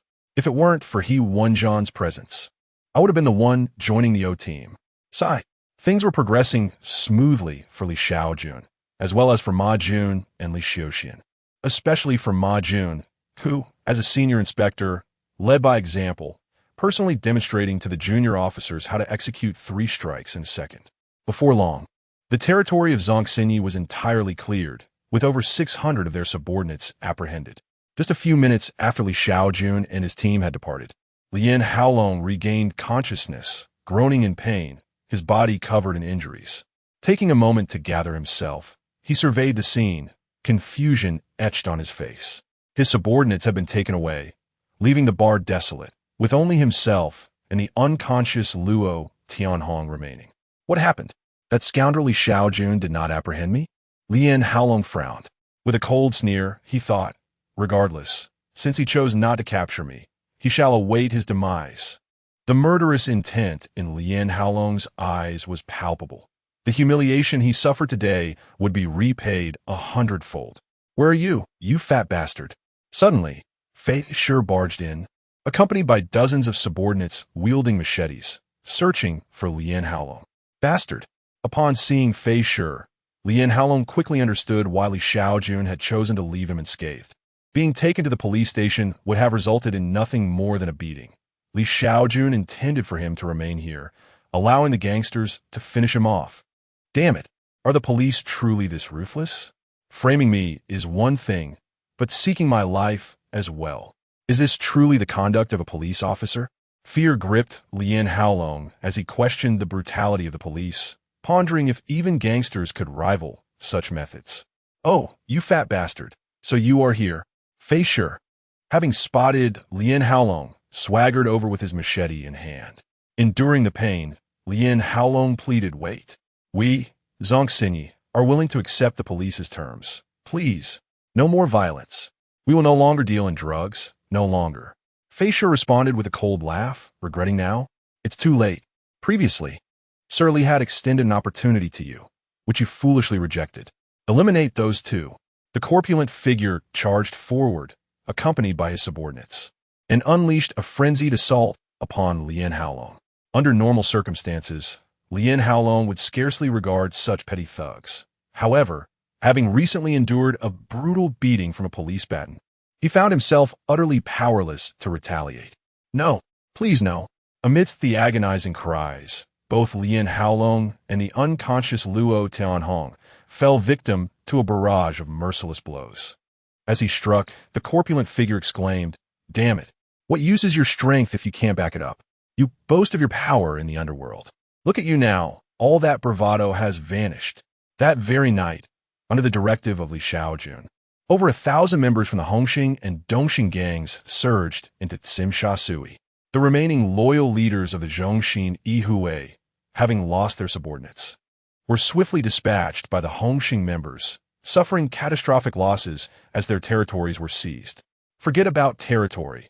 Merely surviving would be a stroke of luck. In the span of a single night, Zhongxin Yihui was effectively eradicated from Hong Kong. The entire underworld of Hong Kong was left in a state of shock, bewildered by the downfall of Zhongxin Yihui. With the obliteration of Zhongxin Yihui, their territories naturally fell under the dominion of Dongxing and Hongxing, with Li Shaojun discreetly signaling the police to assist. Once the territories were completely assimilated, Xie Peizhi was overjoyed, parading around Xing with her associates, accruing a considerable amount of business. Xing, being one of the most prosperous areas in Hong Kong, was a veritable goldmine. Shaochong also felt a sense of joy, albeit tempered, as he struggled to manage his existing territory in Mong Kok, only able to collect a modest protection fee.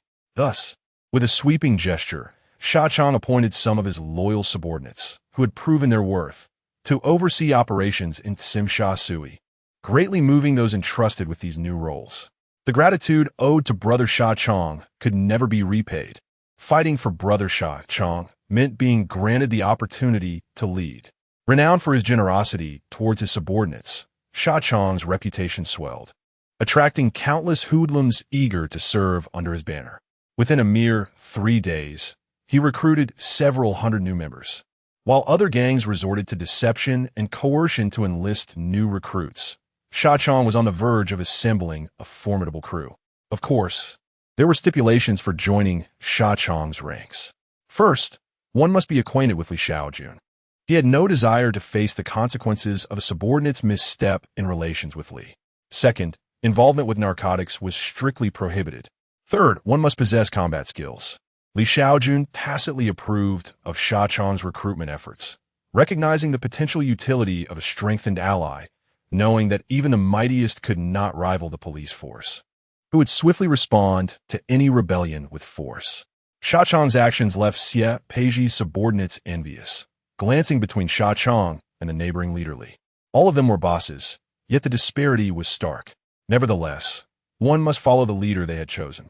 During this time, other gangs eyed Zhongxin Yihui's territories, eager to seize a share of the spoils. Yet, in the face of the two premier gangs, Dongxing and Hongxing, no one dared make a reckless move. Half a month later, Hong Kong returned to its previous state, and Zhongxin Yihui faded into obscurity, soon forgotten by all. Within the O record office in West Kowloon, Li Shaojun leisurely polished his .38 revolver. On the table before him lay several documents, each corresponding to a society in Hong Kong. This was, of course, the result of Li Shaojun's directive to gather intelligence. Knowing both oneself and the adversary ensures victory in every battle. The question now was, which society should be subdued next? The rooster would point out the chosen one. Li Shaojun's finger landed on the Hongtai Society. You are next. At that moment, the leader of Hongtai felt a chill run down his spine, murmuring, "What is this?" Suddenly, Li Shaojun's phone rang. It was Huang Bingyao calling. Upon answering, Li Shaojun detected a hint of despondency in Huang's voice. "Junzi, how are you faring in West Kowloon?"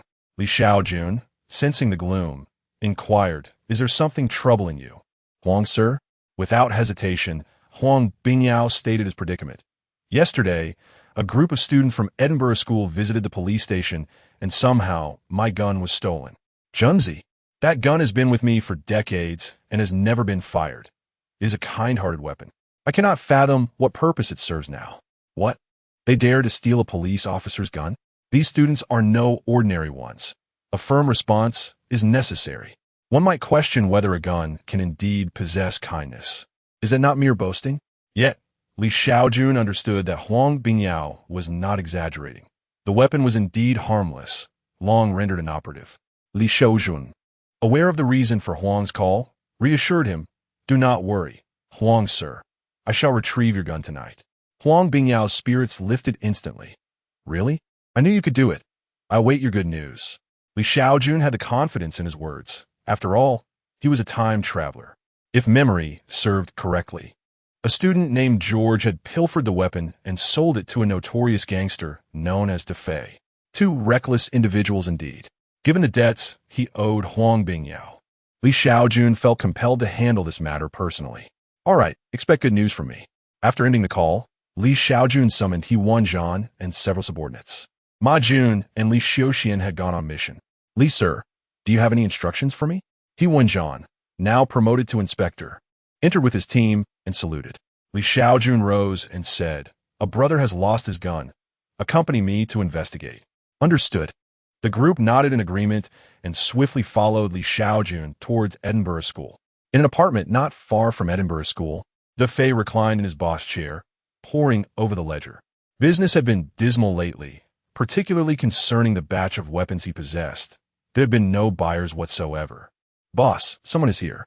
At the sound of his subordinate's voice, a student named George entered.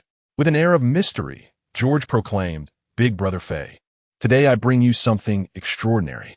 Defei, intrigued, smiled and asked, "What is it?" George was a loyal customer, always presenting high-quality items. George retrieved a tightly wrapped parcel. Grinning as he said, "I went to great lengths to procure this. You are indeed fortunate." "Is that so?" Defei chuckled as he unwrapped the package, revealing a revolver, the benevolent gun of Huang Bingyao. As an experienced figure in such matters, Defei recognized it as a police firearm and felt a tremor of fear. George laughed. "Isn't it just splendid? There are hardly any police guns left in all of Hong Kong. I'll sell it to you for 2,000. Don't you think you're lucky? Can you guess why there are so few police guns in Hong Kong?" Defei sighed, but he had to admit the price was indeed a bargain. In Hong Kong, acquiring a firearm along with 6 bullets would not typically amount to 2,000. Unable to resist the allure of a good deal, he made the purchase. After receiving the money, George happily returned to school, planning to revel later that evening. The school itself was quite beautiful. Meanwhile, Li Shaojun, accompanied by his colleagues, roamed the campus and located a teacher named He Min. With a smile, Li presented his officer's badge and said, "Good day, teacher. We are from the organized crime unit and are looking for a student named George. Do you know where he might be?" He Min furrowed his brow, suspiciously inquiring, "Are you here to apprehend someone? This is a school." Li Shukla de Asring Li. "No. We are not here to arrest anyone. This student, George, has inadvertently attracted the attention of a gang that intends to harm him. We are here to ensure his safety." "Oh, I see. I know where he is. Please follow me." Heemin's demeanor softened as she led Li and his team into a classroom where George was located. After escorting George to the office, Li smiled and asked, "George, you are aware that you took something you shouldn't have yesterday, correct?" George defiantly replied, "No, I don't know what you're talking about. What do you intend to do?" Li continued to reason with him. "Do you understand how dangerous firearms can be?" George retorted, "I have no idea. What do you want from me? Are you a broken record?" Li ceased his inquiries and nodded at He Wanzhan. He understood the unspoken cue. First, close the door. Second, cover the mouth. Third, wield the baton. Fourth, strike the legs. Bang! Bang! Bang! He Wenjian swiftly demonstrated his prowess, delivering 3 rapid strikes to George. Even seasoned gangsters would struggle under such an onslaught. George writhed in agony, and clarity returned to his eyes. He Min, taken aback, exclaimed, "How can you strike a student? Aren't you here to protect him?" Li stepped in front of her and stated, "I am protecting him. You don't understand. Please leave, or you might get hurt." Enraged, He Min gritted her teeth and promptly sought out the principal. In the office, under the gentle persuasion of Li and his colleagues, George quickly capitulated. "Stop, please, no more," he cried, clutching his painfully throbbing leg. "I sold the gun to a man named Defei. You should go after him." Li inquired, "Where can we find him?" "In Kowloon Tong, at apartment 32, room 606. How many individuals are present? Does he possess a firearm?" "There are several people. I was unaware of the guns until now. But Defei has one." "Thank you." After discerning the necessary information, Li Shaojun prepared to dispatch personnel to escort George to the police station before mobilizing forces to apprehend Defei. As Li Shaojun and his companions supported George out of the office, the principal, hurriedly guided by He Min, approached and exclaimed, "How dare you come to our school to arrest someone? Do you realize the status of our institution? Release him at once." With a beaming smile, Li Shaojun replied, "Principal, such a fine school. Imagine the repercussions if others discovered that your students had stolen police firearms." The principal hesitated, momentarily taken aback. "What? I?" Though he understood that today's students are audacious, had they truly sunk to such depths? To steal a police weapon without fear of fatal consequences? Observing He Min and the principal, Li Shaojun continued, "I trust you both would prefer that this matter remain undisclosed." With a gesture indicating they should step aside, the two were left with no choice, at a loss for what to do. "George, did they harm you?" He Min suddenly noticed something amiss with George. He had appeared fine moments ago. Why now did he require assistance to walk? Li Shaojun cast a benevolent glance at George and inquired, "Dear student, please feel free to tell the teacher if we have harmed you. Rest assured, the police will advocate for you." Zenzing Li Shaoyun's Kind Gaza. George shook his head and replied, "No, these officers are very kind. I merely fell. Look, they are helping me." Li Shaojun emitted a laugh reminiscent of a villager. You, He Min, and the principal gritted their teeth in frustration, yet they were powerless. They were at fault, and escalating the situation would not favor them.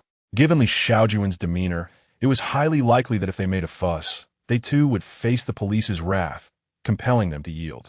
As they passed He Min, she, in a fit of pique, attempted to trip Li Shaojun. He chuckled, pointing at her, "At your age, still engaging in such childish antics."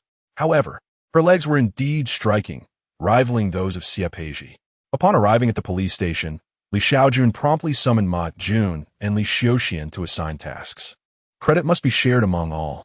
In this operation, Li Shaojun served as the overall commander. Ma Jun led the apprehension, and Li Shaoxian provided assistance. Once prepared, the group set off towards Kowloon Tong, apartment 32, room 606. Damn it, what a disaster. Those bastards think they can sell a gun without any trouble. This batch is likely going to rot in my hands.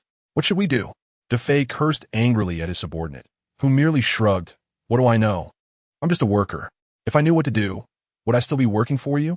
Knock, knock, knock. At that moment, a knock resounded at the door, causing Defei and his companions to instantly become alert. Defei signaled to his subordinate, who approached the door and inquired, "Who is it?" Outside the door, Ma Jun proclaimed, "I have something valuable to sell to Brother Defei," as introduced by George.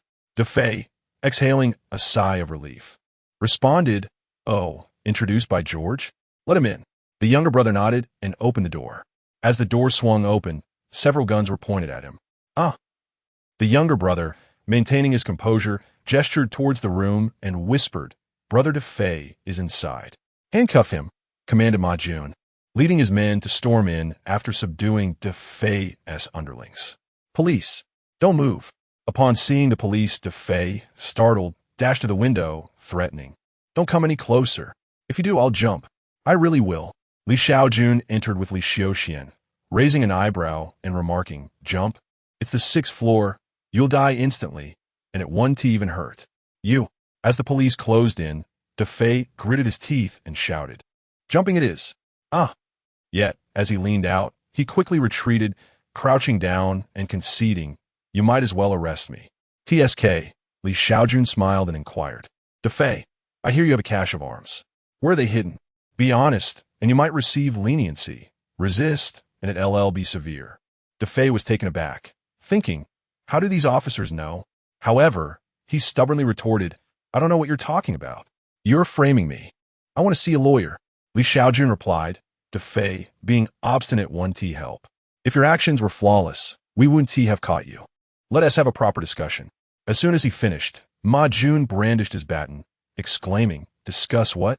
Let me beat him to death with 3 strikes. Li Shaojun nodded, raising his firearm exactly. Let me shoot him 3 times and be done with it. Li Shaojun glanced at the two. When did you both become so chummy? Since their previous reprimand by Li Shaojun, Ma Jun and Li Shaoxian had engaged in heartfelt conversations, leading to Ma Jun gradually embracing Li Shaoxian's views, asserting that there should be no gangs in Hong Kong, and all triads should be eradicated. Defei was taken aback by their menacing demeanor. What kind of police were they, with such palpable bloodlust?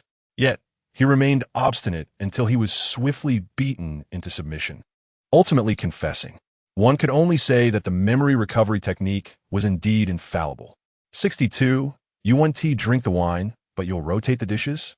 After Defei's confession, Li Shaojun promptly dispatched Ma Jun and Li Shaoxian to apprehend individuals, and they accomplished their mission with efficiency. This operation yielded over 40 firearms and the capture of several smugglers, a significant achievement. Nevertheless, as Li Shaojun aspired to ascend to the rank of inspector, he understood that merit alone would not suffice. He remained merely a chief inspector. After returning the good-hearted firearm to Huang Bingyao, Li Shaojun made his way back to West Kowloon to resume his own affairs. Which gang did I choose previously? Never mind, I'll select a new. The rooster shall decide. In the office, Li Shaojun has chosen a new society, the Ni family from Tsim Sui. Well, the next to be recruited is you. Ni family. I still have an undercover agent within. In a grand villa in Tsim Sui. Have you noticed that recently? There has been a significant reduction in drugs in Hong Kong. Many drug-related societies have either ceased their activities or vanished entirely. The leader of the Ni family, Ni Yongxiao, with a cigar in hand, discussed the current situation with several of his subordinates. Tang Zhuhan chin nodded and remarked, indeed, there has been a notable decrease, especially with the Dongxing gang. Many of the prominent figures in the drug trade have disappeared. So, Mr. Ni, what is your perspective? Ni Yongxiao took a puff from his cigar and replied, I believe this presents a splendid opportunity. With so much space vacated in Hong Kong's drug market, we should seize this moment to import more narcotics from abroad and capture the market. We can certainly profit handsomely. What are your thoughts? I concur. It would be foolish to forego an opportunity to earn money. One of the subordinates agreed. Since you have voiced it, Mr. Ni, we naturally support this. The subordinates nodded in agreement. Ni Yongxiao affirmed, then it is settled. Han Chun, you will travel to Thailand tomorrow to meet Song Pa. I have already made arrangements for an additional 20 kilograms of narcotics this month. Understood, MR. Ni, Anchinadiv.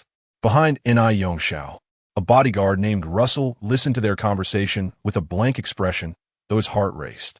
Indeed, he was Li Shaojun's undercover agent. A year ago, Russell infiltrated the Ni family, but shortly thereafter, his father encountered trouble, and he could not even afford medical expenses, putting his father's life in jeopardy. At that time, Russell felt as though the world had collapsed. But unexpectedly, Li Shaojun learned of his plight and generously provided him with $200,000 for undercover expenses, saving his father's life. Since then, Russell has been diligently working as an undercover agent, striving to ascend the ranks, solely to repay Li Shaojun's kindness one day. Today, the opportunity has finally arisen. He must find a moment to convey this information to Li Shaojun. Just then, a junior member entered, saying, Mr. Ni, someone just called wanting to invite you to dinner. He said his name is Li Shaojun, the chief inspector of the O department. Oh, and Ni Yongxiao frowned and inquired. What time? The junior replied, tonight at 7 at the Yao Qi restaurant. And Ni Yongxiao nodded and said, respond to him. I will attend. Han Chun, standing by, asked Mr. And I, do you really intend to go? I sense it may be a trap. This Li Shaojun has been gaining prominence lately, and his approach cannot bode well for us. Perhaps it is best not to attend.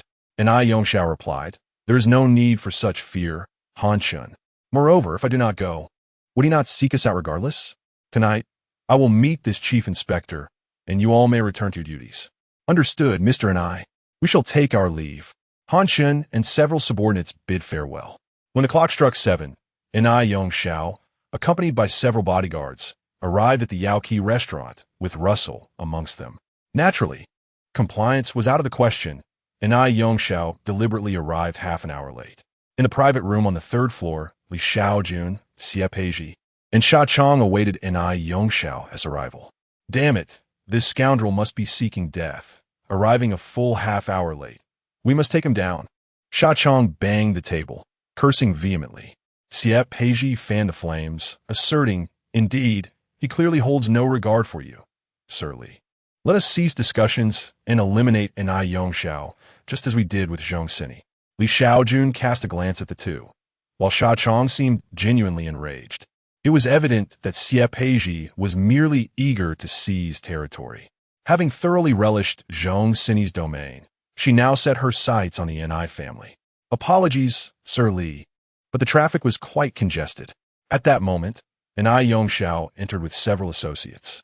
Li Shaojun rose to greet him, smiling as he said, no matter, we too were caught in traffic and have just arrived. An I Yongxiao chuckled lightly, offering little attention to Li Shaojun and instead chose a seat. Li Shaojun narrowed his eyes, pouring a glass of red wine for an I Yongxiao, and remarked, Mr. Nai, do give this a try. It is sweet and rather delightful. An I Yongxiao lifted the glass and poured the wine onto the floor, stating, my apologies, Inspector Li, but I've been unwell lately and have sworn off alcohol. Sha Chong and Xie Peizhi were taken aback. This gentleman appeared refined, yet was so audacious. Such actions could easily lead to dire consequences, and Sir Li was hardly known for his magnanimity. The atmosphere grew tense.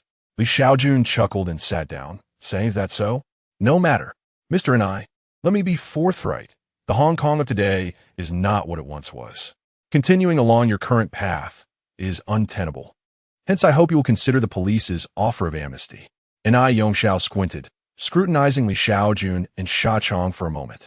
Li Shaojun introduced, by the way, you should be aware of these two. They are leaders of Dongxing and Hongxing. They have turned over a new leaf, and I hope your family can follow their example. And I, Yongxiao's mind raced.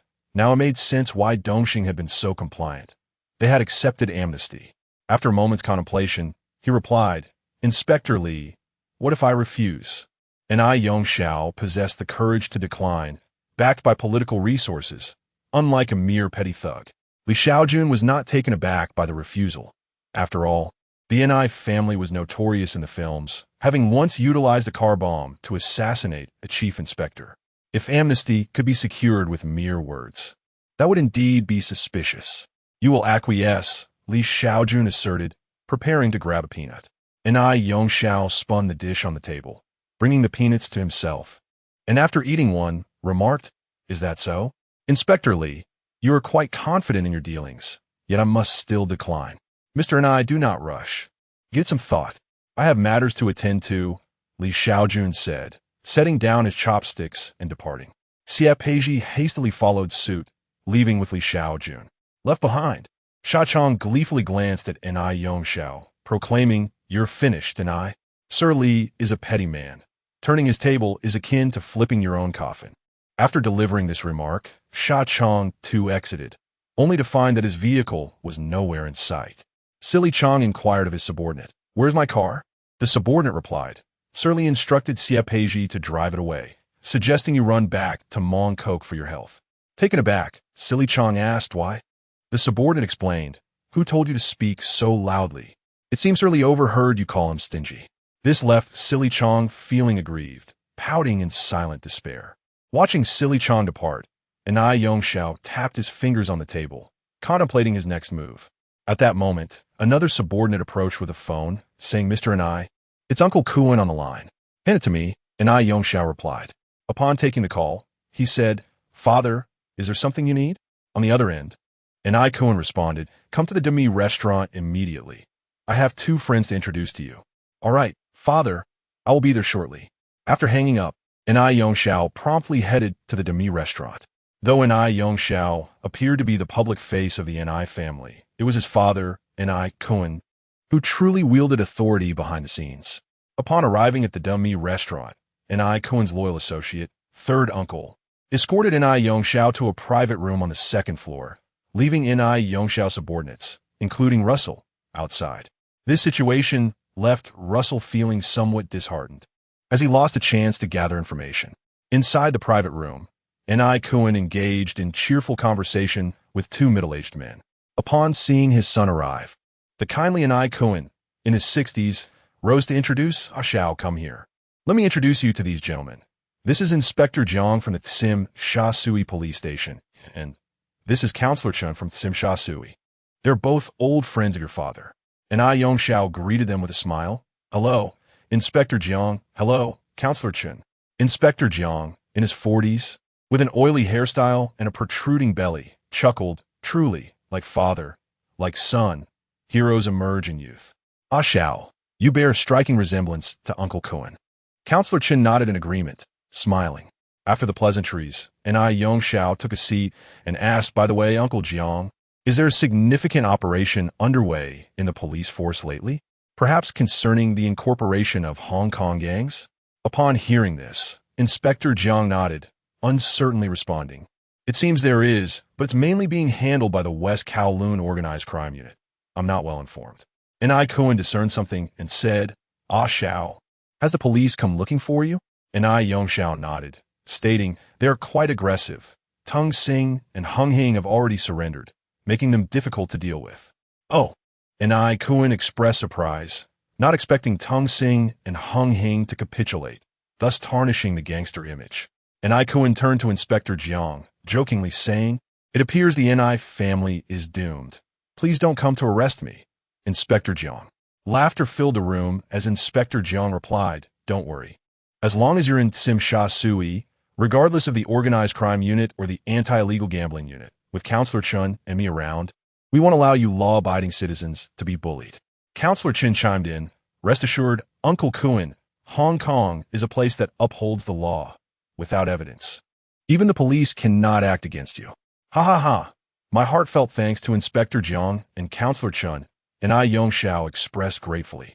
Anai Cohen smiled in agreement and suddenly pretended to recall something, saying, by the way, it seems there will be horse racing at the Sha Tin racecourse tomorrow. I've received some insider information. Perhaps we can place a winning bet. Would you 2 care to join me for some fun? Betting on horses is legal in Hong Kong, and even the police can partake with their earnings freely spent. Inspector Jiang and Counselor Chun exchanged knowing smiles, acknowledging the savvy nature of the Anai family. The following day, Inspector Jiang and Counselor Chun struck it rich at the Sha Tin racecourse, winning millions and grinning from ear to ear. This was just one instance, but it underscored the reality that corrupt officials indeed profit handsomely. Today, it was not just the 2 of them who were laughing. Russell was also grinning widely. The reason was that Anai Yongxiao had dispatched him along with several trusted aides to assist in the return of Han Chun from Thailand, who was smuggling back 20 kilograms of high-purity white powder. If they were to be intercepted by rival gangs, the consequences could be dire. Such incidents are not uncommon in Hong Kong, where a group known as the Big Circle Boys often resorts to violent confrontations, robbing other gangs of their narcotics. Readers who enjoy Hong Kong cinema are likely familiar with such plots, featuring gangland dealings and shootouts. At midnight, atop a building in Tsim Sha Sui, Li Shaojun greeted Russell with a smile, saying, it's been a while. You seem to have grown a bit cold. Russell chuckled and replied, Li sir, you remain unchanged, still so youthful. By the way, Han Chin will be sneaking back from Thailand tomorrow night with at least 20 kilograms of white powder. Anai Yongxiao has sent me to assist him. The rendezvous is in Sham Shui Pa, right here. As he spoke, Russell produced a map of Sham Shui Pa, marking a circle on it. Li Shaojun took the map, assuring, rest assured, my operations are flawless. As long as Han Chin returns, he won't escape. Do you have any additional information? After some contemplation, Russell responded, yes, the Ni family has recently been in touch with drug lords in South America. reportedly planning to get into cocaine. Also, Ni Yongxiao visited the rice restaurant today to meet with Ni Kuan, but I'm unaware of their conversation. Li Shaojun praised him, saying, "Well done. If there's nothing else, you can head back now. Just be cautious. If you sense any risk of exposure, cease your undercover work immediately. The police force does not lack for undercover agents, but I need you as my subordinate. Also, your father's health is nearly restored. The doctor mentioned there are no lasting effects, so you needn't worry. I'll keep an eye on things." Russell nodded, feeling a profound sense of gratitude. The two then parted ways. Early the next morning, Li Shaojun summoned Ma Jun and Li Shaoxian, recounting the details of Han Chun's impending return with the white powder. Li Shaoxian immediately erupted with fervor, his expression menacing, declaring 20 kilograms of white powder. "At the very least, I want to rest until I've emptied 2 magazines tonight." Ma Jun chimed in, "I plan to bring along extra batons. I'm determined to break at least 2," observing the escalating intensity of his subordinates. Li Shaojun rubbed his eyes in exasperation. Here was Li Shaojun, kind-hearted and mild-mannered, with sound morals, yet his subordinates were increasingly extreme and ruthless. He wondered where these two had learned such ferocity. Li Shaojun stated, "Others may be disposed of, but Han Chun is indispensable to me. Furthermore, this operation has an undercover agent involved, so exercise caution. We must not harm our own." "Very well," replied Ma Jun and Li Shaoxian, nodding without questioning Li Shaojun's rationale for sparing Han Chun. In earlier times, Li Shaoxian might have inquired, but their recent interactions had won him over entirely. Li Shaojun then commanded, "I shall remain the overall commander for this mission. Have the brothers change into plain clothes. We will lay an ambush at the dock. And remember to advise them to wear extra jackets. The sea breeze will be quite chilling tonight." "Understood." With that, Li Shaojun discreetly led his men in successive groups to conceal themselves at the target location, taking great care to avoid alarming the quarry. The fishing net was soon laid out, awaiting the catch of Han Chun. Once Han Chun was ensnared, Li Shaojun could effortlessly trace the connections to invite Ni Yongxiao to the precinct for a chat. After all, Ni Yongxiao had a penchant for peanuts. He would ensure the man had his fill. As the clock struck midnight, a speedboat drifted across the surface of the sea, drawing ever closer to the shores of Deepwater Bay. Observing the swaying vessel, Li Shaojun, clad in a shirt and lightweight jacket, gently urged his subordinates to remain vigilant. The late hour and the biting sea breeze created a frigid atmosphere. However, Li Shaojun was impervious to the cold. Having been a carefree child accustomed to sleeping on cool beds, relying solely on his inner warmth. Upon the boat's arrival, Han Chun instructed several of his men, "Hurry up and unload the cargo." Yes, his underlings hastily disembarked. As Han Chun dismounted, Russell and his team approached to greet him. "Brother Chun, you're remarkably swift and efficient. It's no wonder Mr. and I holds you in such high regard." Han Chun smiled, ready to respond, when suddenly a throng of individuals surged towards him. "Big circle," Han Chun instinctively shouted, preparing to draw his weapon in retaliation. "Police! Everyone down!" Upon hearing the word police, Han Chun immediately shoved his handgun into the arms of a subordinate and complied, squatting down obediently. His subordinates, taken aback, stared at Han Chun in disbelief. Wasn't their boss always extolling the virtues of brotherhood and loyalty? Noticing their astonishment, Han Chun reproached, "What are you doing? Are you still holding on to that gun while refusing to crouch? Do you wish to resist?" Cursing inwardly, the subordinate reluctantly squatted down. "Everyone, cuff them." In no time, all were apprehended. Observing the smooth operation, Russell maintained his stoic expression, though internally he was elated. Liser executes tasks with remarkable steadiness. After securing the scene, Li Shaojun seized a black backpack from a gangster, unzipped it, and discovered it was filled to the brim with pristine white powder. 3 bags in total, each brimming with the substance. Li Shaojun estimated that each bag contained at least 10 kilograms. This indicated that the Ni family had procured a minimum of 30 kilograms of white powder from Thailand, equating to 60 pounds or 30,000 grams. What does 30,000 grams signify? In the mainland, a mere 50 grams can lead to a bullet wound. The gun barrels of these machine guns can turn red from usage. Every member of the Ni family deserves to be eradicated, Even a full-scale massacre would not suffice. Moreover, this is only considering those who have been apprehended. The number of those who remain at large is unfathomable. Witnessing so many drug-laden individuals, it reminds one of past atrocities, such as the man who, under the influence of narcotics, murdered his wife and child, inciting a surge of fury. That scoundrel, Ma Jun, brandished his baton, mercilessly striking and kicking those gang members who were handcuffed, causing a cacophony of cries from Han Shun and his companions. As for Li Shaojun, it is needless to say that had he not already been detained, he would have emptied his magazine in fury. Observing Ma Jun and Li Shaojun unleash their wrath, Russell, who initially felt a sense of satisfaction, suddenly turned pale. My goodness, could they possibly strike me as well? Then Ma Jun began advancing towards him. Hey. With the baton in hand and a murderous glare, Russell took a couple of steps back.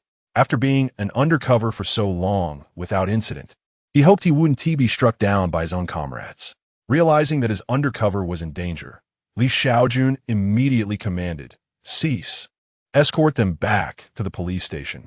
Yes, Ma Jun and Li Shaojun halted, escorting Han Shun and the others to West Kowloon.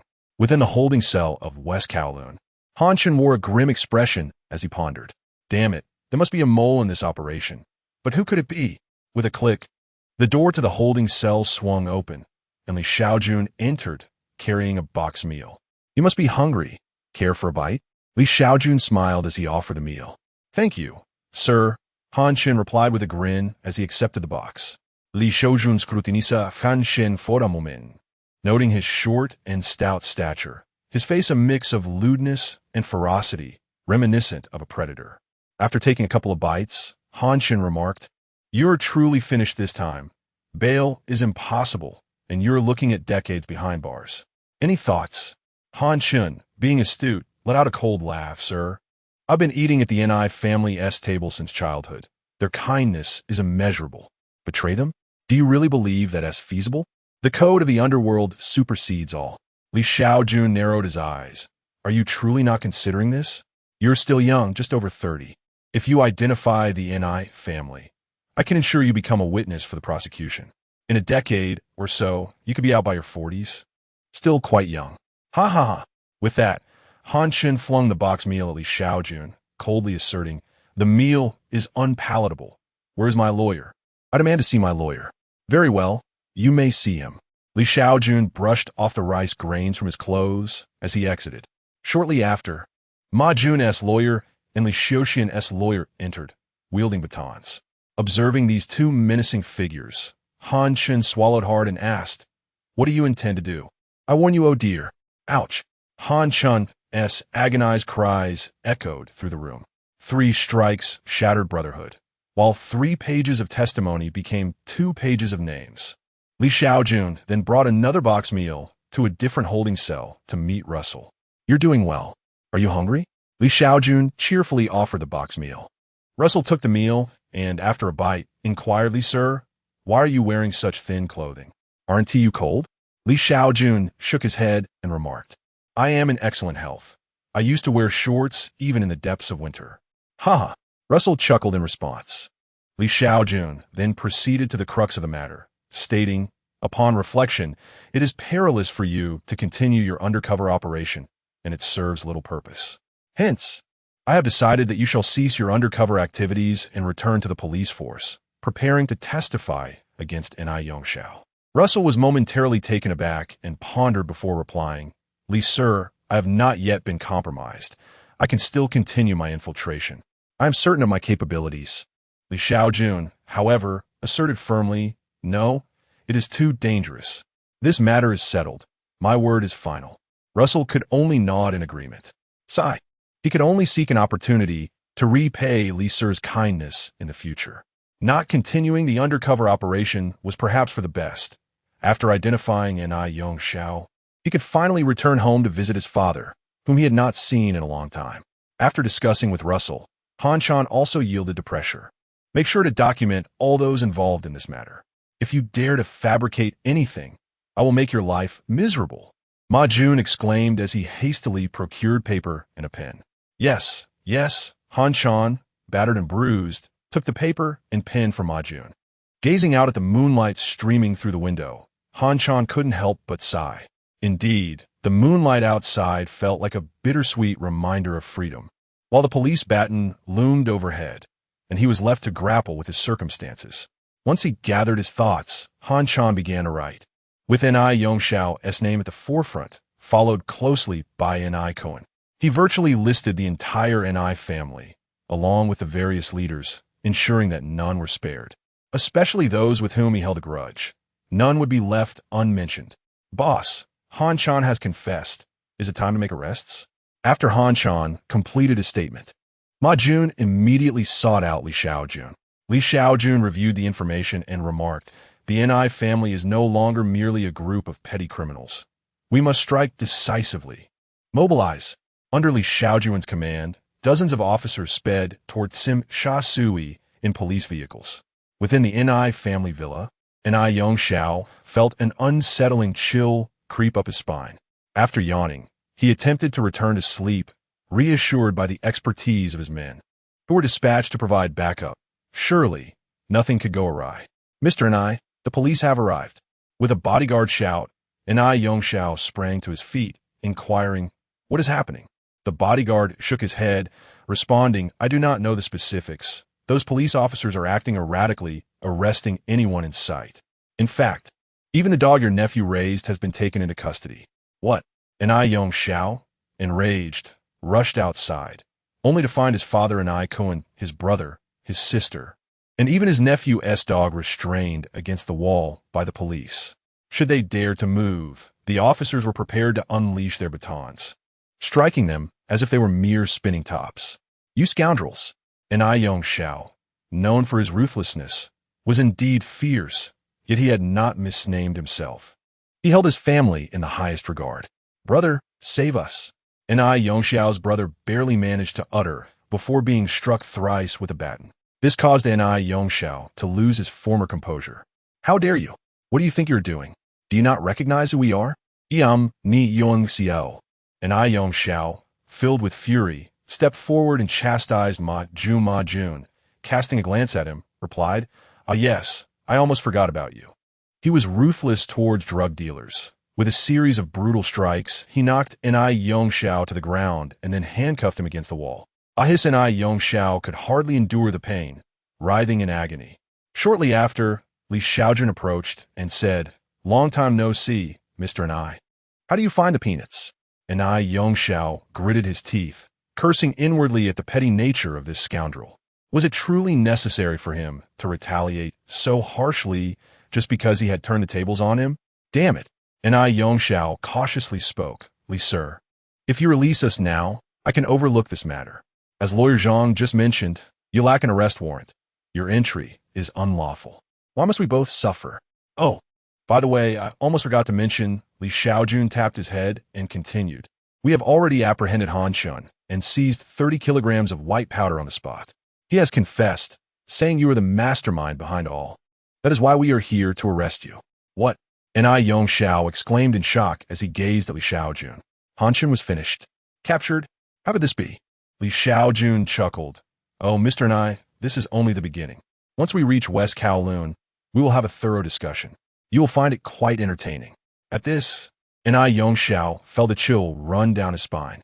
If he was almost beaten to a pulp in his own home, what awaited him in West Kowloon? He instantly relented and pleaded, Li Sir, let me accompany you. You can arrest me, but please let my family go. I beg you. My father is unwell. He cannot bear this. I truly implore you. Li Shaojun shook his head, saying, Ni Yongxiao, do you take me for a fool? No, I beg you. Li Sir, if you release my family, I will confess immediately. Please, I beseech you. Ni Yongxiao continued to plead. However, Li Shaojun had grown weary of his antics and commanded his subordinates, take them all to the police station. Understood. Soon, the Ni family was escorted out and loaded into the police vehicle. At that moment, Ma Jun pointed to the Ni family's dog and asked, by the way, boss, should we arrest this dog too? Li Shaojun nodded, yes, apprehend it. The Ni family's dog might be involved in drug trafficking as well. Better to take it in. If it's innocent, we can assign it to guard duty. The precinct could use a guard. Ma Jun agreed, and thus, The Ni family's dog was also taken to the police vehicle. Within mere minutes, the Ni household was left with nothing. Li Shaojun swiftly directed them towards the West Kowloon police station, valuing the urgency of the operation, intent on resolving the matter that very night.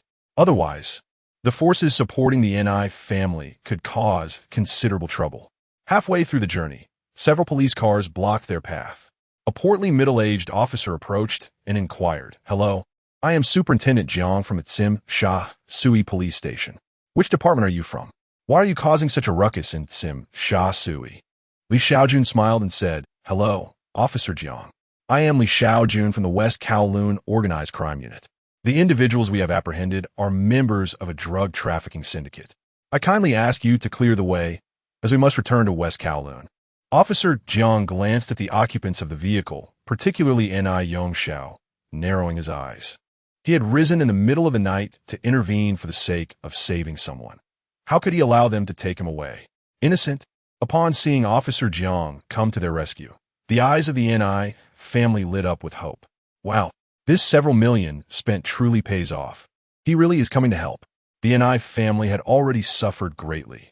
The astute among them had wisely distanced themselves, not expecting such loyalty from him. Officer Jiang carefully assessed how many members of the Ni family had been captured. To his astonishment, the entire family had been apprehended. There was even a dog inside the vehicle, looking forlornly at him. It was the Ni family's dog. Officer Jiang squinted in feigned ignorance, saying, "Inspector Li, I believe drug trafficking falls under the jurisdiction of a narcotics bureau, does it not? Are you perhaps overstepping your bounds? Could there be a misunderstanding?"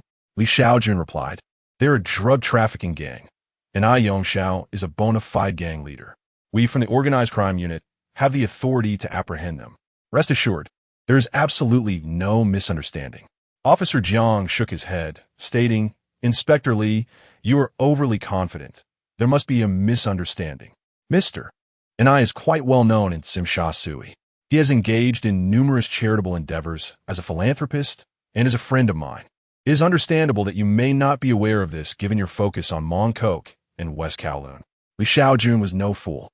The fact that Officer Jiang had come to block them in the middle of the night and was spouting such nonsense had clearly branded him as a corrupt officer. Li Shaojun immediately called Li Wenbin. Seeing Li Shaojun on the phone, Officer Jiang became anxious and quickly instructed his subordinates, "Hurry, get Mr. Ni out." Simultaneously, Officer Jiang turned to Li Shaojun, expressing his dismay. "Inspector Li, you have apprehended the wrong individual. You are making a grave mistake. If this matter were to leak, it would disgrace the police force. Arresting a law-abiding philanthropist without cause. This is how you conduct yourself as an officer? It's a shame you are a chief inspector. You seem to lack any understanding of police protocol." As Officer Jiang's subordinates approached to intervene, Li Shaojun stepped out of the vehicle. One hand on the phone and the other resting on the gun at his waist, firmly standing his ground at the door. Ma Jun and the others also exited their vehicle, eyeing Officer Jiang with caution. The atmosphere was tense, charged with unspoken conflict. At that moment, a light rain began to fall, casting a misty veil over the world illuminated by the car lights. Seeing Li Shaojun blocking the door, Officer Jiang's officers looked to him for guidance. They were not on the take and believed this was legitimate work. It was unthinkable for them to engage in a physical altercation with the Organized Crime Unit. Officer Jiang coldly remarked, "Inspector Li, I understand that youth can bring about impetuosity, but you cannot continue down this misguided path. Rest assured, Mr. Ni is an old friend of mine. I can persuade him not to press charges against you." Li Shaojun, uninterested in his words, connected the call with Li Wenbin and then handed the phone to Officer Jiang, saying, "Officer Jiang, please take this call." Inspector Jiang squinted as he took the phone, asserting his authority with a commanding tone. "This is Inspector Jiang from the Tsim Sha Sui police station. Is it not excessive for your department to arrest people indiscriminately?" Li Shaojun, merely a superintendent, could only muster the strength to contact the higher-ranking officers. Yet he managed to hold his ground. The calm voice of Li Wenbin came through. "Hello, Inspector Jiang. I am Li Wenbin, the head of your department. The evidence for this operation is irrefutable. There is no wrongful arrest. Please allow my personnel to return, for it would not bode well if this escalates further." "What? The head of the department? Inspector Zhang's heart sank. Was that not the chief inspector? How could a mere superintendent have connections with such high-ranking officials? He truly could not withstand this pressure. Quickly, Inspector Zhang acquiesced, saying, "Understood, Li sir. No problem. I shall see to it at once." After hanging up, he turned to Li Shaojun with a smile, proclaiming, "Li sir, the earlier incident was indeed a misunderstanding. I will have them clear the way immediately. My apologies." Li Shaojun, with a hint of amusement, queried, "Is that so, Inspector Zhang? Aren't the NI family your acquaintances?" Inspector Zhang feigned ignorance, responding, "Acquaintances? What acquaintances? Li sir, yuyist. As the inspector of Tsim Sha Sui, how could I possibly have friendships with criminals? Please, continue with your matters. I must take my leave." With rapidity, Inspector Zhang hurriedly departed with his subordinates, having done all he could. The NI family would have to fend for themselves. Scoundrel! Such a person deserves to be executed. Ma Jun grumbled as he got into the car. Li Shaojun frowned, realizing that his current position was still too low. Once he ascended the ranks, he would undoubtedly initiate a purge to eliminate such vermin. How could one manage Hong Kong effectively alongside such pests? Soon, Li Shaojun and his team returned to the West Kowloon police station. Without respite, he proceeded to interrogate Ni Yongxiao. In the interrogation room, Li Shaojun coldly inquired, "Now, tell me, where are your family's ledgers, the illicit funds, and any other narcotics concealed? Additionally, which nightclub owners in Hong Kong are collaborating with you in drug trafficking?" Ni Yongxiao silently polished his gold-rimmed glasses with the edge of his garment, remaining utterly mute. "Let me handle this," Ma Jun exclaimed, ready to take action. Li Shaojun halted him, stating he is obstinate. If we wait for him to speak, we might as well wait until the next lunar year. Bring in his father. And I, Cohen. Understood. Ma Jun promptly replied, departing to fetch him. Upon hearing his father's name, Ni Yongxiao's composure faltered, demanding, "What do you intend to do? Ask me whatever you wish. I alone am responsible for the drugs and the operations. My family is innocent. Do not involve them." Ni Yongxiao spoke the truth. His father had long since distanced himself from crime, while his siblings had not engaged in the underworld. One was a doctor, the other married early. They were indeed innocent and did not deserve such treatment. Yet, Li Shaojun merely scoffed, "Innocent? Let us set aside your father, Ni Cohen, who does not know that your family is involved in drug trafficking. Yet they shamelessly inhabit opulent mansions, drive luxurious cars, adorn themselves in designer attire, and indulge in a life of excess, all funded by their tainted wealth. Do you dare to call them innocent? You all deserve damnation. As for you, Ni Yongxiao, you may consider yourself astute and eloquent, yet before the words of Li Shaojun, you find yourself utterly speechless. The narcotics your family has trafficked weigh not in mere tons, but in thousands of kilograms, claiming countless lives." Soon, Ni Cohen was ushered in, and Li Shaojun inquired, "I care not for which of you it may be, but confess quickly. Those who are forthcoming shall be treated leniently, while those who resist shall face the full brunt of the law." The two merely regarded Li Shaojun with cold, venomous glares, their eyes brimming with malice and murderous intent. "You scoundrel, once this ordeal passes, I will ensure your ruin." Li Shaojun wasted no time. Producing a fruit knife seized from the Ni family, he remarked, "Ah, Ni Cohen, when did you stealthily acquire a blade?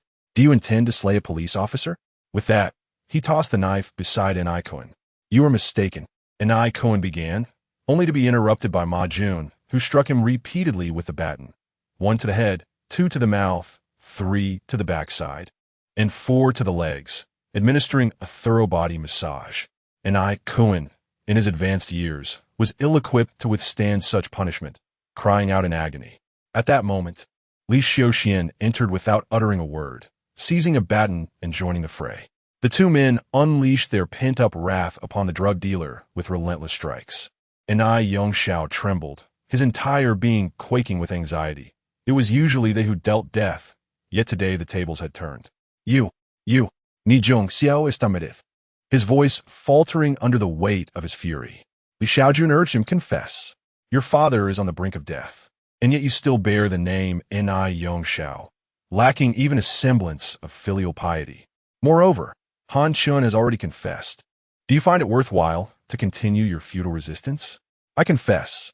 I confess. Ask whatever you wish. And Yongxiao finally broke under pressure. Li Shaojun smiled and announced, Ma Jun, Mr. Ni has confessed. You two may escort Koen out. Acknowledging with a nod, the two dragged Koen away. Just as they exited the interrogation room, Kai Yuanqi approached. Observing the bloodied and nearly beaten Koen, Kai Yuanqi inquired, who is this man, and how did he end up in such a state?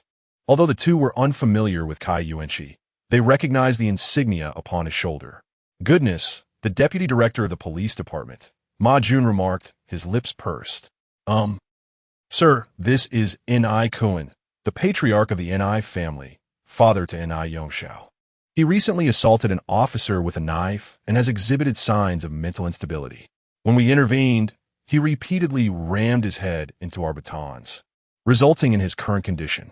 We couldn't prevent this. It was beyond our control. Li Shaojun nodded in agreement, adding, indeed, the pressures of modern life weigh heavily on us all. We're simply striving to survive. At that moment, Koen stirred, startling both Li Shaojun and Ma Jun. How is it that we exert ourselves so vigorously, yet you still draw breath? Upon realizing he was dealing with gangsters, Kai Yuanqi lost interest, nodding as he asked, is Junzi in the interrogation room? In the midst of an interrogation of Yongxiao, Kai Yuanqi entered the room, quietly observing as Li Shaojun conducted the questioning. It was truly remarkable how extensive the connections of the boss were. It was hard not to feel a twinge of envy. Ma Jun could not help but feel envious of Kai Yuanqi's presence, while Li Shaojun pursed his lips, lamenting that some individuals were simply blessed with talent, luck, and charm, attributes that were hard to rival. Within the interrogation room, Li Shaojun inquired, how much narcotics does the Ni family still possess, and where are they concealed? With a heart heavy with despair, Yongxiao replied, 17 pounds of white powder and 9 pounds of cocaine, all hidden in the hardware store at 32 Tumon. How many business owners are collaborating with you in the drug trade? 11 nightclubs and 6 saunas specifically. Where are the account books? There are no account books. What role does Hanshin play within the Ni family? He is responsible for transporting drugs. Are there other heads of the family? Yes, they're Gandhi and Guohua. After posing all necessary questions, Li Shaojun finally asked, did Inspector Jiang accept bribes from you, which is why he attempted to intercept me? Yongxiao nodded. Just as Kai Yuanqi approached, Junzi, long time no see, Kai Yuanqi cheerfully interrupted Yongxiao, greeting Li Shaojun. Li Shaojun stood to salute, saying good day, sir. Kai Yuanqi, smiling, remarked, you've been rather busy lately. You haven't come to see me. Li Shaojun replied, Kai sir, I've been swamped, but I will certainly pay you a visit soon. Is there something you need from me? Seeing that Li Shaojun had gotten straight to the point, Kai Yuanqi led him to a corner and said, I'm already aware of the events that transpired tonight regarding Inspector Jiang in Simsha Sui. You need not concern yourself with it, nor investigate further. We will handle it. Upon hearing this, Li Shaojun immediately understood that Inspector Jiang must be aligned with the pro-British faction, and that the British had sent Kai Yuanqi to manage the aftermath. After all, from the British perspective, Li Shaojun was also seen as pro-British, making him an appropriate choice for this matter. However, such trivialities should not warrant Kai Yuanqi's personal involvement at such a late hour. A mere phone call would suffice. After contemplating, Li Shaojun suspected that Kai Yuanqi's visit was not solely about Inspector Jiang. His suspicions were confirmed. Despite his verbal allegiance to the British, Kai Yuanqi had yet to take significant action. Thus, he had come personally this time. If Li Shaojun were to assist in covering up Inspector Jiang's bribery, it would be beneficial for both parties. Conversely, if Li Shaojun declined to help, Kai Yuanqi would need to intervene. Moreover, his intervention would not only concern Inspector Jiang, but also involve securing Li Shaojun's cooperation. After all, a talent such as this should either be utilized or eliminated. Presently, Li Shaojun was merely a chief inspector, seemingly of little consequence. Yet his potential for the future was uncertain. It was imperative to manage this situation carefully. Li Shaojun narrowed his eyes in thought before finally nodding, stating, no problem. As you say, Senior, tonight, I have not encountered Inspector Jiang. Kai Yuanqi smiled and cheerfully remarked, how astute. Well then, Junzi, I shall take my leave. Li Shaojun nodded in acknowledgement.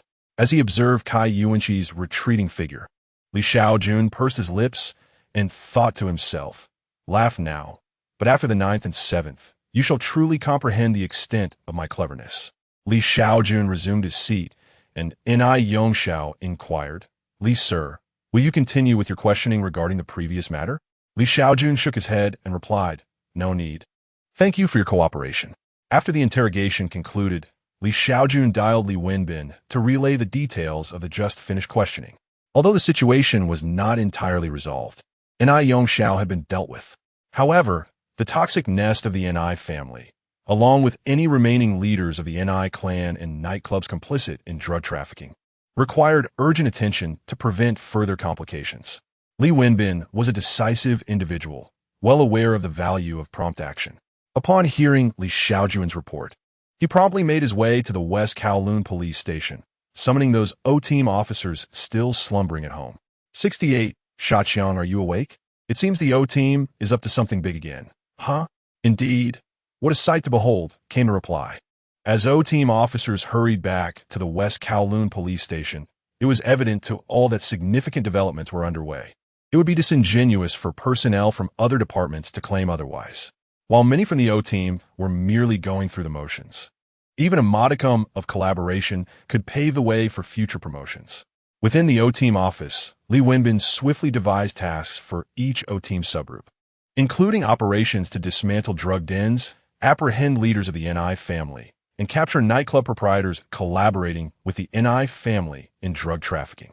Li Shaojun's group was assigned to eradicate the drug dens, a task with which he was already quite familiar. This caught the attention of the Narcotics Investigation Unit, which was preparing to seek opportunities to recruit talent from the O-Team, deeming such a resource squandered within their ranks. After finalizing the assignments, Li Wenbin issued the command, and soon 30 police vehicles sped toward Sim Sha Sui. That evening, torrential rain fell. By the following morning, under Li Wenbin's command, the upper echelons of the Ni family had been nearly annihilated, leaving only a figure known as Gandhi and a cadre of lower-tier thugs. Observant minds had already deduced that this Gandhi was purposefully spared by the police, intended to be propped up as a puppet. At 5 o'clock the next morning, within the West Kowloon police station, someone sighed, yesterday was utterly exhausting. We apprehended countless individuals to the point of weariness. In the O-Team office, Li Shaoxian and Ma Jun reclined in their chairs, munching on pineapple buns, their faces reflecting fatigue. Li Shaojun smiled and informed them, the report has been submitted. The subsequent matters are in the hands of the police. Li Sir has granted our group a day off, so you may return to rest. I still have some matters to attend to, so I will take my leave. Oh, Li Shaoxian asked, what else do you need to do? Allow me to assist. You should rest. No need, I'm not overly fatigued. I shall take my leave now, replied Li Shaojun as he exited the office and called Shaoxiang. Upon connection, Li Shaojun inquired, Shaoxiang, are you awake? It's me. Shall we go for a morning jog? Huh? With bleary eyes, Shaoxiang glanced at the clock and muttered, 5 o'clock for a morning run? Isn't that a tad too early? I was still asleep. Moreover, his phone call had already connected. Yet the inquiry about whether he was awake felt absurd. Nevertheless, Shaoxiang yawned and said, Li Sir, where are you? I'll be there shortly. Li Shaojun provided his location, and soon, Shaoxiang arrived in West Kowloon with his younger companion. Although it was termed a morning run, it was essentially a leisurely stroll alongside Li Shaojun. Shaoxiang stumbled with drowsiness, genuinely fatigued. Li Shaojun, too, was weary. Having endured a night of rain and sea winds, he felt both damp and cold. Gazing at the streets, Li Shaojun sighed, alas, the Ni family cannot escape this time. With so many witnesses and physical evidence, coupled with the informant's identification, Ni Yongxiao will likely serve a 20-year sentence. Shaoxiang, half asleep, nodded slightly in agreement. Li Shaojun continued, yet, even a decaying centipede does not die easily. The Ni family is not finished yet. They will surely seek retribution against my informant and perhaps even against me. I am genuinely concerned. Shaoxiang, still in a daze, nodded again. Li Shaojun narrowed his eyes and poked Shaoxiang, reiterating his worries about the Ni family's potential revenge. Shaoxiang, now slightly more alert, responded, rest assured, Li Sir. The NI family will not retaliate. I know exactly what to do. That asks for the best. If you fail, I will have to turn to Xie. I chose you because I believe in your capabilities. Do not let me down, Li Shaojun said while patting Shaoqiang's shoulder. Hearing that Li Shaojun had sought him out instead of Xie brought a smile to Shaoqiang's face as he assured, "You can count on me, Li sir. I will not disappoint you." "Well, I shall take my leave now. I need to rest as well."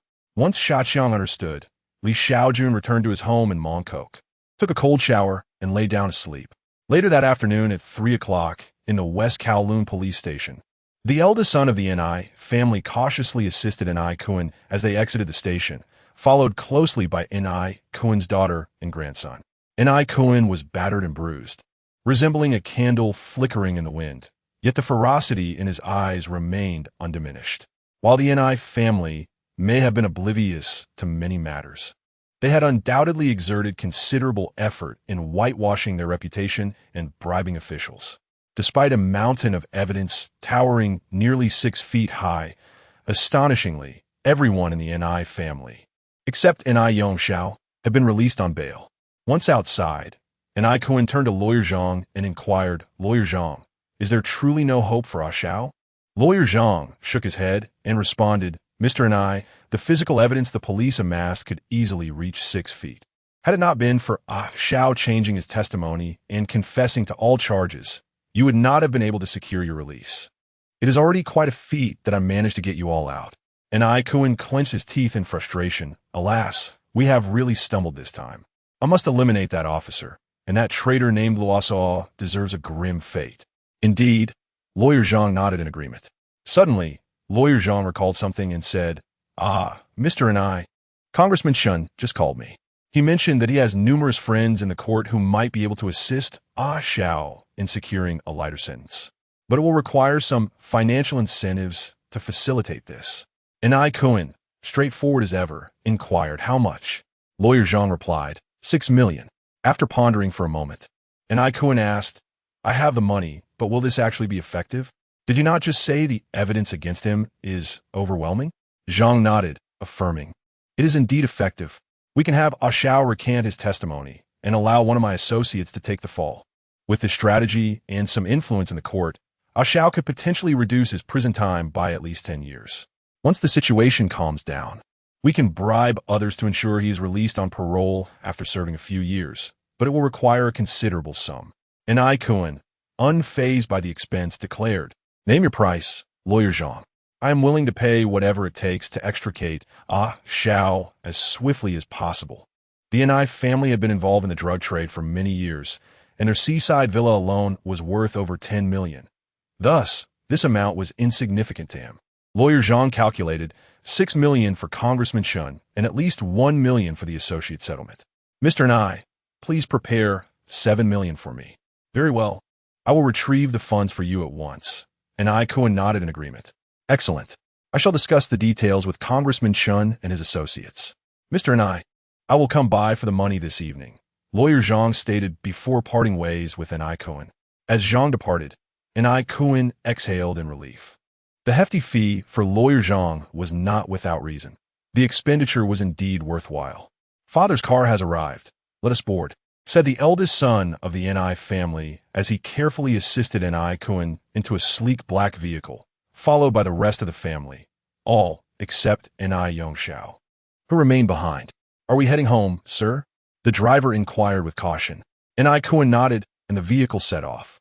After traveling a short distance, NI Kuan turned to the driver and asked, "How are the arrangements for the assassin coming along?" The driver replied, "I am in the process of making contact." At that moment, the vehicle halted at a traffic light. Suddenly, a deafening horn blared as a dump truck collided with them. Bang!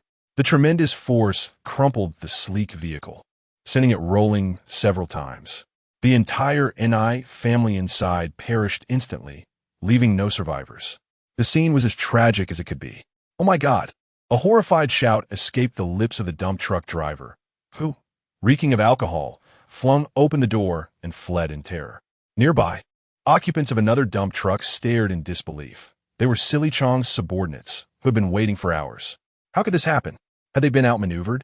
The driver, one of Silly Chong's men, turned to his companion in the passenger seat and asked, "Wait, didn't T. Silly Chong only send us two? What's going on?" The passenger, equally perplexed, shook his head and replied, "I have no idea. Silly Chong should have only sent us. Who could that person be?" The foolish subordinate of the driver, with a chuckle, remarked, "No matter who it is, we have accomplished our task here, right? After all, the NI family is finished. Indeed, we should report to Brother Shaojun," he added. The two then cheerfully drove away in their dump truck, feeling quite fortunate to have completed their mission without any confrontation. If only every task could be so effortless. With the demise of Ni Kuan and his kin, Ni Yongxiao was not to be spared. Inside the West Kowloon police station, Ni Yongxiao sat alone in the holding cell, his emotions a tempest of complexity. "Had I known this would be the outcome, I would have acted differently," he lamented. "I should have considered negotiating with Li Shaojun, but upon reflection, my father, Ni Kuan, would never have consented. The drug trade is far too lucrative." Nevertheless, he found solace in the fact that his father was unharmed. If his father was safe, he too would eventually find his way out. As he pondered, the cell door suddenly swung open, and two ruffians entered. "Behave yourselves," the officer who had brought them warned before closing the door and departing. Ni Yongxiao paid little mind. After all, this holding cell was not intended for a solitary occupant. Moreover, given that the police had apprehended numerous members of the Ni family the previous night, these two might very well be mere subordinates of his own subordinates. One of the thugs approached with a sycophantic demeanor and inquired, "Are you Mr. Ni?" "We are from the Ni family." "Yes," Ni Yongxiao replied, nodding. "Which faction do you belong to?" Upon hearing his response, the expressions of the two thugs darkened with malice. One lunged forward and pinned Ni Yongxiao down, while the other swiftly produced a concealed blade from beneath his tongue and pressed it against Ni Yongxiao's throat. "Curse you! Damn it! Someone help! Officer, help!" Ni Yongxiao shouted desperately, struggling against his assailants. The blade, however, was insufficiently sharp, merely sawing at his flesh like a dull instrument. As he felt his throat being slowly severed, an overwhelming dread consumed him, fueling his struggle with newfound vigor. "Can you hurry it up?" the thug holding him down urged, beginning to lose his grip. "Damn it, don't blame me. This blade can barely cut hair, let alone flesh." The thug with the blade wiped the blood off on his clothing and continued his grim task of slicing at Ni Yongxiao's throat. With each agonizing scream transforming into a quivering wail, Ni Yongxiao's throat was finally cut open, a torrent of blood erupting forth. Soon he lay breathless, his body convulsing. Hearing the silence from within, the officers outside rushed to investigate, shouting, "Ni Yongxiao has committed suicide. Ni Yongxiao has taken his own life. The Ni family is annihilated." This was undoubtedly the handiwork of Shaojun, who spared no one, not even Zhang, the lawyer. "Sir Li has finally granted me an opportunity to showcase my capabilities. I cannot let the dogs of the Ni family escape my grasp." In the villa of Congressman Chun, Lawyer Zhang smiled and said, "Well, Congressman Chun, Mr. Ni has prepared the sum, 5 million, neither a cent more nor less. I can deliver it to you tonight. The court matters will depend on you." Congressman Chun nodded and replied, "Rest assured, as long as the money is in place, the court issues will be easily resolved." "That's good.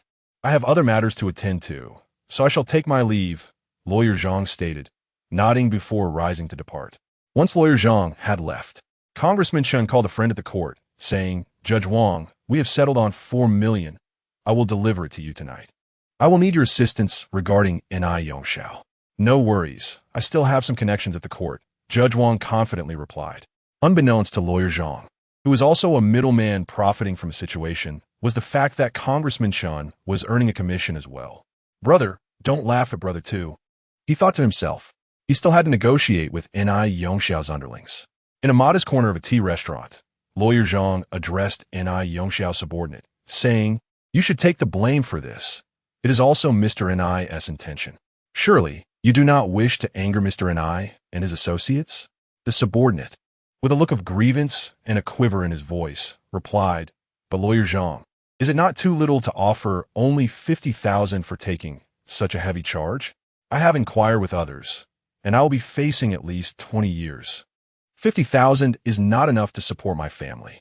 Lawyer Zhang's expression turned icy as he said, "Let me make this clear, mister. And I has already stated that if you do not take the blame, he will kill your entire family, and then you will have no one to support. This 50,000 is what I managed to negotiate for you. You should be grateful." With a resigned sigh, the subordinate replied, "Fine, what must I do?" Lawyer Zhang smiled as he explained how to take the blame, then left, feeling quite satisfied. In just a day, he had earned 195,000, more lucrative than drug dealing. Is there anything more profitable than being a middleman? Lawyer Zhang cheerfully got into his car. Just as he settled into the driver's seat, a foolish underling named Chong from the back seat wrapped a rope around his throat. Gasping and struggling for breath, Lawyer Zhang fought desperately, but the rope proved too strong, and he was soon strangled to death.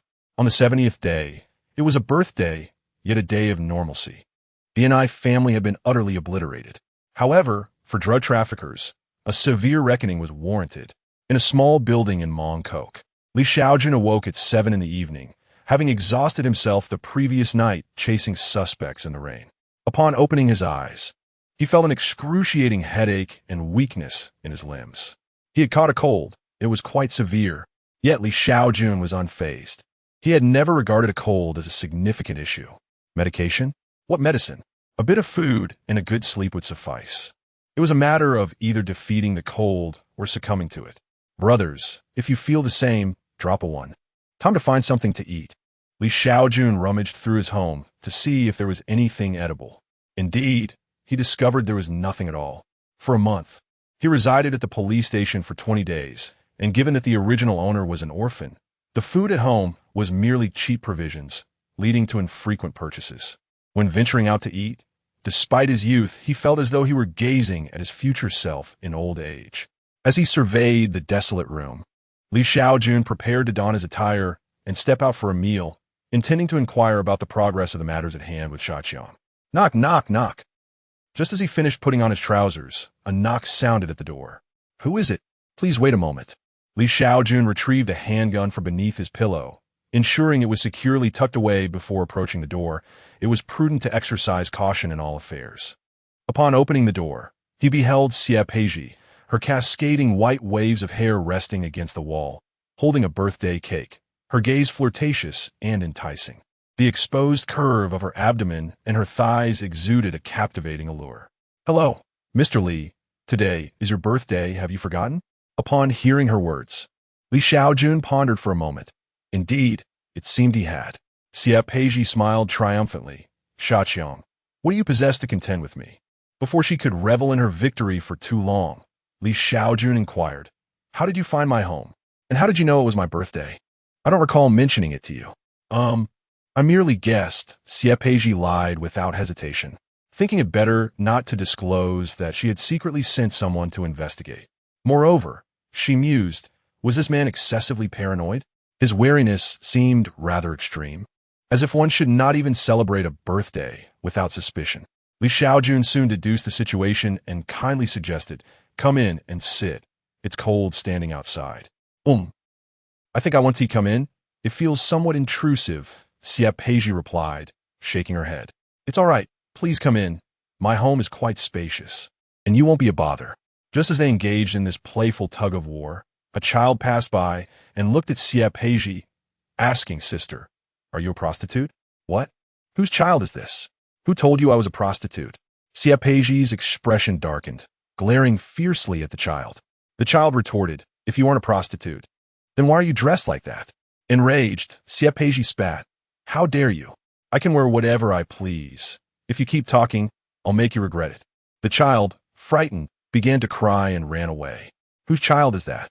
"Mr. Li, what sort of neighbors do you have? I'd rather set them all ablaze." Xie Peiji continued to curse. "Ah, my head aches," Li Shaojun said, donning his jacket. "Please stop cursing. Your incessant chatter is giving me a headache. Why not call Shaqiang and invite him to join us for a meal?" "All right," Xie Peiji agreed, dialing Shaqiang. Once the call connected, she said, "Shaqiang, this is Xie Peiji. Come out for a meal." Shaqiang, currently enjoying abalone, responded, "I'm busy, Xie Peiji. Do you think I have the luxury of time to dine? It's Mr. Li's birthday. I'm calling you on his behalf." "Oh, I just happen to be free. Where shall we eat?" "I'll be there shortly." After inviting Shaqiang, Li Shaojun also called Ma Jun and Li Shaojun to join them. Subsequently, the group sought out a seaside restaurant and ordered an array of dishes, with Xie Peizhi also procuring an exorbitantly priced bottle of red wine. However, Li Shaojun and the others were not inclined to partake in the wine, leaving Xie Peizhi to indulge in it alone. Uncertain of the proceedings, Shaoqiang dawdled, prompting the others to begin their meal. Gazing out at the vast ocean through the glass window, Xie Peizhi sipped her wine and mused, "My life has been a precarious journey. Attaining my current position has not been an easy feat. I am like a crane soaring with the wind." Just then, a mocking voice interrupted her reverie. "Be careful. Lisa may strike you down in a heartbeat." It was Shaoqiang who had entered the scene. Furrowing her brow, Xie Peizhi retorted, "Shaoqiang, why must you always oppose me?" Why? Shaoqiang chuckled and replied, "Because a kind word warms the heart in winter, but harsh words are simply amusing." "You." Xie Peizhi bit her lip, her cheeks puffing in indignation. Shaoqiang flashed her a middle finger before cheerfully settling next to Li Shaojun, saying, "My apologies, Li Sir, I was caught in traffic and arrived late. I'll punish myself with 3 cups." With that, he reached for Xie Peizhi's red wine. Snatching the bottle away, Xie Peizhi exclaimed, "You can punish yourself all you like, but this wine costs a fortune. If you want to atone, go drink a few sips in the restroom. That would show more sincerity." TSK, Shaoqiang clicked his tongue, preparing to retaliate. Li Shaojun interjected, inquiring, "Shaoqiang, have you resolved the matters with the Ni family?" Shaoqiang nodded affirmatively. "Rest assured, Li Sir, I have taken care of the Ni family. Not only the people, but I even sent their dog to the butcher." "Well done," Li Shaojun acknowledged, noting Shaoqiang's significant progress, contemplating assigning him more responsibilities in the future. Shaoqiang smiled, then somewhat sheepishly asked, "By the way, Li Sir, do let me know in advance when your birthday approaches instead of having Xie Peizhi seek me out. You know we don't get along." Li Shaojun replied, "I did not inform Xie Peizhi. She discovered it herself. Not only did she find out my birthday, but she also located my residence. Tell me, isn't she impressive?" Shaoqiang nodded, "Indeed, quite audacious. But, Li Sir, you know I have a decent rapport with Xie Peizhi. Yet I must insist that individuals who overreach should not be allowed to remain. They may become a significant threat in the future. Watch your language, Shaoqiang. I'm still here, you know. You dare to report me openly now?" Xie Peizhi interjected angrily upon hearing Shaoqiang's words. "Sigh." Li Shaojun rubbed his forehead. Noticing that Li Shaojun was genuinely displeased, the two quickly reconciled and ceased their banter. Seeing them settle down, Li Shaojun remarked, "Actually, I summoned you not only to celebrate my birthday, but there's another matter at hand. The Ni family is dealt with, but their subordinates remain unassimilated. I intend for both of you to assist in bringing them into line." "What? The two of us?" Xie Peizhi and Shaoqiang exclaimed in unison. Li Shaojun nuda reassuringly. "Do not worry, I will guide you." "Oh, very well then." With Li Shaojun's endorsement, they could only nod in agreement. After breaking his leg, a crutch was provided. Subsequently, Li Shaojun discussed the course of action with 2 individuals, who nodded in agreement, silently regarding him with newfound respect. At midnight, in Tsim Sha Sui, within the confines of a nightclub, it was a splendid evening. In a private room, a slender man in his 50s, sporting glasses and a receding hairline reminiscent of Gandhi, joyfully sang. Once a leader under the Ni family, he now found himself in control, as the Ni family had met their demise, and many of his peers had either been captured or fled. He was elated. However, before he could finish a few lines of his song, a subordinate rushed in with urgency, exclaiming, "Boss, trouble! Hung Hing and Dong Xing have barged in." "What?" Gandhi was taken aback. While the relationship between the Ni family and these 2 gangs was not particularly amicable, they had maintained a mutual non-aggression stance. Why were they acting so irrationally?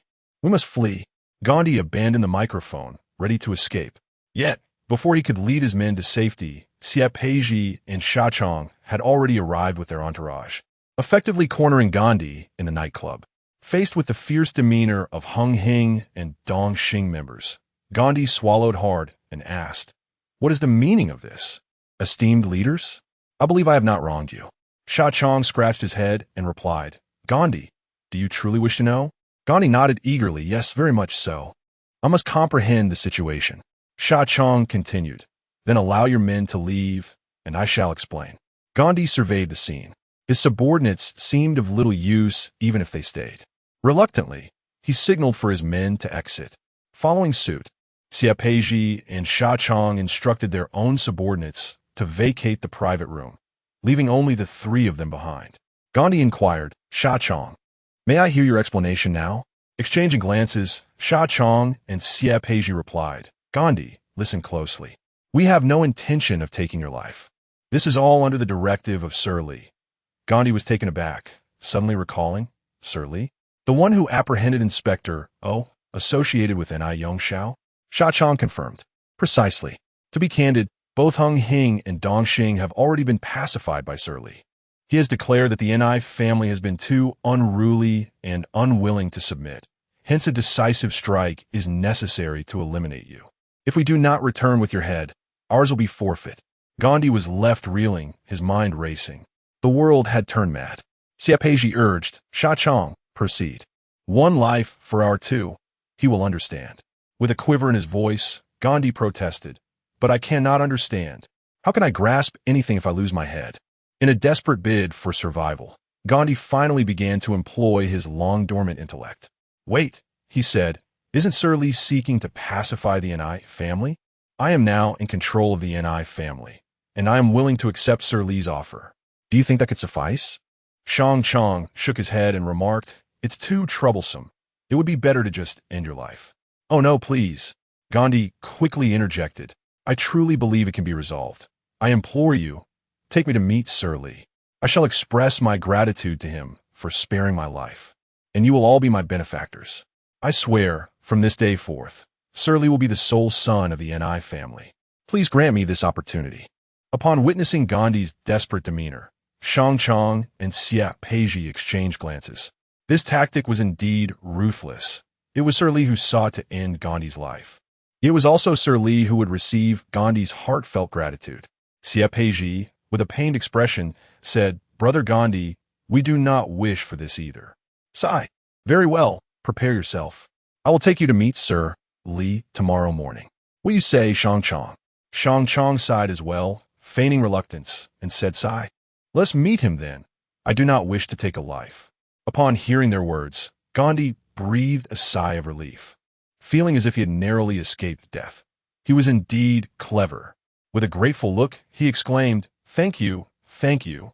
You are my great benefactors. I shall remember this kindness. Xiapeji nodded. Very well, it is settled. Tomorrow we shall take you to meet Sir Li. Gandhi hurriedly inquired, Should I bring a gift? Shaojun replied, No need for gifts, just your presence will suffice. However, I must caution you. Sir Li may appear magnanimous and tolerant, yet he harbors a sharp mind. Be careful in your dealings with him. Hearing Shaojun's words, Xiapeji narrowed her eyes, realizing that they were speaking ill of Sir Li behind his back. The next morning, Xiapeji and Shaojun took Gandhi to meet Sir Li. On the beach, Sir Li lay languidly on a chair, sunbathing, his demeanor far from vibrant. This was no ordinary cold. He needed medication. Noticing Sir Li's state, Shaojun expressed concern. Sir Li, you don't seem well. Perhaps it's time for some medicine. As he observed Sir Li, he couldn't help but reflect on how, in his usual state, Sir Li radiated brilliance, making it difficult to gaze upon him. Yet now, in his sickly condition, Shaojun couldn't help but marvel at Sir Li's undeniable charm. Seeing Shaojun's gaze soften, Sir Li cleared his throat and said, I have already purchased medicine. There is no need for your concern. My head aches terribly. Could someone assist me with a massage? When Shaojun stepped forward, Sir Li pointed to Xiapeji, saying, You help me, Shaojun, stand still. Of course, Sir Li, Xiapeji said, eagerly moving to his side to assist him. Afterward, Sir Li inquired, Why did you not carry out the order to eliminate Gandhi yesterday? As Shuang was about to speak, Gandhi hastily interjected, Li Sir, our family, the Ni family, was previously reluctant to accept the terms of surrender due to the machinations of Ni Yongxiao and his cohorts. Now, however, we are willing to comply. I beseech you for an opportunity. I vow that you shall forever be the sole son in my heart. Whatever you say, we shall follow. Li Shaojun, appearing rather unwell.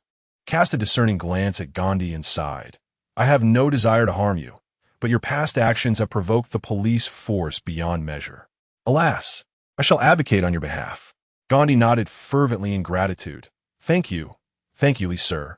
Your kindness will be etched in my memory for all my days. Do not be so hasty in your gratitude, Li Shaojun interrupted. If you wish for an opportunity, you must first prove your worth. There are 2 tasks I require of you. Speak, and I shall comply with your every word, Gandhi replied, nodding earnestly. Li Shaojun articulated. First, the NI family must cease all involvement with drugs. Not a problem, Gandhi affirmed. Second, Li Shaojun continued, the upper echelons of the NI family have been decimated. Yet there remain numerous small-time leaders who escaped unscathed. I need you to devise a pretext to gather those who have dabbled in drugs, and then he made a gesture across his throat. Gandhi swallowed hard. Li sir, is that not a bit too ruthless? There are quite a few small-time leaders involved. Are we to eliminate them all ourselves? This police force is more merciless than my own underworld associates. Li Shaojun narrowed his eyes. Drug traffickers deserve such a fate. You are performing a service. Even heaven shall commend you for it. Do you not agree? Indeed, Gandhi nodded in agreement. Li Shaojun smiled. Then I shall grant you 3 days. Should you encounter any difficulties, you may seek assistance from Xuan. I have provided you with an opportunity.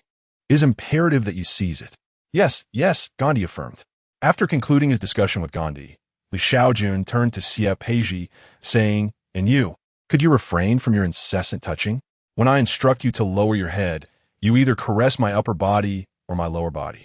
While I can tolerate your touches, what is with the incessant flicking? Do you think I am here for sale? My apologies, it was a reflex, Xie Peiji replied, lowering her head, unable to suppress a smile.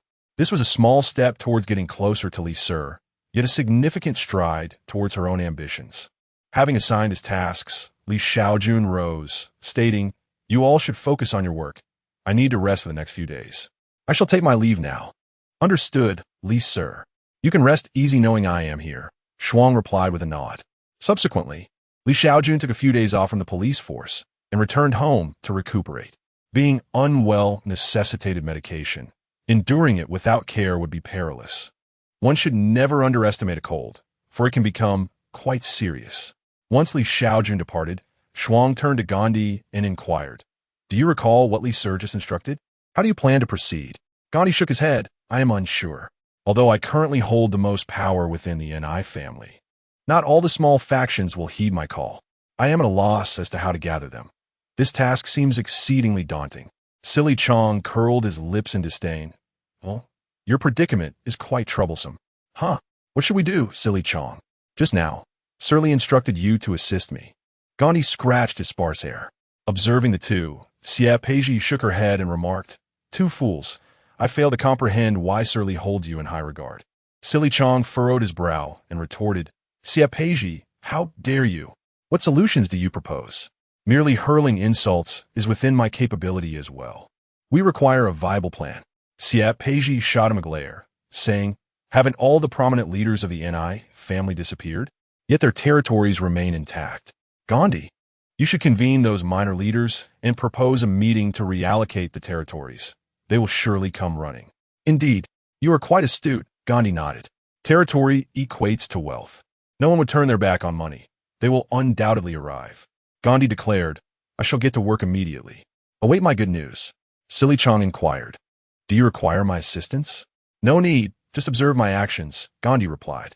After bidding farewell to the two, Gandhi promptly instructed his subordinates to call the minor leaders of the NI family, summoning them for a meeting to discuss territorial distribution. He specifically cautioned them about the intensified police scrutiny, advising them to come alone without their subordinates, for one could never tell if any of them were undercover officers. Due to the recent uptick in police enforcement, the meeting location was rather secluded. The minor leaders, unaware of any malice, arrived eagerly, excited about the prospect of territory redistribution. Given the current rigorous police investigations, they deemed caution wise and expressed their admiration for Gandhi's meticulousness and reliability. At midnight, in an exceedingly remote cabin, several minor leaders of the NI family gathered, all of whom were involved in illicit dealings. To be honest, Gandhi may appear shifty-eyed, but who would have thought him so loyal, even sharing territory with us? Truly befitting of a leader, one exclaimed. Indeed, I initially thought Gandhi would hoard those territories for himself.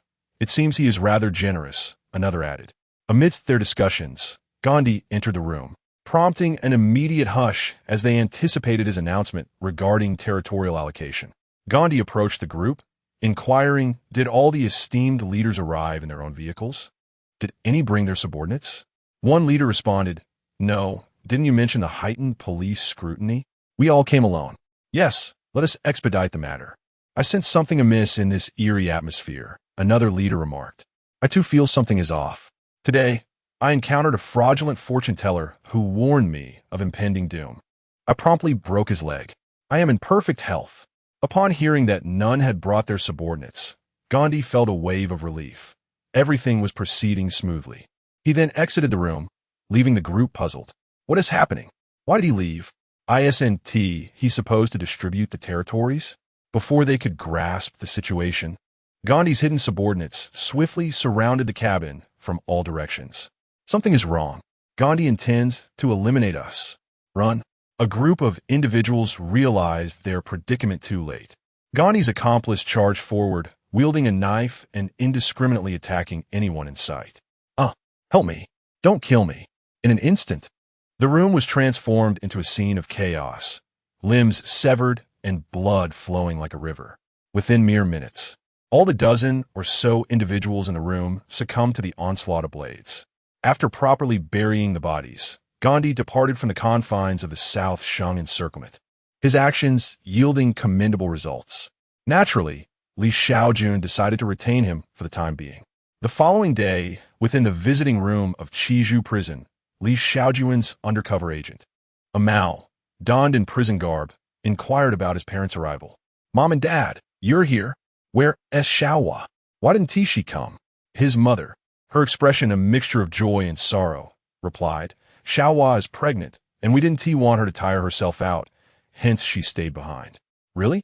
A Mao asked excitedly, recalling their recent intimacy, astonished at how swiftly circumstances had changed. This is wonderful news. Why aren't you happy?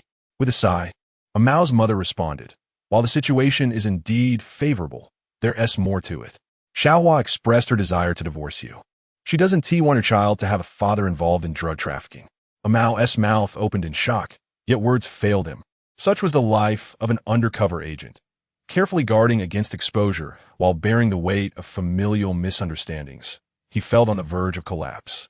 Having already assisted Officer Li in apprehending a significant figure in the drug trade, he believed he had contributed adequately. Summoning his resolve, a Mao declared, Mom, I will no longer be a gangster. Once you're released from prison, call this number and mention my name. The person on the other end will know what to do. Nodding in acknowledgement, his mother absorbed the information. Just watch, Mom. Wiping away his tears, a Mao returned to his cell. Upon entering, a Mao was greeted by Utubio, who beckoned him over. A Mao, you've returned. I have a task for you. With his spirits lifted, a Mao approached, inquiring, Boss, what is the matter? Utubio surveyed the surroundings before revealing, it's significant. I've recently made contact with Depu He, who has managed to smuggle in a substantial quantity of ecstasy. Here is a package for you to distribute. He produced a small bag of pills and handed it to a Mao. A Mao shook his head, incredulous at the persistence of these drug dealers. Even in prison, they continued their illicit trade. Boss, how much are we selling them for? He asked. On the outside, they go for several dozen dollars, but in prison, we can charge 200 each, with a minimum of 150, Utubio replied. In the prison economy, everything was overpriced. Even 200 wouldn't suffice for a decent packet of cigarettes. Utubio's pricing seemed relatively fair. Understood, boss. I'll take care of it. Is that all? A Mao queried. Utubio chuckled. Don't worry about the quantity. If sales are good, we'll have as much as we need. All right, I'm off. After concealing the ecstasy, a Mao exited his cell. In Mongkok, Li Shaojun, wiping the corner of his mouth, felt rejuvenated, ready to face the day. The individual transformed from a frail figure into a glaring sun. After stretching his body, Li Shaojun washed his face and brushed his teeth. preparing to head to the West Kowloon police station. Just as he stepped outside, his phone rang. It was a call from Mao's mother. "All right, Annie, I understand," he replied. Once the call ended, Li Shaojun promptly drove towards Stanley Prison. Inside Stanley Prison, Mao counted the banknotes in his hand. He had sold over $4,000 in a brief time, while the cost of these ecstasy pills amounted to less than $100. This was a significant sum for 1989, clearly indicating that drug trafficking was indeed lucrative. At that moment, a prison guard approached and said, "Mao, someone is looking for you." "Oh, great." Mao nodded, feeling quite excited. It had to be Officer Li, 74, prepare for a beating. Officer Li arrived much quicker than expected. However, as he followed the guard, something fell off. This was not the path to the visitation room. "Head in," the guard instructed, leading Mao into the office of the notorious Captain Killer Hung.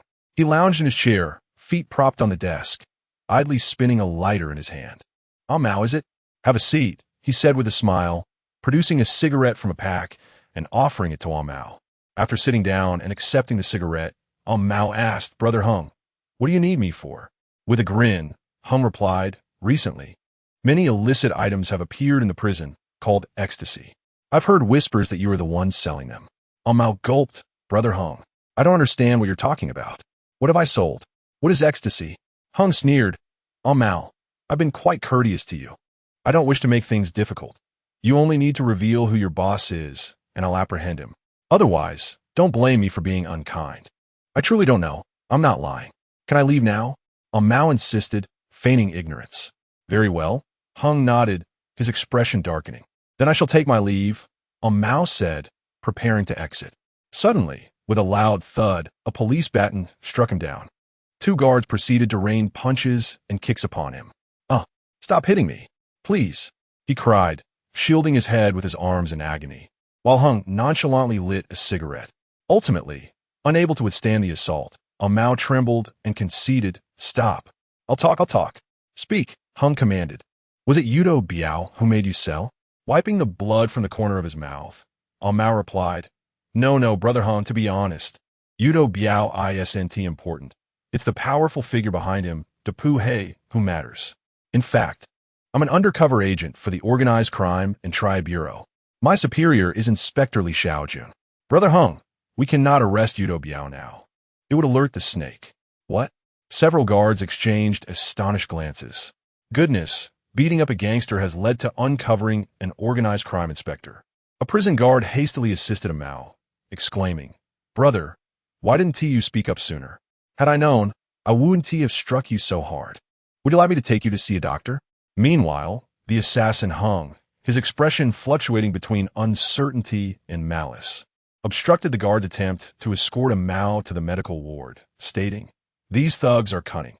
Do they think I'll believe them just because they say so? Continue the beating." "What?" The guard was taken aback. Hung barked, "I said continue." He is undoubtedly lying. Reluctantly, the two resumed wielding their truncheons, yet they hesitated to strike. One guard voiced, "Chief, what if he is telling the truth?" Hung whispered, "So what if he is? Even if it's true, we treat it as false. The opportunity for merit is right before us. Do you wish to remain in this position for eternity? Besides, the O Department cannot interfere with us." Although Hung harbored some apprehension towards the guards of Hong Kong, he felt no fear. Yet, the two still refrained from delivering blows. Gritting his teeth, Hung took the truncheon into his own hands and began to rain down blows upon Mao. "Enough. I beg you, truly don't hit me anymore." Mao lay battered and bruised on the ground, barely able to breathe. "I'm sorry, Li sir. I truly can't endure this any longer." Hung then stamped down on Mao's fingers, breaking two of them, and demanded, "Then tell me who instructed you to sell ecstasy. And to whom did you sell it?" It's Fish Head Mark," Mao whimpered weakly. "Brother Hung, truly, capturing Fish Head Mark is futile. It's the underworld Depu He supplying him with ecstasy. If you capture Fish Head Mark, it will alert Depu He, and he will certainly evade capture. I've already had someone contact Li, sir. He will arrive shortly. Please wait. I speak the truth." Hung scoffed coldly. He was not naive enough to believe Mao's words entirely, yet he remained indifferent. As a prison guard, he couldn't concern himself with matters outside the prison walls. "I don't care if you alert Depu He. Capturing Fishhead Mark is all that matters for my merit. Oof, dare to deceive me? You're courting death. After delivering several kicks to a Mao, who could barely even cry out, Hung declared, I am taking you to make arrests now. Speak out of turn, and I'll see you dead. A Mao weakly nodded in compliance. Subsequently, Hung ordered 2 subordinates to drag a Mao to Fishhead Mark's cell. Point him out. Who instructed you to sell ecstasy? Hung demanded of a Mao. With trembling fingers, a Mao cautiously indicated Fishhead Mark. Arrest him. After his subordinates apprehended Fishhead Mark, Hung continued to question a Mao. Now, who else purchased ecstasy? You must confess. A Mao replied, there's Big Fool, and let us go after Big Fool.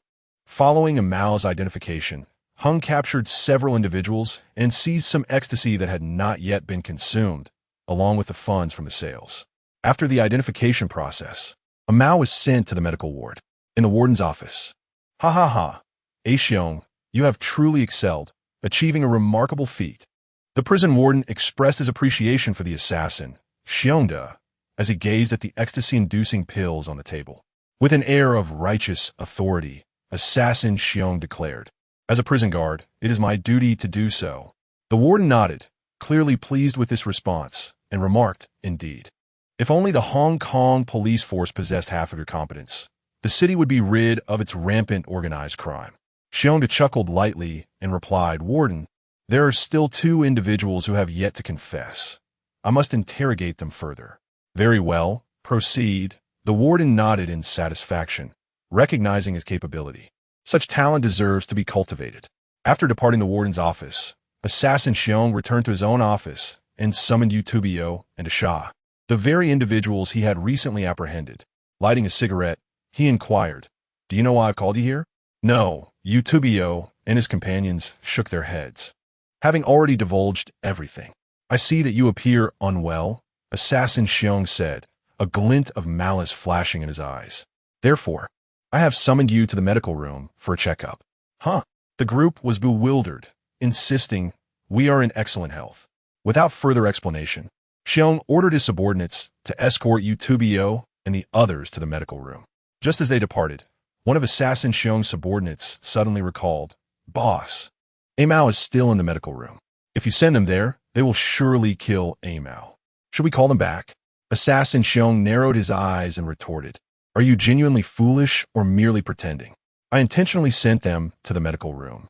We must find a scapegoat for the beating we gave Amao, and we can later claim that it was Utubio and his group who did it. The subordinate hesitated, saying, But Amao just identified them. He must be furious. What if they kill him? Assassin Xiong exhaled a plume of smoke and replied, Humph. Then it will simply be Amao's misfortune. If a life is lost, the prison guard overseeing the medical room will be held accountable. It has nothing to do with us. The subordinates swallowed hard, realizing the ruthlessness of their plan. Meanwhile, what was Li Shaojun up to? Beep, beep, beep. What the hell is going on up there? Are you all idiots? Move. On the road to Stanley Prison, hundreds of cars were jammed together, the cacophony of honking horns and drivers' curses filling the air. Li Shaojun was caught in the traffic, sitting quietly in the driver's seat, tapping his fingers on the steering wheel. At that moment, a traffic officer on a motorcycle pulled up beside him. Li Shaojun asked, Officer, what has happened up ahead? The officer glanced at him and chose not to respond. Officer? Officer? After calling out twice with no reply, Li Shaojun produced his credentials and stated, I am Chief Inspector Li Shaojun from the Organized Crime Unit. I have urgent matters to attend to and would like to borrow your motorcycle, if I may. Of course. Of course. Li sir, please go ahead. The traffic police suddenly became enthusiastic, quickly exiting their vehicle to assist Li Shaojun in stabilizing his motorcycle. As Li Shaojun mounted the bike, he had yet to utter a word when the officer promptly reassured him, Rest assured, Mr. Li, I will take good care of your vehicle.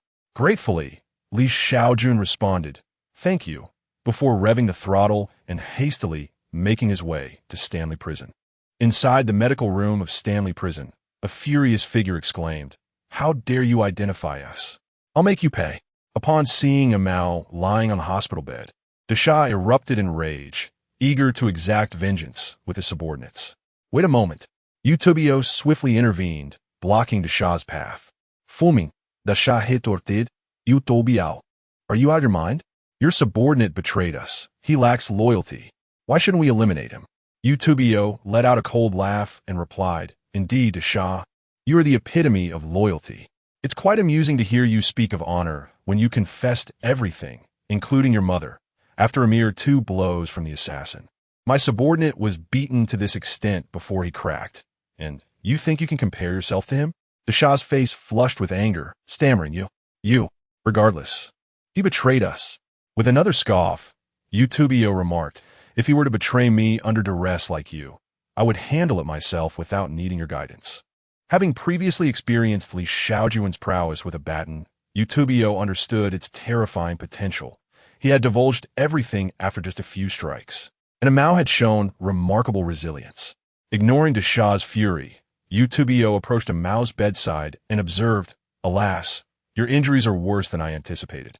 Shaking his head with a sense of pity, he grasped Mao's hand and continued, You are indeed a tough guy. I must admit, I once suspected you of being an undercover agent. I never expected your loyalty. It's commendable that you only confessed after enduring such brutality. From now on, we shall be brothers. Mao was taken aback, initially believing he was doomed. However, he soon realized that Utubio had misunderstood. His silence stemmed from loyalty to Li Shaojun, fearing that the assassin would indiscriminately capture others and undermine Li Shaojun's achievements, not out of allegiance to Utubio. Nevertheless, this misunderstanding proved advantageous.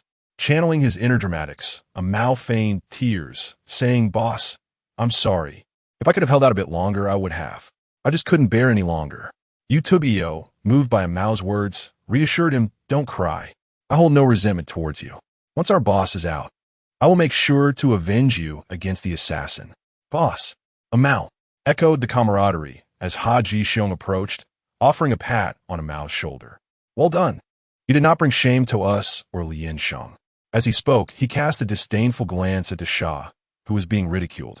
Amidst the mockery directed at their leader, the Shah's subordinates contemplated retaliating but were dissuaded by the image of their leader, who had confessed everything after just 2 strikes. They found themselves devoid of the courage to counter. At that moment, several prison guards wheeled in a wheelchair, courteously addressing Mao, right? Someone has come to see you. It's me. With the assistance of the prison guards, Mao was seated in a wheelchair, feeling a surge of hope. It must be Li Shaojun arriving.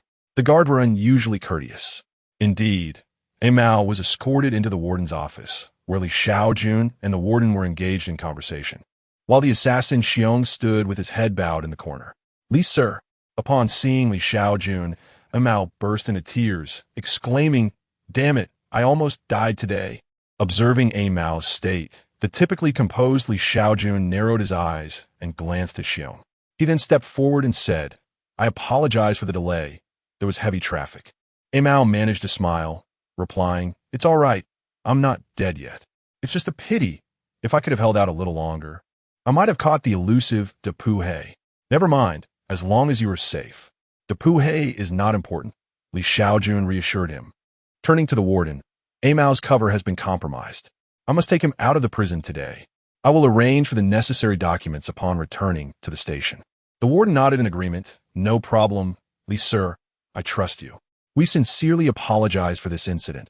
It is our fault. Xiong apologized promptly. With a smile, Assassin Xiong said, I truly regret the situation, Li, sir. However, there are issues with drug trafficking within the prison. As a guard, I had no choice but to employ certain measures. Please don't hold it against me. Li Shaojun maintained his calm demeanor. Xiong, sir, you worry unnecessarily. I pride myself on my magnanimity. Today's grievances will be forgotten in a few days. Is that so? Then that's good to hear, Xiong chuckled, perceiving Li Shaojun as a genuinely kind-hearted and honest man. I shall take Mao with me now. Thank you for your care. After exchanging pleasantries, Li Shaojun wheeled Mao out of the prison. As they exited the prison gates, Mao inhaled deeply, exclaiming, Freedom. This is what freedom feels like. Li Shaojun, smiling, in kirat. Where would you like to go? Shall I take you for a nice meal first? Mao, brimming with excitement, replied, Food. Let's eat.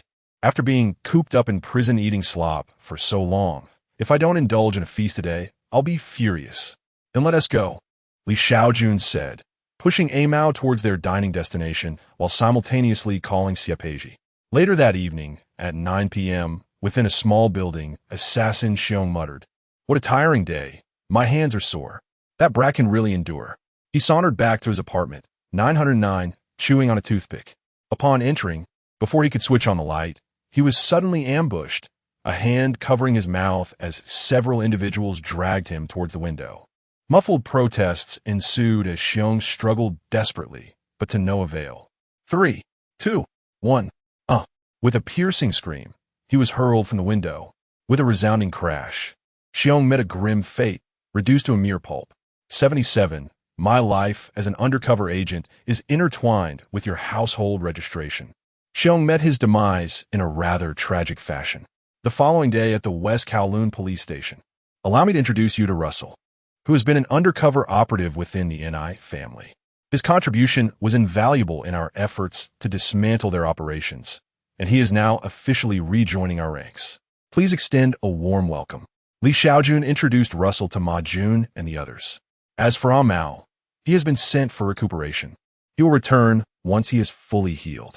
Russell, a man of few words, greeted everyone with a smile, saying hello everyone. Ma Jun and the others reciprocated with smiles and a handshake. Subsequently, Li Shaojun patted Russell on the shoulder and said, "You will be joining Ma Jun's team. Ma Jun, please look after him." Certainly, Ma Jun nodded in agreement. At that moment, a young female officer approached and inquired, "Is Inspector Li Shaojun here?" "Officer Li Wenbin is looking for you." "That's me. I'll be there shortly." Knock, knock, knock. At the office door, Li Shaojun rapped gently, askingly, "Sir, did you call for me?" Li Wenbin's voice emanated from within. "Junzi, you need not knock. Just come in." "That would be inappropriate. You are my superior," Li Shaojun replied as he entered the office. "You are being overly cautious. Please have a seat." Li Wenbin chuckled, gesturing for Li Shaojun to sit. Once settled, Li Wenbin got straight to the point, stating, "I am here for no other reason than to inform you that the bonuses for your undercover work have been approved, along with medals and medical expenses. You may distribute them accordingly." As he spoke, Li Wenbin retrieved 2 envelopes filled with cash from his drawer, designated for Russell and Mao, as well as 2 medals. "I truly appreciate your assistance, Li Sir," Li Shaojun remarked with a smile as he weighed the envelopes in his hands, finding them satisfactory. "Of course, Mao's medical expenses are separate and not included in the bonuses," Li Wenbin added with a wave of his hand. "There is no trouble at all. You and your team are risking everything on the front lines, and I can only do what is within my capacity to help." After exchanging a few more pleasantries, Li Shaojun departed the office. Beep, beep, beep. Not long after leaving, Li Shaojun's phone rang. It was his undercover agent contacting him in a state of panic. Upon answering, the agent frantically exclaimed, "Brother Jun, help me. I've been compromised. D from Xing has discovered me. Save beep, beep, beep. Hello, hello." The call was abruptly cut off before the agent could finish. Li Shaojun stared at the phone for several seconds, contemplating how to orchestrate a rescue. It was evident that sending a team would take too long. By the time he arrived, the agent would likely have been killed. Then an idea struck him. He quickly dialed Shaiqiang. "This is Shaiqiang." Hearing the urgency in Li Shaojun's voice, Shaiqiang, who had been practicing with a group of women, instantly became alarmed and asked, "Is there something wrong, Li Sir?" Li Shaojun replied, "You should have a way to contact D from Xing. One of my undercover agents has been captured.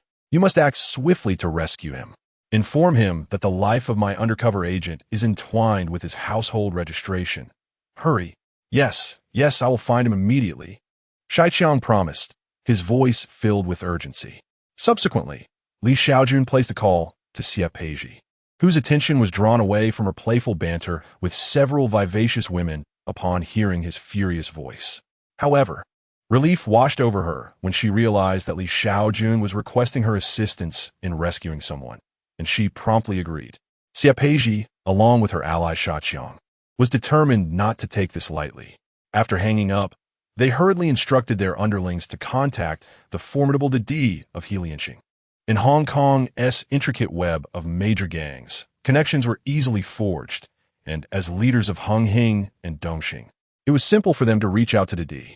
"Aji, you wouldn't want anything to happen to your undercover agent, would you?" In a secluded building by the seaside in Sunwon, cries echoed, "Stop! Big D, I beg you, spare my life. Please." Li Shaojun's undercover agent, Jia, was battered and bruised, kneeling before the D in desperate supplication. "Spare you? You filthy wretch dared to infiltrate and betray me. You must pay the price." Dadi ordered. Pull his left hand down. Instantly, one of the D's men pressed Jia's left hand onto the table, while the D brandished a cleaver. Jia struggled desperately, pleading, "I'm sorry, Big D. I'll never do it again. Please, I beg you." With a horrific cry, Jia's left hand was severed. Just as the D prepared to strike again, one of his underlings approached with a phone, saying, "Big D, Shaqiang from Hung is on the line." "What? Who?" "Shaqiang from Hung." Upon hearing the name of Hung's leader, the D set aside the cleaver and answered the call. "Shaqiang, what brings you to reach out? You and T even see me when I sought to discuss business previously. Are you regretting it now? Want to engage in some illicit dealings together?" The D. "Enough with the pleasantries. I'm not interested in your drugs," Shaqiang retorted bluntly. Cutting to the chase, "I hear you've captured an undercover cop. Let me tell you, that undercover is connected to Li Shaojun from the West Kowloon police. I advise you to release him quickly, or you'll find yourself in dire straits." The D's demeanor instantly turned icy. Although his rank was lower than Shaqiang's, being merely a home master of Lianxing, he commanded considerable power in Suanwan and always considered himself a big brother. Shaqiang's straightforward manner irked the D, who found it difficult to save face and release the captive, even if he had the inclination to do so. Such bluntness is a common trait among many in reality. They often irritate others, even when their intentions are good. Indeed, the D scoffed, "Shaqiang, why should your concerns about my capturing an undercover matter to me? I welcome business discussions, but do not presume to dictate terms to me. I'm saving your life, you fool." Lisa mentioned that the fate of that undercover is tied to your household registration. "Listen to me, hello? Hello?" Amidst Shaqiang's incessant tirade, the D abruptly terminated the call, preparing to dismember Jia and dispose of him in the sea. By doing so, the police would find no trace of the body, leaving them powerless against him. At that moment, Xie Peiji's call came through. "Dongxing's leader? What's going on?" The D answered with a furrowed brow, finding the day increasingly intriguing. As the call connected, Xie Peiji wasted no time and, in a pleasantly soothing tone, began, "Is this Big D?" "It is me, Aji. Brother D, have you captured an undercover cop? Could you refrain from killing him for now? It could lead to complications." Brother D curled his lips, his mood considerably lifted, and remarked, "Aji, why do you all think this way? I fail to comprehend why everyone believes that killing an undercover agent leads to a dead end, as if my life in Hong Kong is already fraught with peril. 20 years ago, I ascended from a mere parking attendant to the boss of Sunwon. The vibrancy of those days remains vivid in my memory. Regardless, that scoundrel dared to betray me, and if I spare him, how can I maintain my authority?" Xie Peiji chuckled softly and replied in a coy tone, "Brother D, killing him brings you no advantage. How about this? Name your price, and I shall accept it, as long as you let him go. I beg you, Brother D." Brother D's eyes brightened. "You'll accept any price?" "Indeed, Brother D, set any price you wish. And I promise I won't argue." "All right then, at 7 o'clock tonight at the Bone Courage restaurant. Do not wear any undergarments." "What? This? Azi, you wouldn't want anything to happen to the undercover agent, would you?" Sighing, she acquiesced fine. Xie Peiji agreed, and Brother D hung up the phone with a hearty laugh. 79. Listen, the dead are speaking. Keep an eye on that scoundrel. He must not die. Wait for my call regarding our next steps.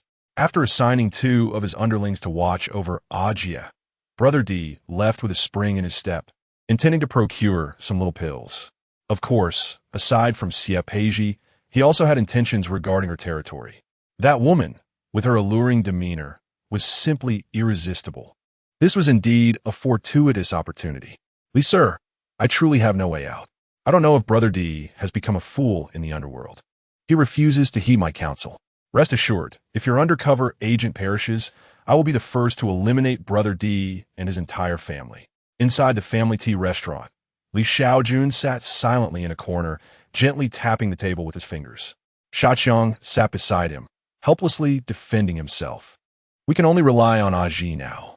Li Shaojun sighed, pondering whether they were experiencing a streak of bad luck. Each undercover agent seemed to suffer increasingly dire fates. A Mao had nearly been killed, and Jie was exposed, leaving his current status uncertain. "Hey, Li sir." Xia Peizhi approached with a beaming smile, accompanied by several underlings. Upon seeing her cheerful demeanor, Li Shaojun felt a wave of relief. It seemed there were no major issues. "Indeed," Xia Peizhi said, "Li sir. I have arranged with Brother D for 7 o'clock tonight at the Bone Courage restaurant. The undercover agent's life should be secure." "Well done," Li Shaojun praised, then turned to Shaqiang with a cold stare. "Useless wretch." "What? Me?" Shaqiang pouted at Xia Peizhi. "Damn it, how does she manage this?" Seeing Shaqiang scolded, Xia Peizhi chuckled. "Hey, Shaqiang, what do you have to compete with me? Don't blame me.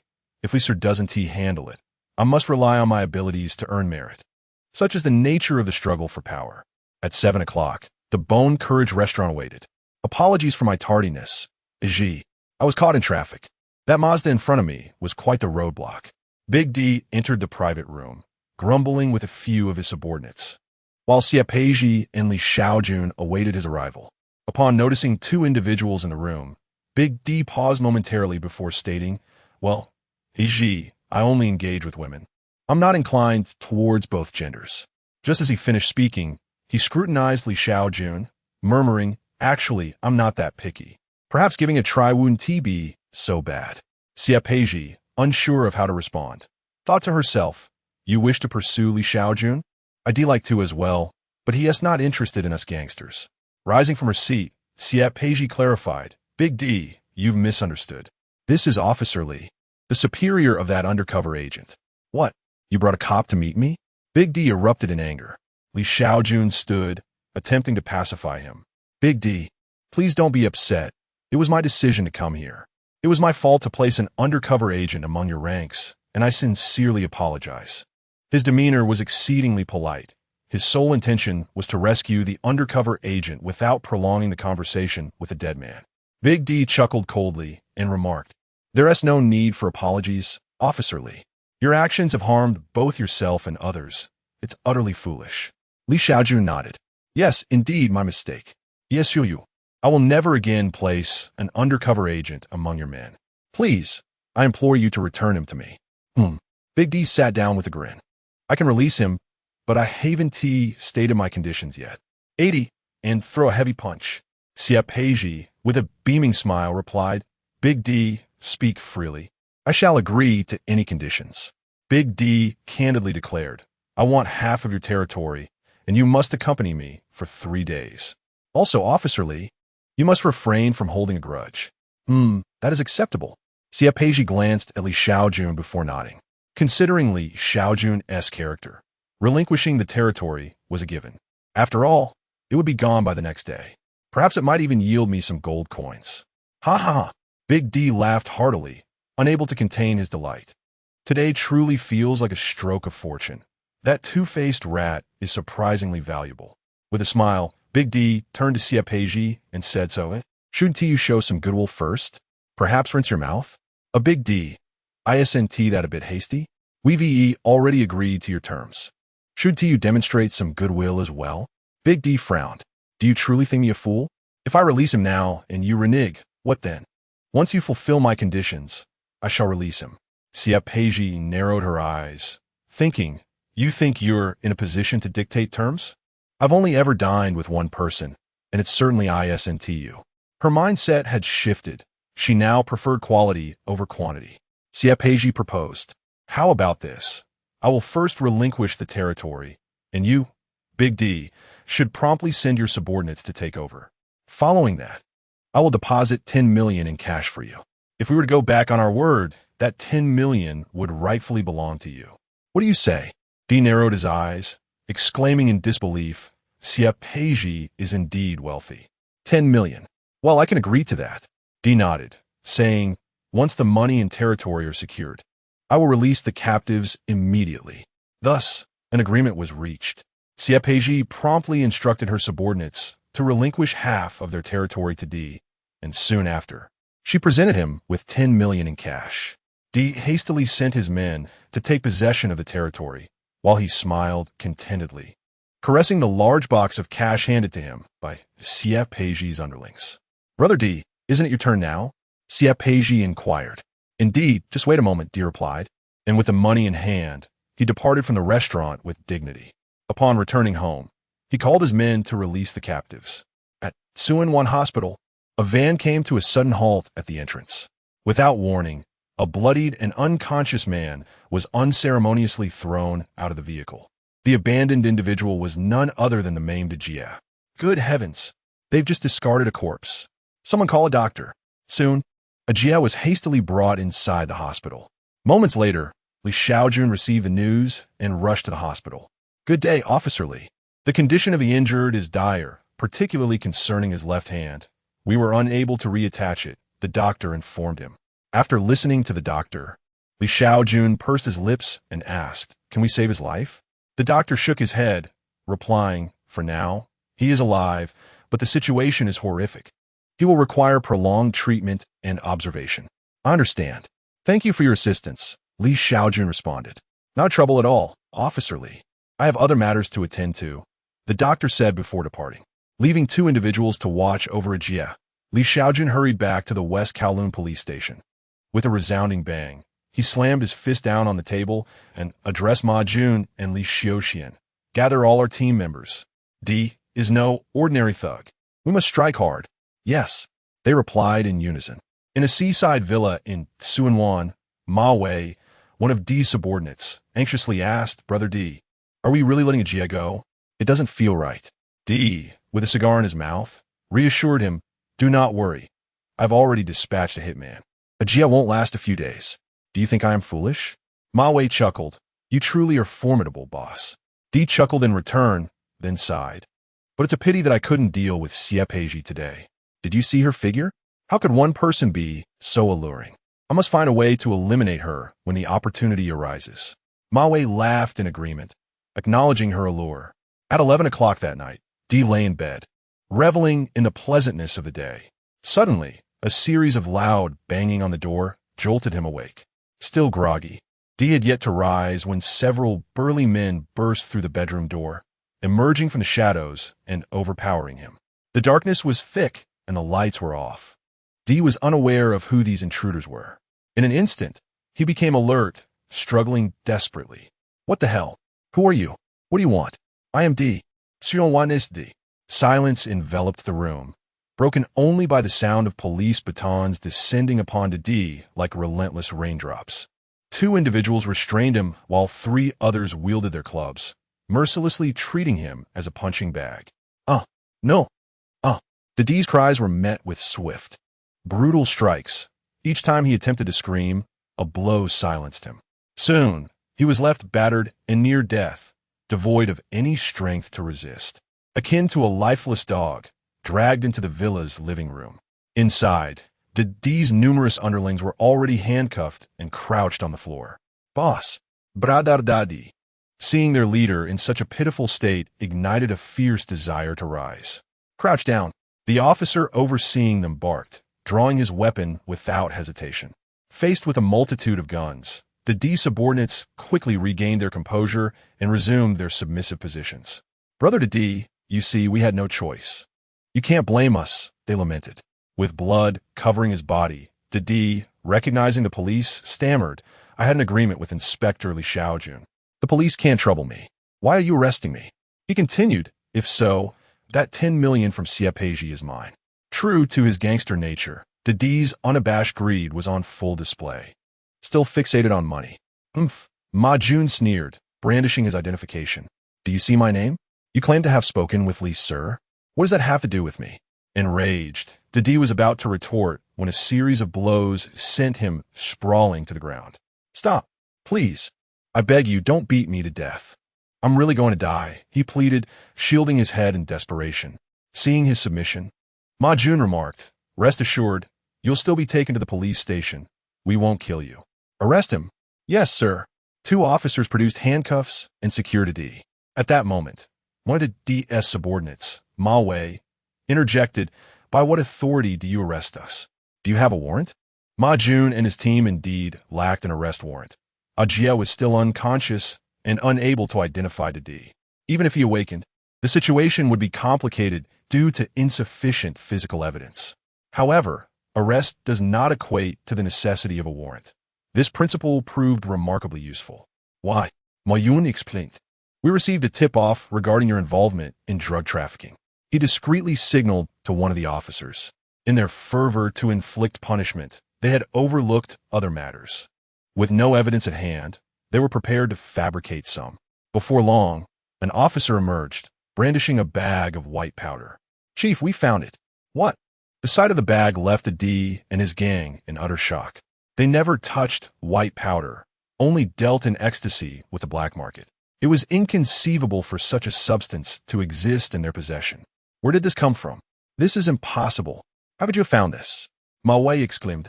Disbelief etched across his face, then quickly shifted to realization. You're framing us. This is a setup. Ma Jun shook his head. Oh dear. You've been caught red-handed and still wish to accuse the police? You lot are quite amusing. As Ma Wei was about to utter another word, a barrage of blows from several police batons turned him into a spinning top. Two officers delivering 3 strikes per second demanded, speak. Is the contraband yours? Is it? Yes. Yes. Please stop. It belongs to us. It belongs to us. Ma Wei, batted, astri confessed. That's good. Take them all away. Commended Mayunyo. In no time, the group led by D was taken to the West Kowloon police station. That night, D and his companions indulged in a life of envy, filled with excitement and violence. Early the next morning, D's lawyer hurried to the police station, eager to meet his client. However, Ma Jun's team simply stated, D does not wish to see his lawyer. What D truly thought remained a mystery to them. He merely expressed his disinterest. You, just wait. I will report you to your superior, fumed D's lawyer as he sought out Li Wenbin. Inside Li Wenbin's office, D's lawyer, visibly irate, declared, Sir, your subordinates have unlawfully invaded the homes of law-abiding citizens in Hong Kong, arresting them without a warrant and employing excessive force. This is illegal. As the head of the Organized Crime and Triad Bureau, you must suspend them immediately and initiate arrests. Upon hearing the lawyer's words, Li Wenbin frowned and responded, What? Such a thing has occurred? I was unaware. Rest assured, as disciplined officers of the Hong Kong police, we will not permit this. I will dispatch someone to investigate at once. If your claims are substantiated, I will suspend them immediately. Very well, nodded D's lawyer. However, he soon observed Li Wenbin beginning to clean his gold-rimmed glasses, showing no sign of taking action to investigate. After a brief pause, D's lawyer could no longer contain himself and asked, Sir, can we proceed with action? Li Wenbin, still polishing his glasses, replied, You can rest assured. I will send someone to investigate right away. All right, D's lawyer acknowledged, yet Li Wenbin remained unmoved. You. D's lawyer realized the truth. He was merely protecting his own, a nest of snakes and rats. A bunch of scoundrels. I will file a complaint against you. He stormed out. Li Wenbin smirka, perturbat. The Complaints and Internal Investigations Department, unlike the Independent Commission Against Corruption, which solely investigates corruption, holds the authority to comprehensively supervise and regulate the Hong Kong police. Yet, why was Li Wenbin not afraid of such a formidable department? Because the Complaints Department and the Hong Kong police force are part of the same organization. Indeed, while prison guards and police officers in Hong Kong belong to different departments, this essential department operates within the police force. In other words, the Hong Kong police serve both as players and referees. Thus, Li Wenbin felt no fear. Who dares to accuse me in this court? He declared. The one who apprehended you earlier was Ma Jun. What does that have to do with me, Li Shaojun? D's lawyer was indeed someone who acted only for monetary gain. Soon, the phone call from the head of the complaints department came through. Old Li, what on earth has your unit done again? People are causing a ruckus in my office. Upon hearing the complaints department head's words, Li Wenbin replied, I certainly did not intend to trouble you. You are aware of our predicament. An undercover officer was severely injured and is in grave danger. If we do not retaliate, who would dare to be a police officer? The complaints department head sighed. Indeed, I will help you suppress this matter. Your unit has endured much. Thank you. I shall treat you to a meal another day. After hanging up, Li Wenbin resumed polishing his golden-rimmed glasses.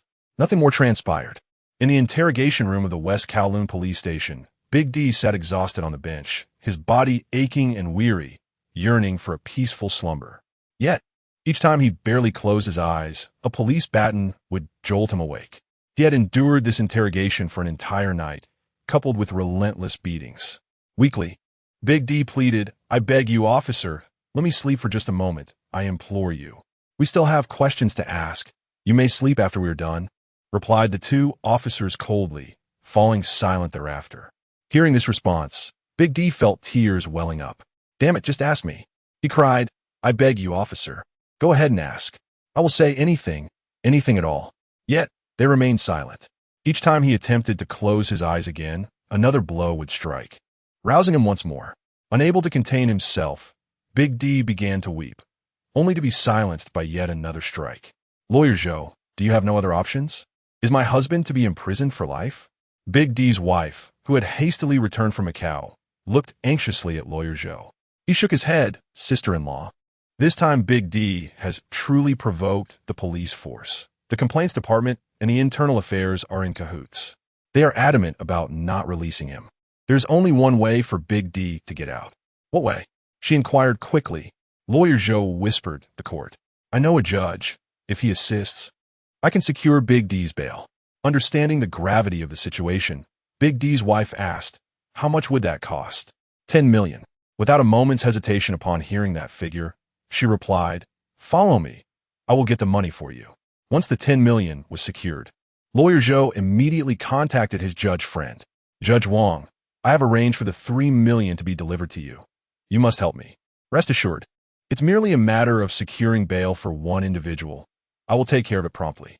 Thanks to Lawyer Zhou's efforts, the court swiftly agreed to Big D's bail. He promptly made his way to the West Kowloon police station, seeking out Li Wenbin.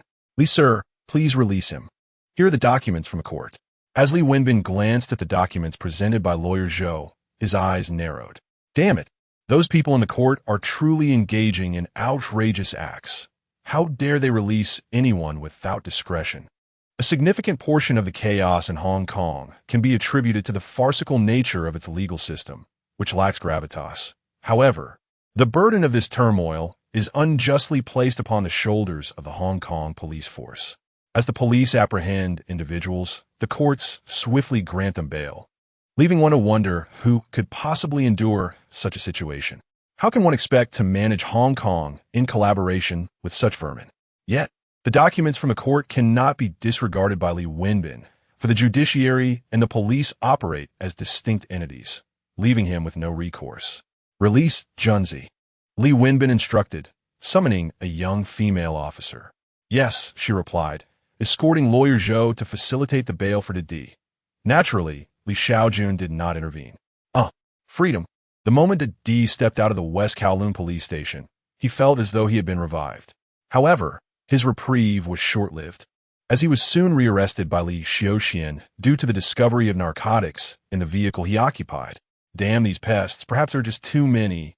Di found himself ensnared once more in a life of relentless conflict. In addition to the unadulterated violence, he was subjected to exhaustive interrogations. On the third day, after enduring numerous hours of intense questioning and torment, Di attempted to take his own life. Could the police allow such an act? With his hands and feet bound, and the table cushioned with soft cloth, the brutality persisted. It was then that Di comprehended the true nature of organized crime. Within the interrogation room, Di, resembling a mere shell of a man, pleaded, "I beg you, I confess. I will admit to any crime. The narcotics are mine. I was the one who attacked the undercover officer. I led the Eight-Nation Alliance, and I ceded Hong Kong. Just send me to prison. I implore you." Once it seemed he had divulged enough, Li Shaojun entered, brandishing a small notebook, and asked, "How did you discover the undercover officer?" "My subordinate found out," Di replied. "How many men do you have under your command? What industries are involved? Which bosses in Suan Wan collaborate with you to sell ecstasy?" The questions continued, and Di quickly surrendered all pertinent information, as well as details that perhaps he should not have disclosed. After the interrogation, Li Shaojun frowned. Di's power was indeed formidable. All nightclubs in Suan Wan were affiliated with him, and numerous real estate developers, council members, and police officers also maintained connections with him. Didi's enterprise, aside from selling ecstasy and collecting protection fees, frequently assisted real estate developers in making so-called stubborn tenants disappear, employing brutal methods such as drowning, leading to numerous fatalities. It was no wonder he was so audacious, playing both sides of the law. Fortunately, he had been apprehended in West Kowloon, rather than by the Tsuan police, which would have been akin to returning home. Soon, armed with Didi's confession, Li Shaojun approached Li Shaojun, who in turn consulted Li Wenbin to devise a plan for further arrests. Excellent, Li Wenbin remarked after reviewing Didi's statement, picking up the phone on the table. Have all those with tattoos on their shoulders come in? Yes, was the prompt reply. Li Wenbin, known for his decisive actions, swiftly distributed the arrest assignments, and with a commanding gesture, dozens of police vehicles surged toward Suanwan. On that day, all those associated with Big D were summoned to West Kowloon. However, before any thorough interrogation could commence, an order arrived from above, instructing Li Wenbin to release all the real estate developers, legislators, and corrupt police officers. It sufficed to capture only Big D's underlings and the nightclub owners. Naturally, it wasn't long before those nightclub proprietors managed to secure their release by paying exorbitant bail. Only Big D, the discarded pawn, remained in the police station. Bang! Bastards! Damn it! They all deserve to die. A swarm of insects. In the O Division's supervisory office, Li Wenbin was seething with rage, veins bulging from his forehead. After nearly 30 years of service, he had never felt such fury. Li Shaojun sat silently beside him, his emotions tangled. These individuals demanded adherence to rules and the protection of the law, yet they manipulated the law as if it were a mere tool for profit, becoming grotesquely overweight and gluttonous. He too was on the verge of losing his composure. This was beyond the realm of ordinary corrupt officials. When I rise to power, every last one of them will face reckoning. The gangsters must perish. The judges must perish. The corrupt police must perish. The legislators must perish. Traitors must perish. Embezzlers must perish. Lawbreakers must perish. Those who protect one another must perish. The idle must perish. Men must perish. Women must perish. The old must perish. The young must perish. Anyone who is human must perish. In short, it is kill, kill, kill, kill, kill. The pests of Hong Kong seemed to be far too numerous. At that moment, Li Shaojun's heart was already possessed by the spirits of the great Western king and Bobo, yet his expression remained unruffled, maintaining the appearance of a gentle, kind, and amiable individual. Noticing Li Shaojun's tranquility, Li Wenbin suppressed his anger and inquired, Junzi, what is your perspective on the current state of Hong Kong? Li Shaojun smilat. I feel quite well. The public order is excellent. Citizens are content. The law is just, and freedom prevails. Huh? Li Wenbin was taken aback. Is that something you can genuinely say? If others spoke thus, I might believe it, but you, who deals with gangsters daily, can utter such words? At that moment, Kai Yuanqi pushed the door open and entered. Li Shaojun rose and saluted, to which Kai Yuanqi responded with a nod and a smile. Li Wenbin squinted and remarked, I share your sentiment. No wonder you would say that. Your eyes are quite shrewd. When did you notice Kai Yuanqi's arrival? You didn't even give me a heads up. Ha ha. My apologies, gentlemen, for the interruption. Kai Yuanqi chuckled as he settled onto the sofa. Li Wenbin took a deep breath and asked, Might I inquire what brings you here? Call me Sun Kai. Kai Yuanqi replied cheerfully, as the deputy director of the operations department, I naturally had to come and see what was happening with your O Division's significant incident. The case concerning Big D has now been assigned to me, and O Division will follow my directives. Li sir, you have no objections, correct? Li Wenbin narrowed his eyes and replied, As you mentioned, Commissioner Kai, you're the deputy director of the operations department. There are indeed no issues. That's good to hear. Kai Yuanqi smiled and then turned to Li Shaojun, saying jovially, Junzi, have you heard the news? A police superintendent is set to retire soon.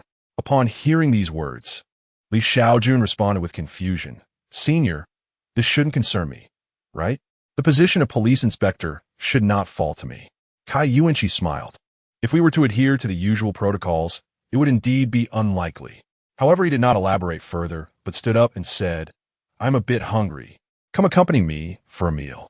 "All right." Li Shaojun nodded and followed Kai Yuanqi out of the police station, leaving behind a bewildered Li Wenbin. Kai Yuanqi led Li Shaojun directly to Simsha Sui, entering an exceptionally luxurious restaurant. Inside a private room, two individuals were engaged in conversation, one of whom was British. Li Shaojun recognized a familiar face, the Inspector Jiang, who had intervened when he apprehended members of the Nai family, the notorious officer from Simsha Sui. Kai Yuanqi greeted the British gentleman with a smile and then introduced Li Shaojun. "This is the Deputy Commissioner of the Police, Jerry. You may simply call him Sir Jerry." "Good day, Sir Jerry," Li Shaojun saluted, though he felt perplexed. What exactly did Kai Yuanqi intend for him, especially with the Deputy Commissioner present? Could it be that he was truly being considered for promotion to inspector? Yet, they surely did not fully trust him. The situation was undoubtedly more complex than it appeared. Jerry warmly greeted Li Shaojun. "So you are Junzi? No need to be so apprehensive. Kaiser often speaks highly of you, claiming that you are quite remarkable and a fine individual. Upon meeting you, I must say, you are rather handsome." Li Shaojun shivered slightly at the unexpected compliment. Could it be they wanted him to compromise his integrity? "You don't need to fear. Please, take a seat," Kai Yuanqi encouraged with a smile. Before Jerry could add anything further, Inspector Jiang interjected, "Are you preparing to have him replace me? This boy, who is yet to even grow into his responsibilities." He pleaded, "Could you grant me another chance?" Kai Yuanqi frowned and replied, "Old Jiang, you've amassed enough wealth. Why not retire and enjoy a comfortable life as a small-time tycoon? There is no need for such a spectacle." Seeing that his pleas were futile, Inspector Jiang turned to Li Shaojun, pointing an accusatory finger. "Sir Jerry, Sir Kai, I have done so much for you. What has this boy accomplished? I can see he is a spy for the mainland, destined to betray us. He cannot be trusted." Jerry scrutinized Li Shaojun for a moment, noting that he did not appear to be the type to sell out his country. Kai Yuanqi countered sharply, "Old Jiang, what are you saying? Have you lost your mind? Are you going to claim I am from the mainland as well?" "Sir Jerry, Junzi is absolutely trustworthy. Do not forget. We have plans for him." "Yes, indeed," Jerry nodded, dismissing Inspector Jiang's concerns. He smiled, patted Li Shaojun on the shoulder, and then departed. Once everyone had left, Kai Yuanqi chuckled. "Junzi, do you find that foreign gentleman quite agreeable?" Li Shaojun nodded in response.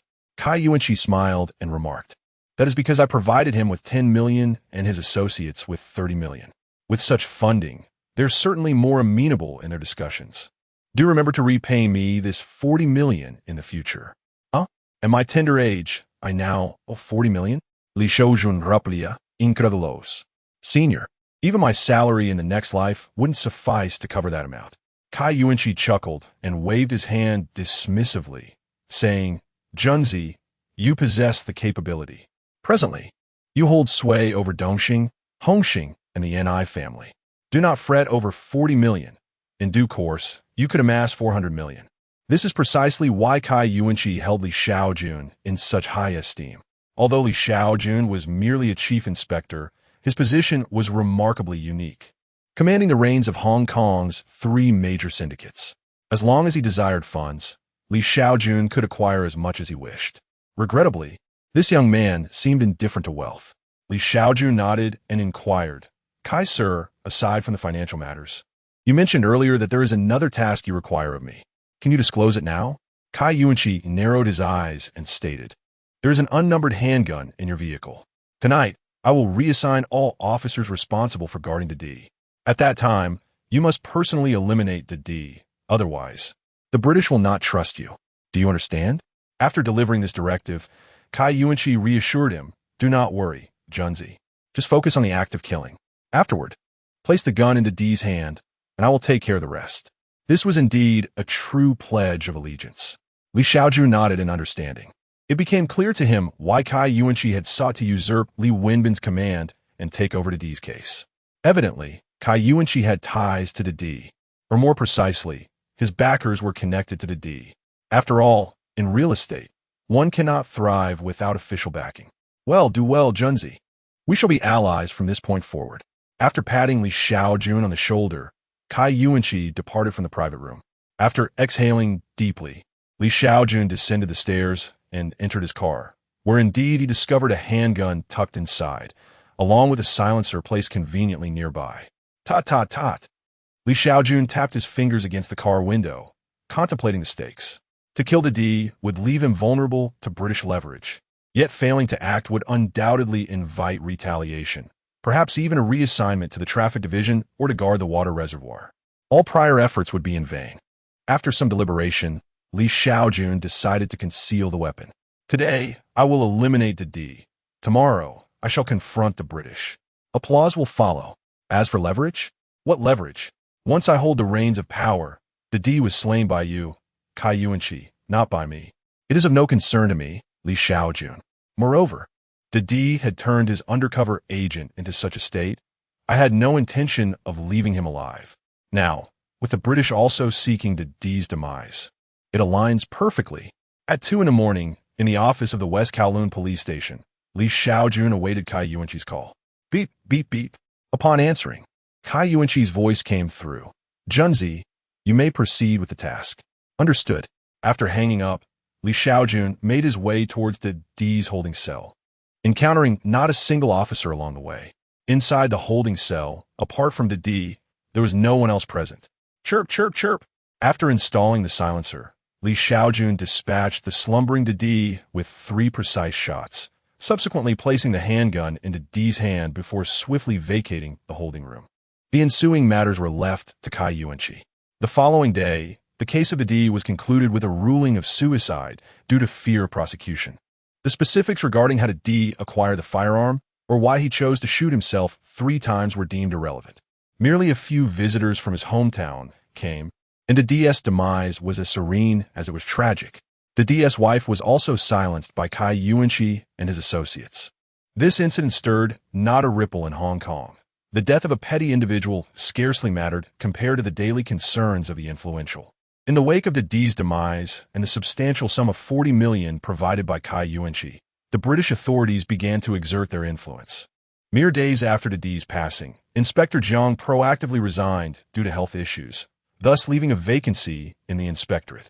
Subsequently, the British, under the pretense of soliciting recommendations from various police precincts and departments, prepared to select a successor from a pool of senior inspectors. Naturally, Li Shaojun's name surfaced among the recommendations, with Cai Yuanqi fervently endorsing him. Not only Cai Yuanqi, but also Senior Inspector Huang Bingyao and the head of the Organized Crime and Triad Bureau, Li Wenbin, as well as Chief Superintendent Lu Jiehui, all rallied behind Li Shaojun's candidacy. This unexpected support took the British by surprise under normal circumstances. A candidate would be fortunate to have a single superior vouch for them. Yet here was a young man with such a breadth of endorsements. Li Shaojun himself was somewhat astonished. While it was to be expected that Cai Yuanqi, Li Wenbin, and Huang Bingyao would recommend him due to their cordial relations, Lu Jiehui, whom he had only met once, also chose to advocate for him. It is worth noting that recommendations within the Hong Kong police force carry substantial weight. If a superior endorses you, it essentially signifies that you are part of their inner circle. This development sent ripples through the force, with many expressing astonishment at Li Shaojun's connections, breeding discontent among veteran inspectors. At merely 25 years of age, Li Shaojun was notably younger than the average senior inspector, and his qualifications were deemed insufficient. To put it bluntly, Li Shaojun appeared wholly unqualified for the rank of inspector, which contravened the established norms of the police force. However, the rules were ultimately at the discretion of the British. Regardless of the discourse, when background supersedes experience, the advantage lay with Li Shaojun. Ultimately, following a personal interview with the governor and an unprecedented promotion, Chief Superintendent Tom, representing the governor, presented Li Shaojun with his commission. With the governor's endorsement, any dissenting voices were rendered impotent. Any further attempts to undermine Li Shaojun would necessitate appealing to the Queen or the Prime Minister. The emergence of a 25-year-old inspector piqued the interest of journalists in Hong Kong, who sensed a sensational story. All reporters were convinced that Li Shaojun harbored numerous secrets. Indeed, he did. His involvement with organized crime, murder, and political intrigue was substantial. Many journalists commenced investigations. eager to unearth a monumental secret that would expose the corruption within the police force. However, those pursuits ultimately bore no fruit. The accolades and commendations Li Shaojun had amassed over the years amounted to an impressive stature, rendering his exceptional promotion less of a surprise. It seems that promoting such individuals without merit would indeed be problematic. Li Shaojun ascended smoothly to the rank of inspector and remained with the Organized Crime and Triad Bureau, even vacating the position of chief inspector, which he naturally recommended to Ma Jun. In the following days, Li Shaojun acquainted himself with his new role and subordinates. One morning, after finishing breakfast at a tea restaurant in West Kowloon, he was approached by a man who sat down with a cheerful demeanor, introducing himself. "Hello, Inspector Li. I am Shi Yong, but you may also call me Big Circle Leopard. May we have a conversation?" Li Shaojun nodded in acknowledgement. He had a vague recollection of Big Circle Leopard from a film about the underworld, a character hailing from the mainland. Had his hometown finally sent someone to test him? He chuckled lightly. "I happen to have some time. What would you like to discuss?"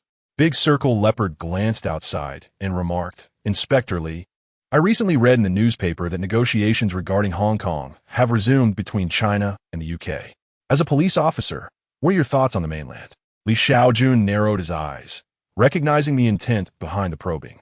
They were both astute individuals, and there was no need for pretense.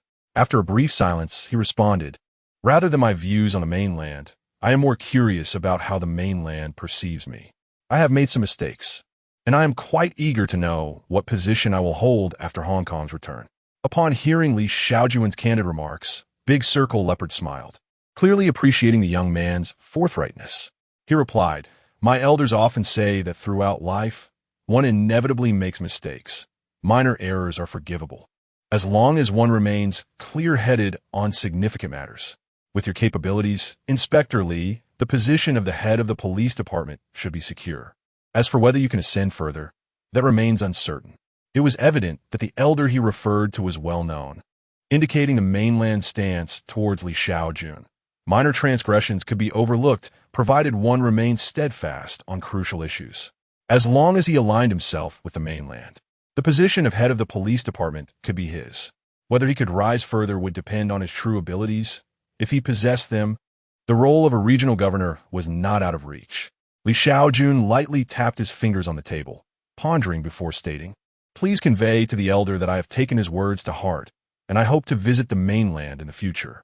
After Hong Kong's return, aspiring to a governorship would require the mainland's approval, and Li Shaojun was indeed interested in advancing his career. "I will await your response." Big Circle Leopard replied with a cheerful smile, clearly satisfied with their interaction. It seemed he was a patriotic individual, a good fellow. "I shall not disturb you any longer. Inspector Li, I have other matters to attend to." With a courteous farewell, Big Circle Leopard rose to leave, needing to report back to the mainland. "Until we meet again," Li Shaojun nodded in acknowledgement.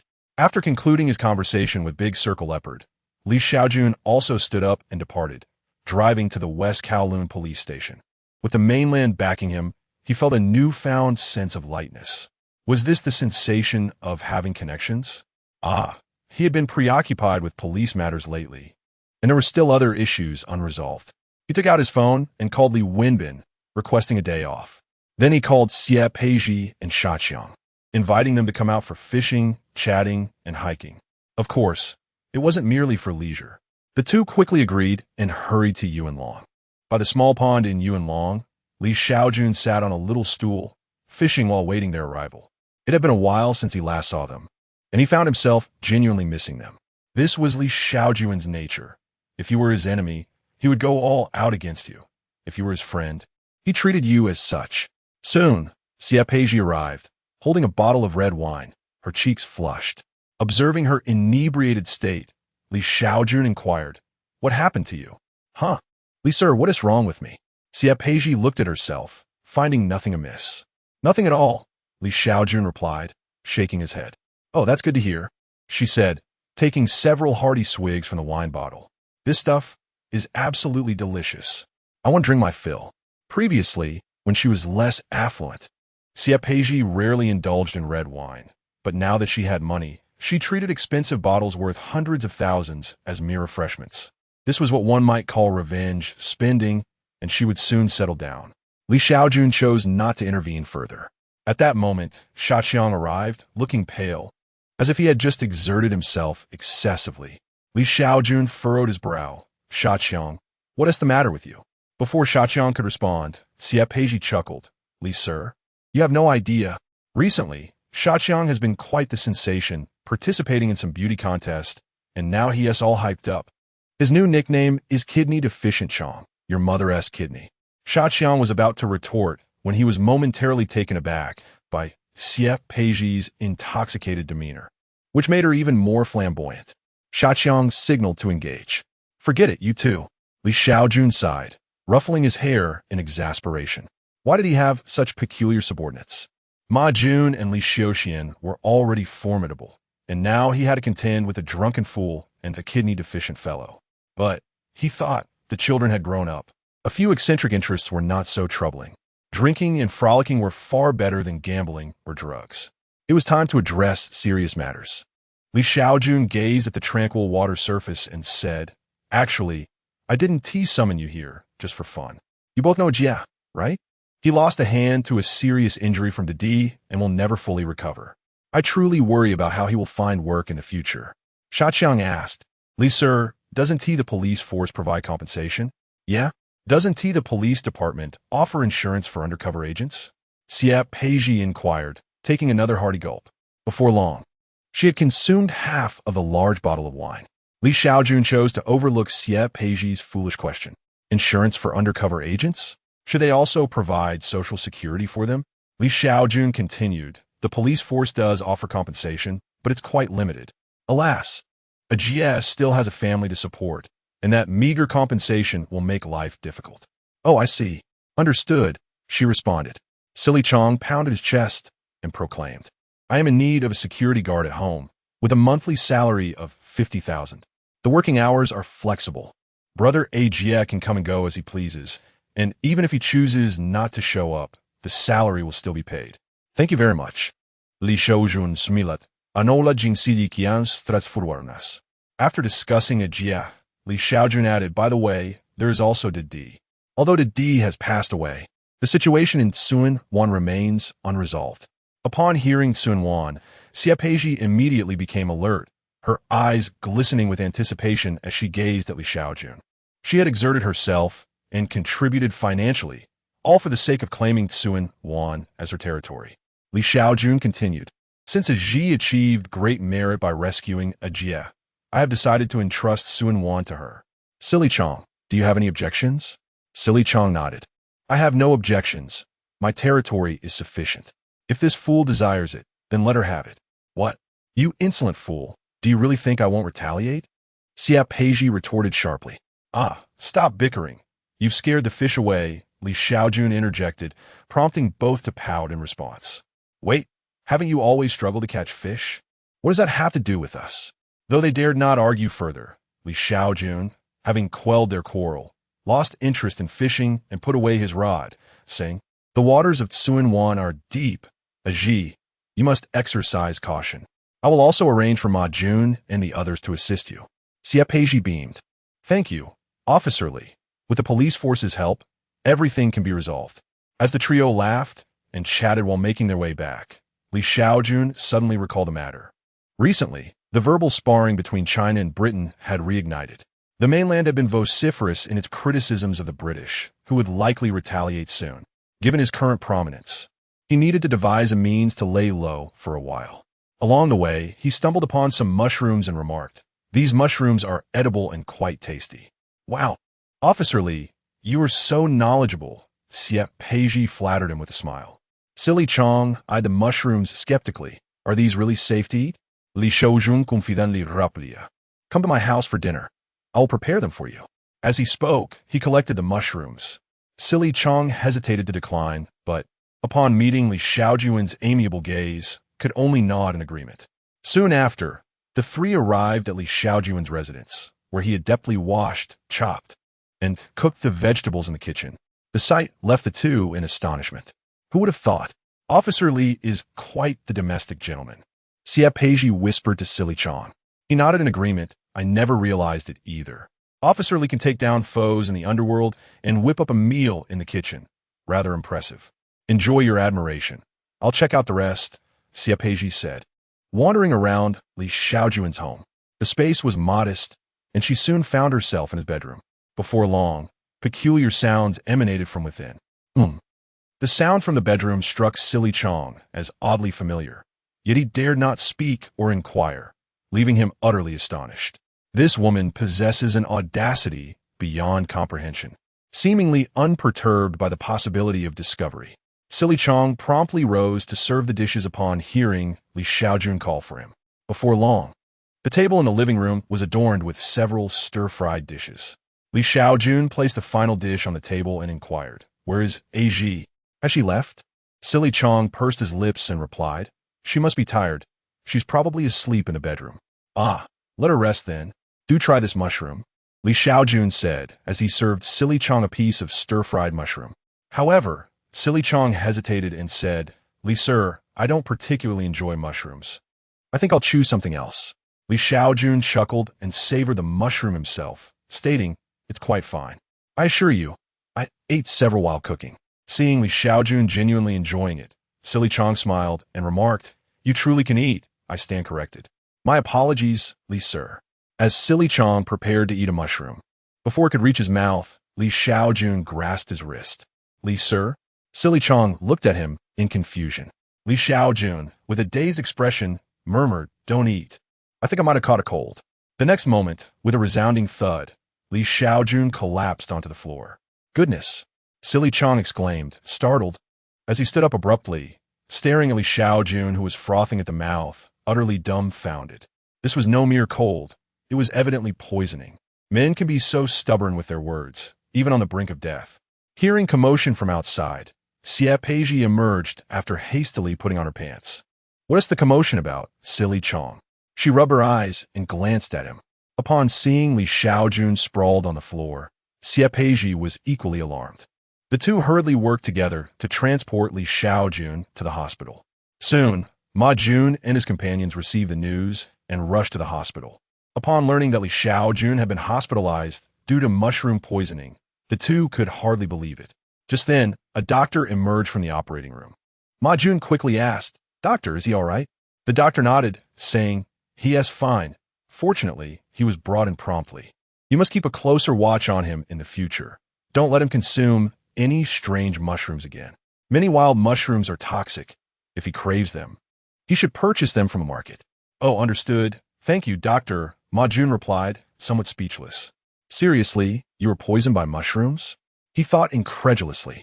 Assassins, drug dealers, and gangs had failed to take Li Shaojun's life, yet he was nearly undone by mushrooms. Ma Jun could hardly suppress a laugh, concluding that it was indeed due to mushroom consumption. In the hospital room, Ma Jun and his companions looked at Li Shaojun in disbelief. Ma Jun remarked, "Boss, I implore you, please refrain from such antics in the future." Li Shaojun took a sip of water and, feeling unwell, said, "It must have been undercooked. It would have been fine if it were cooked properly." "Absurd," Ma Jun sighed. "The doctor has warned that those things are poisonous. How long will you need to recover?" Li Shaojun reflected on his condition and remarked, "It will take a few days. The matters at the police station will be left to the two of you." "Very well. We shall take our leave now." "Do rest well," replied Li Shaojun as he and Ma Jun bade farewell and returned to the West Kowloon police station. 88. The 36 stratagems suggest that retreat is the best policy. "Then, Li sir, I shall take my leave as well." After Ma Jun and the others departed, Xie spoke up, expressing her eagerness to retrieve something from Tsunwan. Li Shaojun nodded, "Let us go, Aji. Ma Jun and his team will attend to the police station. You may seek assistance from Shaqiang regarding Tsunwan." "All right then, Li sir, we are off." After exchanging greetings with Shaqiang, Xie also exited the hospital. Upon stepping outside, Shaqiang inquired, "Fool, how can I assist you?" Xie raised her middle finger, retorting, "I don't need your help. Do you think I am unaware of your intentions? You feign indifference, yet you covet a piece of Tsunwan. Do you not? You insidious goblin, be gone."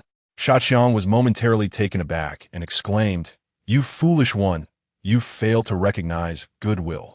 And what is this goblin you speak of?" The two continued their banter as they made their way to a nearby newsstand to buy a bottle of water. There have been renewed negotiations between China and Britain. The mainland advocates for one country, two systems. What is your perspective, Aji? Shaoxiang asked as he was captivated by a newspaper after finishing half a bottle of water. It was indeed the same newspaper that had reported on the Big Circle gang's probing of Li Shaojun. Xie Peiji picked up a copy and remarked, "Simply observe, one country, two systems? It appears the mainland is resolutely intent on reclaiming Hong Kong. Look, they have issued quite a few stern statements, and the British are likely to respond in kind." Curiously, Shaoxiang questioned, "Aji, who do you think the British will designate to criticize the mainland this time? That has nothing to do with you. Certainly not me. I am leaving first," Xie Peiji replied, setting down the newspaper and departing. Shaoxiang shrugged and followed suit. Inside the hospital, Kai Yuanqi set down a basket of fruit with a smile and said, "Junzi, how is it that you suffered from mushroom poisoning? That is rather unexpected." Li Shaojun explained, "In truth, the mushrooms were not toxic. I was incapacitated because they were undercooked, and I had added insufficient garlic." "What? How can one say they are not toxic, yet still be incapacitated?" Gai Juanqi Zhuge. "Junzi, you must rest for a few days. I have another matter to discuss with you." Li Shaojun inquired, "What is it?" "Please, Kai sir, I am listening." Kai Yuanqi got straight to the point. "You are aware of the recent China-Britain negotiations that have made headlines, correct? The mainland has uttered numerous nonsensical remarks, and therefore we are preparing to hold a press conference. We would like the police force, specifically you, to speak out against the statements made by the mainland." Upon hearing this, Li Shaojun narrowed his eyes and replied, "Kai sir, my condition is quite severe. I fear I cannot speak. Moreover, with so many officers in the department, why would you consider a mere inspector like me to address this?" Kai Yuanqi smiled and said, "Junzi, you must not underestimate yourself. Although you are merely an inspector, your appearances in the news far outnumber mine. Which citizen of Hong Kong does not recognize you? Therefore, your voice is most appropriate for this occasion. Indeed, fame brings its own burdens." Li Shaojun chuckled and replied, "Then Kai sir, when shall I speak? If my health improves, I will certainly attend." Kai Yuanqi calculated and remarked, "On October 5th, in 2 days' time. By then, you should be well enough. I have brought the draft for you. Take a look." As he spoke, Kai Yuanqi took a speech draft from his pocket and handed it to Li Shaojun. Upon reviewing it, Li Shaojun noted it was filled with criticisms of the mainland. If he were to deliver this speech, he would be perceived as siding with the mainland, which would lead to complications. "Well, let me examine it first," he nodded. After exchanging a few more words, Kai Yuanqi stood up to leave. Once he was gone, Li Shaojun narrowed his eyes. "Do you truly wish for me to tread the path alongside the British until the end?" Moments later, Li Wenbin arrived with a bag of fruit. "How long are you planning to stay?" he inquired with a smile, placing the fruit down and raising an eyebrow at Li Shaojun, directly exposing that Li Shaojun was feigning. In truth, while Li Shaojun was not entirely pretending, he had indeed been poisoned, though not severely. Perhaps it was a half-hearted pretense. Li Shaojun chuckled, "Li sir, have you ever pretended?" He held a fondness for Li Wenbin, who, despite his son associating with the British, remained neutral and uninterested in political affairs, a truly principled officer. Even upon retirement, he maintained his impartial stance. Li Wenbin nodded, reflecting, "That was back in '84, during a particularly tumultuous time between China and Britain. They wanted me to speak, and I feigned for half a month." After sharing this, Li Wenbin turned to Li Shaojun, sincerely stating, "Junzi, you are a promising candidate for the police force. A police officer should focus on being a good officer, not engaging in politics. Wouldn't you agree?" Li Shaojun nodded. "Resigned, I too detest politics. Yet while you may avoid it, politics will find you." "Indeed," Li Wenbin nodded. "Politics is a troublesome affair. If you don't engage with it, it will engage with you." At that moment, Huang Bingyao arrived with another bag of fruit. Seeing Li Wenbin, he squinted, wishing he could eliminate him with a swift kick. However, due to his position, Huang Bingyao forced a smile and greeted him. "Li sir, what a coincidence. Are you also here to see Junzi?" "Quite so. Huang sir, you are here as well. Please continue your conversation. I have matters to attend to," Li Wenbin said with a smile as he stood to leave, making way for Huang Bingyao. "Hello, Huang sir." Li Shaojun greeted him. Huang Bingyao replied, placing the fruit down. Junzi, how are you feeling now? I heard you were poisoned by a mushroom, and I could hardly believe it. How could you have eaten a toxic mushroom? Glancing at the 3 large bags of fruit on the bedside table, Li Shaojun retorted stubbornly. Life is unpredictable. It wasn't cooked properly, which is why I succumbed to the poison. But let's not dwell on that, Huang sir. How are things in Mongkok? When it comes to Mongkok, Huang Bingyao smiled and remarked, Indeed, Mongkok can now be considered the quietest place in all of Hong Kong. Apart from Huang, gambling and drugs have virtually vanished, all thanks to your efforts. Li Shaojun chuckled softly. It's all due to the dedication of my brothers. Otherwise, I would have achieved such success alone. After exchanging a few more words, Huang Bingyao had to leave for another matter, prompting Li Shaojun to summon the doctor. What is it? Are you feeling unwell? The doctor inquired upon entering the ward. Li Shaojun waved him over, and as the doctor drew near, discreetly slipped him $2,000 Hong Kong banknotes, saying, Doctor, could you do me a favor? If anyone asks how long it will take for me to recover, could you say half a month? The doctor replied with a smile, placing the money down, of course, given the severity of your condition. I would suggest at least a month of rest. Thank you, doctor. Much appreciated, Li Shaojun expressed gratefully. Not at all. Just call me if you need anything, the doctor responded. After successfully bribing the doctor, Li Shaojun picked up a banana and began to eat. In half a month, this verbal spat between China and the UK should have settled down. Consider it a half-month vacation for myself.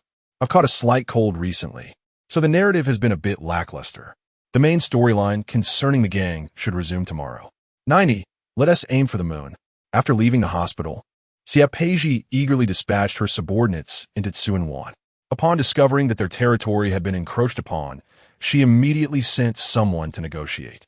At 9:30 that evening, in a private room on the 3rd floor of the yoga restaurant, Xia Peiji's uncle Chuan Bao and another uncle, Lao Gui, were awaiting her arrival. Soon after, Xia Peiji entered with her entourage. Apologies for my tardiness. The traffic was dreadful tonight. I hope you haven't been waiting too long, she said. Lao Gu Juka. It was indeed a bit congested, but you're here now. Xia Peiji, is there a misunderstanding regarding the situation in Tsuanwan?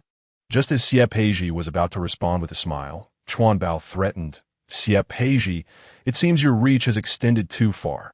Do you not fear the consequences? With a dismissive click of her tongue, Xia Peiji recounted the actions taken by Didi, adding, therefore, Tianwan is now under my control. The 2 men were left bewildered. Chuan Bao frowned and replied, Xia Peiji, I fail to see how Didi's act of severing a police undercover's hand concerns you or relates to Tsuanwan. Lao Gui also frowned, stating, Xia Peiji, you are being rather unreasonable. If Didi had harmed you, then we would not contest your claim over Tsuanwan, but that is not the case. Defiantly, Xia Peiji asserted, I don't care, Tsuanwan is mine now. Also, I lent Didi 10 million, which he has yet to repay. You and your faction must reimburse me. Chuan Bao burst into laughter, exclaiming, Xia Peiji, you want both territory and money? You must be out of your mind. Do you think we're easy to bully? Enough arguing. Let us discuss this calmly. Lao Gui attempted to mediate, but Xia Peiji was already incensed. I am a leader in my own right, and while your faction is formidable, we in Dongxing are no less impressive. How dare you, Chuan Bao?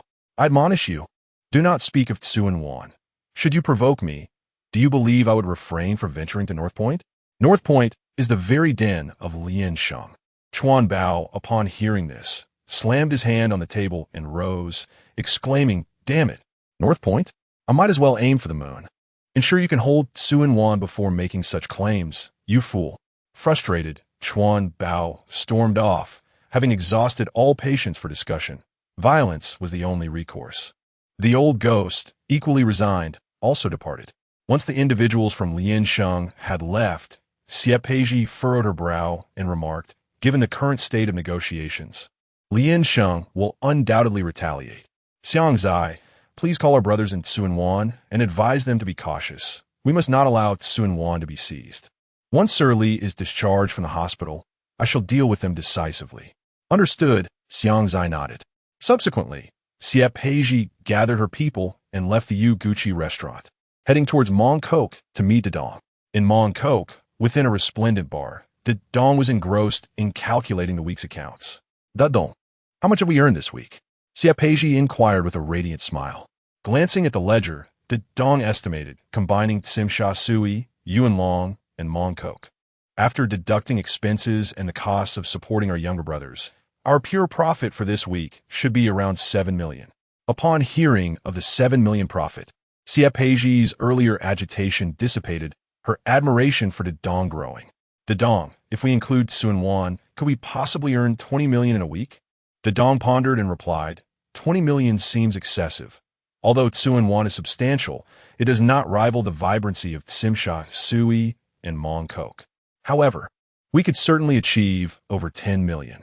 Hearing that over 10 million could be earned in a week sent a shiver of excitement through Xia Peiji. Once she steadied herself, she quietly asked, by the way, to Dong, I previously asked you to investigate Sha Chong. How much does he earn a week? Da Dong responded. Sha Chong does not make much, perhaps just a few million in a month. What?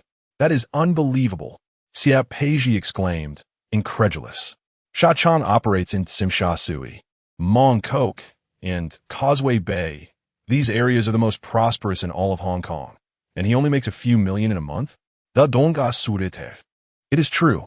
Do not be deceived by Sha Chong as prime locations. He is not particularly driven in business, leading to a modest income.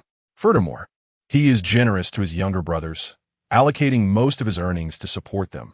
Achieving a few million is commendable. The group of younger brothers behind Xia Peiji exchanged glances, astonished.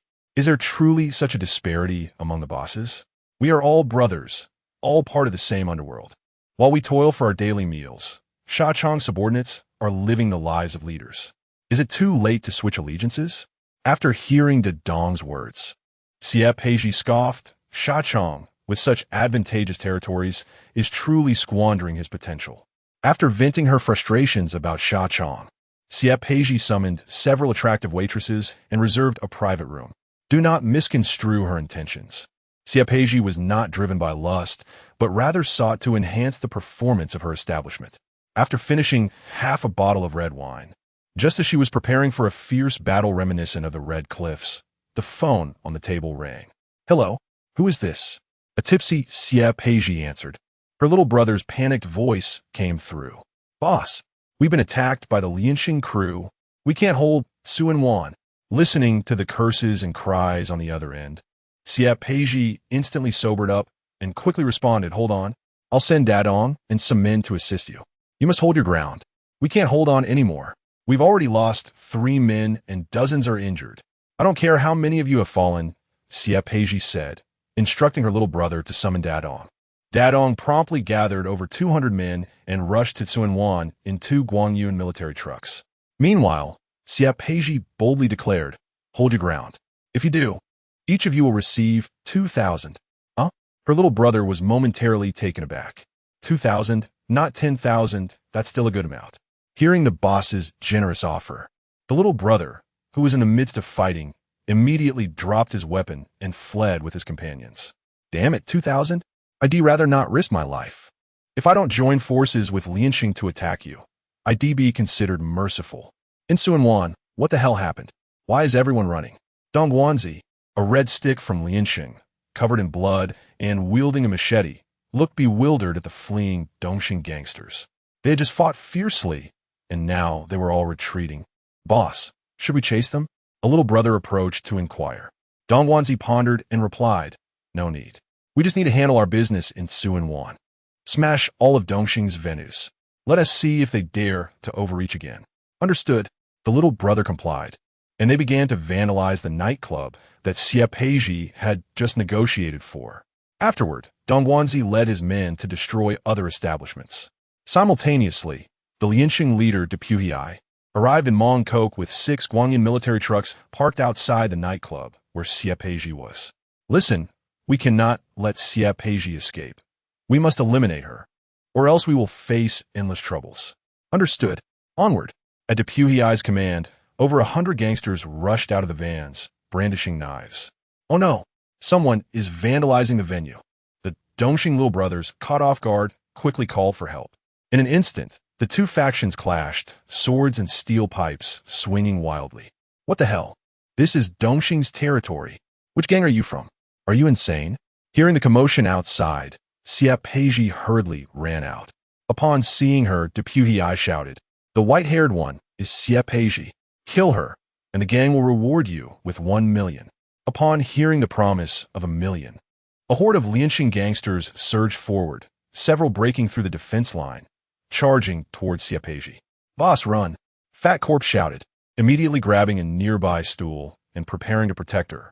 Xiangzi swiftly drew his dagger, covering Xie Peizhi's escape. At that moment, Xie Peizhi, in a state of panic, fled the nightclub under Xiangzi and the others' protection. It was already 1 in the morning, and the streets were nearly deserted, making it an opportune moment for a night run. Damn it! Hurry up and chase. Upon seeing Xie Peizhi flee, Deputy swiftly led his men in pursuit. Xie Peizhi's subordinates were utterly incapable of obstructing them. Under the glow of the streetlights, Xie Peizhi, accompanied by a few individuals, sprinted desperately ahead, while over 100 people relentlessly chased after them. "The one with white hair is Xie Peizhi. Do not let her escape," Deputy shouted as he ran. Xie Peizhi's striking white, wavy hair certainly drew attention, fixating the gaze of the pursuing crowd. "This is worth 1 million. We're doomed."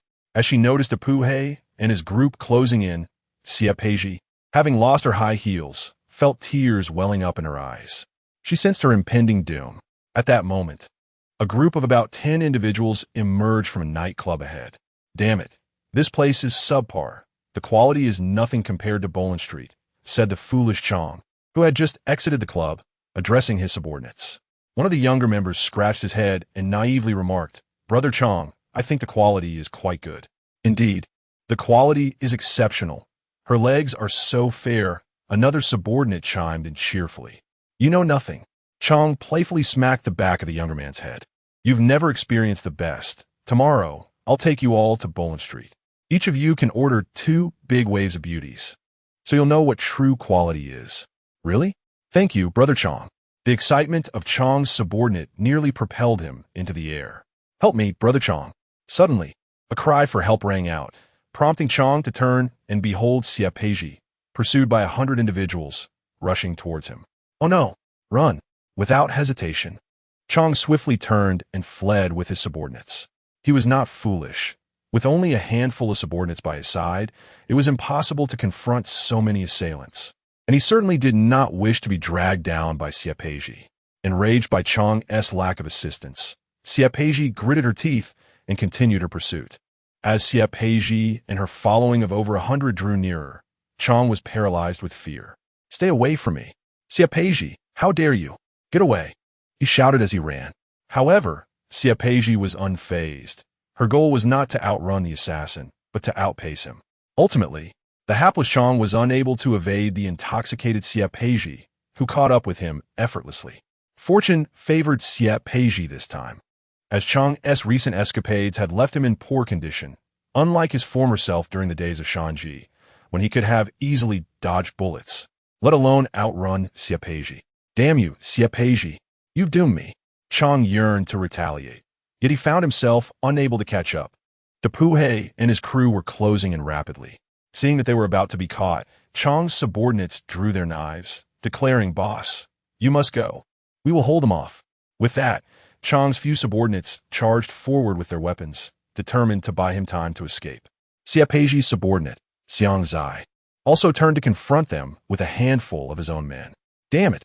Observing his subordinates charging forward, Sha Chong felt a mix of frustration and urgency. Yet there was little he could do. He glanced back a couple of times before sprinting with all his might. His underlings were equally determined, fiercely battling with a dozen adversaries. In an astonishing turn of events, they managed to compel the over 100 members of Deputy to retreat, thus buying themselves precious time. Soon, the two had vanished from sight. Once their leader had successfully escaped, Sha Chong and Xie Peizhi's subordinates hastily scattered in all directions. "Goodness, that was perilously close to death," Sha Chong muttered, panting heavily in a narrow alley, nearly collapsing from exhaustion. Xie Peizhi leaned against the wall, gasping for breath. "You reckless fool, you nearly got me killed." As Sha Chong prepared to chastise her, Xie Peizhi quickly interjected, Hey, This is not the time for our internal squabbles. Our lives are at stake. You'll regret this once it's all over, Shaojun retorted, cursing as he and Xie Peiji stumbled into a 24-hour convenience store. He grabbed a bottle of mineral water, drinking thirstily as he dialed his subordinates using the store's landline. It's me, Shaojun. Brother Sha, are you all right? Where are you? Shaojun glanced at the clerk. The convenience store at 23 Sim Sha Sui. The clerk promptly replied, Thanks. Shaojun relayed his location, realizing he had somehow traveled from Mongkok to Sim Sha Sui. No wonder he felt so fatigued. Brother Sha, just wait. We'll be there shortly, his subordinates assured him. Xie Peiji also called out to her own men.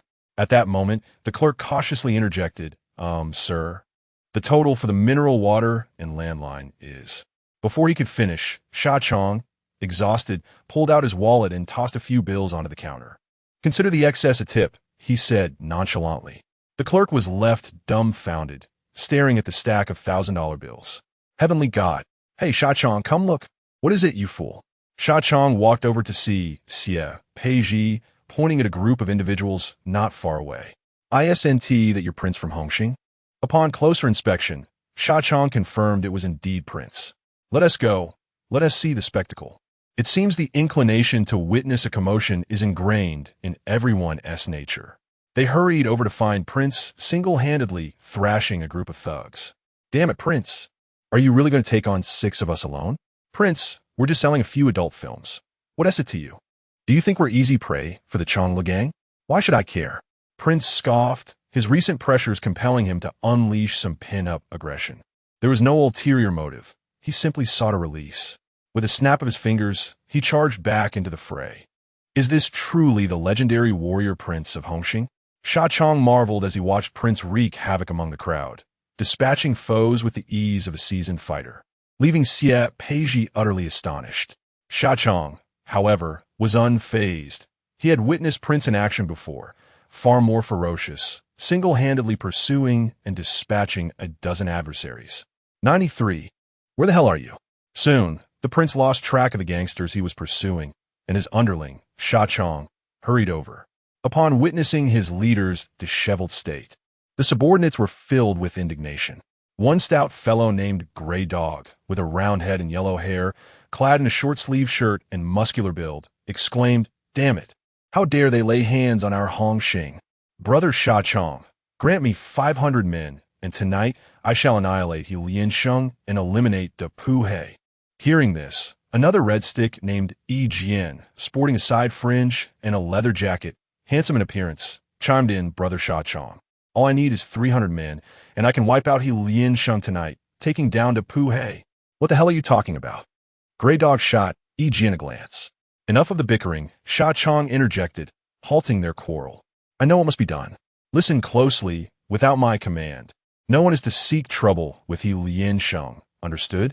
Shaojun yearned to retaliate immediately, yet reason dictated that he must first report to Li Shaojun.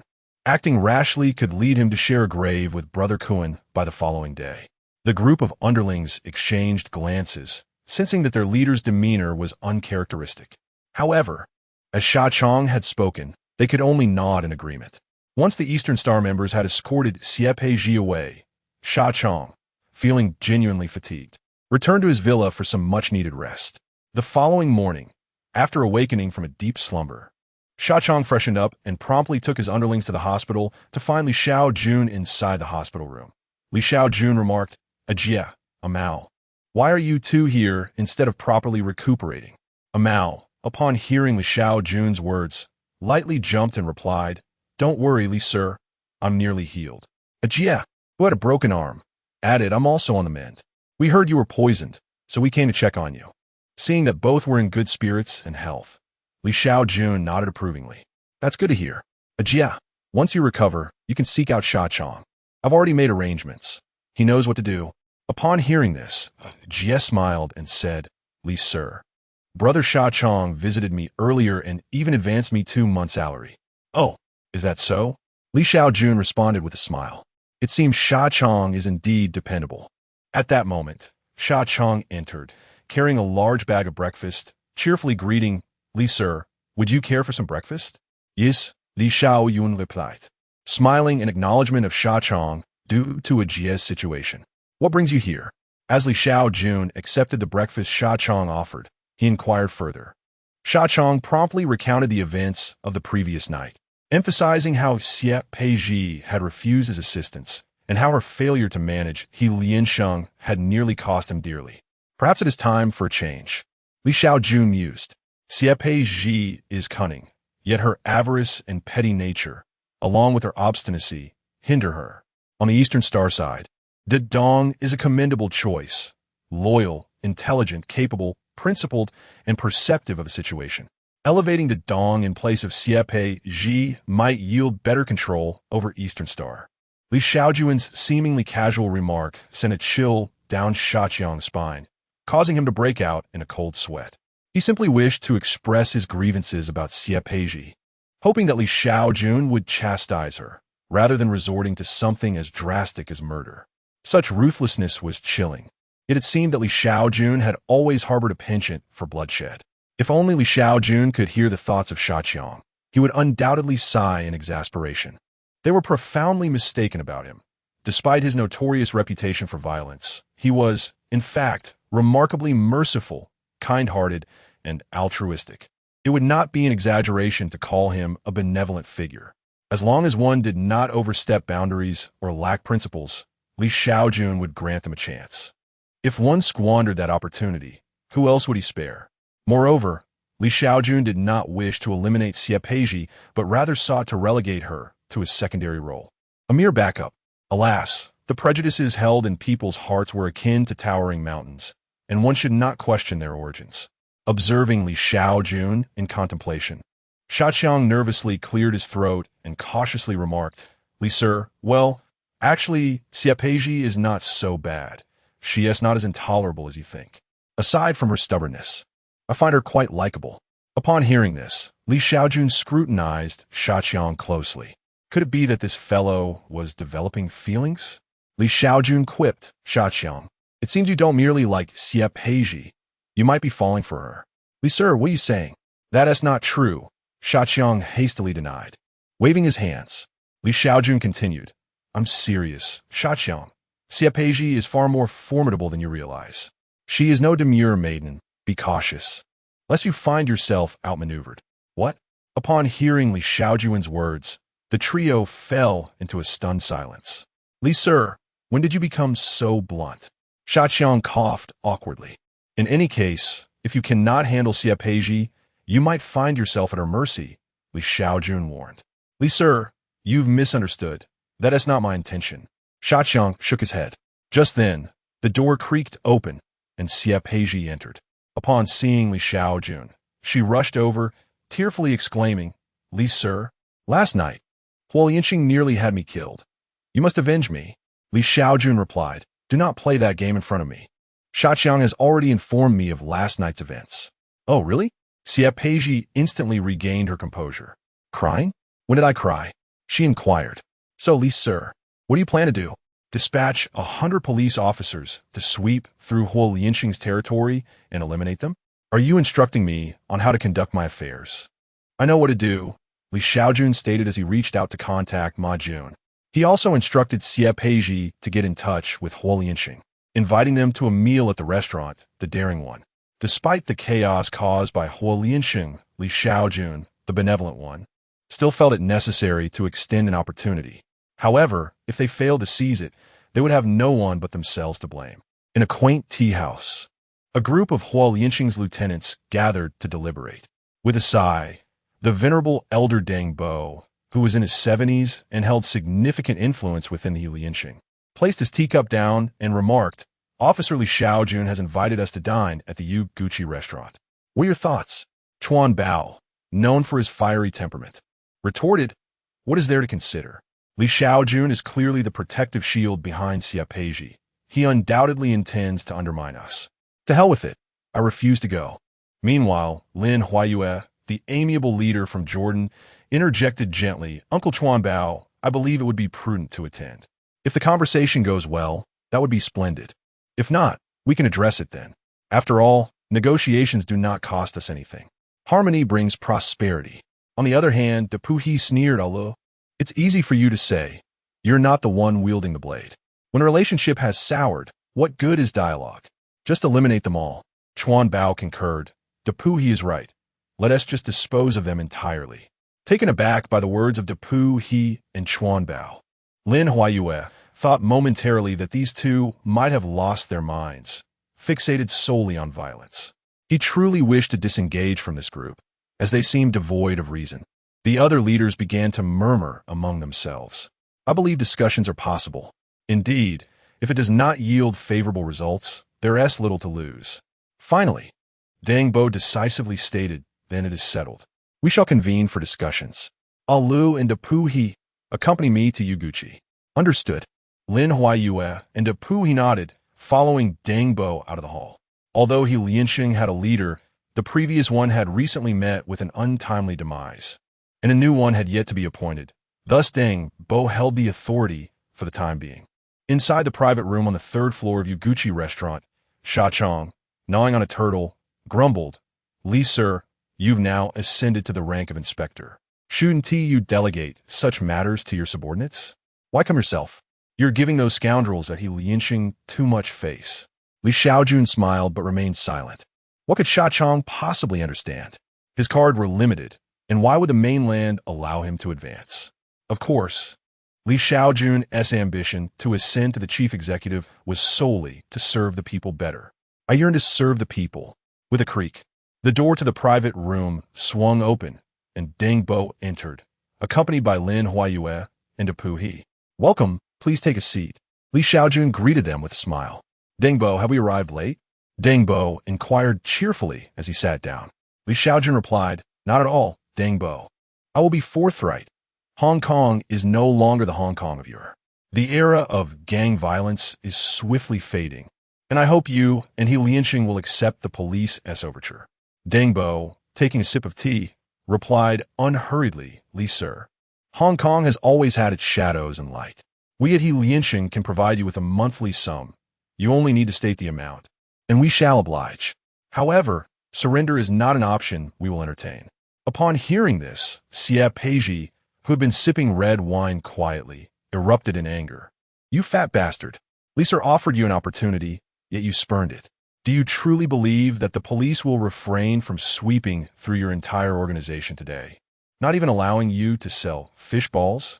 When the time comes and you find yourselves without sustenance, I wonder how long you will maintain your bravado. Deng Bo, unfazed by Xie Peiji's threats, countered with his own. Very well, let them conduct their sweep. We, at He Lianxing, number in the tens of thousands. When these individuals find themselves starving, they may resort to violence, arson, and robbery. I am curious to see how you, Li sir, will handle the ensuing chaos in Hong Kong, and whether its prisons will be able to accommodate the influx. Upon hearing this, Li Shaojun fell silent, tapping his fingers on the table. In films, this is precisely how Deng Bo intimidates the police, often with success, compelling the mainland to intervene. At that moment, Li Shaojun felt a sense of admiration for such audacity. Yet now, Deng Bo, misinterpreting Li Shaojun's silence as a sign of triumph, rose with a smile. Li sir, allow me to offer you a piece of advice. The underworld can never be entirely eradicated, so do not indulge in delusions. With that, Deng Bo departed with his companions. Gazing at their retreating figures, Li Shaojun narrowed his eyes. Indeed, the underworld may never be completely dismantled, but those who dwell within it can be eliminated. If you refuse to accept our terms, I shall seek those who will. This fool believes he can bring us He Lianxing to heel. How audacious, Deng Bo. Just outside the private room, He smirked, eager to flatter. Lin Huailu, on the other hand, remained silent, pondering how Li Shaojun could possibly manage the likes of Teng Xing and Hung Hing if he cannot even handle He Lianxing. These two factions are no weaker than He Lianxing. There is but one explanation. Xie Peiji's words ring true. Li Shaojun genuinely intends to offer them a chance. Yet his true methods remain undisclosed. Before Lin Huailu could fully comprehend this, Ma Jun approached with his team. At 95 West Kowloon Hotel, Ma Jun stepped before the trio, producing his identification. I am Chief Inspector Ma Jun of the West Kowloon Criminal Investigation Department. We have received reports of drug concealment. and I ask for your cooperation in accompanying me to the police station for an investigation. Huh. Depu He turned to glance back into the private room, boldly asserting, Li, do you think we would be intimidated by such petty tactics? I refuse to comply. What can you do about it? Dangbo, frowning. Question Ma Jun. Officer, Hong Kong is a society governed by law. Arrests require evidence. Do you possess any? Ma Yun xiaokut coldly, evidence. You shall have it shortly. With the sound of approaching footsteps, He Wenjian arrived, stating, Ma sir, we found several bags of white powder in their vehicle. They are indeed concealing drugs. What? Depu He and his companions were utterly taken aback. White powder in our vehicle. How are we unaware of this? Particularly Lin Huailu, unlike Depu He, who at least dealt with ecstasy, had never touched drugs at all. He merely scraped by on protection fees and parking. This is egregious. Li Shaojun, you scoundrel. I curse your mother. You are framing us. You are wrongfully accusing us. Dapu E Hajit, ready to storm back into the private room to demand justice from Li Shaojun. Fool! He Wenjian would not allow you to confront Li Shaojun. And you dare insult our Inspector Li? Bang, bang, bang. Bang, bang, bang. Ho Mansion swiftly wielded his baton, delivering 6 brutal strikes in a single second to Tai Pahak, who crumpled to the ground in agony, his head, shoulders, waist, and legs searing with pain. The officers behind Ho immediately joined in, mercilessly beating the fallen man with their batons.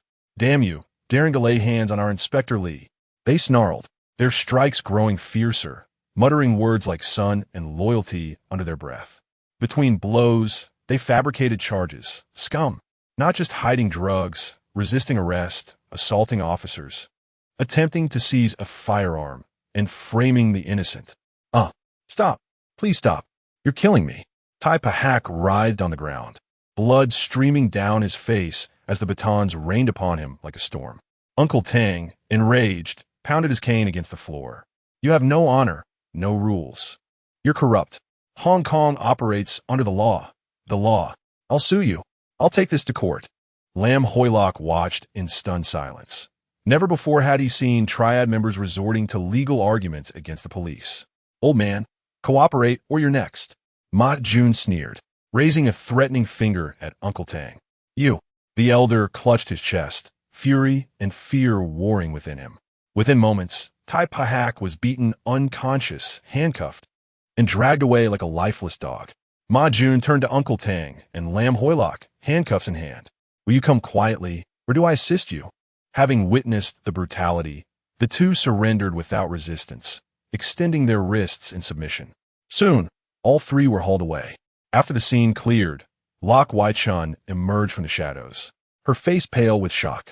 She knew the Hong Kong police had a dark side, but this was terrifying. For a moment, she couldn't tell who the real criminals were. Inside the interrogation room at the West Kowloon police station, Ma Jun tossed a bag of white powder onto the table. This heroin was found in your car. Solid evidence. Do you admit to drug possession? Lam Hoylok didn't answer directly. Instead, he pleaded, Officer, can I speak to Inspector Li one more time? Ma Yunis gazed document. Inspector Li is unwell and has returned to the hospital. You won't be seeing him. Do you confess? Lam shook his head. I'm innocent. I was framed. Bang! A baton strike sent him crashing to the floor, followed by a savage beating until he lost consciousness. Ma Jun poured a bottle of water over Lam's head, reviving him. Gasping in pain and terror, Lam begged, Please, officer, just let me see Inspector Li. Bang, bang, bang. Another brutal assault left him unconscious once more. With a splash, another bottle of water was poured over him, jolting Ma Jun awake. Coldly, he inquired, Do you plead guilty? Lin Huailu, utterly broken, gasped, I do. I confess to everything. Please, do not strike me again. Given Lin Huailu's battered state, one could only imagine the condition of Depu He, who at that moment was confined in a separate interrogation room, under the influence of Li Shaoxian's formidable memory restoration techniques. He had already confessed to the crimes that instigated the Second World War. The beating had not been in vain. Both men had gleaned 2 crucial insights. The first was the true nature of organized crime, and the second was why Li Shaojun could command the loyalty of Dong Xing and Hong Xing. At midnight, Lin Huailu tossed and turned in his holding cell, unable to find solace in sleep. After much contemplation, he finally arrived at two vital words: police baton. He sensed that even if he escaped this ordeal, Li Shaojun would undoubtedly have other methods at his disposal. He resolved to seek an audience with him. Failure to do so could spell his demise. The following morning, the lawyer for the Li Shaojun gang arrived. It must be said, this lawyer possessed considerable skill.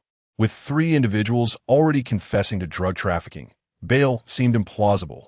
The lawyer advised them to plead guilty to personal drug use instead. This transformation from trafficking to usage significantly lightened the charges, and the lawyers successfully secured their release on bail. Naturally, bail did not equate to innocence. The trio was merely granted temporary freedom from the police station. "Let me assist you. Be careful," Lin Huailu said while supporting Deng Bo as they exited the precinct. Deng Bo nodded in acknowledgement, recognizing Lin Huailu's respect for his elders and his dedication to the gang. He was indeed a commendable young man. Meanwhile, the injured De Pu He raged. "Damn it, I've never felt this humiliated in my life. I will kill him. I must find a hitman right now." Hearing this, Deng Bo, equally furious, declared, "I will sue them. I absolutely will." Observing the two, Lin Huailu frowned. Their reckless behavior would undoubtedly lead to their demise. He needed to hasten to meet Li Shaojun. After assisting Deng Bo into a vehicle, Lin Huailu swiftly dispatched a subordinate to ascertain Li Shaojun's whereabouts. Upon learning that he was at the hospital, Lin Huailu made his way there without delay. In the ward of the Mongkok Hospital, Li Shaojun sat on the bed, leisurely eating a banana while perusing a newspaper filled with heated exchanges between China and the UK. How remarkably ordinary, he mused, as nations bicker. You claim the common folk cannot afford food, and I retort that they resemble beggars. Knock, knock, knock. "Excuse me, Sir Li." With the sound of knocking, Lin Huailu entered. Li Shaojun, upon seeing him, was not taken aback. After all, this man standing within the Hong Kong underworld was exceptional. It would have been strange if he had not sought him out. Li Shaojun set aside the newspaper and asked, "What brings you here?" Lin Huailu wasted no time and stated directly, "I am willing to accept your offer. Sir Li, I humbly request an opportunity." Li Shaojun shook his head, responding, "I do not accept your offer. Upon reflection yesterday, I concluded that it would be best to eliminate all gangs." "What?" Lin Huailu asked. "Why can Xie Peizhi and Sha Chong be accepted?" Li Shaojun fell silent for a moment and replied, "They are different. I have already spoken with Xie Peizhi and Sha Chong. They are patriotic." Lan Yulu, unwilling to give up, insisted, "I can negotiate too. I can be patriotic." Li Shaojun shook his head again, saying, "Xie Peizhi and Sha Chong are the decision-makers of Dongxing and Hongxing. What is your status?" Understanding the implication, Lin Huailu gritted his teeth. "Is it sufficient if I become a decision-maker of Lianxing?" Li Shaojun smiled slightly, perhaps. Seeing a glimmer of hope, Lin Huailu gratefully expressed, "Thank you, Sir Li, for this opportunity. I will not disappoint you. Just give me 2 days. I shall grant you 2 days. If you require assistance from the police, feel free to reach out to me." "Thank you, Sir Li." After leaving the hospital, Lin Huailu quickly devised a plan and hurried to find De Pu He. It was certain that Deng Bo would not agree to be accepted, and Lin Huailu had no intention of persuading him. Ouch! Damn it, this hurts. In a somewhat old-fashioned pharmacy, De Pu He lay on the bed while the doctor applied ointment. "Boss, Legu is here." As announced by a subordinate, Lin Huailu entered. De Pu He, disliking Lin Huailu, frowned and asked, "What do you want?" Lin Huailu, with a serious expression, replied, "I have something to discuss. Can you ask your men to step outside?"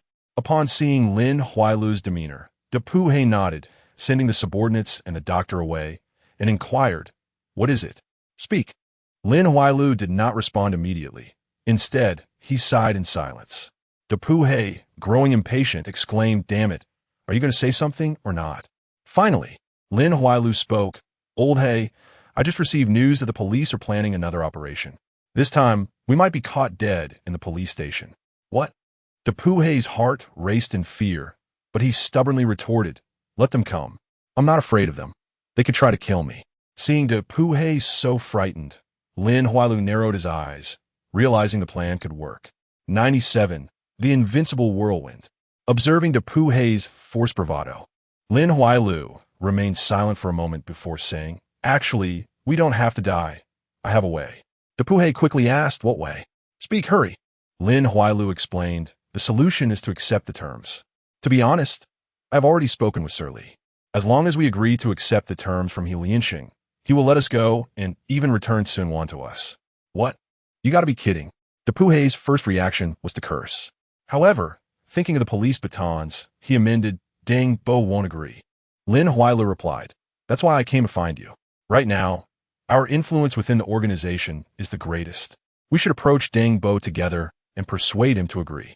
Furthermore, we can re-elect a new decision-maker for Lianxing, and I will fully support you in becoming that decision-maker, while I will handle the finances." "Really? You would support me as the decision-maker?" Upon hearing this, Depuhe expressed his excitement, stating that he too yearned for progress.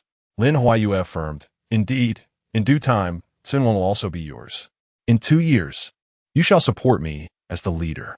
The leadership structure of Lianxing differed from other societies, as it mandated a change every 2 years, prohibiting consecutive terms for the previous leader.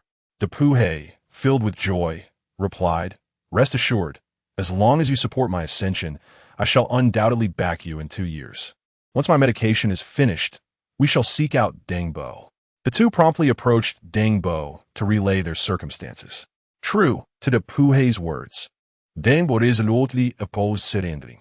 "Dang Bo, you are aware of the police's methods.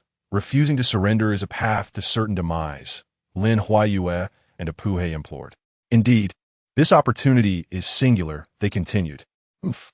Dang Bo snorted coldly, asserting, "Currently, I hold the authority in Lianxing. I have declared that we shall not surrender. You two need not waste your efforts. I do not comprehend your fear. We have thousands in Lianxing, while Hong Kong police force is but a fraction of that number. Should we provoke them? I wonder how Li Shaojun would endure." As he spoke, Dang Bo walked his small dog towards the door, unwilling to engage further with them. He had plans to confront Li Shaojun and had already secured a lawyer. Frustrated, the two gritted their teeth, realizing the stubbornness of the older generation. "Sigh," Depuhe lamented, turning to Lin Huaiyue. "There is no alternative, since Dang Bo disagrees. We should escape to Macau at the earliest." Lin Huaiyue remained silent, his eyes dark and resolute as he approached Dang Bo from behind. Just as Dang Bo reached the staircase, Lin Huaiyue delivered a sudden kick, sending Dang Bo tumbling down. The sound of his fall echoed as he met a fatal end on the stairs. "Alu, you, have you gone mad?" Depuhe exclaimed, taken aback by Lin Huaiyue's actions. Lin Huaiyue replied coldly, "Old Hey, you understand Li Shaojun's methods. If Dang Bo remains alive, not just the two of us, but the entirety of Lianxing could be in peril. This is for the sake of the society." Depuhe contemplated. "You have a point, but it seems rather ruthless. What shall we do next?" Lin Huaiyue had already devised a plan. "You must call the other uncles and inform them that Dang Bo has met his demise on the stairs. Urge them to convene a society meeting this evening to elect a new leader, and I shall fully support you." Depuhe hesitated. "Isn't this too hasty? Won't the society suspect us?" Lin Huaiyue reassured him, "Fear not. Simply follow my instructions, and I will handle the rest." "Very well. I shall rely on you." Depuhe nodded, retrieving his phone. Lin Huaiyue promptly departed from Dang Bo's residence, withdrawing over 2 million to send to several elder members through his subordinates. With the backing of Lin Huaiyue and Depuhe, along with financial incentives, Lianxing elected a new leader that very night, with Depuhe assuming the role and Lin Huaiyue orchestrating the arrangements. As for Dang Bo, he had indeed met his end on the staircase, had he not? "Alu, I truly appreciate your support. Rest assured, I will stand by you in 2 years." Holding the leadership baton in hand, Depuhe was overwhelmed with excitement. Lin Huailu smiled and replied, "Thank you. By the way, Li Sir has invited the two of us to go fishing in Yunlong, preparing to return Sun Wan to us." "Is that so? What wonderful news!" Depuhe exclaimed with joy. "Fishing, indeed, calls for a helmet." Amidst his merriment, Depuhe inquired, "By the way, Ilu, should we bring a gift for Li Sir?" Lin Huailu chuckled, "It's entirely up to you. Just showing up is sufficient. Then I shall bring some cash." Depuhe, with a hearty laugh, instructed his subordinate to fetch one. 66 millions Hong Kong dollars, cheerfully accompanying Lin Huai Lu to Yuan Long. At the familiar little pond in Yuan Long, Li Shaojun sat by the water, fishing while waiting their arrival. In addition to Lin Huai Lu and his entourage, Li Shaojun had summoned Sha Chong, Xie Peizhi, and Gandhi. Besides collaborating with Lian Sheng, Li Shaojun had another matter to attend to. Goodness, Sha Chong, why do you always wear a helmet? Is something wrong with you? Xie Peizhi queried while walking along the mountain path to the pond, noticing Sha Chong's headgear. Sha Chong replied with a cold smirk. Do you not understand why I wear a helmet? Unfazed, Xie Peizhi remarked. Li Sir treats us well.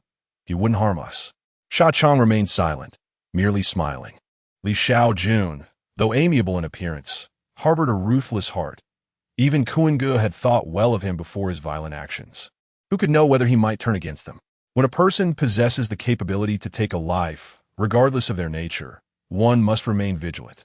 Seeing Sha Chong in such a state, Xie Peizhi felt a twinge of fear, but there were no helmets available for purchase here. She swallowed hard, steeling herself to proceed. Next time, I shall wear a helmet too. Hello, Li Sir, we have arrived. The two greeted softly, moving with utmost care to avoid startling the fish. Li Shaojun, a commendable individual, unfortunately, had poor luck with fishing, often blaming others for his misfortunes. Li Shaojun nodded, continuing to wait for the others.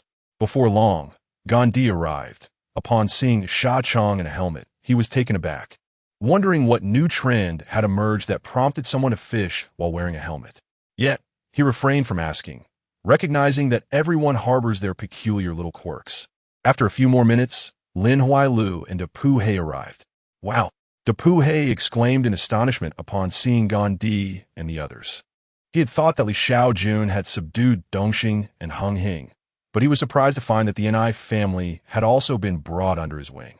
Now, with their addition alongside Lian Sheng, all four major societies of Hong Kong were consolidated under one hand. This individual truly navigated both the black and white worlds with ease. Depu He's shout undoubtedly scared away any remaining fish. Gritting his teeth, Li Shaojun cast a glance at Depu He, but quickly regained his composure. With Depu He's arrival, Xie Peizhi and Sha Chong exchanged glances filled with animosity. That scoundrel had nearly killed them both. Were it not for Li Shaojun's intervention, they would have already rushed in to confront Dongxing and Hung Hing. Hello, Li Sir. Depu He approached with a cheerful demeanor, carrying a box, and said to Li Shaojun, Li Sir, a small token of my appreciation. I hope you will accept it. As Li Shaojun peered into the box, revealing stacks of cash, he squinted and replied, There's no need for the money. To be frank, Depu He, you are somewhat easier to manage, yet, given that you nearly killed Xie Peizhi and Sha Chong, leaving you alive could undermine the unity of our organization. It is a necessary course of action. Li Shaojun was straightforward. He preferred not to engage in idle chatter with the deceased. In the midst of Depu He's bewilderment, a sudden thud echoed as Lin Huaiyue struck him down with a stone. Air! Hey Lu! You! Thud, thud, thud! Under Depu He's furious gaze, Lin Huaiyue continued to pummel him, soon rendering half of Depu He's head a bloody pulp, lifeless beyond recovery. Witnessing this gruesome scene, Gandhi's legs quaked in fear, and Xie Peizhi felt a chill run down her spine. Only Sha Chong chuckled, patting his helmet, alas. Fishing without a helmet and disturbingly, sir, while he fishes. Who else could meet their demise but you? After eliminating Depu He, Lin Huai, panting, discarded the stone aside. One must admit, lifting a 30-pound stone to strike someone is quite a feat of strength. As he gazed at the stone, now lying on the ground, Li Shaojun felt a sense of familiarity wash over him. Indeed, was this not the very stone used by Xie Peizhi and Sha Chong? How remarkable!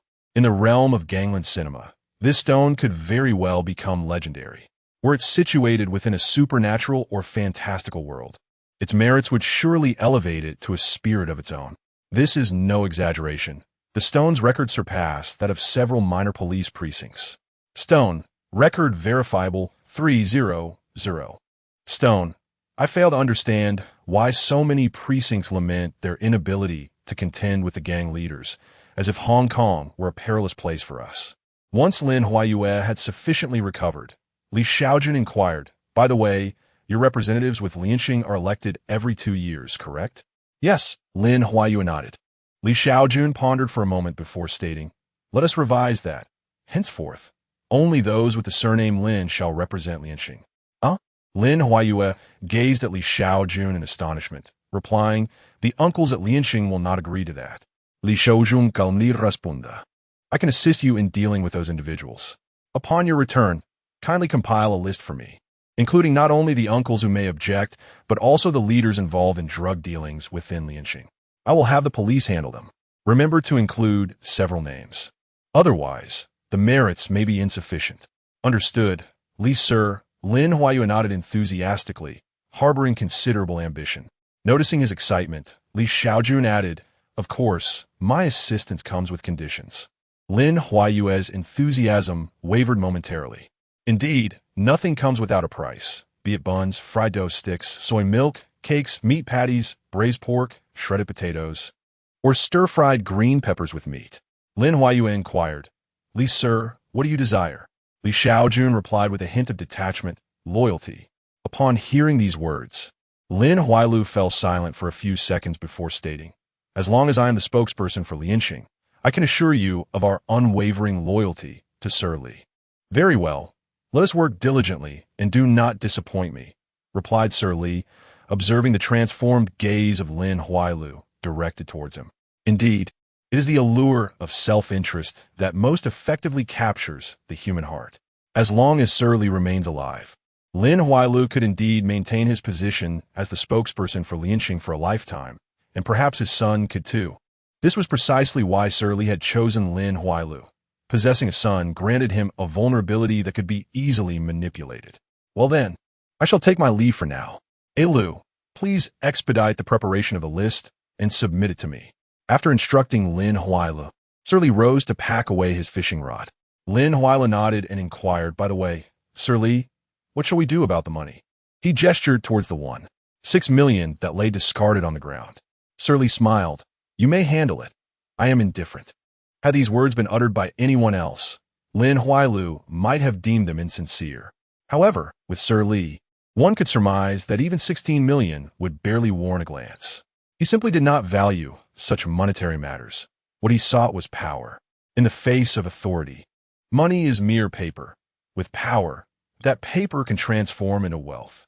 "Understood, Sir Li," Lin Huailu nodded, seizing the opportunity to regain some capital for himself. Subsequently, Sir Li departed from Yuan Long, en route to the hospital. Halfway through the journey, feeling somewhat peckish, he decided to stop at a quaint little diner and ordered a fried rice dish. While waiting for his meal, Sir Li calculated that he should be able to return to the police station by tomorrow. He had heard that 2 newcomers had joined the precinct yesterday, one named Chiu Gangao and the other Long Jiao. Parting for 3 days calls for a fresh perspective. Soon, the fried rice was ready, and Li Shaojun picked up the eating while reading. To be honest, he wasn't sure if it was due to excessive phone use in a past life, but he felt that eating without engaging in some activity lacked flavor. After a short while, a headline caught his eye: "Police strike again in Causeway Bay, seizing 17 drug dealers." Upon closer inspection, he was surprised to see that the protagonist of the headline was Fong Chongxin. Li Shaojun chuckled to himself. Indeed, parting for 3 days warrants a new appraisal. During their time working together, he had sensed Fong Chongxin's capabilities, though he found his character somewhat wanting. Now, seeing his accomplishments, it was no wonder he dared to claim credit boldly. After all, if one lacked ability, it wouldn't be called claiming credit. It would be akin to vying for a better life.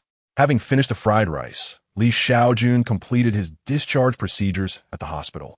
While packing up in the ward, 2 acquaintances entered. "Li Sir, you're feeling better? Good thing I came today, otherwise I would have missed you." Fong Chongxin, brimming with enthusiasm, entered alongside Liao Danan, greeting him with a smile. Both carried baskets of fruit. Li Shaojun returned the greeting with a smile. "You both are here? Xian, you've been doing remarkably well lately, achieving such significant feats." Fong Chongxin scratched his head, saying, "Oh, I just apprehended a handful of drug dealers and seized a couple dozen pounds of drugs. Nothing major." Li Shaojun chuckled and inquired about the details. Fang Chongxin naturally recounted the events in rapid succession. For days prior, there was a major operation to apprehend drug dealers at the Causeway Bay police station. Due to a shortage of personnel, Huang Bingyao had dispatched Fang Chongxin for assistance. Although he was meant to assist, the situation at the police station was dire, and no one dared to take the lead in the apprehension. After all, they were dealing with drug dealers, not mere thugs. A slip could easily result in casualties and potential retaliation. Consequently, Fang Chongxin was thrust into the lead role and gained fame from the operation. Of course, it wasn't as simple as it sounded. During the apprehension, he was slashed by a drug dealer, narrowly escaping death. Fortunately, his skills allowed him to evade and counterattack, resulting only in minor injuries. Here, Li sir, take a look. Thankfully, I managed to block it. Otherwise, that blade would have struck my neck, Fang Chongxin said, removing his jacket to reveal a knife wound on his left arm. Impressiva, Li Shaojun remarca, pating Fang Chongxin's schulde. Although he wasn't particularly fond of Fang Chongxin, he held great respect for him, risking his life to apprehend drug dealers. Fang Chongxin smiled, slightly embarrassed, and said, "By the way, Li sir, Huang sir intends to commend me, suggesting I take over your former position as chief inspector." Li Shaojun chuckled. "That's certainly a good thing." Fang Chongxin bit his lip, wanting to say something, but hesitating. Finally, he mustered the courage to say, "Li sir, I don't wish to be the chief inspector in Mongkok.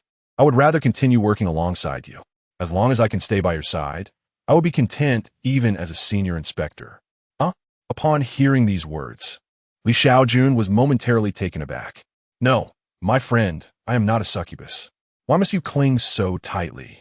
After pondering for a while, Li Shaojun replied, "You must discuss this matter with Mr. Huang, otherwise it will appear as though I am undermining him. If Mr. Huang consents, I can handle things on the West Kowloon side." Fang Chongxin exclaimed with enthusiasm, "All right, thank you, Mr. Li. I will speak with Mr. Huang today." In a vibrant atmosphere of youthful audacity, Li Shaojun turned to Liao Danan, raising an eyebrow, and inquired, "Are you also inclined to join us in West Kowloon?" With a graceful smile, Liao Danan candidly responded, "I have no preference between East or West Kowloon. Had it not been for your suggestion, I would still be patrolling the streets. I simply wish to follow you, senior brother." Li Shaojun chuckled. "Then you may accompany Xing, but we must first inform Sir Huang. I'll handle matters in West Kowloon." "Indeed, then we shall not disturb you any longer, Li sir. We will proceed to find Sir Huang." After exchanging pleasantries, Fang Chongxin escorted Liao Danan back to the Mongkok police station. Inside the office, Huang Bingyao muttered to himself while perusing a newspaper, lamenting his fate. "When will I be transferred to the headquarters? Surely, they won't expect me to remain here for eternity." A knock at the door interrupted his musings, followed by Fang Chongxin's voice, "Sir Huang, it's Xing. I need to speak with you." Upon recognizing Fang Chongxin, Huang Bingyao smiled. "Xing, I've told you, there is no need to knock. Just come in." "That is not appropriate. You are my superior," Fang Chongxin replied with a smile as he and Liao Danan entered. Huang Bingyao chuckled at this remark, reminiscent of Junzi, and thought to invite him for his birthday celebration. "What brings you here?" he inquired. Fang Chongxin shared his desire to transfer to West Kowloon alongside Li Shaojun. "What?" Huang Bingyao frowned upon hearing this. "You Li family members are all the same. Are you trying to undermine me? Don't let me catch you, or I'll unleash my fury." He continued, "I cannot approve this. Xing, Mongkok is in need of personnel. Perhaps you should stay for a few more years to gain some experience." Fang Chongxin shook his head resolutely. "Sir Huang, I must go to West Kowloon. I have spent over a decade gaining experience, and if I remain any longer, I may never achieve the rank of inspector. Please let me go." He reflected on his initial encounters with Ma Jun, who had once been merely an inspector, now elevated to chief inspector in West Kowloon. Fang Chongxin envied Ma Jun for aligning himself with the right individuals. Li Shaojun would genuinely support him. Reluctantly, Huang Bingyao did not wish to see Fang Chongxin depart, recognizing the rarity of talent within the police force. Gritting his teeth, he pointed to the door, declaring, "Then go. If you possess the courage, step through that door." The threat was palpable on Huang Bingyao's face. Yet, Fang Chongxin, steeling himself, walked out. Once Fang Changxin had left, Huang Bingyao gazed at Liao Danan in astonishment, remarking, "Today's youth truly possess remarkable courage." Liao Danan offered an awkward smile. Huang Bingyao then asked, "By the way, what brings you here? Are you also planning to leave?" Liao Danan nodded in affirmation. Huang Bingyao gestured toward the door. "If you're brave, then go. If you have the nerve, step outside." Liao Danan exited, aware that she lacked Fang Changxin's boldness, yet understanding that Huang Bingyao was a tough exterior masking a benevolent heart. As Huang Bingyao gazed at his now empty office, he pressed his lips together, reflecting on the audacity of today's youth. Though discontent lingered within him, he nonetheless assisted the two individuals in completing their paperwork, ensuring they could report to West Kowloon the following day. At 8 in the evening, after work, the two of them joyfully ventured to a hot pot restaurant for a delightful meal. "Take care, junior sister. Walk slowly and be safe," he advised. "All right, senior brother. See you tomorrow," she replied. After satisfying their hunger, Liao Danan bid farewell and rose to leave. Just as Fang Changxin was about to depart, he noticed a tall, burly man accompanied by a group of thugs approaching. The man's expression was menacing, exuding an air of intimidation.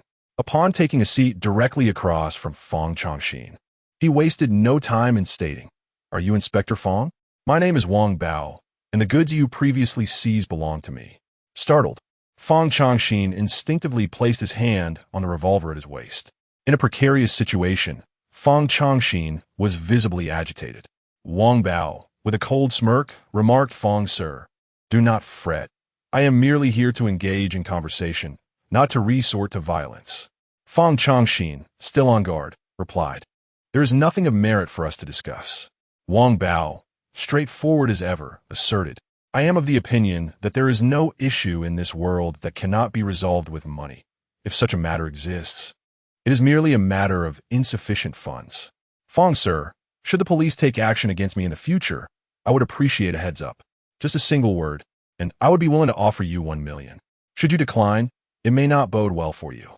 In 1989, 1 million was no trifling sum. Though Wang Bao felt a twinge of regret at the amount he was offering in the realm of his drug dealings, that sum was but a drop in the ocean.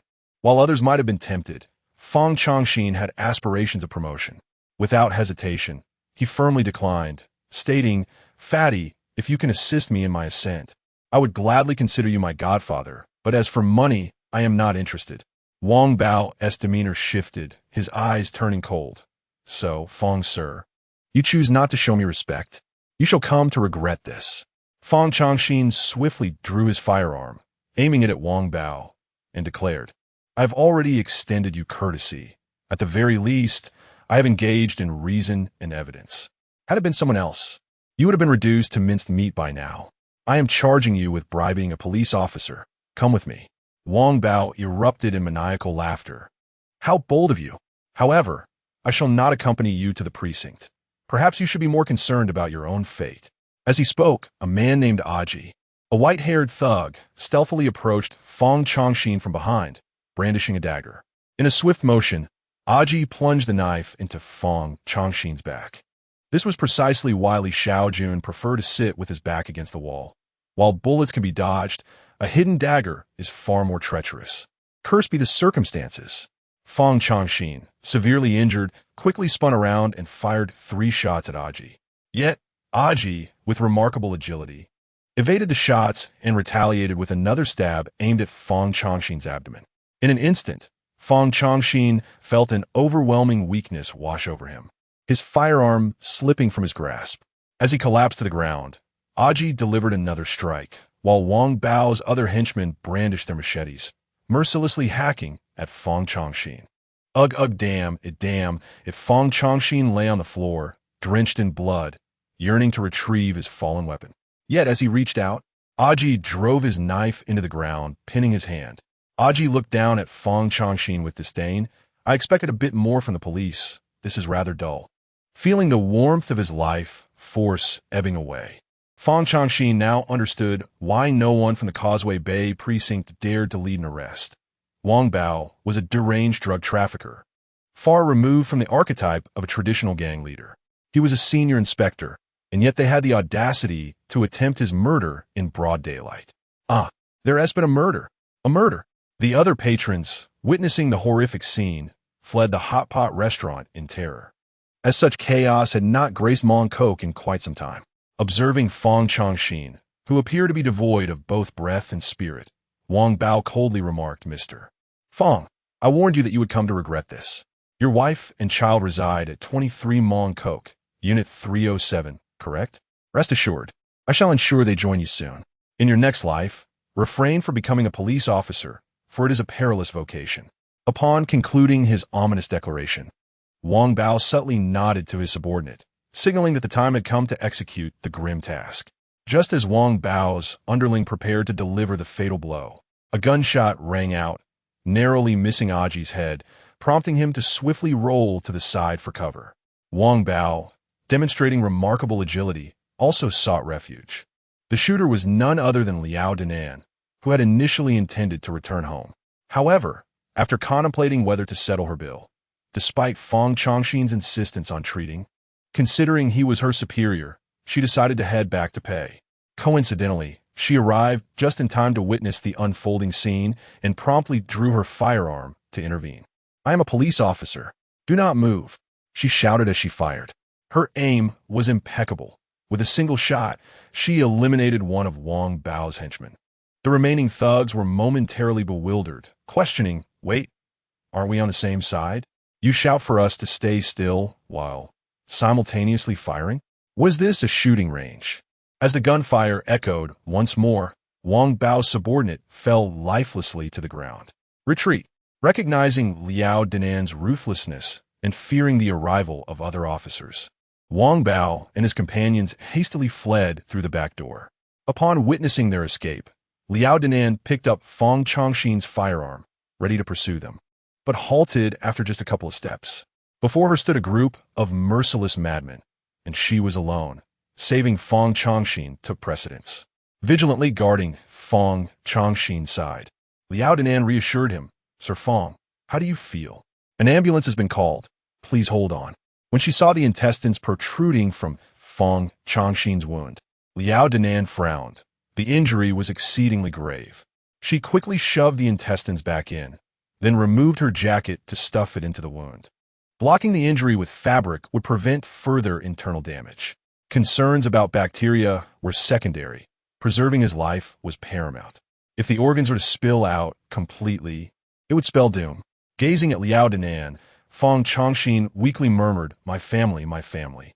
Liao Dinan, quick-witted, comprehended his words and immediately called Huang Bingyao to relay the situation. "What?" "He is in trouble.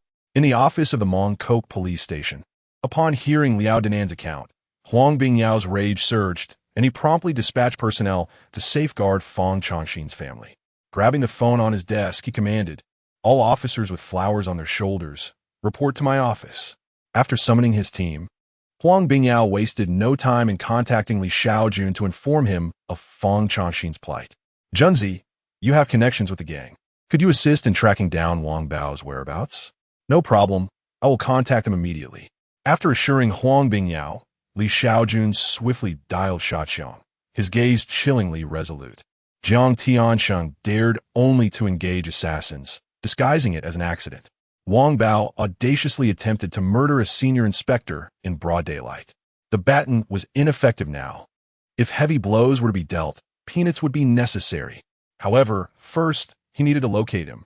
In a luxurious villa by the sea, Shaqiang hesitated before selection of several alluring figures. Each one was enticing, making the choice exceedingly difficult. At that moment, a subordinate outside announced, "Boss, there's a call for you." Irritated, Shaqiang retorted, "Don't answer. I told you no one is to disturb me. Can't you understand? It's Sir Li. Is that so? Quickly put me through." Shaqiang snatched the phone, grinning as he inquired, "Sir Li, what brings you to call me?" Li Shaojun wasted no time, instructing Shaqiang to dispatch all his subordinates to inquire about Wang Bao's whereabouts. Naturally, Shaqiang, along with Xie Peiji, Gandhi, and Lin Huayue, also received calls from Li Shaojun. They, recognizing the urgency, promptly sent out all their subordinates to gather information on Wang Bao. In no time, the four gangs, Dongxing, Hongxing, and I family, and Lianxing, sent thousands of thugs surging into various bars, gaming halls, and small casinos across Hong Kong, asking everyone they encountered, "Do you know Wang Bao?" Not long after, the Mong Ko police station took action. With a single command from Wang Pingyang, hundreds of officers surged into various shadowy locales across Hong Kong, inquiring about one person, "Do you know Wang Bao?" In that moment, both the criminal underworld and law enforcement were frantically searching for Wang Bao's whereabouts. Those acquainted with him found themselves in dire straits. If caught by gangsters, they faced brutal beatings, and if apprehended by the police, they endured merciless treatment with batons and military boots. Not even the dogs Wang Bao knew were spared from punishment. Yet, Wang Bao appeared to have vanished without a trace, eluding all efforts to locate him. The police, however, were truly incensed. Unable to find him, they escalated their search. The following day, besides the Mong Ko police station, other precincts also dispatched personnel to the streets. The mobile unit, riot vehicles, traffic officers, patrol officers, CD, organized crime, and triad bureau, and the major crime unit all operated at full capacity, scouring the city for leads. The police were relentless, sweeping through all organizations in Hong Kong, regardless of their connection to Wang Bao, except for the four gangs that had allied with Li Shaojun. They left no stone unturned, prohibiting not only illicit activities, but even the sale of fish balls. Anyone with tattoos was subjected to identity checks. This zealous operation yielded unexpected results. While Wang Bao remained elusive, over a dozen fugitives were apprehended. The various gangs in Hong Kong lamented their heavy losses and hastily dispatched individuals to uncover the truth behind Wang Bao's actions. Upon learning the details, the gang leaders were left astounded. It turned out that Wang Bao had indeed been trafficking in narcotics, a grave offense. While there had been instances of assassinations of police officers in the underworld, never before had an officer been killed in broad daylight. Could the police refrain from retaliating? If caught, the consequences would be dire indeed. In the bustling streets of Hong Kong, the relentless pursuit of the elusive Wang Bao had yielded no results, despite extensive searches. The atmosphere was thick with frustration. At the West Kowloon police station, Officer Li Shaojun sat in silence, methodically cleaning his submachine gun. The Special Crime Unit was permitted to wield such weaponry, but it had previously been deemed unnecessary. This particular request had been made by Li Shaojun specifically for the purpose of apprehending Wang Bao. Yet, with each passing day, the suspect remained hidden, leaving the officer feeling powerless. 3 days later, a call from Lin Huailu rang through, breaking the silence. "Li sir, I have news. The notorious dragon has connections with Wang Bao, but I doubt he will disclose anything," Lin reported. "Where is he?" Li inquired, urgency in his voice.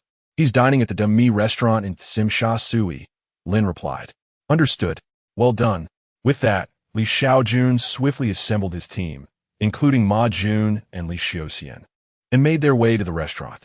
Inside the Demi restaurant, Dragon's henchman was indulging in roasted goose, lamenting, "Boss, the police have gone mad lately. They're checking IDs, even in the restroom.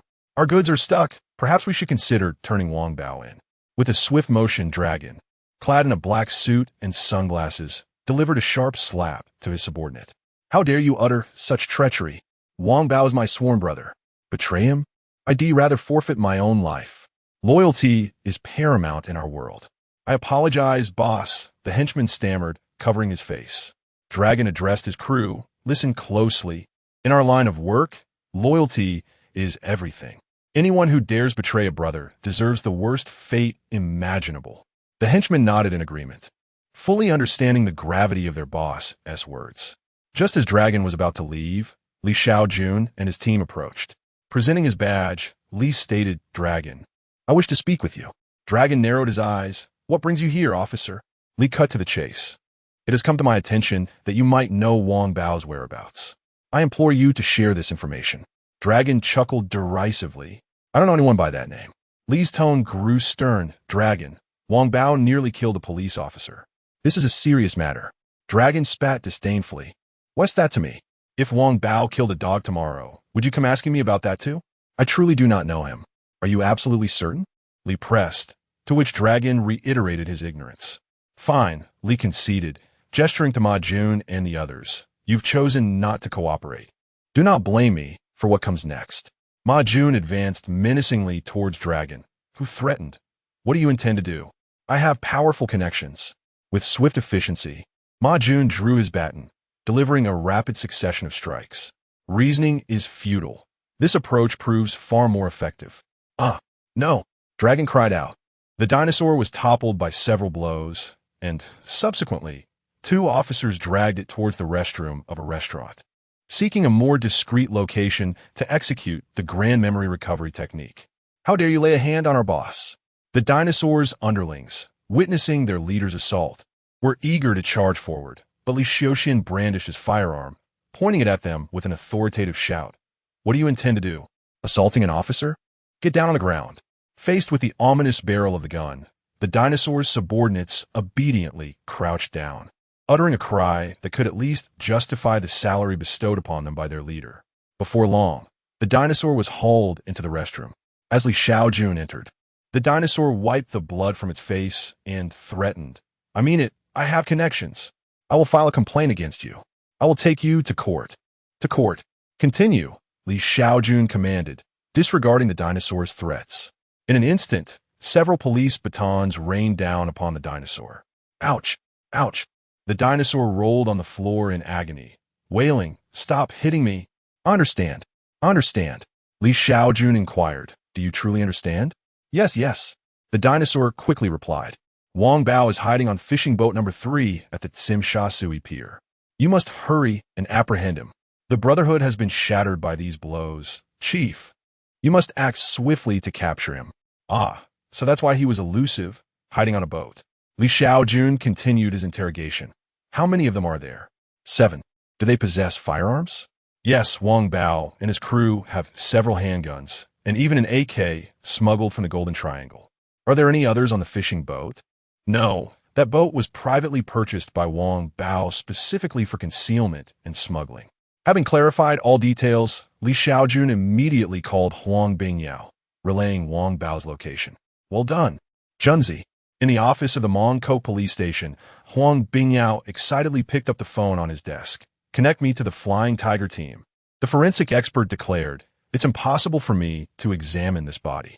In addition to contacting the special police, Huang Bingyao also reached out to the customs authorities, requesting several patrol boats to help seal off the sea to prevent Wang Bao and his accomplices from escaping by water.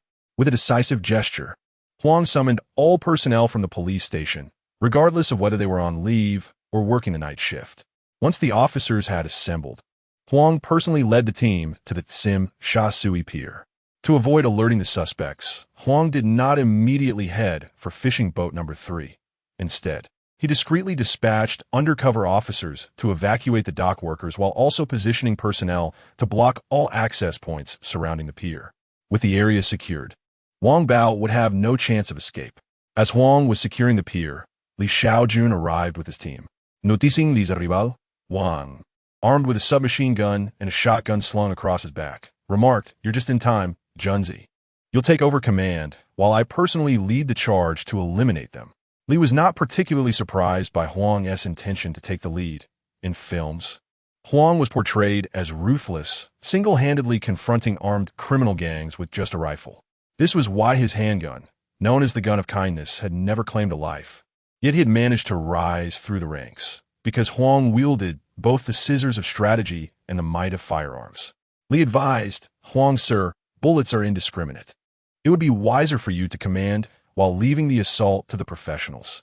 Just then, a convoy of military vehicles arrived, halting to reveal dozens of elite members of the special police, donned in black masks, tactical vests, and wielding an array of firearms, including submachine guns and sniper rifles. The commanding officer, also masked and armed, approached and saluted, Good day, sir. Special Police Commander, Zhou Xing reporting for duty. Huang nodded in acknowledgement and said, Perfect timing. The dock workers have been evacuated. We can now proceed. The criminals are hiding on fishing boat number 3. Encircle them immediately. No one is to escape. Understood, sir. The professionalism of the special police was unquestionable. Zhou quickly organized his team to surround fishing boat number 3, with snipers taking their positions. Despite their meticulous efforts, The police operation did not go unnoticed by Wang Bao and his crew aboard the fishing vessel. "What should we do, boss? The place is crawling with police. We can't get out," one of the henchmen exclaimed. "Damn that dinosaur. He must have betrayed us."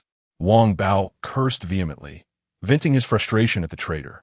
Meanwhile, Aji approached, carrying a bag filled with firearms, stating, "There's no point in lamenting now, boss. If we get caught, we'll rot in prison. I refuse to go to jail. We have to charge out with our guns and see whose firepower prevails." Wang Bao nodded in agreement, retrieving a rifle from the bag. His men, too, armed themselves from the stash. "Charge!" With a fierce shout from Wang Bao, several of his headstrong subordinates rushed out of the fishing boat, weapons drawn. As the two underlings burst forth from the fishing vessel, they were instantly rendered speechless, for all around them, behind the makeshift cover, stood a multitude of police officers, their weapons drawn and aimed squarely at them. And what are those black hoods? Were they members of the SWAT team? This was madness. Und the Wan Baosha subordinen, in a moment of sheer bravado, raised his firearm, prepared to unleash chaos. In truth, however, he was merely frozen in shock, his mind yet to process the dire situation. Acting solely on instinct, the sound of gunfire erupted, rat-a-tat-tat, tat-tat-tat-tat. Before the two could even fully raise their weapons, a barrage of submachine gunfire rained down upon them. The SWAT team unleashing over 100 rounds in an instant. Feeling a sharp discomfort, they collapsed to the ground, slipping into unconsciousness. Other officers, albeit slower than the SWAT team, also opened fire on the fishing boat, but the opportunity to apprehend the targets had already slipped away. "Take cover. Retreat." The remaining members of Wang Bao's group, paralyzed with fear, scrambled back into the cabin, one of them catching a glimpse of the SWAT team. Yes, it was indeed the SWAT team. "Everyone down. Do not expose yourselves. They are armed with sniper rifles," Wang Bao commanded urgently. Sniper rifles? One of the already dazed subordinates, overwhelmed by terror, instinctively peered out the window. Bang! The moment he exposed himself, a sniper's bullet struck his head, and he fell, succumbing to unconsciousness. "Damn it! Are you all fools? I warned you about the snipers." Wang Bao cursed vehemently, his mind consumed by regret. If only he had refrained from killing that police officer. There was indeed a stark contrast between Hong Kong and the Golden Triangle. The gunfire outside the fishing vessel continued unabated, relentlessly suppressing them. Wang Bao, however, was fortunate. The police were armed primarily with light weaponry, and the customs officials had yet to engage. Otherwise, the vessel would have surely been obliterated. At this moment, despair enveloped him. This was the end. As the saying goes, one either descends into madness and despair or succumbs entirely to it. Driven to the brink, Wang Bao, in a fit of frenzy, brandished his rifle and charged out, intent on taking a few officers down with him. "Damn it! I will take a few of you with me, even in death." Seeing Wang Bao leap into action, Aji too seized his weapon, firing as he rushed forward, also seeking to drag a few officers down with him. The moment the two emerged, dozens of police firearms were unleashed upon them with wild abandon. Not only the SWAT team, but even the assisting patrol officers expended entire magazines in their futile effort. Screams pierced the air after suffering over 100 rounds. The lifeless bodies of Wang Bao and Aji sank into the sea. Fearing they might still be alive, the gunfire continued unabated even as their bodies floated, spinning in the water, riddled with bullets. "Cease fire! Cease fire!" With the order from Huang Bingyao, the gunfire gradually subsided. "They must all be dead. Zhou Xingxing, SWAT team, please conduct a thorough check for any survivors." Yes, Zhou Xingxing promptly led the SWAT team aboard the fishing vessel. It appears they are all deceased. The operation was deemed a success. After securing the scene, the matter would now be handed over to the forensic team for evidence collection, investigation, and autopsy. Soon, the forensic team arrived. Huang Bingyao addressed the leader, Inspector Zhang, saying, "The circumstances surrounding the body are rather challenging. I must trouble you." Inspector Zhang replied nonchalantly, "Rest assured, we had an experienced forensic expert join us yesterday. He can examine any corpse, so difficulties are non-existent." The forensic expert beside him smiled haughtily, boasting that he had examined more bodies than Huang Bingyao had ever encountered. "Oh, is that so? That's reassuring," Huang Bingyao smiled in response. However, when a forensic expert lifted the white cloth and beheld the body of Wang Bao, riddled with over 300 gunshots, he paused in shock. No, I cannot examine this corpse. The incident left a profound stain on the face of justice. Despite the formidable challenge, the seasoned forensic expert, true to his reputation, extracted over 300 bullets from the lifeless body of Wang Bao in a single night. In contrast, the leaner Aji bore merely around 100 bullets within his frame. As the figures were tallied, the police emerged victorious. A total of 76 officers discharged their firearms, unleashing over 3,000 bullets and resulting in the demise of 7 criminals, all while sustaining no injuries themselves. The elite Special Duties Unit was awarded the MVP title. Conversely, Wang Bao's faction was completely eradicated, with 0 contributions to the fight, while Wang was posthumously honored for his ability to endure.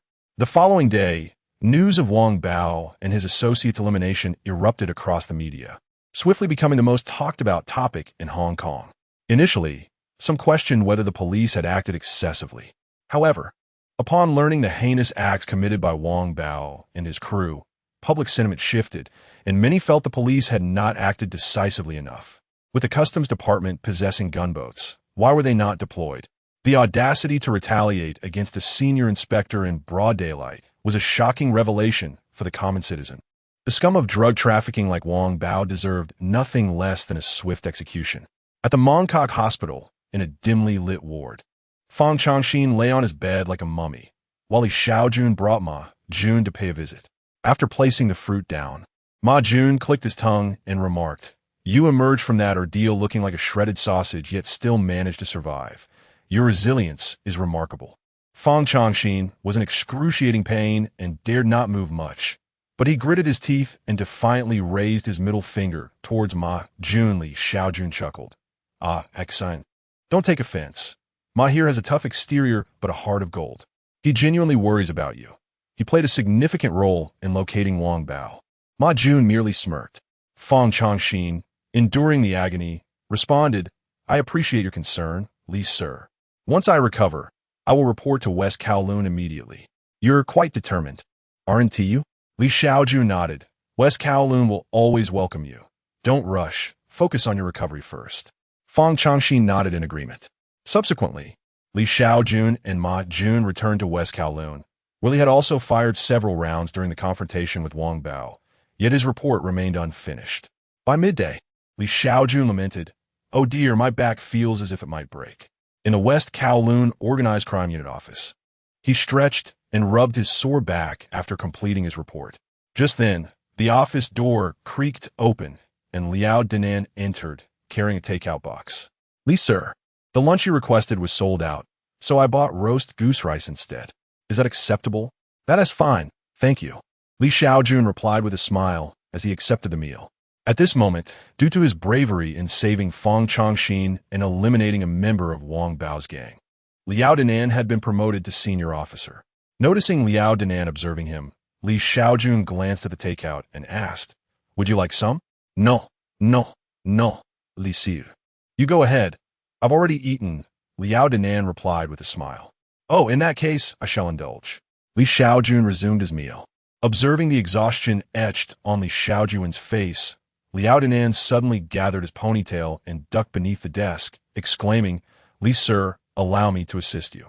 This unexpected maneuver startled Li Shaojun. "Are you out of your mind? Forget it, I shall let you off this time," Li Shaojun remarked as he proceeded to tug at his belt. Observing this gesture, Liao Danan, with wide eyes, retrieved a wallet from beneath the desk. It was indeed the one Li Shaojun had dropped. After a prolonged silence, Li Shaojun inquired, "Did you pick up my wallet for me?" "Yes," Liao Danan nodded, then hesitantly added, "I could also go brush my teeth as I just had something spicy." Li Shaojun shook his head. "Ah, that's unnecessary. You may leave now. I have matters to attend to." "Oh," Liao Danan replied, placing the wallet on the desk before exiting. He felt utterly humiliated, as if he had lost all dignity.